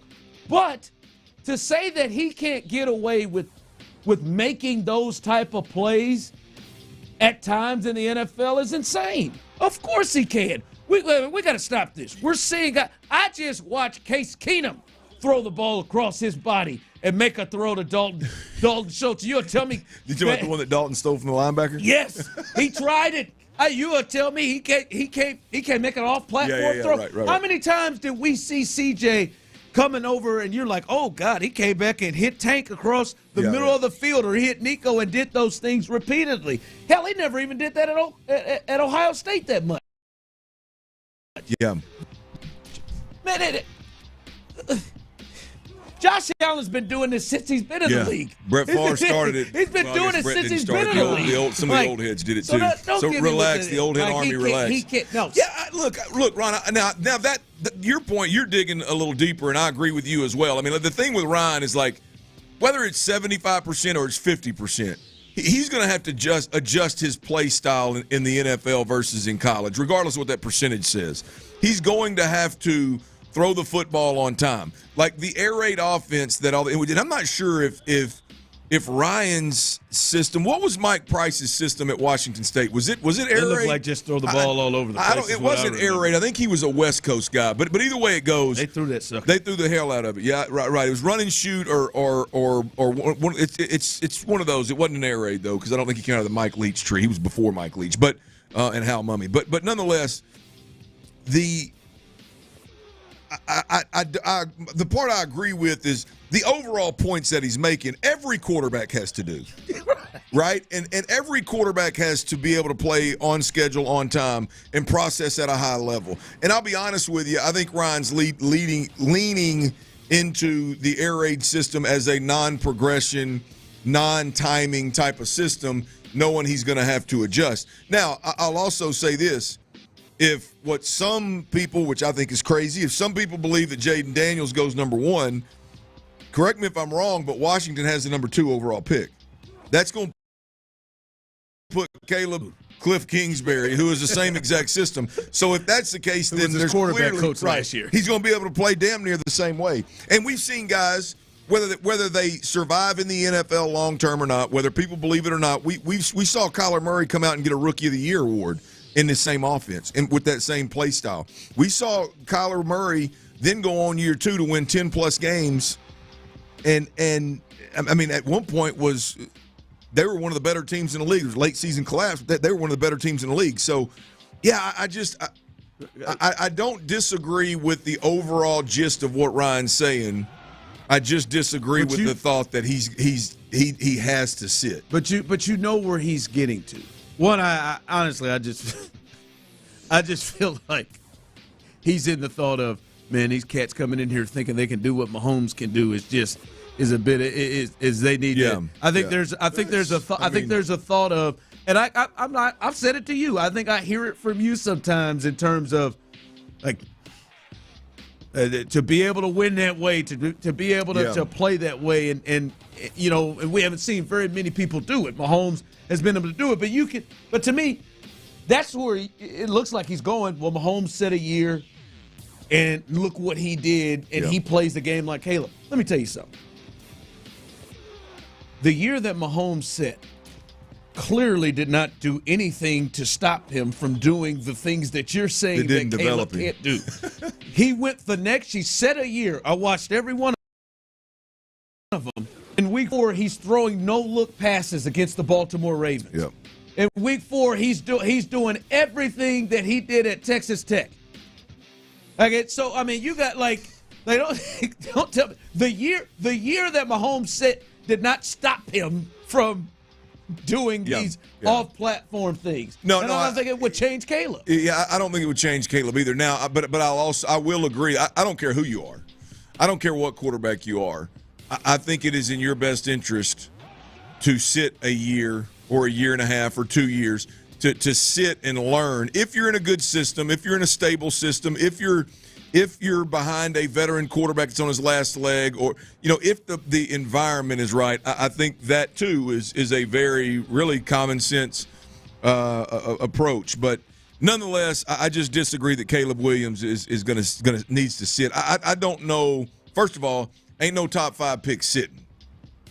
I mean, if a top 5 pick is sitting, you're sitting. And here's the thing: is we're beyond, guys. We're beyond the day and age of draft a guy that is athletic and maybe doesn't process as well and doesn't have the experience, and boy, we'll let him sit for a couple of years and develop him. We're beyond that. What has happened is these offenses are expected to be built around these skill sets to allow guys to play immediately while they're on a rookie contract, so you can build around them, so that you're year 3, 4, and 5, you have a legit shot to win a title. That's the NFL right now. It's not draft a guy, set him for 2 years, develop him, let him get his feet wet year 3, and then all of a sudden you got a chance to maybe go make a push at a Super Bowl, at a championship year 4 and 5. No, you play him early. And hell, if you do like C.J. Stroud did, then all of a sudden you got 4 years. You got a 4-year window to hopefully make that run as it pertains to quarterbacks. But play him early and hope by year 3 he's veteran enough and ready enough to give you a legit 3-year run to build a roster around a rookie contract and hopefully compete for a championship. That's the league we're in now. Not draft a guy that fits your system and develop him and it's pro style. They all look the same. That's not where we're at. If the Chicago Bears draft Caleb Williams, his ass should be playing, given their quarterback situation, his ass should be playing immediately. Yeah. And there's no doubt about it. Absolutely. So, there you have it. Ron, love you, brother. Just think he's dead wrong. Yeah, of course, 75% of the time. Nobody can. They're running with it, though. Hell, it's up. What is this show? Pardon the interruption, I think, or something like the PTI. No, what is that? Around the horn. Around the horn. Yeah. There you go. Yeah. Ron Lee suggests Bears should sit Williams if they draft him. It's making its rounds. Yeah. Glad we highlighted it. It's a thought. Yeah, we beat him to the punch. Probably not. All right, coming up, news with the Astros. And I think if this isn't one of the top news, I'd be shocked. Issues that could be potential problems for the Astros at the start of this season. We'll discuss that next. All right, it's truck season in Texas, y'all, and it's truck season at Ron Kraft Chevrolet. Right now, huge savings on Silverado 1500s, man. Not only that, you can get GM financing as low as 0.9% for 36 months. If you're not looking for a Chevrolet,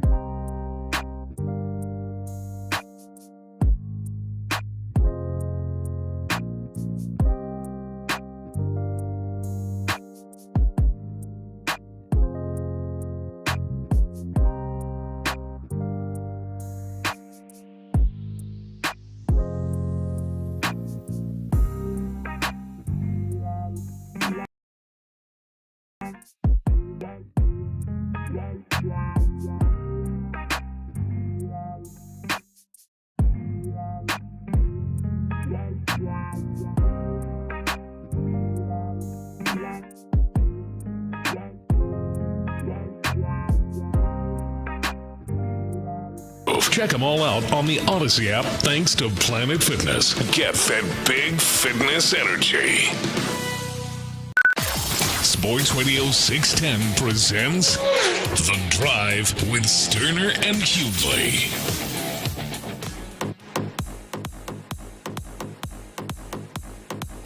I will say, as we were talking about Ryan Leaf in that last segment, I will say it, at least with Ryan, I don't agree with him on the football stuff, but at least, and maybe I need to listen to the whole thing, he didn't bring up what I think is now becoming this is the thing that people are trying to hit Caleb with is this, and I've seen it multiple times from people here on the text line and on YouTube and Twitch about his maturity issues. Or I've seen this about his dad and stuff like that. Like the maturity issues, man, they got their asses kicked a lot of times last year. And real talk, I mean, he was playing pretty well in a lot of these games. If you go start to look at some of the score of these games, he wasn't perfect. He was at fault in some of this. I never, ever, ever got vibes that Caleb quit. I never got him or better than anybody else. Like someone said he had maturity issues. He wrote FU on his F Utah on his fingers before a game. It was a rivalry game. He's a kid. Peyton Manning got himself in trouble mooning some girl and showing her his ass and everything, when he was in college. Like Peyton Manning's the most mature person we've ever seen come out, I think, is what people would say. And then someone about his maturity issues because he was crying in his parents' arms after he lost his last college game. I mean, maybe that's something for you. That ain't maturity issues. This, to me, is getting really overblown. Yeah, it's getting overblown. I mean, here's the deal. When you're talking about Caleb Williams, I mean, there's a reason why the dude has been viewed as the number one overall pick the minute that he decides to come out in the draft for the last 3 years. Since he touched the field, I mean, he ran Spencer Rattler up out of Oklahoma when Spencer Rattler was thought to be a first-round pick in the NFL the minute he chose to come out. And I'm going to tell you, that's my first memory of Caleb Williams. Clearly watching a kid play the wasn't it Texas? I remember sitting in an airport watching him play Texas and brought Oklahoma back and beat Texas. Yep. Which was a ridiculous comeback. But that, and then I vividly remember him, and I believe it was a Utah game where he cried in his mom's arms in the stands. That game was over. he was injured, and I believe he took the last snap of that football game. He stayed in there and fought injured with a guaranteed, at the time, nobody doubted it, guaranteed number 1 overall pick in the bag, and he stayed in there with an injury, playing, trying to bring his squad back. I have a hard time not leading, like the headliners here need to be those two things. Not that he wrote F you on his fingernails and he cried in his mom's arms. And I'm not saying it's not a conversation piece. Maybe it is. But, man, there's a lot of good that should be discussed well before that. And I'm sorry, I said I think it was his last game. No, it basically ended their chances to really do anything in the Pac-12. I think that loss ended their opportunity to try to compete. Was that UCLA? Yeah, UCLA beat them, it was right? either UCLA or Utah. Whichever it was, it ended their opportunity to get to the Pac-12 championship game or whatever it was, and it basically ended. It ended the season because if you can't get to the Pac-12 championship game, you're not getting to the title game. Yeah, and like him being emotional because he lost, and it is I don't know, man. I think all of these kids, most all of them have maturity issues because they're 21. They're young. Now I don't think his maturity issues are, over the top anymore. Like we're not seeing any, like, there's maturity issues, and then, there's Jameis, right? Like Jameis Winston, who had some issues coming into. Well, Jameis ain't never been right. But I'm just saying, coming into it, like there are some differences. Water has no soul. Right.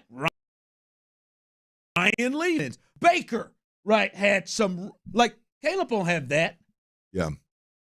Yeah, he's not getting tackled by the Fayetteville police. Yeah, right. Like he's not, like, even though I think those idiot kids at KU need to get their asses kicked, but he's not giving people the grabbing his Johnson towards him at the 50-yard line during the coin toss. So I mean, like there's maturity issues, and then there's a separate thing. I just think it's really being overblown, and we're choosing that. Like the interview I think he did after I think maybe one of his last games, and he just said, like, yeah, man, I'm just going to go home and watch Netflix with my dog or something. Whatever he said, that he's pissed. Yeah. They lost, man. He's over it. You want to interview a kid right after a game that lost. Everybody can't be as mature as Clint Stoerner. That would be tough. I mean, that would be tough. You two have no chance. Tyler damn sure don't have a chance. You got a chance. You got 3 kids you got to raise. You got a chance. I'll run out of gas. All joking. Hey. Sensitive topic. All joking aside, the when you're talking about Caleb Williams, like I do wonder how much of what we're talking about right now, how much is that being discussed if he didn't, quote unquote, and again, I'm not blaming him for this, but if he didn't, quote unquote, throw gas on the fire at the combine and say, hey, the reason I didn't throw is I got plenty of film out there. You want to see it, go watch it. Medicals, we'll get my medicals. I'll get them to the 4 or 5 teams that have a shot at drafting me, kind of deal. I think there's Ron that, and I'm talking about even some younger individuals, like in the media world, that can't wrap their head around that. I don't have how it makes sense. Well, yeah, that just think it's a and they think his dad's a kook. It's a kook, which he may very well be. But I understand what he's doing. Right. That's my deal. Is like the reality of it is like I can say, look, he may be being misguided. He may have some yes men in his corner. His dad may be a little off his rocker and try. Okay, that's cool, but I can also in the same breath understand why you wouldn't do medicals for 32. I can also in the same breath understand why he ain't the first number 1 overall. Hell, my man that got drafted number 1 last year in Carolina, Bryce. He didn't throw at the combine. Yeah, none of them threw. Well, CJ did. I'm talking about this year. Like Drake didn't throw. Yeah. Jaden didn't get weighed. Well, just all of those different things, man. It's like. Sure. I mean, I can make a case for why he should have done it, and it potentially could have helped him, and it could have definitely helped his reputation. But I can also sit here and say, if I had a son, and I watched they did to CJ last year, come on, and I am guaranteed locked in at 1. Clearly, he's the best player. I don't care what the pundits say. I can very easily arrive at a place like there's more risk than there is reward to do all this stuff at the combine. Why? Why throw? Yeah, he showed up and Jake would have been better off not throwing. I mean, he was awful. He would have been better off not throwing. Yeah, but I mean, he showed up, had his meetings with the teams, and did all that, which was smart. And then, what we're going to start to see is, that makes sense. Hell, if I'm the top pick, or why am I going to give all the medicals to everybody? Exactly. Ain't no sense in it. And have all the I've got some control of it, of this thing. So I just that immaturity, that maturity issue, that thing right there, when it gets bad, it's like someone texting, if his team's so good, if he's so good, why was his team so bad? He was playing like Patrick Mahomes was playing at Texas Tech. Patrick Mahomes scored 60 in a game and lost. And they weren't terrible. They'd had a rough year last year, but they weren't terrible. No, they weren't. Yeah, and they weren't. I mean, late in the season, they were playing to get into the Pac-12 championship. In a year where the Pac-12 was as dominant as it's ever been. In the last year of a conference, it wasn't. They weren't awful. Now, they weren't good. They weren't as good as they were expected to be, but they weren't awful. The year before, they were in the Pac-12 They championship. scored all season 56, 66, 56, 42, 48, 43, 20, 34 in a loss. They won a game 50-49. They lost a game scoring 42 against Washington, who played in the championship game. They lost a game scored 27 against Oregon in the championship game. Yeah, they weren't bad.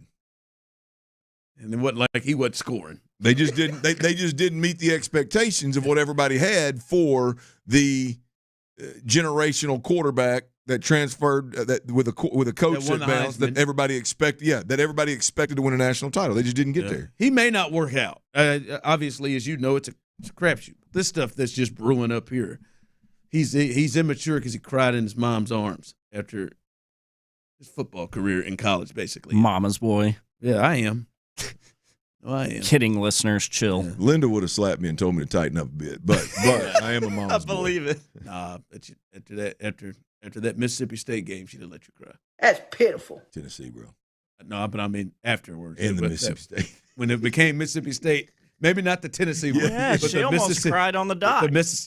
She'll cry on TV in a hurry.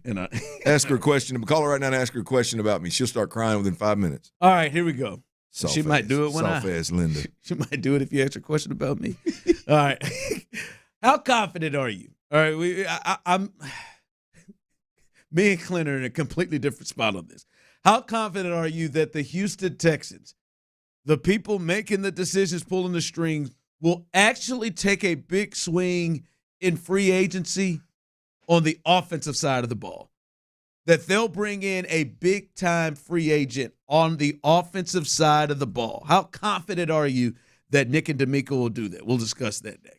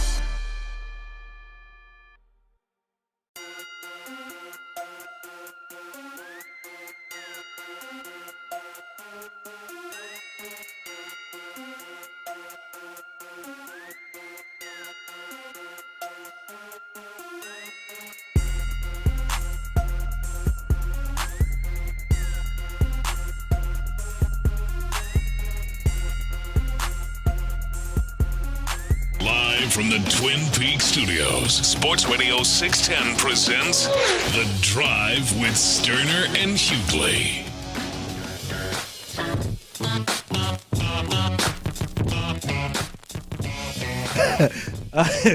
All right, welcome back into The Drive. All right, I want to open this up. Open up the phone lines here, 713-572-4610. I want to hear from the people after we give our thoughts. So 713-572-4610, jump in. This is the jumping point here. I've been thinking about this as we get closer and closer to free agency, baby. We've been talking about this. We've been talking about Saquon. We've been talking about Josh Jacobs. We've been talking about Derrick Henry. We've been talking about guys, Mike Evans, who's gone now. We talked about a lot of players, a lot of backs, a lot of guys that could be big-time impact players on this offense. I said it. I think they got to add a weapon. They got to add somebody that puts fear in defensive coordinators and defenses. We've talked about that. I told you my number one person for them to grab is Saquon Barkley. Clint, you've been in that somewhere with him, Mike Evans. Tyler has really struggled ever since Mike Evans re-signed with Tampa. That's official today, by the way. But we talked about all that, and we hope that's going to happen. But is it? I just pose this to you all. Those of you on YouTube and Twitch, you can go in and get it going like there. I saw our guy Daniel Mason finally jumped in. He came back after complaining about not enough sports talk. There I go. Finally jump in. I called. I wanted to get your thoughts on this, Dan. How confident are you that the Texans are actually going to add somebody of note to this offense as opposed to just, supporters, as opposed to the Robert Woodses and the Noah Browns and the Devin Singletaries? That's what they did last year, just kind of support pieces. How confident that they are actually going to take a big swing and add a big fish to this team? 713-572-4610. Clint, I'm about 50-50. I'm about 50-50 confidence. If you got a 5 right now, Clint, I hope whoever it is the guy or the people who said, F it, let's go up here and get Will Anderson at 3. I hope that person's operating, but I do have a thought of kind of where one of the guys at Caserio came from of, hey man, let's be smart about how we build this thing. I'm about 50-50 right now, Clint, on if they will actually add a big free agent name. I think they'll add. I just don't know if they'll be a big. And I can understand why you're there. I mean, Nick Caserio's history, where he came from, the way they went about business. And last year, you can view as a way of like, see everybody, you can do more with less. You get the right guys in here, put them in the right position, you can do more with less. So I think that there is a Caserio factor of doing things a little bit more conservatively, saving money, not believing in going after big fish impact players, believing that you can win a certain kind of way that looks a lot like Tom Brady in New England. But I just don't believe it's what Houston's about. I don't believe it's what Nick is about anymore. I am 100% sure they're going to add a big fish. 100%. They're going to add a big fish on the offensive side of the football, Ryan. I think it would be. I'll put it to you like this: it would be criminal for the Houston Texans, get serious, D'Amico Ryans and Nick Caserio, to not go get C.J. Stroud more help. It would be but in particular, criminal. You mean real help, not. I mean, give me another weapon. I mean, do everything in your power to give me a chance to win ball games and win ball games against teams like Buffalo, Baltimore, Kansas City, San Francisco, Dallas, Philly when they're rolling, Cincinnati when they're rolling. And I know you won a game against Cincinnati last year, so everybody relax a little. You get my damn point. It would be criminal for this group to go Dalton Schultz back, Nico's back, Tank's healthy. Let's get a complimentary set of running backs in here. Let's get Titus Howard back at tackle, and let's ride. Let's run this thing back. It would be criminal. It would not be doing right by your young quarterback, by your franchise, by your ownership, by your fan base. I'm that serious about it. No, I hear you. I feel, as you said, 100. I feel 100% they're going to do something defensively, and I feel like that may be the way they're going to help their young quarterback. Let's go to the people. Joe, let's hear where you are. Joe, how confident are you that the Texans actually will swing big on offense in free agency? You know what? Thank y'all for taking my call. You know what, Ron? Listen, we got to. This man was just preaching over there, Clint. Man, you were just preaching, man. We got to go big, man. I'm talking about on the offensive side. I mean, I like the Dalton Schultz thing, man. We have to listen to me, guys. We got to get one of these running backs. And if I'm the Houston Texans, I just think Saquon, he fit the bill, man. We need to get somebody else on the defensive side. Don't get me wrong, because D'Amico defensive coach. But listen, guys, we got to go. While we got this guy, this quarterback that we got right now, while we have him, we need to take it every advantage we have right now to provide weapons for this guy to succeed. This is only the tip of the iceberg. Let's get him some weapons and let this boy do his thing, man. And keep him away from Amber Rose. Keep him away from Amber Rose. I hope he hit it one time. I appreciate that, Joe. Ain't kidding, bro. Go ahead and hit that one good time, man. I got a good feeling. I got a good feeling that ain't a one-timer, Ron. Yeah, that ain't a one-timer, Ron. Huh? Listen, I'm gonna say, Joe. I listen. I agree with you. I'm just telling you. That was my fear. From what one-timer right there. From what we're dealing with. All right, Larry, where are you at on this? How confident are you that they're going to actually do something and bring somebody of note on offense? Look here, so I'm going to get to that in a minute, but Clint just told your ass that Amber Rose ain't no one time when you get in that goods like that, man. You're going to be wanting to go back multiple times. Go ask Gerald Green over there who got them issues going on, man. Damn. Once you get some of that Rose on you, man, that when she put it on you, dog, you're going to want more. Let me get to a couple things, man. Hey, Clint. You was talking about that Josh Stone, right? And how you was listening to it when you was over there. That right to be wrong and spoiled, man, on that. Hey, man, look here. If you put that on, man, you and Miss Lauren might go get this. Never mind. Let me talk about some other stuff, man. I'm not gonna even beat around the bush with this. I've watched and I've damn near been to almost every single Texans game over there on Kirby. And I've watched them waste the careers of some big-time players. Andre Johnson, Arian Foster, D'Amico Ryans, DeAndre Hopkins. We watched them do this before, where they've had some talent over there, and they just played this conservative role of just, trying to piecemeal their way to a championship, and we ain't sniffed the AFC championship game in 22 years. Not sniffed. And so then I watched them play the Baltimore Ravens this year, right, in the playoffs. And we scored no points on offense. Steven Sims had 6 points, and Kaimi had the other 4 points to give us 10 points. If the Texans decide that they want to ruin all the goodwill, which I don't think for a second that my girl Hannah going to allow that mess to happen, because you seen Hannah fired up when she was coming off the field when them boys was winning. She liked that feel. It gives her that tingling sensation, Quiet man. on offense, loud on defense. Let's go. These boys got to go out and do what everybody knows what they've been waiting to do, because they got all this money. They got all these draft picks. There's no reason on the world that you can't go get Saquon Barkley or Derrick Henry or Danielle Hunter from Minnesota, or go get Christian Wilkins and then go in the draft and load up with C.J. Stroud. These opportunities don't present themselves all the time. And you are going to be playing a schedule. But Larry, how confident are you they're going to do it? Larry, how confident are you they're going to do it?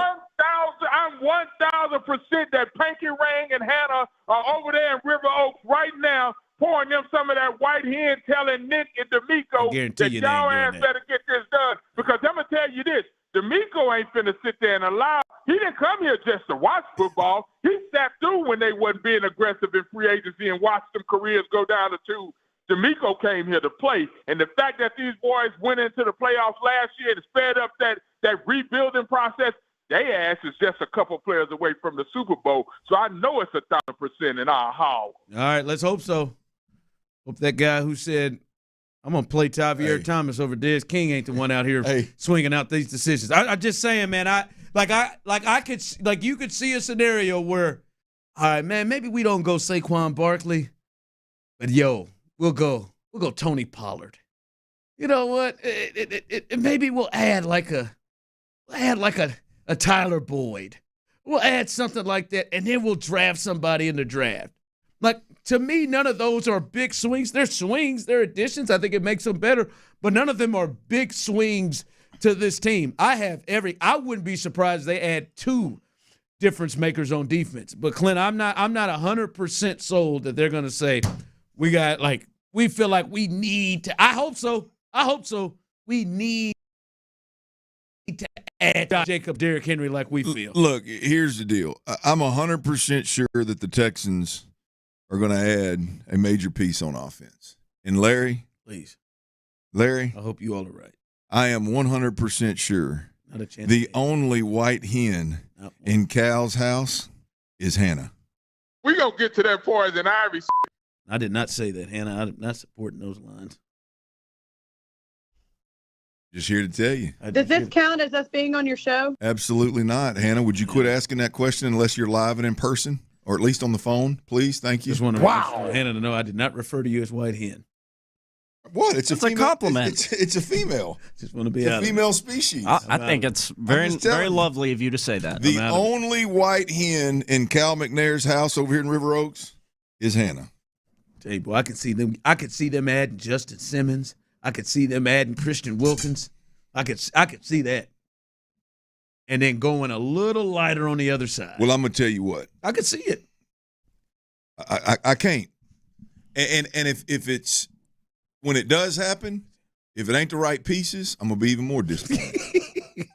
I hope not. Because I'm going to tell you, man, look, the other thing with these receivers, man, this whole well, everybody does all plays all the positions and everybody can beat. No, that ain't it either. You're at a point now where, man, you better get some specialists. I could see how they better get some dudes that are complimentary. I could see how they said, boy, year 2 in this, Tank year 2, we got them. We got the guys. You're just trying to piss me off. I'm not. I'm just. Yeah, you are. But you know it's the damn truth. Look at Tyler. Tyler ain't no 100%. I know he ain't. Ron, the mother-freaking show Hughley. It's just Ron. Coming up today? No, I didn't. Coming up, 5 o'clock fire.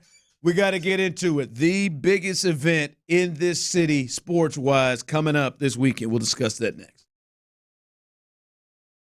The NFL offseason is in full swing, and Sports Radio 610 is.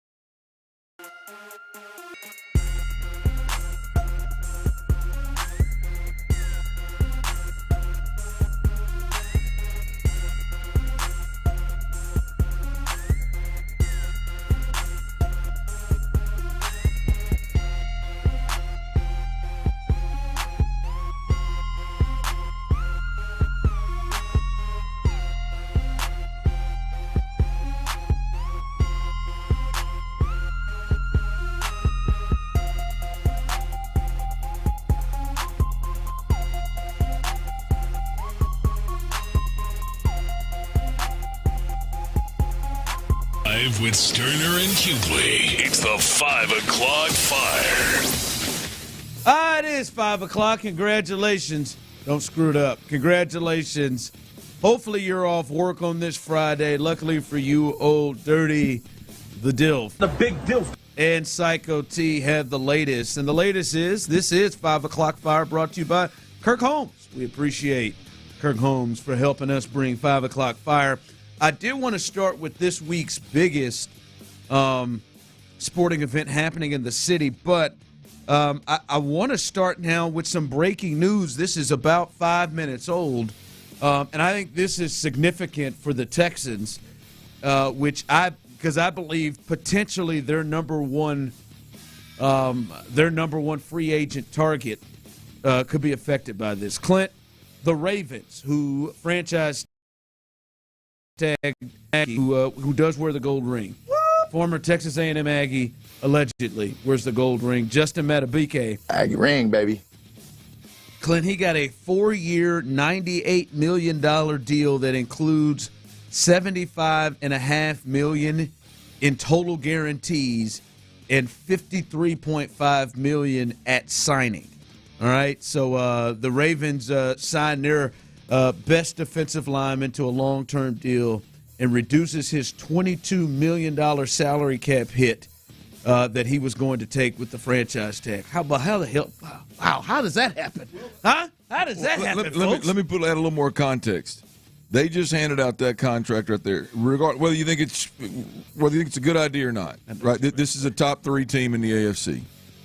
Lamar Jackson, average salary, $52 million a year. Roquan Smith, linebacker, $20 million a year average salary. Left tackle, $20 million a year salary. Justin Madubuike fits in right. Well, he's actually the second average per year, but $24.5 million. Justin Madubuike. A corner, Marlon Humphreys, $19.5 million. Marcus Williams, a safety, making $14 million. What? How about a tight end making $14 million per? They did it, didn't they? They did not. No, they did not do that.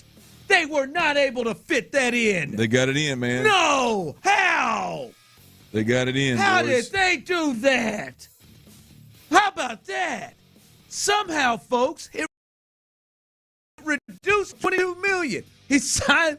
Am I picking up on some sarcasm? No. Again, everything he read. How do you think they were able to fill out a roster? How? How are they going to do that? Oh, how are they going to replace Odell? You're really asking right now? Oh my goodness! Somehow they're able to pull that off. And the Texans. And if you look at it, Ron, and I'm just looking at the quarterbacks compared to the Texans.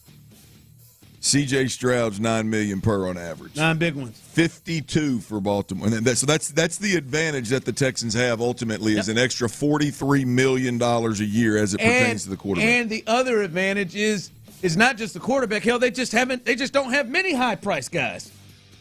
Literally, when you look at how many guys they have that make over $10 million, it's Laramie at 25.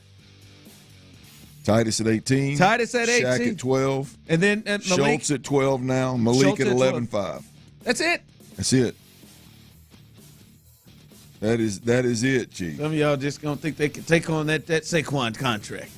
Take on the 25 that it would cost to get Mike Evans. Anyway, the bigger point to this, to me, Clint, is now this gives you a look at what the salary could be for at least a help of what you would think Christian Wilkins would slide in at. I think Christian Wilkins, who is older and doesn't have at least his year, doesn't have the sack production that Matthew is going to be slotted underneath him. But now you're looking at this. Okay, 75 guaranteed. What'd you say, around 24 a year? Is that where he was? 98 million guaranteed. If you want to go get Christian Wilkins, you're going to be around the 22 million a year. I would think 23 million a year, and probably somewhere between 65 and 70 million guaranteed. It looks like that's what it will probably take to get a Christian Wilkins. So I mean, if that's going to be, which I think could be potentially in their eyes their top target. I wouldn't be surprised if that's the guy they're going for. With him talking about the front seven, the guys in the middle, they got a position available there. That's what it would look like to get Christian Wilkins, and that's a big contract. But that's a big number. You better be awfully convinced. Chris Jones is about to get paid. Chris Jones fixed to get paid. But either way it goes, here's the deal: is on the defensive side of the football, I believe Christian Wilkins would be the big fish. I am not as bullish on that as I am the running back. So, look, I mean, we're obviously on two different levels here of conversations. I would like to have Christian Wilkins. I would like to have an interior defensive tackle that can absolutely wreck the game. However, I do think life goes on if you end up hoping to draft that guy. Sure. And you go with a mid to, say a $13 to $17 million defensive end edge rusher, and a corner that you got to spend a little bit of money on that's going to play opposite Stingley. I would be okay on the defensive side of the football. Like, to me, I can wrap my head around kind of allocating that money to some other positions. Now, I would be stoked if it was Christian Wilkins. Don't get me wrong. I would be stoked. But there is a huge risk that comes with $25 million a year at a defensive tackle position. It's a risk. But like I said, I think he'd be in the 22 range, right? I think he'd be slotted under Justin Madubuike, younger, and Madubuike had higher sack numbers. Someone texted in, the Ravens could only fit that in because they don't have a punter and kicker, right? Nope. Their kicker's the highest paid kicker in football. I didn't get to him. He's the highest paid kicker in Longhorn. I'll never forgive that man. Broke my heart. I just can't. He is good, though. Really coming at it with, they got 10 starters to fill. How will they ever do it? Damn, I didn't know the Ravens were as bad as the Niners. They're really, really bad, too. 5 o'clock fire. All right, tomorrow, I think the biggest sporting event in Houston over the weekend, and I'll be there, baby. Houston takes on the Kansas Jayhawks tomorrow in the Fertitta Center. They got a chance to win an outright championship if they can beat the Jayhawks. Kansas comes in at 14 right now. They were the preseason number, and they are, Houston right now, the number one team in the country. They have been the best team in the Big 12. They've got potentially the player of the year in the Big 12 in Jamal Shead. This may be, I was talking to Brandon during one of the breaks, this may be the biggest game in the history of the Fertitta Center. Right? I think he said it opened right before or right after COVID, around that time frame in the 2021, 2020 season. Yeah. Around that time. What even rivals it? I think they had a big game against Memphis. They had a big game that decided the AAC against Memphis. But I think this one to come in to win an outright championship. First year being in the Big 12, that hype too. Against clearly against the number 14 team in the country. Hell, Arkansas may be gaining on Kansas. Let's be honest here. Kansas, an awful year. Premier team in the country. Premier. Are you excited about this? One of the premier programs in the country. Are you excited about being there? I'm jacked. Jim Nance is going to be there. Yeah. I'm amped about it. Yeah, I can't wait. This will be fun. How you feel about your squad? Oh, pretty good. I will say that if you want to go into the game, Juwan Roberts, senior day as well, too. I'm excited. Everything I've seen on TV and what I've heard is this atmosphere is crazy at the Fertitta Center. I've heard you got to get to a game. They really got it going there, and I can't wait to see it. I can't wait to get there. Juwan Roberts, stay out of foul trouble. Houston, a couple of games ago, lost maybe the only bench guy they bring off that's a big. He's out for the season with a foot issue. who's big time. I think he'll be an all Big 12 player. He cannot get in foul trouble. Cannot. And he happens to be going up against an All-American and Hunter Dickinson, 7-2. Dominated the matchup the first time they played. So this will be a fun one. Houston is ready for this. They got beat pretty good against Kansas the time they played earlier. What time's that game to? 3:00. I'm probably gonna miss it. 3:00, baby. I was gonna watch, see if I could see you in the stands, man. Might be able to see me. I'll be in a. Well, you're talking your way up to the rafters. It sounds like. Oh, talking about old buddy. Jim, halftime. Apparently they're going to be. They're going to pick Jim over you, Chief. Better be careful. I don't care.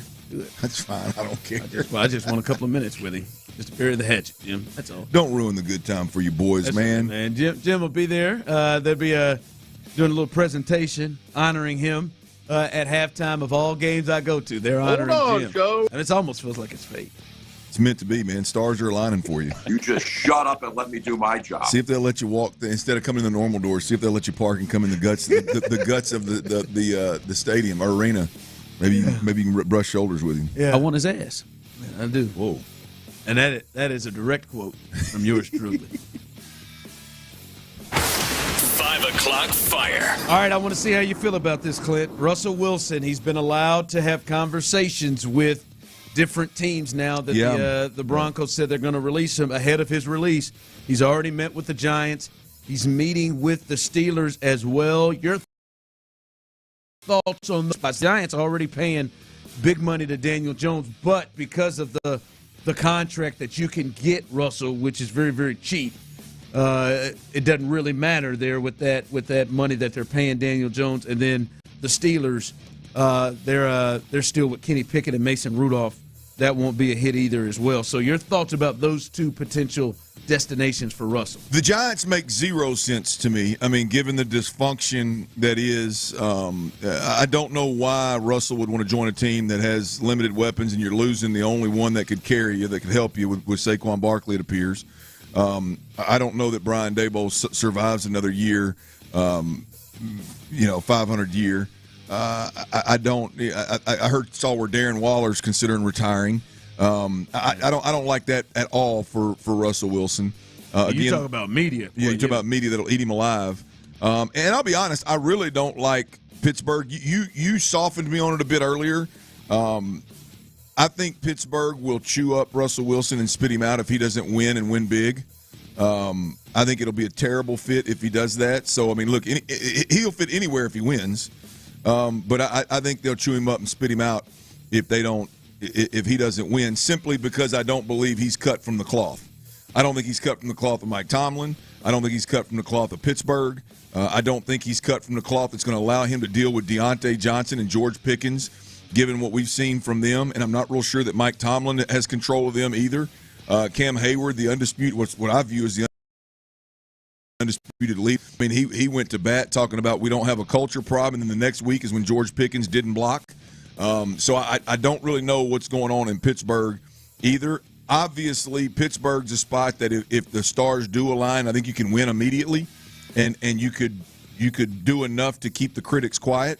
But boy, a rough month in New York or Pittsburgh to start the season.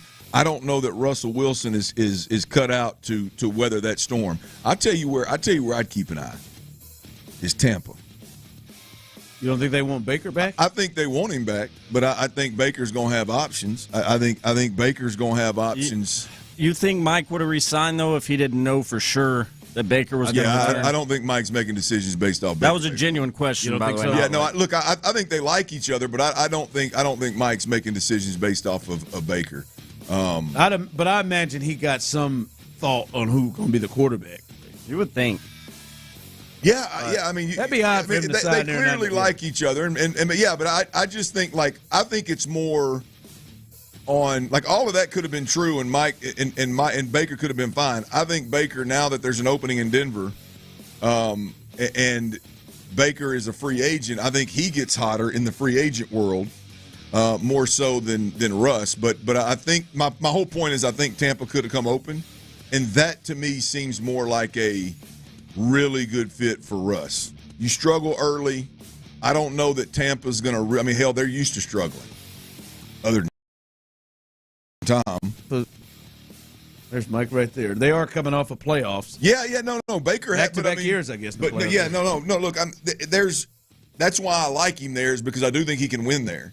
I just think if he has a rough patch, a rough stretch, if it doesn't just start out guns blazing, I think he survives that. I think he's cut out to survive that a lot more than he's cut. I'm just not a believer in Russ and the intangibles. I think it's fraud. I think it's fake. I think he's a good quarterback, obviously. That's right. But I just don't think he's a guy you're going to plug in and he's going to lead you anywhere. Are the Texans good enough next year to get to the next step, which is the AFC Championship game? Are they good enough next year to just be a full-on passing team, a straight-up throwing team, and get to the AFC Championship game? We'll discuss that next. We're going to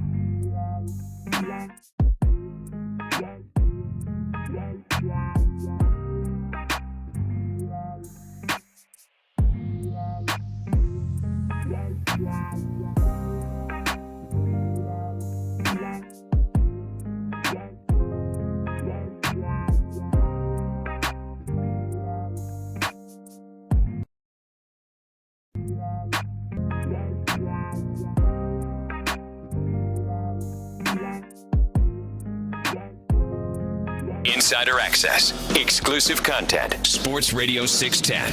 The Texans play here. Sports Radio 610 presents The Drive with Stoerner and Hughley. All right. We talked about this. I want to get people's thoughts on this. Clint, I want to get yours as well on this because you've been kind of talking about this.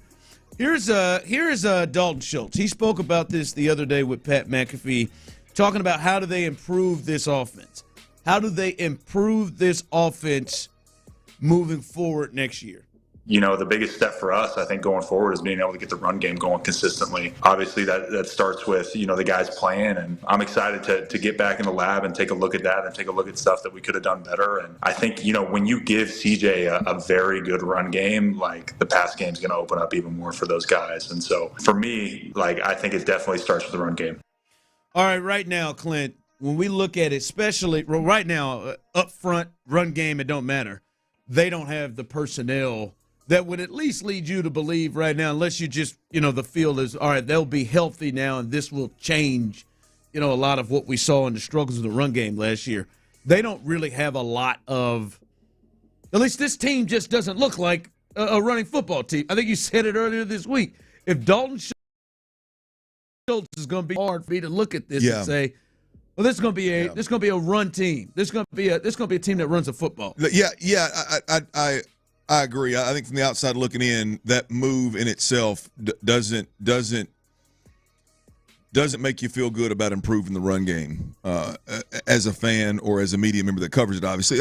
I mean, at the end of the day, D'Amico Ryans, and really it's Bobby Slowick, but as a group inside that building, they've got to change the approach.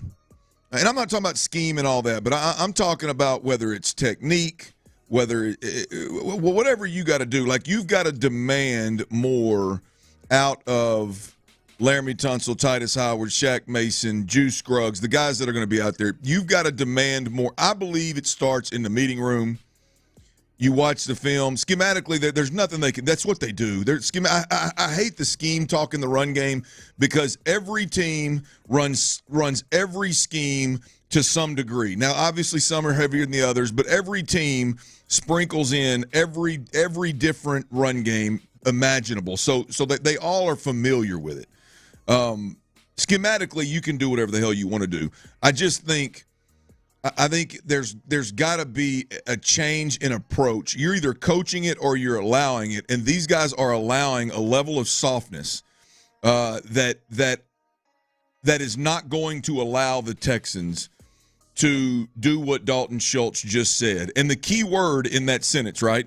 The key word in that run game. That's like, you look at this thing and you go, oh, well, Devin Singletary averaged 4.5 yards a carry. Yeah, but there was nothing consistent about what the Texans' run game looked like. That stat is very misleading. There was never a moment in the season, with the exception of maybe one or two games, where it was on paper the clear advantage or the clear disadvantage of the opponent was their run defense is awful. Not a lot of times where the Texans got to run the ball. You know they got to run the ball, and they're successful. That's it. I mean, there's something about having an effective, consistent run game, and it's not stat-driven. If you end up with 80 yards, you can look back at that game and go, that was a hard 80 yards, and that 80 yards was consistent throughout the game, and it allowed us to hit a couple play-action shots. It allowed us to manipulate the defense. It kept some drives alive, converted some first downs. Maybe you punched one inside the 5-yard line. Like, it just – there's nothing – I don't care what anybody says. There was nothing this year about this run game that even remotely resembled that. right? And so I believe that the problem is bigger than just, hey, we get a couple of guys in here, we get a tight end in here, we get a fullback in here. I believe the biggest change needs to be made inside them walls with what's allowed, either what's coached or what's allowed. You know the saying, right? You're either allowing it or you're coaching it, and either way it goes on Sunday, it's bad. You got to change, you got to fix it. So with that, Clint, there's not going to be a lot of newbies in there. They've re-signed Schultz. We know hell 4 of the offensive linemen for sure, and maybe the 5th is still there as well. The thought is, all right, we'll see what they do, but if this team doesn't make any major movement with their run game, right, adding another offensive lineman or adding a big-time running back, is this team good enough to get to areas that they want to get to, take the next step, and that's AFC championship-wise? Are they able to do that without having a good run game? Are they able to do it walking into the thing and saying, all right, man, we're putting this completely on CJ and our passing game, and we'll probably average throwing the ball more than 30 times? Look, let's be clear. I mean, the approach to what needs to change and what needs to be better and what's either being coached or allowed, that is present whether you're running a 5-0 line, just 5-0 line, empty backfield with 5 wide receivers. You can take the run game complete. Cats up front need to be more aggressive, more physical. And so it really doesn't matter what personnel you're in, whether you're a wide open spread offense or not. It doesn't matter if you're a 40% run, 60% pass. You may be a pass-heavy football team. You still need to be more physical up front. You can argue the same thing in the run game is a problem in the pass game. There were some soft spots in pass protection throughout the year that are just unacceptable in bigger games that CJ just happened to navigate well, so we don't necessarily highlight them. But to your point, Ron, yes, I do believe that this team is good enough to get to an AFC championship without being a road grading offense and without creating this monstrous run game, which I don't know how the hell they would do it. That's my deal. Is I think they're closer to an AFC championship going the route of let's surround CJ with weapons. Let's put our 2 tackles that are the 2 of the better pass blocking tackles in the game. Let's put them in a position to do what they do best and throw the football more than we run the football. Not power, obviously run the zone, but the you get my point. To ask them to move mass, let's just ask them to protect the quarterback. I think they're closer to an AFC championship right now. The way they're constructed, they're closer to an AFC championship. Putting the ball in CJ's hands and just passing the football to run it versus running it to pass it. I think they're closer. I think they're a lot closer doing it through CJ versus trying to develop this run, trying to create this physical run, and then you can throw play action off of it. They're closer to, and I only mean this in kind of because hell, I guess that's not accurate either. I was going to say the Dolphins, but the Dolphins run it just as well. They run it well, yeah. I think this is a team that needs to look more like the Cincinnati Bengals than they do the San Francisco 49ers. I think you got to threaten and scare people. That's their route to get I think that's their route to offensively. I think that's their route to the AFC. Ron, you couldn't run the ball last year, and you appeared to just completely.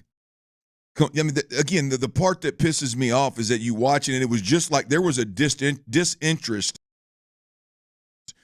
in you being across the ball from you. And that's not offensive line play. There was a consistent disinterest in manhandling the man across the line of scrimmage from you. Across the board, all positions, fullbacks, tight ends, tackles, guards, center, across the board. And you had 20-plus wrapped up in Laramie. You got 18 wrapped up in Titus. You got 12 wrapped up in Shaq. Yeah. Now you got 12 wrapped up in Dalton. I mean, four of the 6, if you count the fullback, 4 of the 7 positions that need to be I'll rip your head off and mess in your neck type of dudes. 4 of those 7 right now. And I think Shaq's probably that guy. Shaq has got some nastiness in him. But really, 4 of the 7 guys that you need to be I'll rip your head off, mess in your neck were part of a run game last year that, again, just disinterested in being physical. Yeah. There's some thoughts there to finish with that. Also coming up, it's Friday. That means it is best of the week time. We'll have all of that as we finish things off coming up right here live on The Drive. Kaimi Fairbairn is coming back. The Texans kicker signed a new 3-year deal that'll keep him in H-Town for the foreseeable future. Business is picking up for Nick Caserio and company. Who else will be re-signed before free agency starts next week? Exclusive content. Sports Radio 610. The Texans play here. From the Bell Furniture Unbeatable Prices Traffic Center, your traffic report is sponsored by Ron Kraft Chevrolet.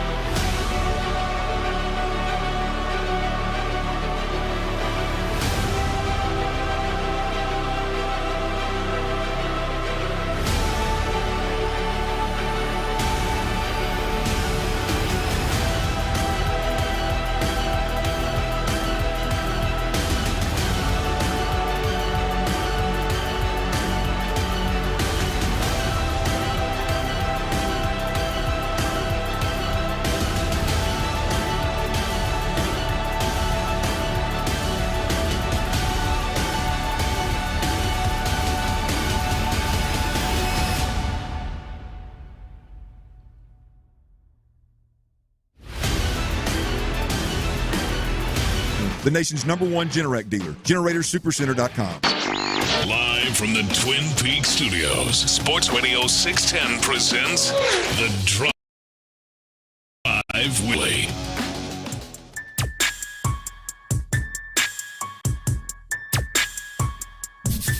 All right. To that conversation we were having, best of the week coming up as Tyler works very hard at that.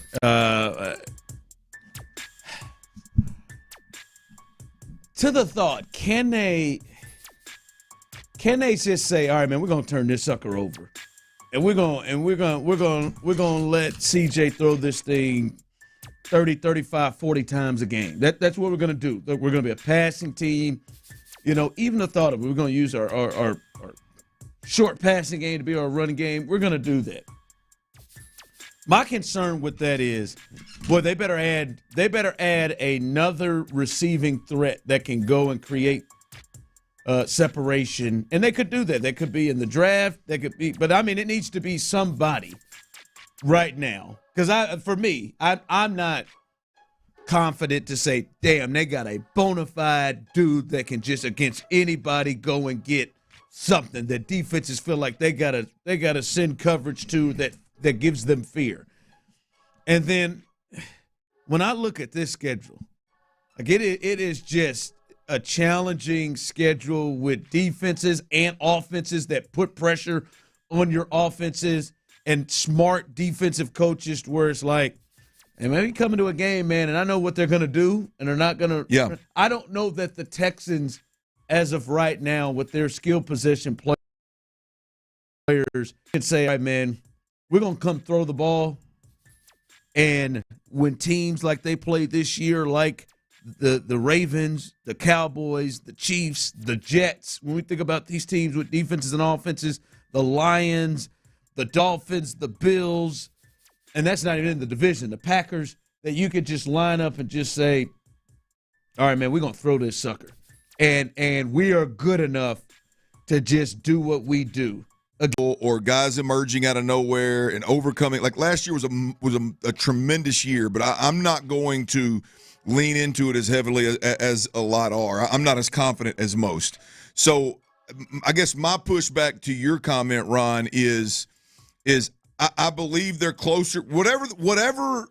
However many games you believe the Texans are going to win next year, I believe they're closer to winning those games and having that season. If they right now, as they're constructed right now, via C.J. Stroud through the air, pass first, run second. Now, you go sign Saquon Barkley. You go sign DeAndre Swift. I'm sorry, not Sweat.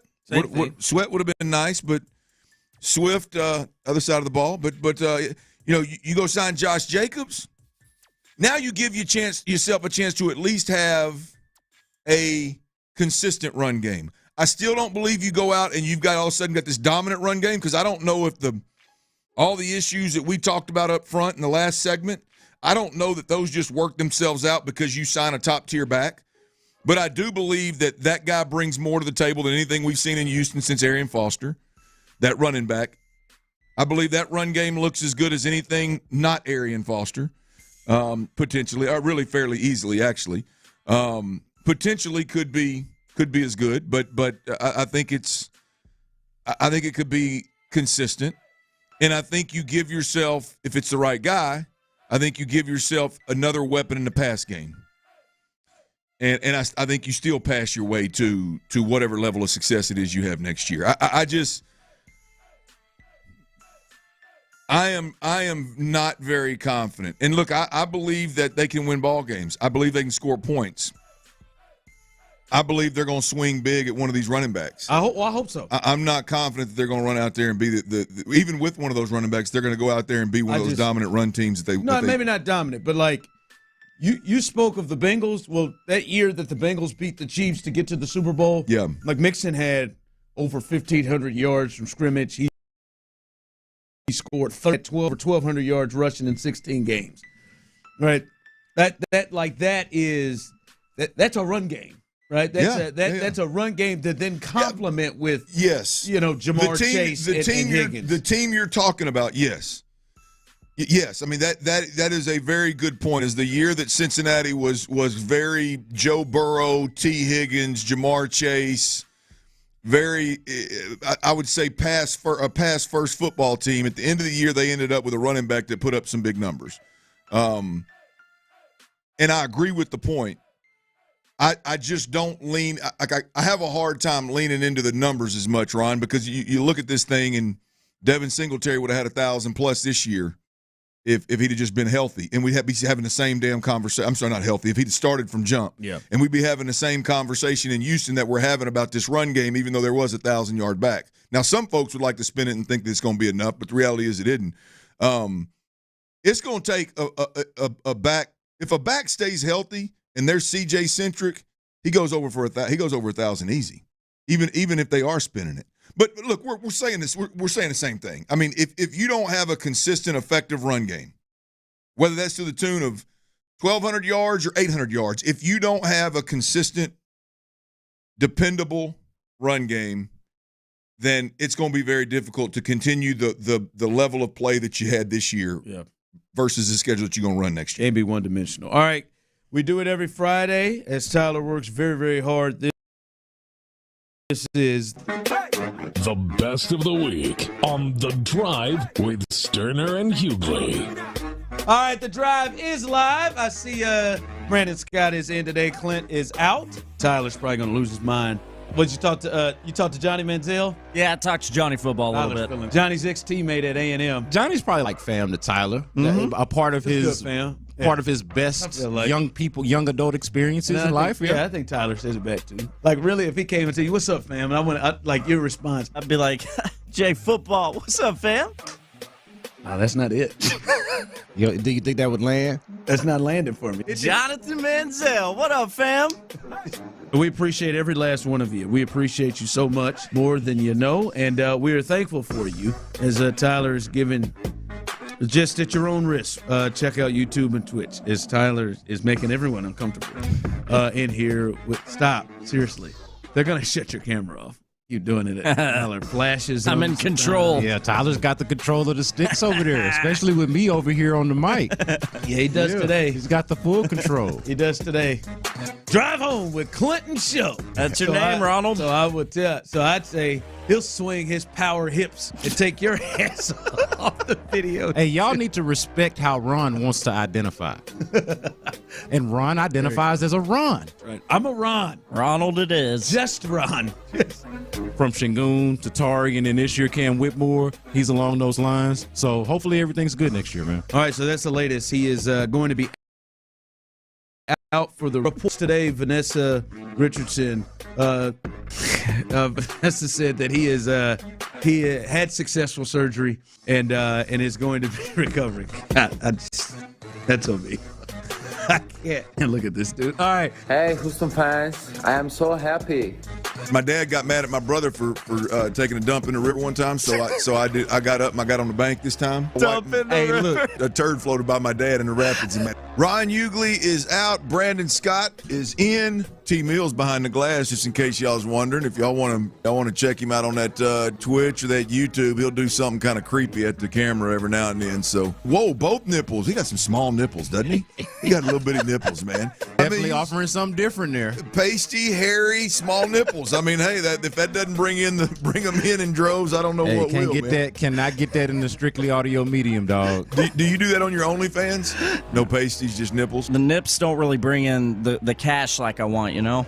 Man, I'm gonna say if Tyler can make money off of OnlyFans, then I'm living wrong. Just straight nipples and hair, and there's a bunch of. There's a market for everything, bro. Speaking of that, have y'all ever been at a point in your life where you walked into a shake joint and was really disappointed by pasties? Oh yeah, more than once. Yeah, for sure. I'm gonna be honest with you. I've been trapped at the door by a little person. Oh my God.